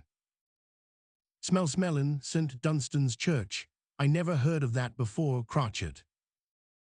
Oh, lor, yes, it's enough to pisson the devil himself, Sir Richard, and t'other day, when the blessed bishop went to firm a lot of people, he as good as told 'em they might all be damned first, afore he firmed nobody in such a place. The magistrate was in a deep thought for a few minutes, and then he said suddenly, Well, well, Crotchet, you turn the matter over in your mind, and see what you can make of it. I will think it over likewise. Do you hear? Mind you are with me at 6 this evening punctually. I do not intend to let the matter rest, and you may depend that from this moment I will give it my greatest attention. Very good, your worship, very good indeed. I will be here, and something seems to strike me uncommon forcible that we shall unearth this fox very soon, your worship. I sincerely hope so. Mr. Crotchet took his leave, and when he was alone the magistrate rose and paced his apartment for some time with rapid strides, as if he was much agitated by the reflections that were passing through his mind. At length he flung himself into a chair with something like a groan, as he said, A horrible idea forces itself upon my consideration, most horrible, most horrible, most horrible. Well, well, we shall see, it may not be so, and yet what a hideous probability stares me in the face. I will go down at once to St. Dunstan's and see what they are really about. Yes, yes, I shall not get much sleep, I think, now, until some of these mysteries are developed. A most horrible idea, truly. The magistrate left some directions at home concerning some business calls which he fully expected in the course of the next 2 hours, and then he put on a plain, sad-colored cloak and a hat destitute of all ornament, and left his house with a rapid step. He took the most direct route towards St. Dunstan's church, and finding the door of the sacred edifice yielded to the touch, he at once entered it. But he had not advanced many steps before he was met and accosted by the beadle, who said, in a tone of great dignity and authority, This ain't Sunday, sir. There ain't no service here today. I do not suppose there is, replied the magistrate, but I see you have workmen here. What is it you are about? Well, of all the impudence that ever I came near, this is the worstest. Ask a beadle what he is about. I beg to say, sir, this is quite private, and there's the door. Yes, I see it, and you may go out at it just as soon as you think proper. Oh, convulsions, this to a beadle. What is all this about? Said a gentlemanly-looking man, stepping forward from a part of the church where several masons were employed in raising some of the huge flagstones with which it was paved. What disturbance is this? I believe, Mr. Antrobus, you know me, said the magistrate. Oh, Sir Richard, certainly. How do you do? Gracious, said the beadle, I have put my blessed foot in it. Lord bless us, sir, how should I know as you was Sir Richard? I begs as you will not think nothing o' what I said. If I had a knowed you, in course I should not have said it, you may depend. Sir Richard, I humbly begs your pardon.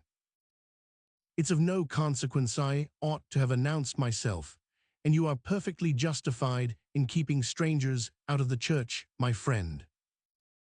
The magistrate walked up the aisle with Mr. Antrobus, who was one of the churchwardens, and as he did so, he said, in a low, confidential tone of voice, I have heard some strange reports about a terrible stench in the church. What does it mean? I suppose you know all about it and what it arises from. Indeed, I do not. If you have heard that there is a horrible smell in the church after it has been shut up for some time, and upon the least change in the weather, from dry or wet, or cold or warm, you know as much as we know upon the subject. It is a most serious nuisance, and in fact, my presence here today is to try and make some discovery of the cause of the stench. And you see, we are going to work our way into some of the old vaults that have not been opened for some time, with a hope of finding out the cause of this disagreeable odor. Have you any objection to my being a spectator? None in the least. I thank you. Let us now join the workmen, and I can only now tell you that I feel the strongest possible curiosity to ascertain what can be the meaning of all this, and shall watch the proceedings with the greatest amount of interest. Come along then. I can only say for my part that as an individual I am glad you are here, and as a magistrate likewise it gives me great satisfaction to have you. Chapter 28. Tobias's Escape from Mr. Fogg's Establishment. The rage into which Mr. Fogg was thrown by the attack which the desperate Tobias had made upon his representative, Mr. Watson, was so great that, had it not been for the presence of stupid old Dr. Popplejoy in the house, no doubt he would have taken some most exemplary vengeance upon him. As it was, however, Tobias was thrown into his cell with a promise of vengeance as soon as the coast was clear. These were a kind of promises which Mr. Fogg was pretty sure to keep, and when the first impulse of his passion had passed away, poor Tobias, as well indeed he might, gave himself up to despair. Now all is over, he said. I shall be half murdered. Oh, why do they not kill me at once? There would be some mercy in that. Come and murder me at once, you wretches, you villains, murder me at once. In his new excitement, he rushed to the door of the cell and banged at it with his fists, when to his surprise it opened, and he found himself nearly falling into the stone corridor from which the various cell doors opened. It was evident that Mr. Watson thought he had locked him in, for the bolt of the lock was shot back, but had missed its hold, a circumstance probably arising from the state of rage and confusion Mr. Watson was in, as a consequence of Tobias's daring attack upon him. It almost seemed to the boy as if he had already made some advance towards his freedom, when he found himself in the narrow passage beyond his cell door. But his heart for some minutes beat so tumultuously with the throng of blissful associations connected with freedom, that it was quite impossible for him to proceed. A slight noise, however, in another part of the building roused him again, and he felt that it was only now by a great coolness and self-possession, as well as great courage, that he could at all hope to turn to account the fortunate incident which had enabled him, at all events, to make that first step towards liberty. Oh, if I could but get out of this dreadful place, he thought, if I could but once again breathe the pure fresh air of heaven and see the deep blue sky, I think I should ask for no other blessings. Never do the charms of nature present themselves to the imagination in more lovely guise than when someone with an imagination full of such beauties, and a mind to appreciate the glories of the world, is shut up from real, actual contemplation. To Tobias now, the thought of green fields, sunshine and flowers was at once rapture and agony. I must, he said, I will be free. A thorough determination to do anything, we are well convinced, always goes a long way towards its accomplishment, and certainly Tobias now would cheerfully have faced death in any shape, rather than he would again have been condemned to the solitary horrors of the cell, from which he had by such a chance got free. He conjectured the stupid old doctor. Popplejoy had not left the house, by the unusual quiet that reigned in it, and he began to wonder if, while that quiet subsisted, there was the remotest chance of his getting into the garden, and then scaling the wall, and so reaching the open common. While this thought was establishing itself in his mind, and he was thinking that he would pursue the passage in which he was until he saw where it led to, he heard the sound of footsteps, and he shrank back. For a few seconds they appeared as if they were approaching where he was, and he began to dread that the cell would be searched, and his absence discovered, in which case there would be no chance for him but death. Suddenly, however, the approaching footsteps paused, and then he heard a door banged shut. It was still, even now, some minutes before Tobias could bring himself to traverse the passage again, and when he did, it was with a slow and stealthy step. He had not, however, gone above 30 paces before he heard the indistinct murmur of voices, and being guided by the sound, he paused at a door on his right hand, which he thought must be the one he had heard closed but a few minutes previously. It was from the interior of the room which that was the door of, that the sound of voices came, and as it was a matter of the very first importance to Tobias to ascertain in what part of the house his enemies were, he placed his ear against the panel and listened attentively. He recognized both the voices. They were those of Watson and Fogg.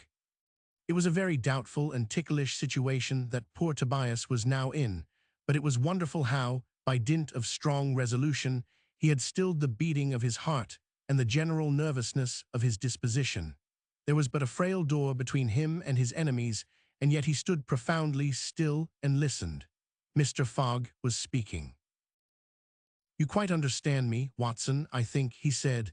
"As concerns that little viper, Tobias Ragg, he is too cunning and much too dangerous to live long."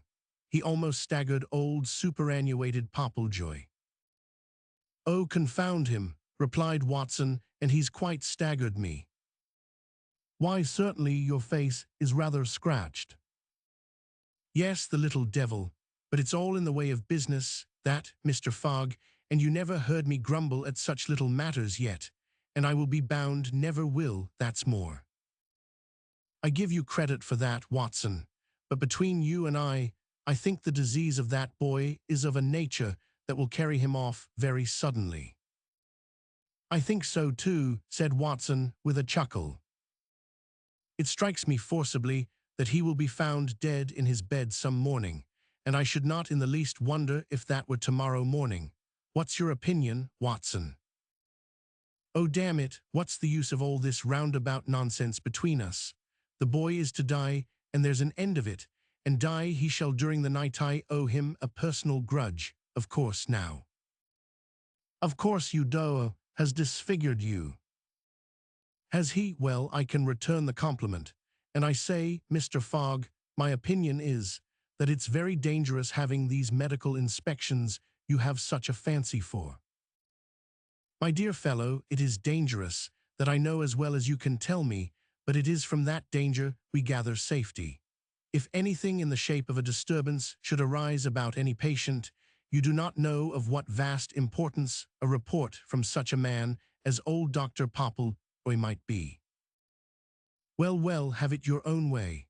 I shall not go near Master Tobias for the whole day, and shall see what starvation and solitude does towards taming him down a bit." "As you please, but it is time you went your regular rounds." "Yes, of course." Tobias heard Watson rise. The crisis was a serious one. His eye fell upon a bolt that was outside the door, and with the quickness of thought, he shot it into its socket, and then made his way down the passage towards his cell, the door of which he shut close. His next movement was to run to the end of the passage and descend some stairs. A door opposed him, but a push opened it, and he found himself in a small, dimly lighted room, in one corner of which, upon a heap of straw, lay a woman, apparently sleeping. The noise which Tobias made in entering the cell, for such it was, roused her up, and she said, "Oh, no, no, not the lash, not the lash, I am quiet. God, how quiet I am, although the heart within is breaking. Have mercy upon me." "Have mercy upon me," said Tobias, "and hide me if you can." Hide you, God of heaven, who are you?" "A poor victim who has escaped from one of the cells, and I." "Hush," said the woman, and she made Tobias shrink down in the corner of the cell, cleverly covering him up with the straw, and then lying down herself in such a position that he was completely screened. The precaution was not taken a moment too soon, for by the time it was completed, Watson had burst open the door of the room which Tobias had bolted, and stood in the narrow passage. "How the devil," he said, "came that door shut, I wonder?" "Oh, save me," whispered Tobias. "Hush, hush, he will only look in," was the answer. "You are safe. I have been only waiting for someone who could assist me in order to attempt an escape. You must remain here until night, and then I will show you how it may be done. Hush, he comes." Watson did come and looked into the cell, muttering an oath as he said, "Oh, you have enough bread and water till tomorrow morning, I should say, so you need not expect to see me again till then." "Oh, we are saved. We shall escape," said the poor creature, after Watson had been gone some minutes. "Do you think so?" "Yes, yes. Oh, boy, I do not know what brought you here, but if you have suffered 1/10 part of the cruelty and oppression that I have suffered, you are indeed to be pitied." "If we are to stay here," said Tobias, "till night, before making any attempt to escape, it will, perhaps, ease your mind and beguile the time if you were to tell me how you came here." "God knows, it might.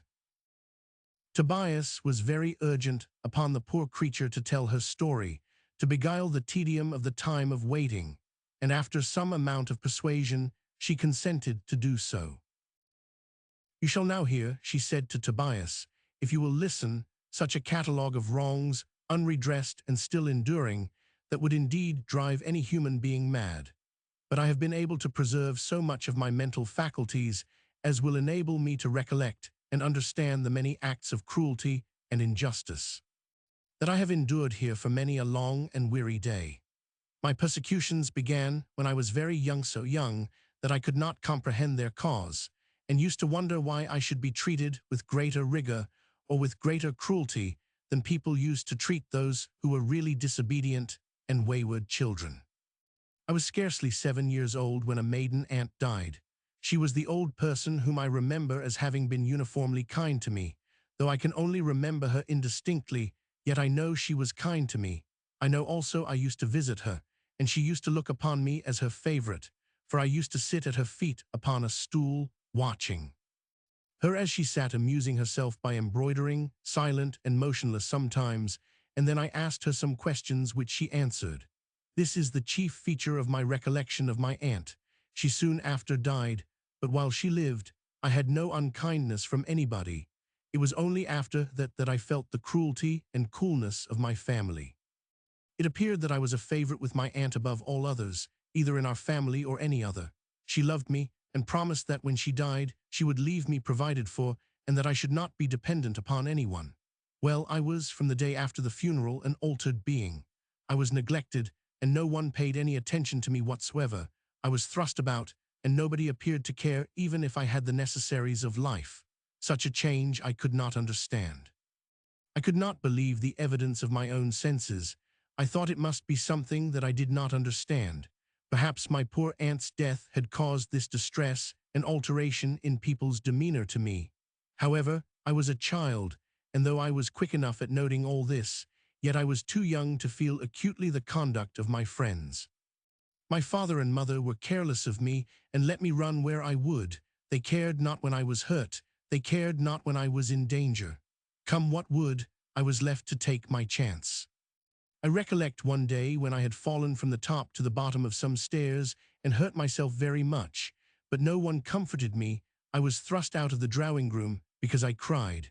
I then went to the top of the stairs, where I sat weeping bitterly for some time. At length, an old servant came out of one of the attics and said, "Oh, Miss Mary, what has happened to you, that you sit crying so bitterly on the stairhead? Come in here." I arose and went into the attic with her, when she set me on a chair and busied herself with my bruises and said to me, "Now, tell me, what are you crying about, and why did they turn you out of the drawing-room? Tell me now." I said they turned me out because I cried when I was hurt. I fell all the way downstairs, but they do not mind. No, they do not, and yet in many families they would have taken more care of you than they do here. And why do you think they would have done so? I inquired. Do not you know what good fortune has lately fallen into your lap? I thought you knew all about it. I do not know anything, save they are very unkind to me lately. They have been very unkind to you, child, and I am sure I do not know why, nor can I tell you why they have not told you of your fortune. My fortune, said I, what fortune? Why do not you know that, When your poor aunt died, you were her favorite. I know my aunt loved me, I said. She loved me and was kind to me, but since she has been dead, nobody cares for me. Well, my child, she has left a will behind her which says that all her fortune shall be yours. When you are old enough, you shall have all her fine things.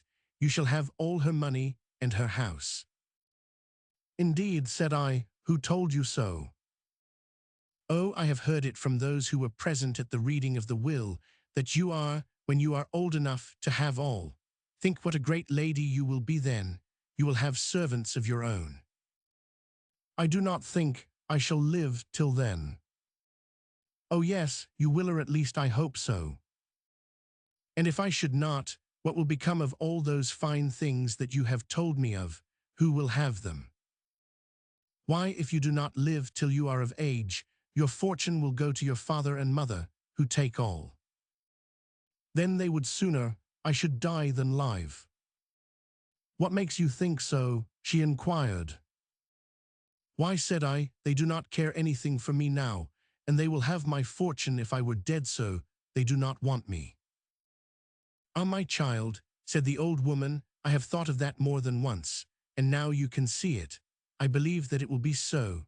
There has many a word been spoken truly enough by a child before now, and I am sure you are right, but do you be a good child, and be careful of yourself, and you will always find that Providence will keep you out of any trouble. I hope so, I said. And be sure you do not say, who told you about this? Why not? I inquired. Why may I not tell who told me about it? Because, she replied, if it were known that I told you anything about it, as you have not been told by them, they might discharge me, and I should be turned out. I will not do that, I replied. They shall not learn who told me, though I should like to hear them say the same thing. You may hear them do so one of these days, she replied, if you are not impatient. It will come out one of these days, Dwo may know of it. More than my father and mother's. Yes, more several.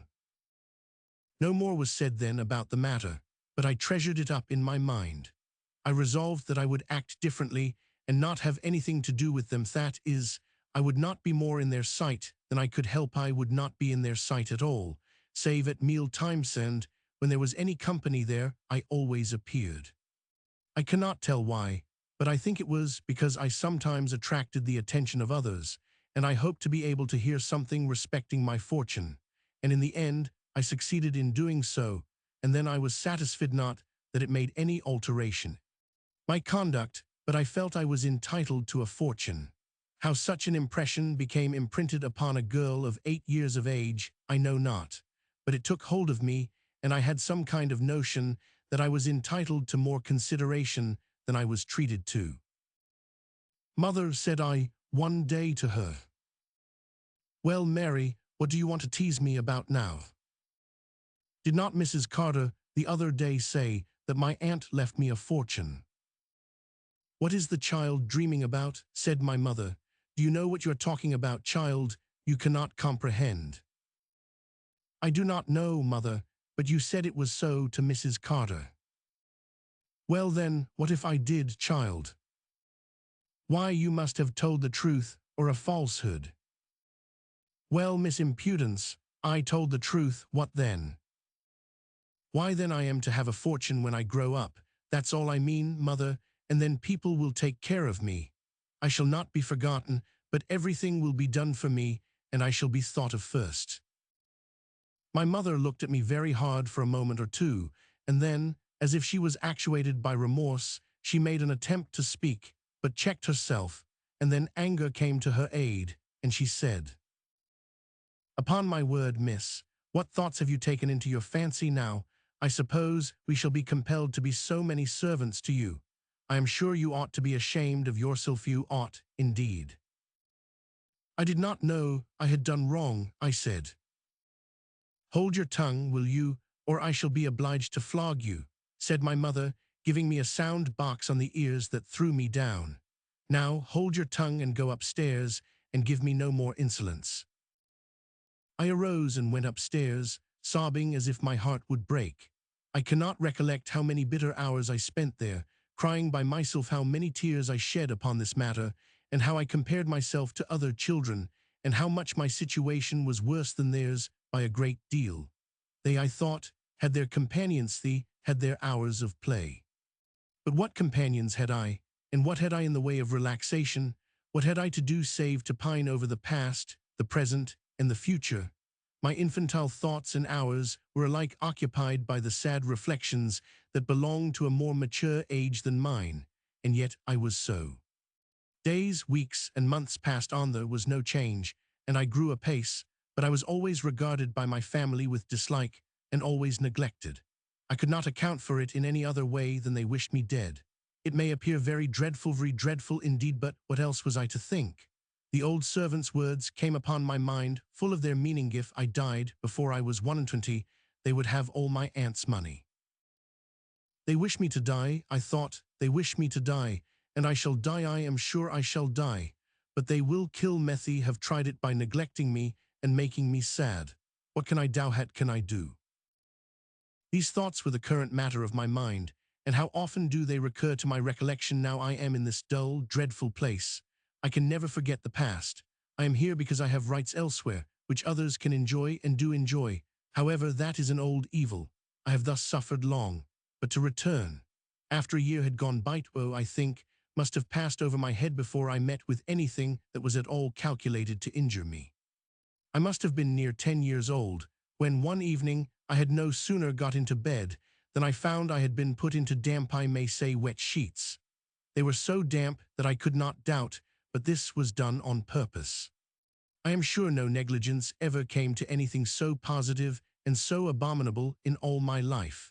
I got out of bed and took them off, and then wrapped myself up in the blankets and slept till morning without awaking anyone. When morning came, I inquired who put the sheets there.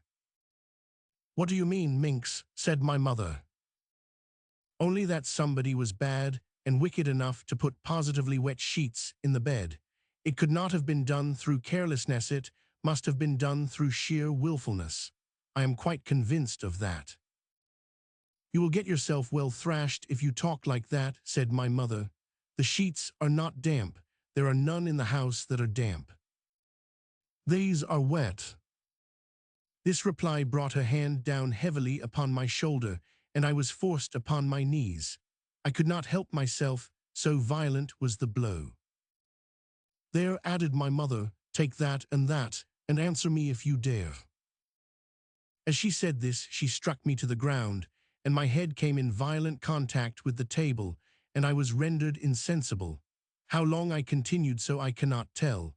What I first saw when I awoke was the dreariness of one of the attics into which I had been thrust, and thrown upon a small bed without any furniture. I looked around and saw nothing that indicated comfort, and upon looking at my clothes there were traces of blood.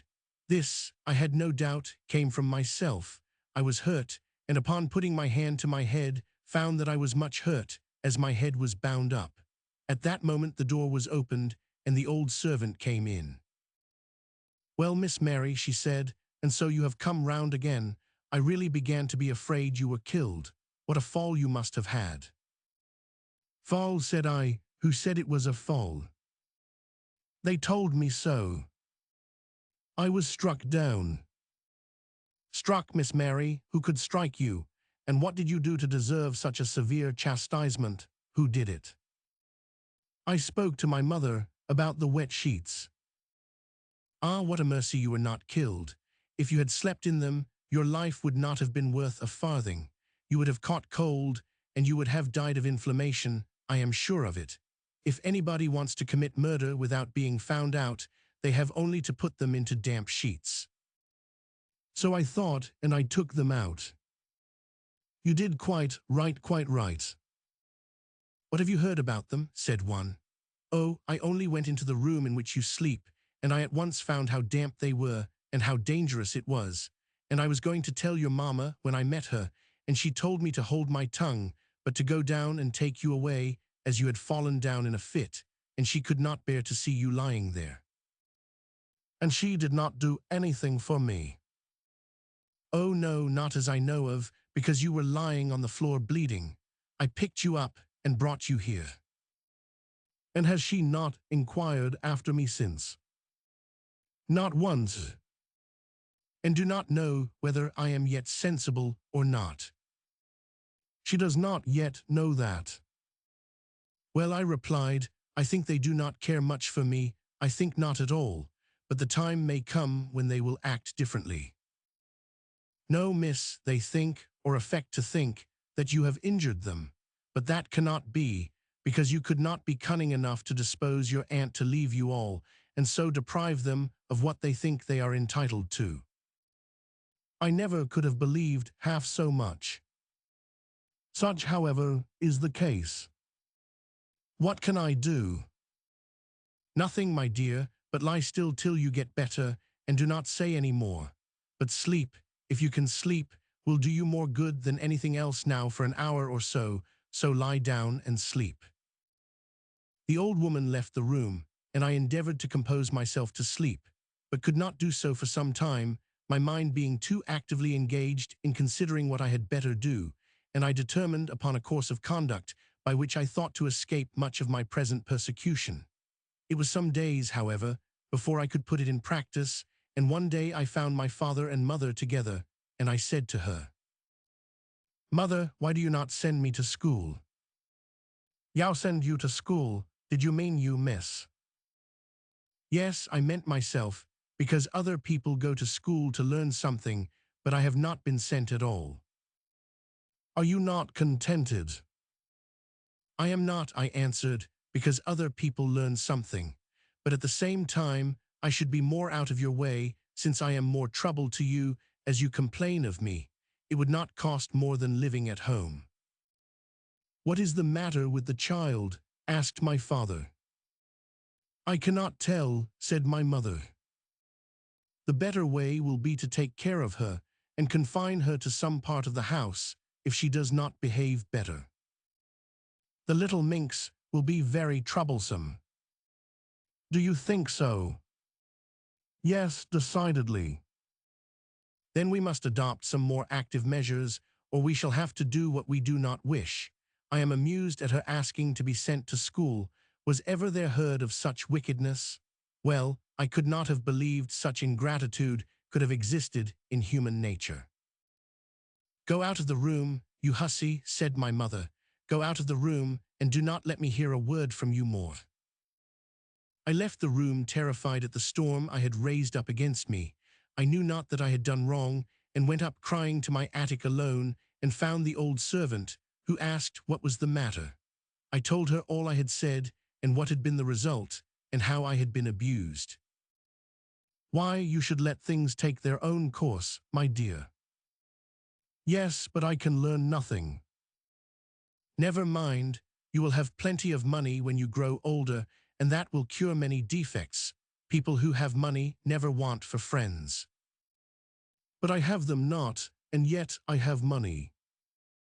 Most certainly, but you have it not in your power, and you are not old enough to make use of it if you had it. Who has it? I inquired. Your father and mother. No more was said at that time, and the old woman left me to myself, and I recollect I long and deeply pondered over this matter, and yet could see no way out of it, and resolved that I would take things as easily as I could. But I feared that I was not likely to have a very quiet life. Indeed, active cruelty was exercised against me.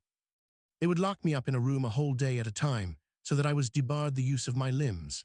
I was even kept without food, and on every occasion I was knocked about, from one to the other, without remorsivery. One took a delight in tormenting me, and in showing me how much they dared do. Of course servants and all would not treat me with neglect and harshness if they did not see it was agreeable to my parents. This was shocking cruelty, but yet I found that this was not all. Many were the little contrivances made and invented to cause me to fall down stairstow, sliptoe, trip, or do anything that might have ended in some fatal accident, which would have left them at liberty to enjoy my legacy, and no blame would be attached to them for the accident, and I should most likely get blamed for what was done, and from which I had been the sufferer. Indeed, I should have been deemed to have suffered justly. On one occasion, after I had been in bed some time, I found it was very damp, and upon examination, I found the bed itself had been made quite wet, with the sheets put over it to hide it. This I did not discover until it was too late, for I caught a violent cold, and it took me some weeks to get over it, and yet I escaped eventually, though after some months' illness. I recovered, and it evidently made them angry because I did live. They must have believed me to be very obstinate. They thought me obdurate in the extremity, called me all the names they could imagine, and treated me with every indignity they could heap upon me. Well, time ran on, and in my 12th year I obtained the notice of one or two of our friends who made some inquiries about me. I always remarked that my parents disliked anyone to speak to or take any notice of me. They did not permit me to say much. They did not like my speaking, and on one occasion, when I made some remark respecting school, she replied, "Her health is so bad that I have not yet sent her, but shall do so by and by when she grows stronger." There was a look bent upon me that told me at once what I must expect, if I persisted in my half-formed resolve of contradicting all that had been said. When the visitor went, I was well aware of what kind of a life I should have had if I did not absolutely receive some serious injury. I was terrified and held my tongue. Soon after that I was seized with violent pains and vomiting. I was very ill, and the servant being at home only, a doctor was sent for, who at once said I had been poisoned and ordered me to be taken care of. I know how it was done. I had some cake given mate was left out for me, and that was the only thing I had eaten, and it astonished me, for I had not had such a thing given me for years, and that is why I believe the poison was put in the cake, and I think others thought so too. However, I got over that after a time, though I was a long while before I did so. But at the same time I was very weak, and the surgeon said that had I been a little longer without assistance, or had I not thrown it up, I must have sunk beneath the effects of a violent poison. He advised my parents to take some measures to ascertain who it was that had administered the poison to me, but though they promised compliance, they never troubled themselves about it. But I was for a long time very cautious of what I took, and was in great fear of the food that was given to me. However, nothing more of that character took place, and at length I quite recovered, and began to think in my own mind that I ought to take some active steps in the matter, and that I ought to seek an asylum elsewhere. I was now nearly 15 years of age, and could well see how inveterate was the dislike with which I was regarded by my family. I thought that they ought to use me better, for I could remember no cause for it. I had given no deadly offense, nor was there any motive why I should be treated thus with neglect and disdain. It was, then, a matter of serious consideration with me as to whether I should not go and throw myself upon the protection of some friend and beg their interference in my behalf. But then there was no one whom I felt that would do so much for men, or one from whom I expected so great an act of friendship. It was hardly to be expected from anyone that they should interfere between me and my parents. They would have had their first say, and I should have contradicted all they said, and should have appeared in a very bad light indeed. I could not say they had neglected my education. I could not say that, because there I had been careful myself, and I had assiduously striven when alone to remedy this defect, and had actually succeeded, so that, if I were examined, I should have denied my own assertions by contrary facts, which would injure me. Then again, if I were neglected, I could not prove any injury, because I had all the means of existence, and all I could say would either be attributed to some evil source, or it was entirely false. But at the same time, I felt that I had great cause of complaint, and none of gratitude. I could hold no communion with any one. All alike deserted me, and I knew none who could say aught for me if I requested their goodwill. I had serious thoughts of possessing myself of some money, and then leaving home, and staying away until I had arrived at age. But this I deferred doing, seeing that there were no means, and I could not do more than I then did, that is, to live on without any mischief happening, and wait for a few years more. I contracted an acquaintance with a young man who came to visit my father, came several times, and paid me more civility and attention than anyone else ever did, and I felt that he was the only friend I possessed. It is no wonder I looked upon him as being my best and my only friend. I thought him the best and the handsomest man I ever beheld. this put other thoughts into my head. I did not dress as others did, much less had I the opportunity of becoming possessed of many of those little trinkets that most young women of my age had. But this made no alteration in the good opinion of the young gentleman, who took no notice of that, but made me several pretty presents. These were treasures to me, and I must say I gloated over them, and often, when alone, I have spent hours in admiring them. Trifling as they were, they made me happier. I knew now one person who cared for me, and a delightful feeling it was too. I shall never know it, again it is quite impossible. Here, among the dark walls and unwholesome cells, we have no cheering ray of life, or hope. All is dreary and cold. A long and horrible punishment takes place, to which there is no end save with life, and in which there is no one mitigating circumstance, is bad and dark. God help me. However, my dream of happiness was soon disturbed. By some means my parents had got an idea of this, and the young man was dismissed the house and forbidden to come to it again. This he determined to do, and more than once we met, and then in secret I told him all my woes. When he had heard all I said, he expressed the deepest commiseration, and declared I had been most unjustly and harshly treated, and thought that there was not a harder or harsher treatment than that which I had received. He then advised me to leave home. "Leave home," I said. "Where shall I fly? I have no friend." "Come to me, I will protect you. I will stand between you and all the world. They shall not stir hand or foot to your injury." But I dare not to do that. If they found me out, they would force me back with all the ignominy and shame that could be felt from having done a bad act. Not any pity would they show me. "Nor need you. You would be my wife. I mean to make you my wife." "You?" "Yes, I dreamed not of anything else. You shall be my wife.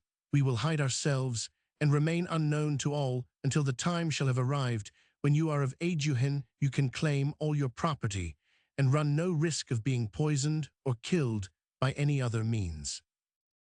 "This is a matter," said I, "that ought to be considered well before adopting anything so violent and so sudden." "It does, and it is not one that I think will injure by being reflected upon by those who are the principal actors. For my own part, my mind is made up, and I am ready to perform my share of the engagement." I resolved to consider the matter well in my own mind, and felt every inclination to do what he proposed, because it took me away from home, and because it would give me one of my own. My parents had become utterly estranged from me. They did not act as parents, they did not act as friends, they had steeled my heart against them. They never could have borne any love to me, I am sure of it, who could have committed such great crimes against me. As the hour drew near, that in which I was likely to become an object of still greater hatred and dislike to them, I thought I was often the subject of their private thoughts, and often when I entered the room my mother and father, and the rest, would suddenly leave off speaking, and look at me as if to ascertain if I had overheard them say anything. On one occasion, I remember very well, I heard them conversing in a low tone. The door happened to have opened of itself, the hasp not having been allowed to enter the mortice. I heard my name mentioned. I paused and listened. "We must soon get rid of her," said my mother. "Undoubtedly," he replied. "If we do not, we shall have her about our ears. She will get married or some infernal thing, and then we shall have to refund." "We could prevent that." "Not if her husband were to insist upon it. We could not. But the only plan I can now form is what I told you of already. Putting her into a madhouse. Yes, there you see, she will be secured and cannot get away. Besides, those who go there die in a natural way before many years." "But she can speak." "So she may, but who attends to the ravings of a mad woman? No, no, depend upon it, that is the best plan. Send her to a lunatic asylum, a private madhouse. I can obtain all that is requisite in a day or two." "Then we will consider that settled."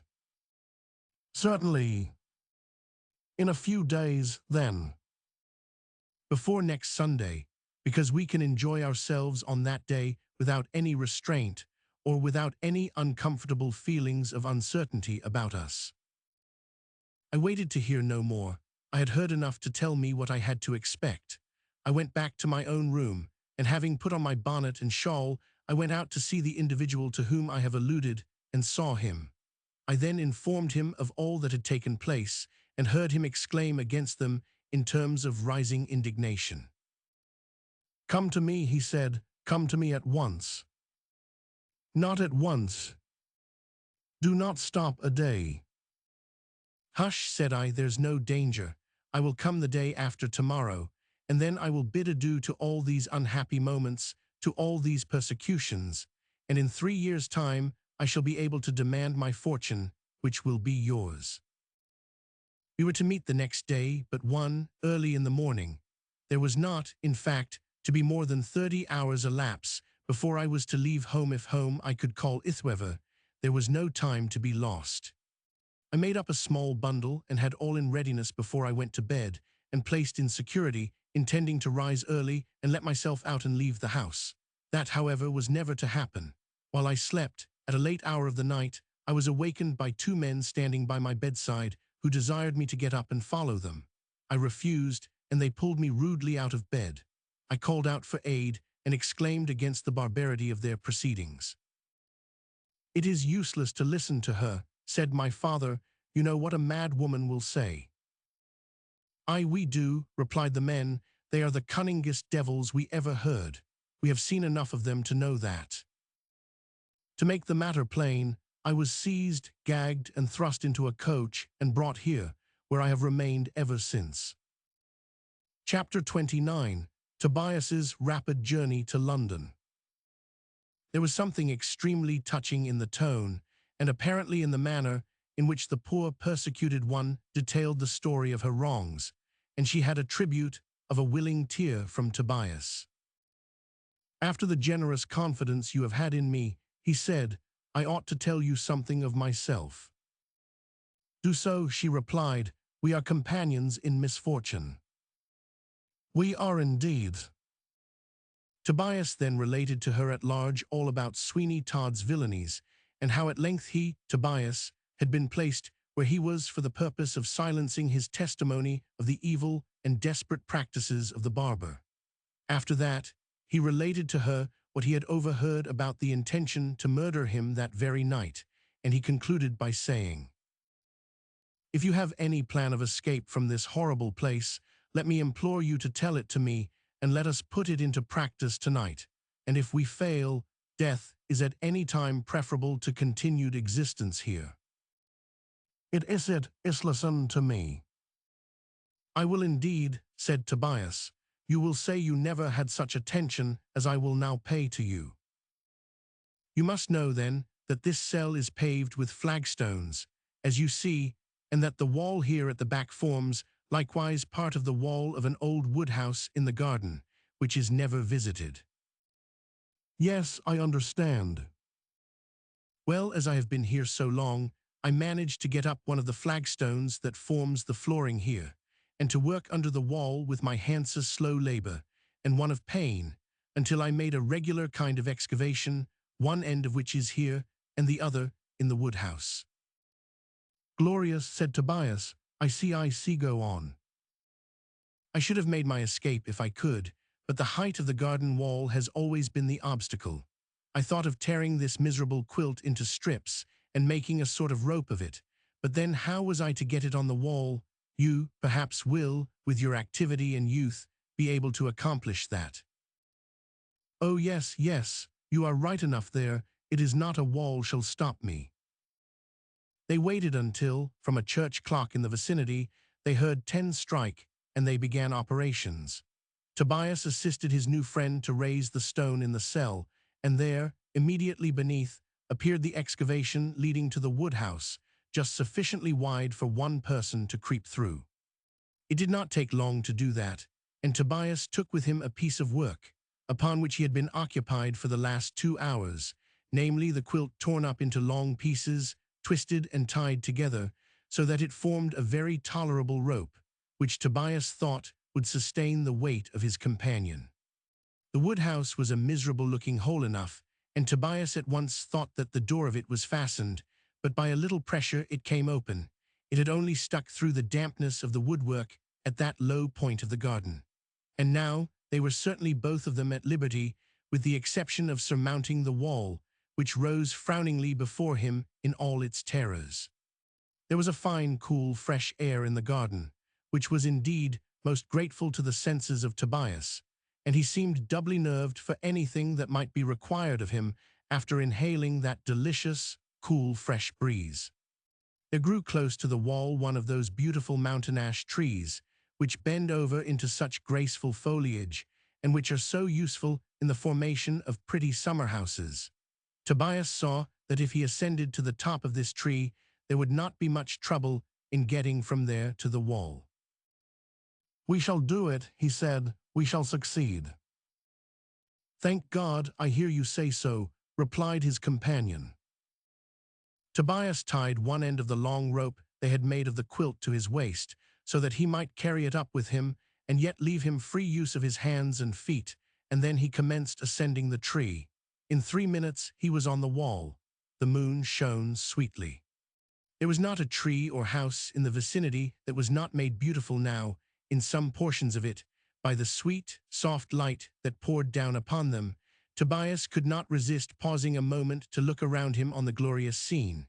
But the voice of her, for whom he was bound to do all that was possible, aroused him. "Oh, Tobias," she said, quick, lower the rope. "Oh, quick." In a moment, he cried. The top of the wall was here and there armed with iron spikes, and some of these formed an excellent grappling place for the torn quilt. In the course of another minute Tobias had his end of it secure. "Now," he said, "can you climb up by it, do you think? Do not hurry about it. Remember, there is no alarm, and for all we know we have hours to ourselves yet." "Yes, oh, yes, thank God," he heard her say. Tobias was not where he could, by any exertion of strength, render her now the least assistance, and he watched the tightening of the frail support by which she was gradually climbing to the top of the wall with the most intense and painful interest that can be imagined. I come," she said. "I am saved." "Come slowly, for God's sake, do not hurry." No. At this moment Tobias heard the frail rope giving way. There was a tearing sound, it broke, and she fell. Lights, too, at that unlucky moment, flashed from the house, and it was now evident an alarm had been given. What could he do? If two could not be saved, he might himself be saved.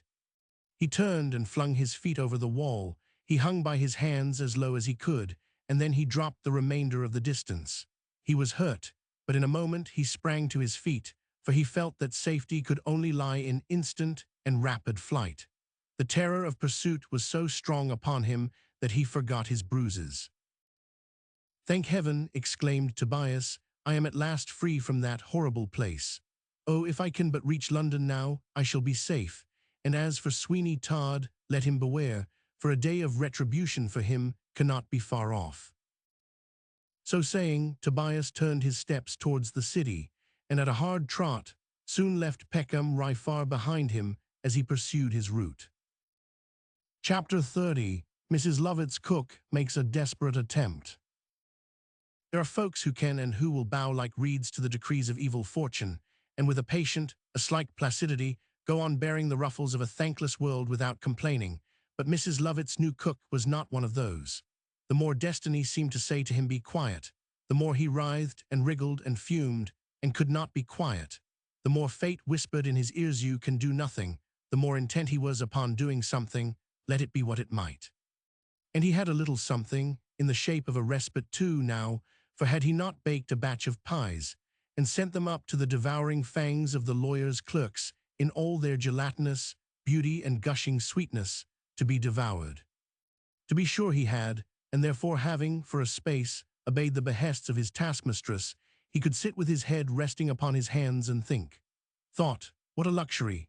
Where is the Indian satrap, where the arch inquisitor, where the grasping, dishonest, scheming employer who can stop a man from thinking, and as Shakespeare says of sleep? From that sleep, what dreams may come? So might he have said of thought. From that thought what acts may come. Now we are afraid that, in the first place, the cook, in spite of himself, uttered some expression concerning Mrs. Lovett of neither an evangelical or a polite character, and with these we need not trouble the reader. They acted as a sort of saphative to his feelings, and after consigning that fascinating female to a certain warm place, where we may fancy everybody's pie might be cooked on the very shortest notice, he got a little more calm. What shall I do? What shall I do? Such was the rather vague question he asked of himself. Alas, how often are those four simple words linked together, finding but a vain echo in the overcharged heart? What shall I do? What small power had he to do anything, except the quietest thing of all, that one thing which heaven in its mercy has left for every wretch to do, if it so pleases him to die. But somehow or another, a man upon the uphill side of life is apt to think he may do something rather than that, and our cook, although he was about as desperate a cook as the world ever saw, did not like yet to say die. Now in that curious combination of passions, impulses, and prejudices in the mind of this man, it would be a hard case if some scheme of action did not present itself, even in circumstances of the greatest possible seeming depression, and so, after a time, the cook did think of something to do. Many of these pies, he said to himself, are not eaten in the shop, ergo they are eaten out of the shop, and possibly at the respective houses of the purchasers. What more feasible mode of disclosing my position and the secrets of my prison house can there be than the enclosing a note in one of Mrs. Lovett's pies? After reviewing all the pros and cons of this scheme, there only appeared a few little difficulties in the way, but although they were rather serious, they were not insurmountable. In the first place, it was possible enough that the unfortunate pie in which the note might be enclosed might be eaten in the shop, in which event the note might go down the throat of some hungry lawyer's clerk, and it might be handed to Mrs. Lovett, with a "God bless me, ma'am, what's this in the pie?" And then Mrs. Lovett might, by a not very remote possibility, say to herself, this cook is a scheming, long-headed sort of a cook, and notwithstanding he does his duty by the pies, he shall be sent upon an errand to another and a better world, and in that case the delectable scheme of the note could only end in the total destruction of the unfortunate who conceived it. Objection the second was that, although nothing is so easy as to say, oh, write a note all about it, nothing is so difficult as to write a note about anything without paper, ink, and a pen. The cook rubbed his forehead and cried, "Damn it!" This seemed to have the desired effect, for he at once recollected that he was supplied with a thin piece of paper for the purpose of laying over the pies if the oven should by chance be overheated, and so subject them to an over-browning process. Surely, he thought, I shall be able to make a substitute for a pen, and as for ink, a little coal and water, or I have it, black from my lights, of course. Ha! How difficulties vanish when a man has thoroughly made up his mind to overcome them. Ha! I write a note, I post it in a pie. Some lawyer sends his clerk for a pie, and he gets that pie.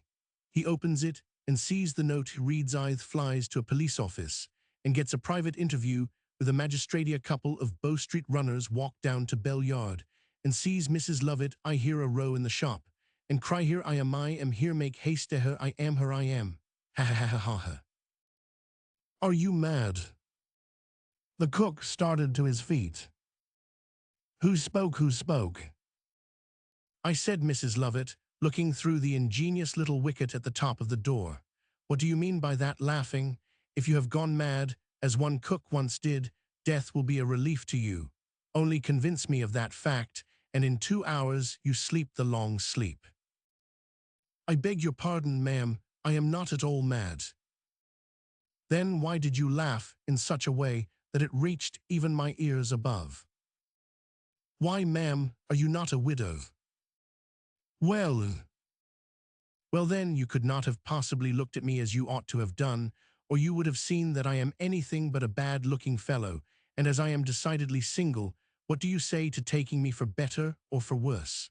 The pie business is a thriving one, and of course, if I had an interest in it, I should say nothing of affairs down below here. Fool! Thank you, madam, for the compliment, but I assure you, the idea of such an arrangement made me laugh, and at all events, provided I do my duty, you do not mind my laughing a little at it. Mrs. Lovett disdained any further conversation with the cook, and closed the little wicket. When she was gone, he took himself seriously to task for being so foolish as to utter his thoughts aloud, but yet he did not think he had gone so far as to speak loud enough about the plan of putting the letter in a pie for her to hear that. Oh, no, I am safe enough. It was the laughing that made her come. I am safe as yet. Having satisfied himself fully upon this point, he at once set to work to manufacture his note. The paper, as he had said, was ready at hand. To be sure, it was of a thin and flimsy texture and decidedly brown, but a man in his situation could be hardly supposed to stand upon punctilios. After some trouble, he succeeded in making an apology for a pen by the aid of a piece of stick, and he manufactured some very tolerable ink, at least, as good as the soot and water commonly sold in London for the best Japan, and then he set about writing his note. As we have an opportunity of looking over his shoulder, we give the note verbatim. Sirrah, madam, I am a prisoner beneath the shop of Mrs. Lovett, the pie female, in Bell Yard. I am threatened with death if I attempt to escape from my now enforced employment. Moreover, I am convinced that there is some dreadful secret connected with the pies, which I can hardly trust my imagination to dwell upon, much less here set it down. Pray instantly, upon receipt of this, go to the nearest police office and procure me immediate aid, or I shall soon be numbered with the dead. In the sacred names of justice and humanity, I charge you to do this. The cook did not, for fear of accidents, put his name to this epistle. It was sufficient, he thought, that he designated his condition and pointed out where he was. This note he folded into a close flat shape and pressed it with his hands, so that it would take up a very small portion of room in a pie. And yet, from its size and nature, if the pie fell into the hands of some gourmand who commenced eating it violently, he could not fail to feel that there was a something in his mouth more indigestible than the delicate mutton or veal, and the flaky crust of which Mrs. Lovett's delicacies were composed. Having proceeded thus far, he concluded that the only real risk he ran was that the pie might be eaten in the shop, and the enclosure, without examination, handed over to Mrs. Lovett merely as a piece of paper which had insinuated itself where it had no right to be. But as no design whatever can be carried out without some risk or another, he was not disposed to give up his, because some contingency of that character was attached to it.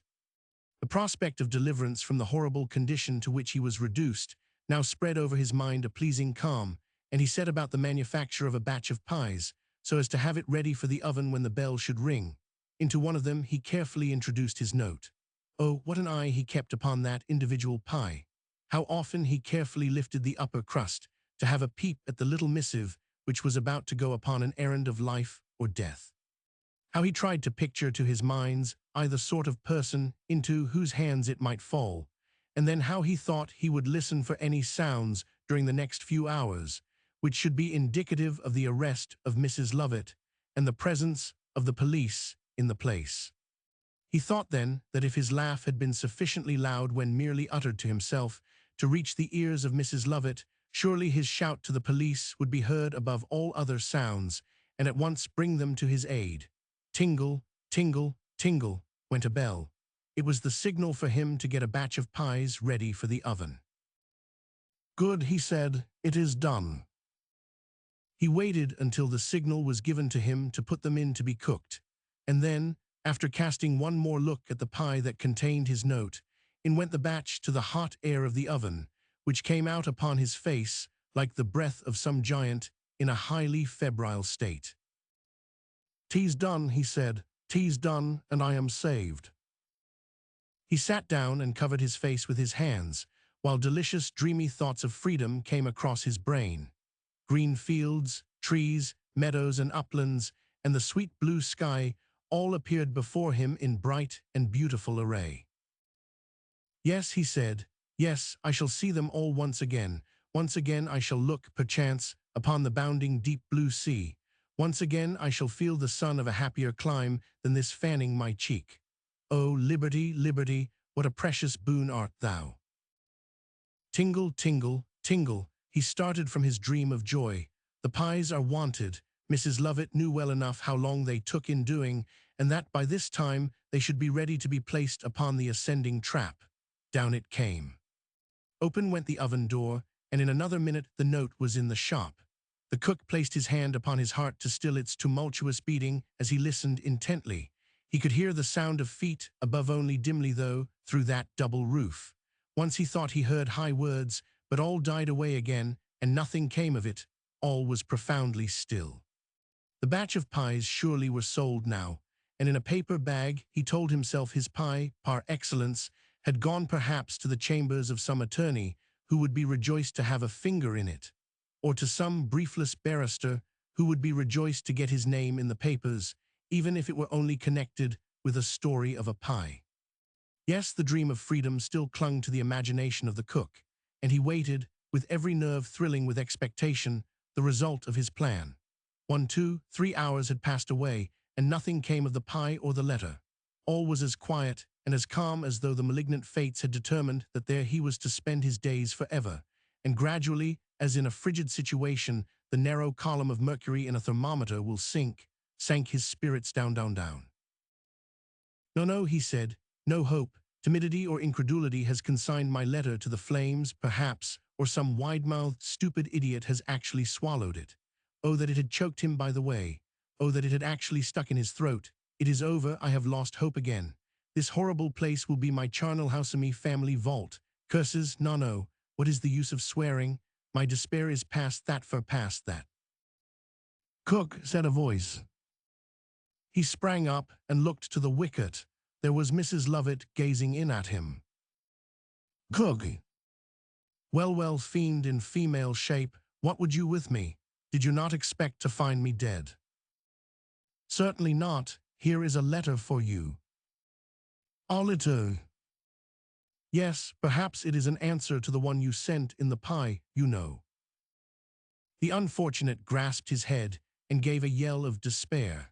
The letter for, indeed, Mrs. Lovett, had one was dropped upon the ground floor from the opening through which she conversed with her prisoner, and then, without another word, she withdrew from the little orifice and left him to his meditation.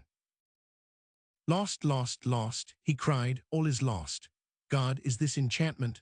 Or am I mad and the inmate of some cell in an abode of lunacy, and all this about pies and letters merely the delusion of my overwrought fancy? Is there really a pia Mrs. Love to Belliard a lettera damn it? Is there such a wretch as I myself in this vast bustling world, or is all a wild and fathomless delusion? He cast himself upon the ground, as though from that moment he gave up all hope and desire to save himself. It seemed as though he could have said, let death come in any shape he may, he will find me an unresisting victim. I have fought with fate, and am, like thousands who have preceded me in such a contest, beaten. A kind of stupor came over him, and there he lay for more than 2 hours, but youth will overcome much, and the mind, like some depressed spring, will, in the spring of life, soon recover its rebound. So it was with the unhappy cook. After a time he rose and looked about him. No, he said, it is no dream, it is no dream. He then saw the letter lying upon the ground, which Mrs. Lovett had with such irony cast unto him. Surely, he said, she might have been content to tell me she had discovered my plans, without adding this practical sneer to it. He lifted the letter from the floor, and found it was addressed to Mrs. Lovett's cook, Belliard, Temple Bar, and what made it all the more provoking was that it seemed to have come regularly through the post, for there were the official seal and blue stamp upon it. Curiosity tempted him to open it, and he read as follows. Sir, having, in a most delicious pie, received the extraordinary communication which you inserted in it, I take the earliest opportunity of replying to you. The character of a highly respectable and pious woman is not, sir, to be whispered away in a pie by a cook. When the whole bench of bishops were proved, in black and white, to be the greatest thieves and speculators in the known world. It was their character that saved them. For, as people justly enough reasoned, bishops should be pious and just, therefore a bishop cannot be a thief and a liar. Now, sir, apply this little mandate to Miss Lovett and assure yourself, but no one will believe anything you can allege against a female with so fascinating a smile and who attends to her religious duties so regularly. Reflect, young man, on the evil that you have tried to do, and for the future learn to be satisfied with the excellent situation you have. The pie was very good. I am, you bad young man, a parishioner of St. Dunstan's. Sweeney Todd. Now was there ever such a piece of cool rascality as this? Cried the cook, Sweeney Todd, Todd. Who the devil is he? This is some scheme of Mrs. Lovett's to drive me mad. He dashed the letter upon the floor. Not another pie will I make. No. Welcome death will come, that dissolution which may be my lot, rather than the continued endurance of this terrible imprisonment.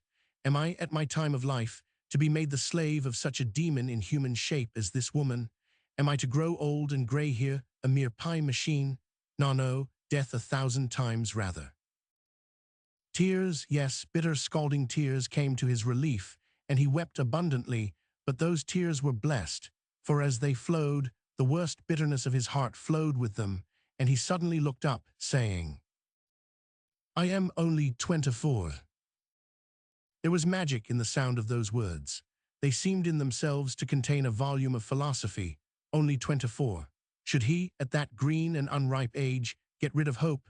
Should he, at 24 only, lie down and say, let me die, just because things had gone a little adverse, and he was the enforced cook of Mrs. Lovett? No, he said. No, I will endure much, and I will hope much. Hitherto, it is true, I have been unsuccessful in what I have attempted for my release, but the diabolical cunning, even of this woman, may fail her at some moment, and I may have my time of revenge. No, I need not ask for revenge. Justice will come, and justice. I will keep myself alive. Hope shall be my guiding star. They shall not subdue the proud spirit they have succeeded in caging. Quite so easily, I will not give up. I live and have youthful blood in my veins. I will not despair. Despair? No, hence, fiend. I am as yet only 24. Ha, only 24. Chapter 31 shows how Tobias got to London. You will now take a peep at Tobias. On, like the wind, went the poor belated boy from the vicinity of that frightful prison house at Peckham. Terror was behind him. Terror with dishevelled locks was upon his right hand, and terror shrieking in his ear was upon his left. On he flew like a whirlwind. Alas, poor Tobias, will your young intellects yet stand these trials? We shall see. Through the deep mud of the Surrey roads, past pedestrians, past horsemen, and past coaches flew poor Tobias, on. He had but one thought, and that was to place miles and miles of space between him and Mr. Fogg's establishment. The perspiration poured down his face. His knees shook under him. His heart beat as though in some wild pulsation it would burst, but he passed on until he saw afar off the old Bridge of London. The route to Blackfriars he had by some chance avoided. Many, who for the last 2 miles of Tobias's progress had seen him, had tried to stop him. They had called after him, but he had heeded them not. Some fast runners had pursued him for a short distance, and then given up the chase in despair. He reached the bridge. "Stop that boy," cried a man, "he looks mad." "No," shrieked Tobias, "I am not mad. I am not mad." A man held out his arms to stop him, but Tobias dashed past him like a flash of lightning and was off again. "Stop him," cried 20 voices. "Stop thief," shouted some who could not conceive that anybody was to be stopped on any other account. No," gasped Tobias, as he flew onwards. "Not mad, not mad." The flight of Tobias from Peckham madhouse. His feet failed him. He reeled a few more paces like a drunken man, and then fell heavily upon some stone steps, where he lay bathed in perspiration. Blood, too, gushed from his mouth. A gentleman's horse was standing at the door, and the man came out to mount him at that moment, and he saw the rapidly collecting crowd. With the reins of his steed in his hand, he pushed his way through the mob, saying, What is it? What is it? A mad boy, sir, said some. Only look at him. Did you ever see the like? He looks as if he had run 100 miles.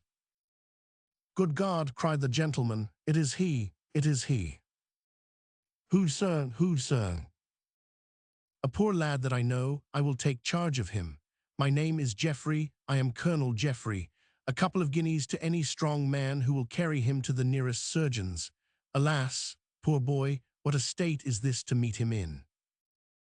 It was quite astonishing the numbers of strong men that there were all of a sudden in the crowd, who were each anxious and willing to earn the colonel's 2 guineas. There was danger of a fight arising upon the subject, when one man, after knocking down 2 others and threatening the remainder, stepped up, and lifting Tobias, as though he had been an infant, exclaimed, Ale does it, come on, my little un. All gave way before the gigantic proportions of no other than our old friend Big Ben the beef-eater, who, as chance would have it, was upon the spot, and who, without a thought of the colonel's 2 guineas, only heard that a poor sick boy had to be carried to the nearest medical man. Tobias could not be in better hands than Ben's, for the latter carried him much more carefully than ever nursemaid carried a child out of sight of its mother. Follow me, said Colonel Geoffrey, as he saw in the distance a party-colored lamp which hung over a door appertaining to a chemist. Follow, and I will reward you. Does not want it, said Ben. It's ale as does it. What? Ale does it, here you is, come on. Colonel Geoffrey was rather surprised at the droll customer he had picked up in the street, but provided he carried Tobias in safety, which by the by he the colonel would not have scrupled to do himself, had he not been encumbered by his horse, it was all one to him, and that he saw Ben was effectually doing. Tobias had shown some slight symptoms of vitality before being lifted from the step of the door close to which he had fallen, but by the time they all reached the chemist's shop, he was in a complete state of insensibility. Of course, the usual crowd that collects on such occasions followed them, and during the walk the colonel had time to think, and the result of those thoughts was that it would be a most desirable thing to keep the knowledge to himself that Tobias was Tobias. He had, in order to awe the mob from any interference with him, announced who he was, but had not announced Tobias. At least if he had uttered his name, he felt certain that it was in an interjectional sort of way, and not calculated to awaken any suspicion. I will keep it to myself, he thought, that Tobias is in my possession, otherwise if such a fact should travel round to Sweeney Todd, there's no saying to what extent it might put that scoundrel upon his guard. By the time the colonel had arrived at this conclusion, the whole party had reached the chemist's, and Big Ben walked in with Tobias, and placed him at once upon the top of a plate-glass counter, which had upon it a large collection of trumpery scent bottles and wonderful specifics for everything, through which Tobias went with a crash. There he is, said Benel does it. Fire, murder, my glass case, cried the chemist, oh you monster. Ale does it, what do you mean, eh? Big Ben backed a pace or two and went head and shoulders through a glass case of similar varieties that was against the wall. Gracious bless the beastacies, said Ben, is your house made of glass? What do you mean by it, eh? A fellow cannot turn round here without going through something. You ought to be persecuted according to law, that you ought. Now this learned chemist had in the glass case against which Big Ben had tumbled a skeleton, which, from the stunning and terrible look it had in his shop, brought him many customers, and it was against this remnant of humanity that Big Ben's head met, after going through the glass as a preparatory step. By some means or another, Ben caught his head under the skeleton's ribs, and the consequence was that out he hooked him from the glass case, and the first intimation Ben had of anything unusual consisted of seeing a pair of bony legs dangling down on each side of him. So unexpected a phenomenon gave Ben what he called a blessed turn, and out he bounced from the shop, carrying the skeleton for all the world like what is called pickaback, for the wires that supplied the place of cartilages held it erect, and so awful a sight surely was never seen in the streets of London as Big Ben. With a skeleton upon his back, people fled before some turned in at shop doors, and an old lady with a large umbrella and a pair of gigantic pattens went clean through a silversmith's window. But we must leave Ben and the skeleton to get on, as well as they can en route to the tower, while we turn our attention to Tobias. "Are you a surgeon?" cried Colonel Jeffrey. "Ah, surgeon? No, I am only a druggist. But is that any reason why a second Goliath should come into my shop and destroy everything?" Colonel Jeffrey did not wait for anything more, but snatching Tobias from the remnants of the plate glass, he ran to the door with him, and handing him to the first person he saw there, he cried, "When I am mounted, give me the boy." "Yes, sir." He sprang upon his horse. Tobias was handed to him like a bale of goods, and laying him comfortably as he could upon the saddle before him, off set the colonel at a good round trot through Finsbury to his own house. Colonel Jeffrey had no sort of intention that the chemist should be a sufferer, but in his hurry to be off with Tobias and speedily get medical advice for him, he forgot to say so, and accordingly there stood the man of physic, then fairly bewildered by the events of the last few moments, during which his stock in trade had been materially damaged and a valuable amount of glass broken, to say nothing of the singular and most unexpected abduction of his friend, the skeleton. "Here's a pretty day's work," he said. "Here's a pretty day's work, more mischief done than enough, and the worst of it is, my wife will hear of it, and then there will be a deal of peace in the house. Oh, dear, was there ever such an unfort, I knew it."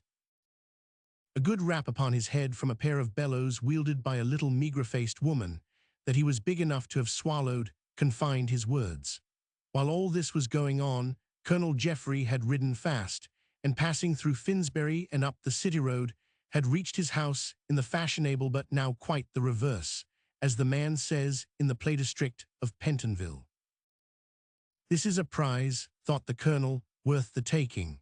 It will go hard with me, but I will extract from this boy all that he knows of Sweeney Todd, and we shall see how far that knowledge will go towards the confirmation of my suspicions regarding him."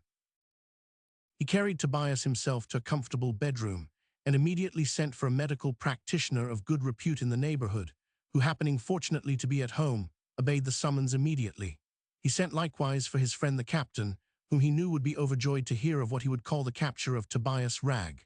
The medical man made his appearance first, as being much closer at hand, and the colonel led him to the apartment of the invalid boy, saying to him as he went, "I know nothing of what is the matter with this lad. I have been very anxious to see him on account of certain information that he possesses, and only found him this morning upon a doorstep in the street, in the state you see him." "Is he very ill?" "I am afraid he is." The medical man followed the colonel to the room in which poor Tobias lay, and after gazing upon him for a few moments, and opening with his fingers the closed eyelids of Tobias, he shook his head. "I wish I knew," he said, "what has produced this state. Can you not inform me, sir?" "Indeed I cannot, but I suspect that the boy's imagination has been cruelly acted upon by a man, whom you will excuse me from naming just at present, but whom I sincerely hope to bring to justice shortly. The boy's brain, no doubt, is in a bad condition. I do not take upon myself to say that, as an organ, it is diseased, but fractionally it is damaged. However, we must do the best we can to recover him from this condition of collapse in which he is.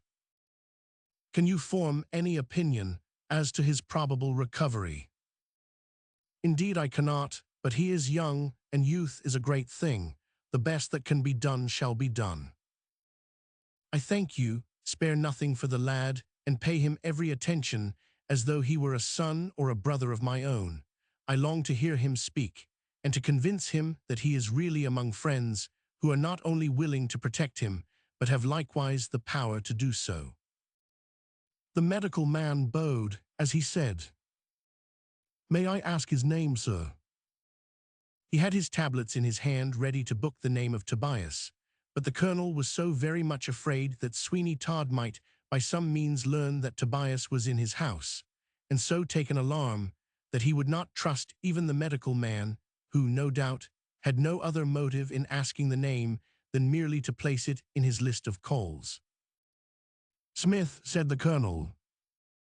The medical man gave a short, dry sort of cough as he wrote Master Smith upon his tablets, and then, promising to return in half an hour, he took his leave.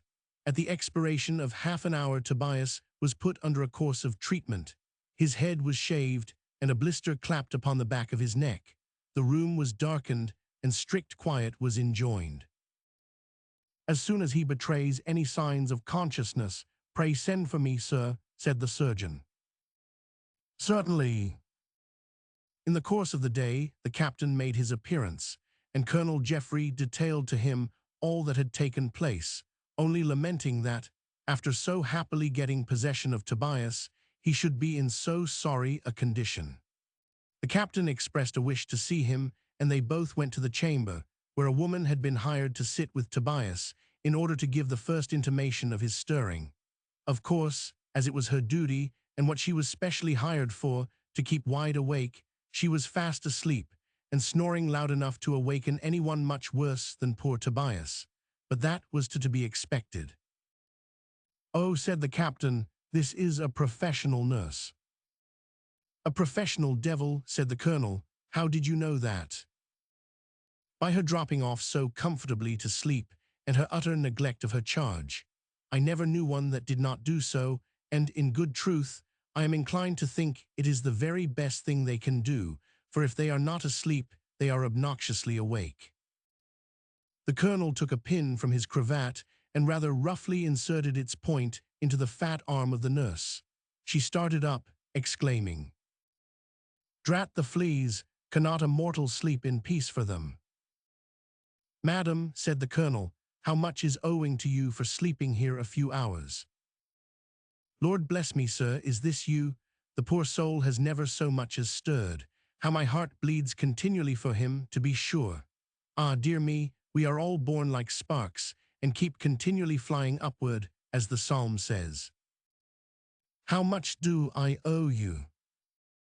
Here today and gone tomorrow, bless his innocent face." The colonel rung the bell, and a strapping footman made his appearance.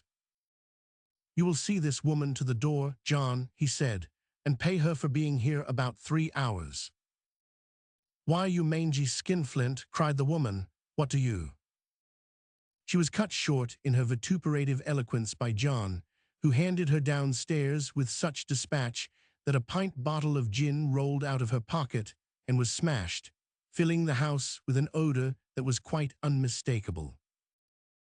"What do you propose to do?" said the captain. "Why, as we have dined, if you have no objection, we will sit here and keep this poor benighted one company for a while. He is better with no one than such as she whom I have dislodged, but before night he shall have a more tender and less professional nurse. You know more of the world, after all, than I do, Captain." Chapter 22. Tobias has a mind diseased. With a bottle of claret upon the table between them, Colonel Jeffrey and his old friend sat over the fire in the bedroom devoted to the use of poor Tobias Ragg. Alas, poor boy, kindness and wealth that now surrounded him came late in the day. Before he first crossed the threshold of Sweeney Todd's odious abode, what human heart could have more acutely felt genuine kindness than Tobias's? But his destiny had been an evil one. Guilt has its victims, and Tobias was in all senses one of the victims of Sweeney Todd. "I am sufficiently, perhaps superstitious, you will call it," said Colonel Jeffrey in a low tone of voice, "to think that my meeting with this boy was not altogether accidental." "Indeed." "No, many things have happened to me during life, although I admit that they may be all accounted for as natural coincidences, curious only at the best, but still suggestive of something very different, and make me at times a convert to the belief in an interfering special providence, and this is one of them." "It is a dangerous doctrine, my friend." "Think you so?" Yes, it is much better and much safer both for the judgment and imagination to account naturally for all those things which admit of a natural explanation, than to fall back upon a special providence, and fancy that it is continually interfering with the great and immutable laws that govern the world. I do not deny such a thing, but I would not be hasty in asserting it. No man's experience can have been without numerous instances such as you mention. Certainly not. Then I should say to you, as St. Paul said to the Athenians, in all things I find you superstitious. What's that? A faint moan had come upon both their ears, and after listening for a few moments another made itself heard, and they fancied, by the direction of the sound, that Tobias's lips must have uttered it. Placing his finger against his mouth to indicate silence, the colonel stepped up to the bedside, and hiding behind the curtains, he said, in the softest and kindest voice he could assume, Tobias, Tobias, fear nothing now you are with friends, Tobias, and above all, you are perfectly free from the power of Sweeney Todd. I am not mad, I am not mad, shouted Tobias with a shrill vehemence that made both the colonel and his friends start. Nay, who says you are mad, Tobias? We know you are not mad, my lad. Do not alarm yourself about that. We know you are not mad. Mercy, mercy, I will say nothing, nothing. How fiend-like he looks. Oh, Mr. Todd, spare me, and I will go far, far away and die somewhere else. But do not kill me now. I am yet such a boy only, and my poor father is dead. Ring the bell, said Geoffrey to his friend, and tell John to go for Mr. Chisholm, the surgeon. Come, Tobias, you still fancy you are under the power of Todd, but it is not so, you are quite safe here. Hush, hush, mother, oh, where are you, mother? Did you leave me here, mother? Say you took, in a moment of thoughtlessness, the silver candlestick. Is Todd to be a devil because you were thoughtless once? Hide me from him, hide me, hide. Hide, I am not mad, hark, I hear him on Essex steps and old Todd's. Each one leaves blood in its track. Look at him now. His face changed, he's a fox's a serpentidious, God, I am mad. The boy dashed his head from side to side, and would have flung himself from the bed, had not Colonel Geoffrey advanced and held him. Poor fellow, he said, this is very shocking. Tobias. Hush, I hear, poor thing, did they say you was mad too? Hide me in the straw. Their thorough had a strange thing it is for all the air to be so full of blood. Do we breathe blood, and only fancy it air? Hush, not a word comes with a serpent's face, oh, tell me why does God let such beings ever riot upon the beautiful earth of Essex Hiscius? Off, I'm not mad. Ha. An appalling shriek concluded this paroxysm, and for a few moments Tobias was still. The medical man at this time entered the room. Oh, he said, we have roused him up again, have we? Medical men are rather fond of the plural identifying style of talking. Yes, said Colonel Geoffrey, but he had better have slept the sleep of death than have awakened to be what he is, poor fellow. A little lay. The doctor tapped his forehead. Not a little. Far away over the sea, said Tobias. Oh yes, in any ship, only do not kill me, Mr. Todd, let me go, and I will say nothing. I will work and send my poor mother hard-earned gold, and your name shall never pass our lips. Oh no, do not say that I am mad. Do you see these tears? I have not cried so since my poor father called me to him and held me in a last embrace of his wasted arms, saying, Tobias, my darling, I am going far from you. God's blessing be upon you, poor child. I thought my heart would break then, but it did not. I saw him put from the face of the living into the grave, and I did not quite break my heart then, but it is broken now. Mad. Oh no, not mad, no, but the last. I tell you, sir, that I am not mad. Why do you look at me? I am not mad on of Essex. God, I am mad. Ha, there they come, all the serpents, and Todd is their king. How the shadows fly about thee, shrink I cannot shrink. Help, God. This is horrible, said Colonel Geoffrey. It is appalling, from the lips of one so young, said the captain. The medical man rubbed his hands together as he said, Why, It certainly is strangely indicative of a considerable amount of mental derangement, but we shall be able, I dare say, to subdue that.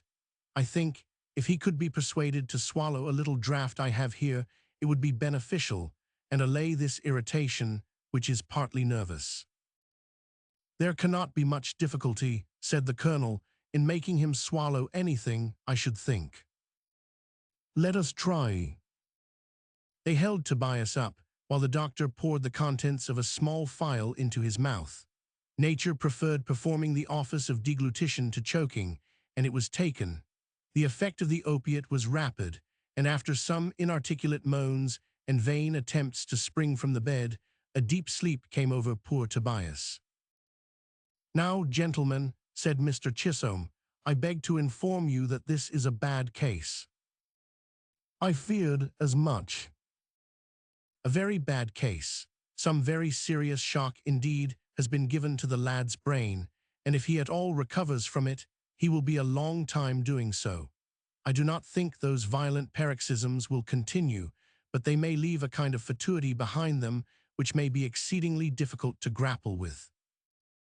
In that case, he will not be able to give me the information I desire, and all I can do is to take care that he is kindly treated somewhere, poor lad. Poor fellow, his has been a hard lot. He evidently has a mind of uncommon sensibility, as is manifest from his ravings. Yes, and that makes the case worse. However, we must hope for the best, and I will call again in the morning. Will he awake soon? Not for 6 or 8 hours at least, and when he does, it is very unlikely that those paroxysms will again ensue. He will be quiet enough. Then it will be scarcely necessary, during that time, to watch him, poor fellow. Not at all. Of course, when he awakens it will be very desirable that someone should be here to speak to him, for finding himself in a strange place, he will otherwise naturally be terrified.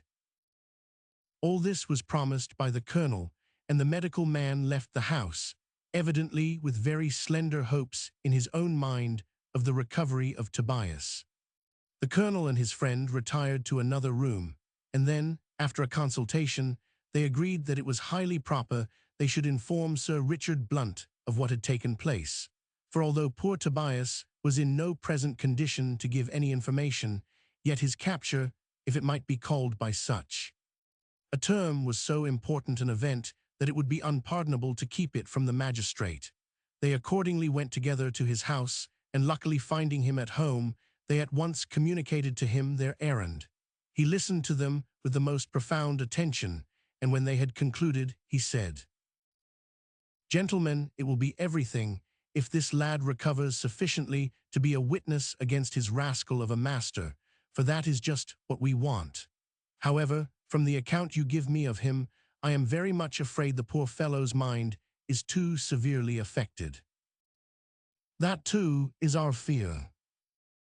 Well, we must do the best we can, and I should advise that, when he awakens, someone should be by him with whose voice, as a friendly sound, he will be familiar.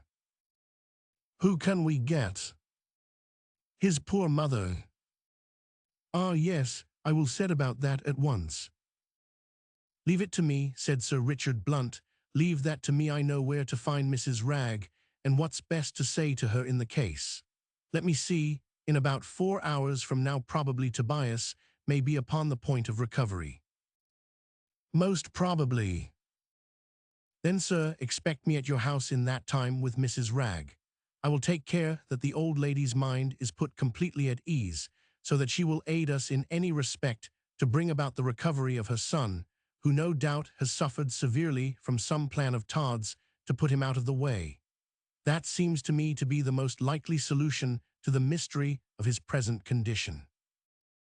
Todd, I am convinced, said Colonel Jeffrey, would stop at no villainy. Certainly not. My own belief is that he is so steeped to the lips in crime that he sees no other mode of covering his misdeeds already done than by the commission of new ones. But his career is nearly at an end, gentlemen. The colonel and the captain took the rising of the magistrate from his chair as a polite hint that he had something else to do than to gossip with them any longer, and they took their leave, after expressing again to him how much they appreciated his exertions.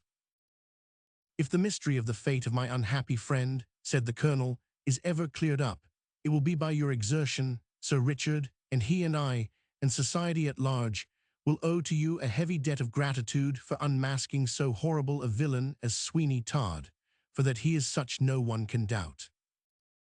Chapter 33. Johanna walks abroad in disguise. But amid all the trials and perplexities and anxieties that beset the dramatis person of our story, who suffered like Johanna, what heart bled as hers bled, what heart heaved with sad emotion as hers heaved, alas, poor Johanna, let the fate of Mark Ingestry be what it might, he could not feel the pangs that tore thy gentle heart. Truly might she have said, "Man's love is of his life a thing apart. 'Tis woman's whole existence." For she felt that her joy, her life itself, was bartered for the remembrance of how she had been loved by him whose fate was involved in one of the most painful and most inscrutable of mysteries. Where could she seek for consolation? Where for hope? The horizon of her young life seemed ever darkening, and the more she gazed upon it with the fond hope of singing the first faint star of coming joy, the more confounded her gentle spirit became by the blackness of despair. It is sad indeed that the young, the good, and the gentle should be the grand sufferers in this world, but so it is. The exquisite capacity to feel acutely is certain to find ample food for agony.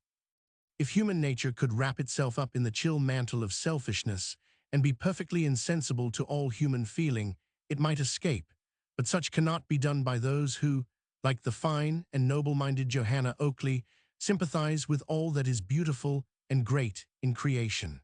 Already the pangs of hope deferred were feeding upon the damask of her cheeks. The lily had usurped the rose, and although still exquisitely beautiful, it was the pale beauty of a statue that she began to show to those who loved her. In the street, people would turn to gaze after her with admiration blended with pity. They already looked upon her as half an angel, for already it seemed as though she had shaken off much of her earthly allurements and was hastening to rejoin the stars. The schoolfellows, Johanna and Arabella. Let us look at her as she lies weeping upon the breast of her friend Arabella Wilmot. The tears of the two young girls are mingling together, but the one is playing the part of comforter, while the other mourns overmuch. "Now, Johanna," sobbed Arabella, "you talk of doing something to save Mark Ingestry, if he be living, or to bring to justice the man whom you suspect to be his murderer. Let me ask you what you can hope to do if you give way to such an amount of distress as this." "Nothing, nothing." "And are you really to do nothing? Have you not agreed, Johanna, to make an attempt, in the character of a boy, to find out the secret of Ingestry's disappearance? And have not I provided for you all that you require to support the character? Courage, courage, courage. Oh, I could tell you such stories of fine ladies dressing as pages and following gallant knights to the field of battle that you would feel as though you could go through anything. But the age of chivalry is gone." "Yes, and why? Because folks will not be chivalric. To those who will, the age of chivalry comes back again in all its glory. Listen to me, Arabella. If I really thought that Mark was no more and lost to me forever, I could lie down and die, leaving to heaven the punishment of those who have taken his life. But in the midst of all my grief, in the moments of my deepest depression, the thought clings to me that he lives yet. I do not know how it is, but the thought of Mark Ingestry dead is but a vague one compared to the thought of Mark Ingestry suffering." "Indeed." "Yes, and at times it seems as if a voice whispered to me that he was yet to be saved, if there existed a heart fair enough and loving enough in its strength to undertake the task. It is for that reason, and not from any romantic love of adventure or hope of visiting with punishment a bad man, that my imagination clings to the idea of going in boy's apparel to Fleet Street to watch, and perchance to enter that house to which he last went, and from which, according to all evidence, he never emerged." "And you are really bold enough." "I hope so. I think, if I am not, God will help me." A sob that followed these words sufficiently testified how much in need of God's help poor Johanna was, but after a few minutes, she succeeded in recovering herself from her emotion, and she said more cheerfully, "Come, Arabella, we talked of a rehearsal of my part, but I shall be more at ease when I go to act it in reality and with danger. I shall be able to comport myself well, with only you for a companion, and such chance passengers as the streets of the city may afford for my audience." "I am glad," said Arabella, "that you keep in this mind. Now come and dress yourself, and we will go out together. You will be taken for my brother, you know."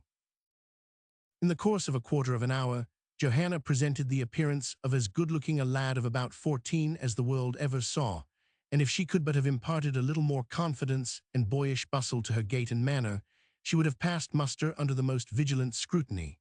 But as it was, nothing could be more unlikely than that anyone should penetrate her disguise, for what is not suspected is seldom seen very readily. "You will do capitally," said Arabella. "I must take your arm, you know. We will not go far." "Only to Fleet Street." "Fleet Street? You surely will not go so far as that." "Yes, Arabella. Now that I have attired myself in these garments for a special purpose, let me do a something towards the carrying it out. By walking that distance, I shall accustom myself to the road, and moreover, a dreadful kind of fascination drags me to that man's shop." Arabella, if the truth must be told, shook a little as they, after watching an opportunity, emerged into the street, for although the spirit of romantic adventure had induced her to give the advice to Johanna that she had, her own natural feminine sensibilities shrunk from the carrying of it out. Ashamed, however, of being the first to condemn her own suggestion, she took the arm of Johanna, and those two young creatures were in the tide of human life that ebbs and flows in the great city. The modest walk and gentle demeanor of the seeming young boy won Johanna many a passing glance as she and Arabella proceeded down Ludgate Hill towards Fleet Street, but it was quite clear that no one suspected the disguise which, to do Arabella justice, in its general arrangement was very perfect, and as Johanna wore a cap which concealed much of the upper part of her face, and into which was gathered all her hair, she might have really deceived those who were the most intimate with her, so that it was no wonder she passed unobserved with mere strangers. In this way, then, they reached Fleet Street without obstruction, and Johanna's heart beat rapidly as they approached the shop of Sweeney Todd. "It will be imprudent to stop for even a moment at his door or window," said Arabella, "for remember, you have no opportunity of varying your disguise." "I will not stop. We will pass rapidly on, but it is something to look upon the doorstep over which the shadow of Mark has last passed." In another moment they were on a level with the shop. Johanna cast a glance at the window, and then shrunk back with affright as she saw, occupying one of the upper panes of glass, the hideous face of Todd. He was not looking at her, though, for with an awful squint that revealed all the whites of his eyes we were going to say, but the dirty yellows would have been much nearer the truth, seemed to be observing something up the street. Come on," whispered Johanna. Arabella had not happened to observe this apparition of Todd in the window, and she looked round to see what occasioned Johanna's sudden terror, when a young Temple clerk, who chanced to be a few paces behind them, immediately, with the modesty peculiar to his class, imagined the glance of the blooming girl to be a tribute to his attractions. He kissed the end of a faded glove and put on what he considered a first-class fascinating aspect. Johanna's alarm at the sight of Sweeney Todd. Come on," said Arabella now in her turn. Johanna, of course, thought that Arabella too had caught sight of the hideous and revolting countenance of Sweeney Todd, and so they both hastened on together. "Do not look back," said Arabella. "Is he following?" "Oh, yes, eyes." Johanna thought she meant Todd, while Arabella really meant the Temple gent, but notwithstanding the mutual mistake, they hurried on, and the clerk, taking that as quite sufficient encouragement, pursued them, putting his cravat to rights as he did so, in order that when he came up to them, he should present the most fascinating aspect possible. "No," said Johanna as she glanced behind. you must have been mistaken, Arabella. He is not pursuing us." "Oh, I am so glad." Arabella looked back, and the temple gent kissed his dilapidated glove. "Oh, Johanna," she said, "how could you tell me he was not following when there he is?" "What Todd?" "No, that impertinent, ugly puppy with the soiled cravat." "And you meant him?" "To be sure." Oh, what a relief. I was flying on, fancying that Todd was in pursuit of us, and yet my judgment ought at once to have told me that that could not be the case, knowing nothing of us. How our fears overcome all reason. Do you know that stranger-looking young man? Know him? Not one. "Well, my darling," said the gent, reaching to within a couple of paces of Arabella, "how do you do today? Ahem. Are you going far? Ain't you afraid that somebody will run away with such a pretty gal as you, pon soul? You are a charmer." "Cross," whispered Arabella, and the two young girls at once crossed Fleet Street. It was not then so difficult an operation to get from one side of that thoroughfare to the other as it is now. The gent was by no means disconcerted at this evident wish to get out of his way, but he crossed likewise and commenced a series of persecution, which such animals call gallantry, and which, to any respectable young female, are specially revolting. "Now, my dear," he said, "St. Dunstan's is just going to strike the hour, and you will see the clubs hit the bells if you look, and I shall expect a kiss when it's all over." "You are impertinent," said Johanna. "Come, that's a good jokey, you little whipper-snapper. I suppose you came out to take care of your sister. Here's a penny to go and buy yourself a cold pie at Mrs. Lovett's. I will see to your sister while you are gone. Oh, you need not look so wild about it. Did you never hear of a gent talking to a pretty gal in the street?" "Often," said Johanna, "but I never heard of a gentleman doing so." "Upon my word, you are as sharp as a needle, so I will just pull your ears to teach you better manners. You young rascal, come, it's no use your kicking." "Help!" cried Arabella. They were now just opposite the principal entrance to the temple, and as Arabella cried help, who should emerge from under the gateway but Ben the beef-eater? The fact is that he was on his way to the tower just previous to the meeting with Colonel Geoffrey and Tobias. Arabella, who had twice or thrice seen him at the Oakleys, knew him at once. "Oh, sir," she cried, "I am Johanna's friend, Miss Wilmot, and this gent will not leave me and my cousin here alone." The gent made an effort to escape, but Ben caught him by the hinder part of his apparel and held him tight. "Is this him?" "Yes, Isa." "Oh dear no, my good sir.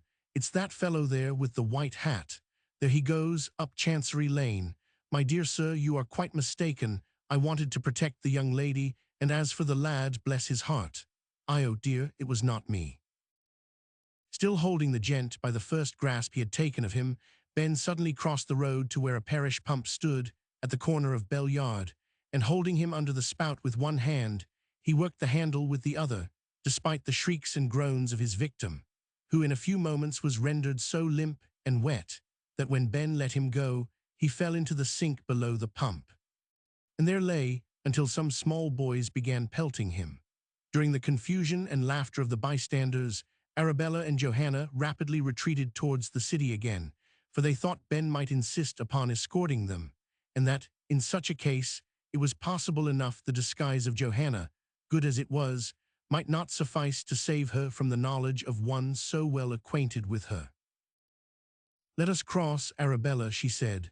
"Let us cross, if it be but for one moment, to hear what the subject of the conversation between Todd and that man is."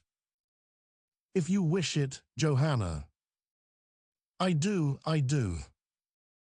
They crossed, and once again passed the shop of Todd, when they heard the man say, "Well, if he has gone, he has gone, but I think it is the strangest thing I ever heard of." "So do I," said Todd. Without lingering, and so perhaps exciting Todd's attention and suspicion, they could hear no more, but Johanna had heard enough to give the spur to imagination, and when they had again crossed Fleet Street and were making their way rapidly up Ludgate Hill, she whispered to Arabella. Another what, Johanna? You terrify me by that tone. Oh, be calm, I pray you. Someone will observe your agitation. Another victim, continued Johanna. Another victim, another victim. Did you not hear what the man said? Was it not suggestive of another murder? Oh, heaven preserve my reason, for each day, each hour, brings to me such accumulating proof of horrors, that I fear I shall go mad. Hush, hush, Johanna. My poor Mark. Remember that you are in the street, Johanna, and for my sake, I pray you to be calm. Those tears and that flushed cheek will betray you. Oh, why did I ever advise you to come upon such an enterprise as this? It is my fault, all my fault. The terror and the self-accusation of Arabella Wilmot did more to bring Johanna to a reasonable state than anything else, and she made an effort to overcome her feelings, saying, Forgive me, my dear friend, I only am to blame. But at the moment I was overcome by the thought that, in the heart of London, such a system of cold-blooded murder. She was unable to proceed, and Arabella, holding her arm tightly within her own, said, Do not attempt to say another word until we get home. There in my chamber you can give free vent to your feelings, but let the danger, as well as the impropriety of doing so in the open street, be present to your mind. Say no more now, I implore you, say no more. This was prudent advice, and Johanna had sufficient command of herself to take it, for she uttered not one other word until they were both almost breathless with the haste they had made to Arabella's chamber. Then, being no longer under the restraint of locality or circumstances, the tears of Johanna burst forth, and she wept abundantly. Arabella's romantic reading did sometimes, as it would appear, stand her in good stead, and upon this occasion she did not attempt to stem the torrent of grief that was making its way from the eyes of her fair young friend. She told herself that with those tears a load of oppressive grief would be washed from Johanna's spirit, and the result fully justified her prognostications. The tears subsided into sobs, and the sobs to sighs. Ah, my dear friend, she said, how much have you to put up with from me? What a world of trouble I am to you. No, said Arabella, that you are not, Johanna. I am only troubled when I see you overcome with too excessive grief, and then, I confess, my heart is heavy. It shall not be so again. Forgive me this once, dear Arabella. Johanna flung herself into her friend's arms, and while they kissed each other, and Arabella was about commencing a hopeful kind of speech, a servant girl, with open mouth and eyes, looked into the room, transfixed with amazement. Well, Miss Bella, she cried at last, you is fond of boys. Arabella started, and so did Johanna. Is that you, Susan? Yes, Miss Bella, it is me. Well, the idea, I shall never get the better of this here. Only to think of you, Miss Bella, having a boy at your time of life. What do you mean, Susan? How dare you use such language to me? Get you gone.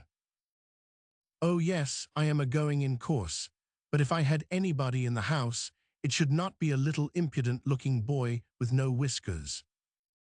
She must know all, whispered Johanna. No, said Arabella, I will not, feeling my innocence, be forced into making a confidant of a servant. Let her go. But she will speak. Let her speak.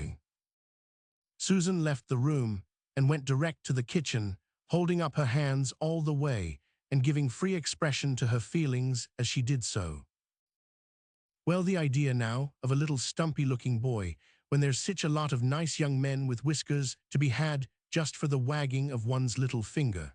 Only to think of it, sitting in her lap too, and them a-kissing one another like coach horses. Well, I never. Now there's Lineses, the cheesemonger's young man as I has in of a night, he is somebody, and such loves of whiskers I never seed in my born days afore. But I is surprised at Miss Bella, that I is a shrimp of a boy in her lap. Oh dear, oh dear. Chapter 34. Mr. Fogg finds that all is not gold that glitters. We feel that we ought not entirely to take leave of that unfortunate, who failed in escaping with Tobias Ragg from Mr. Fogg's establishment at Peckham without a passing notice. It will be recollected that Tobias had enough to do to get away himself, and that he was in such a state of mind that it was quite a matter of new mechanical movement of his limbs that enabled him to fly from the madhouse. Horror of the place, and dread of the people who called it theirs, had lighted up the glare of a partial insanity in his brain, and he flew to London, we admit, without casting another thought upon the wretched creature who had fallen in the attempt to free herself from those fiends in human shape, who made a frightful speculation in the misery of their fellow creatures. The alarm was already spread in the madhouse, and Mr. Fogg himself arrived at the spot where the poor creature lay stunned and wounded by her fall. "Watson, Watson," he cried. "Here," said that official, as he presented himself. "Take this carcase up, Watson. I am afraid Todd's boy is gone." "How? Why do you laugh?" "Why, where's the odds if he has? I tell you what it is, Fogg, I have not been here so long without knowing what's what.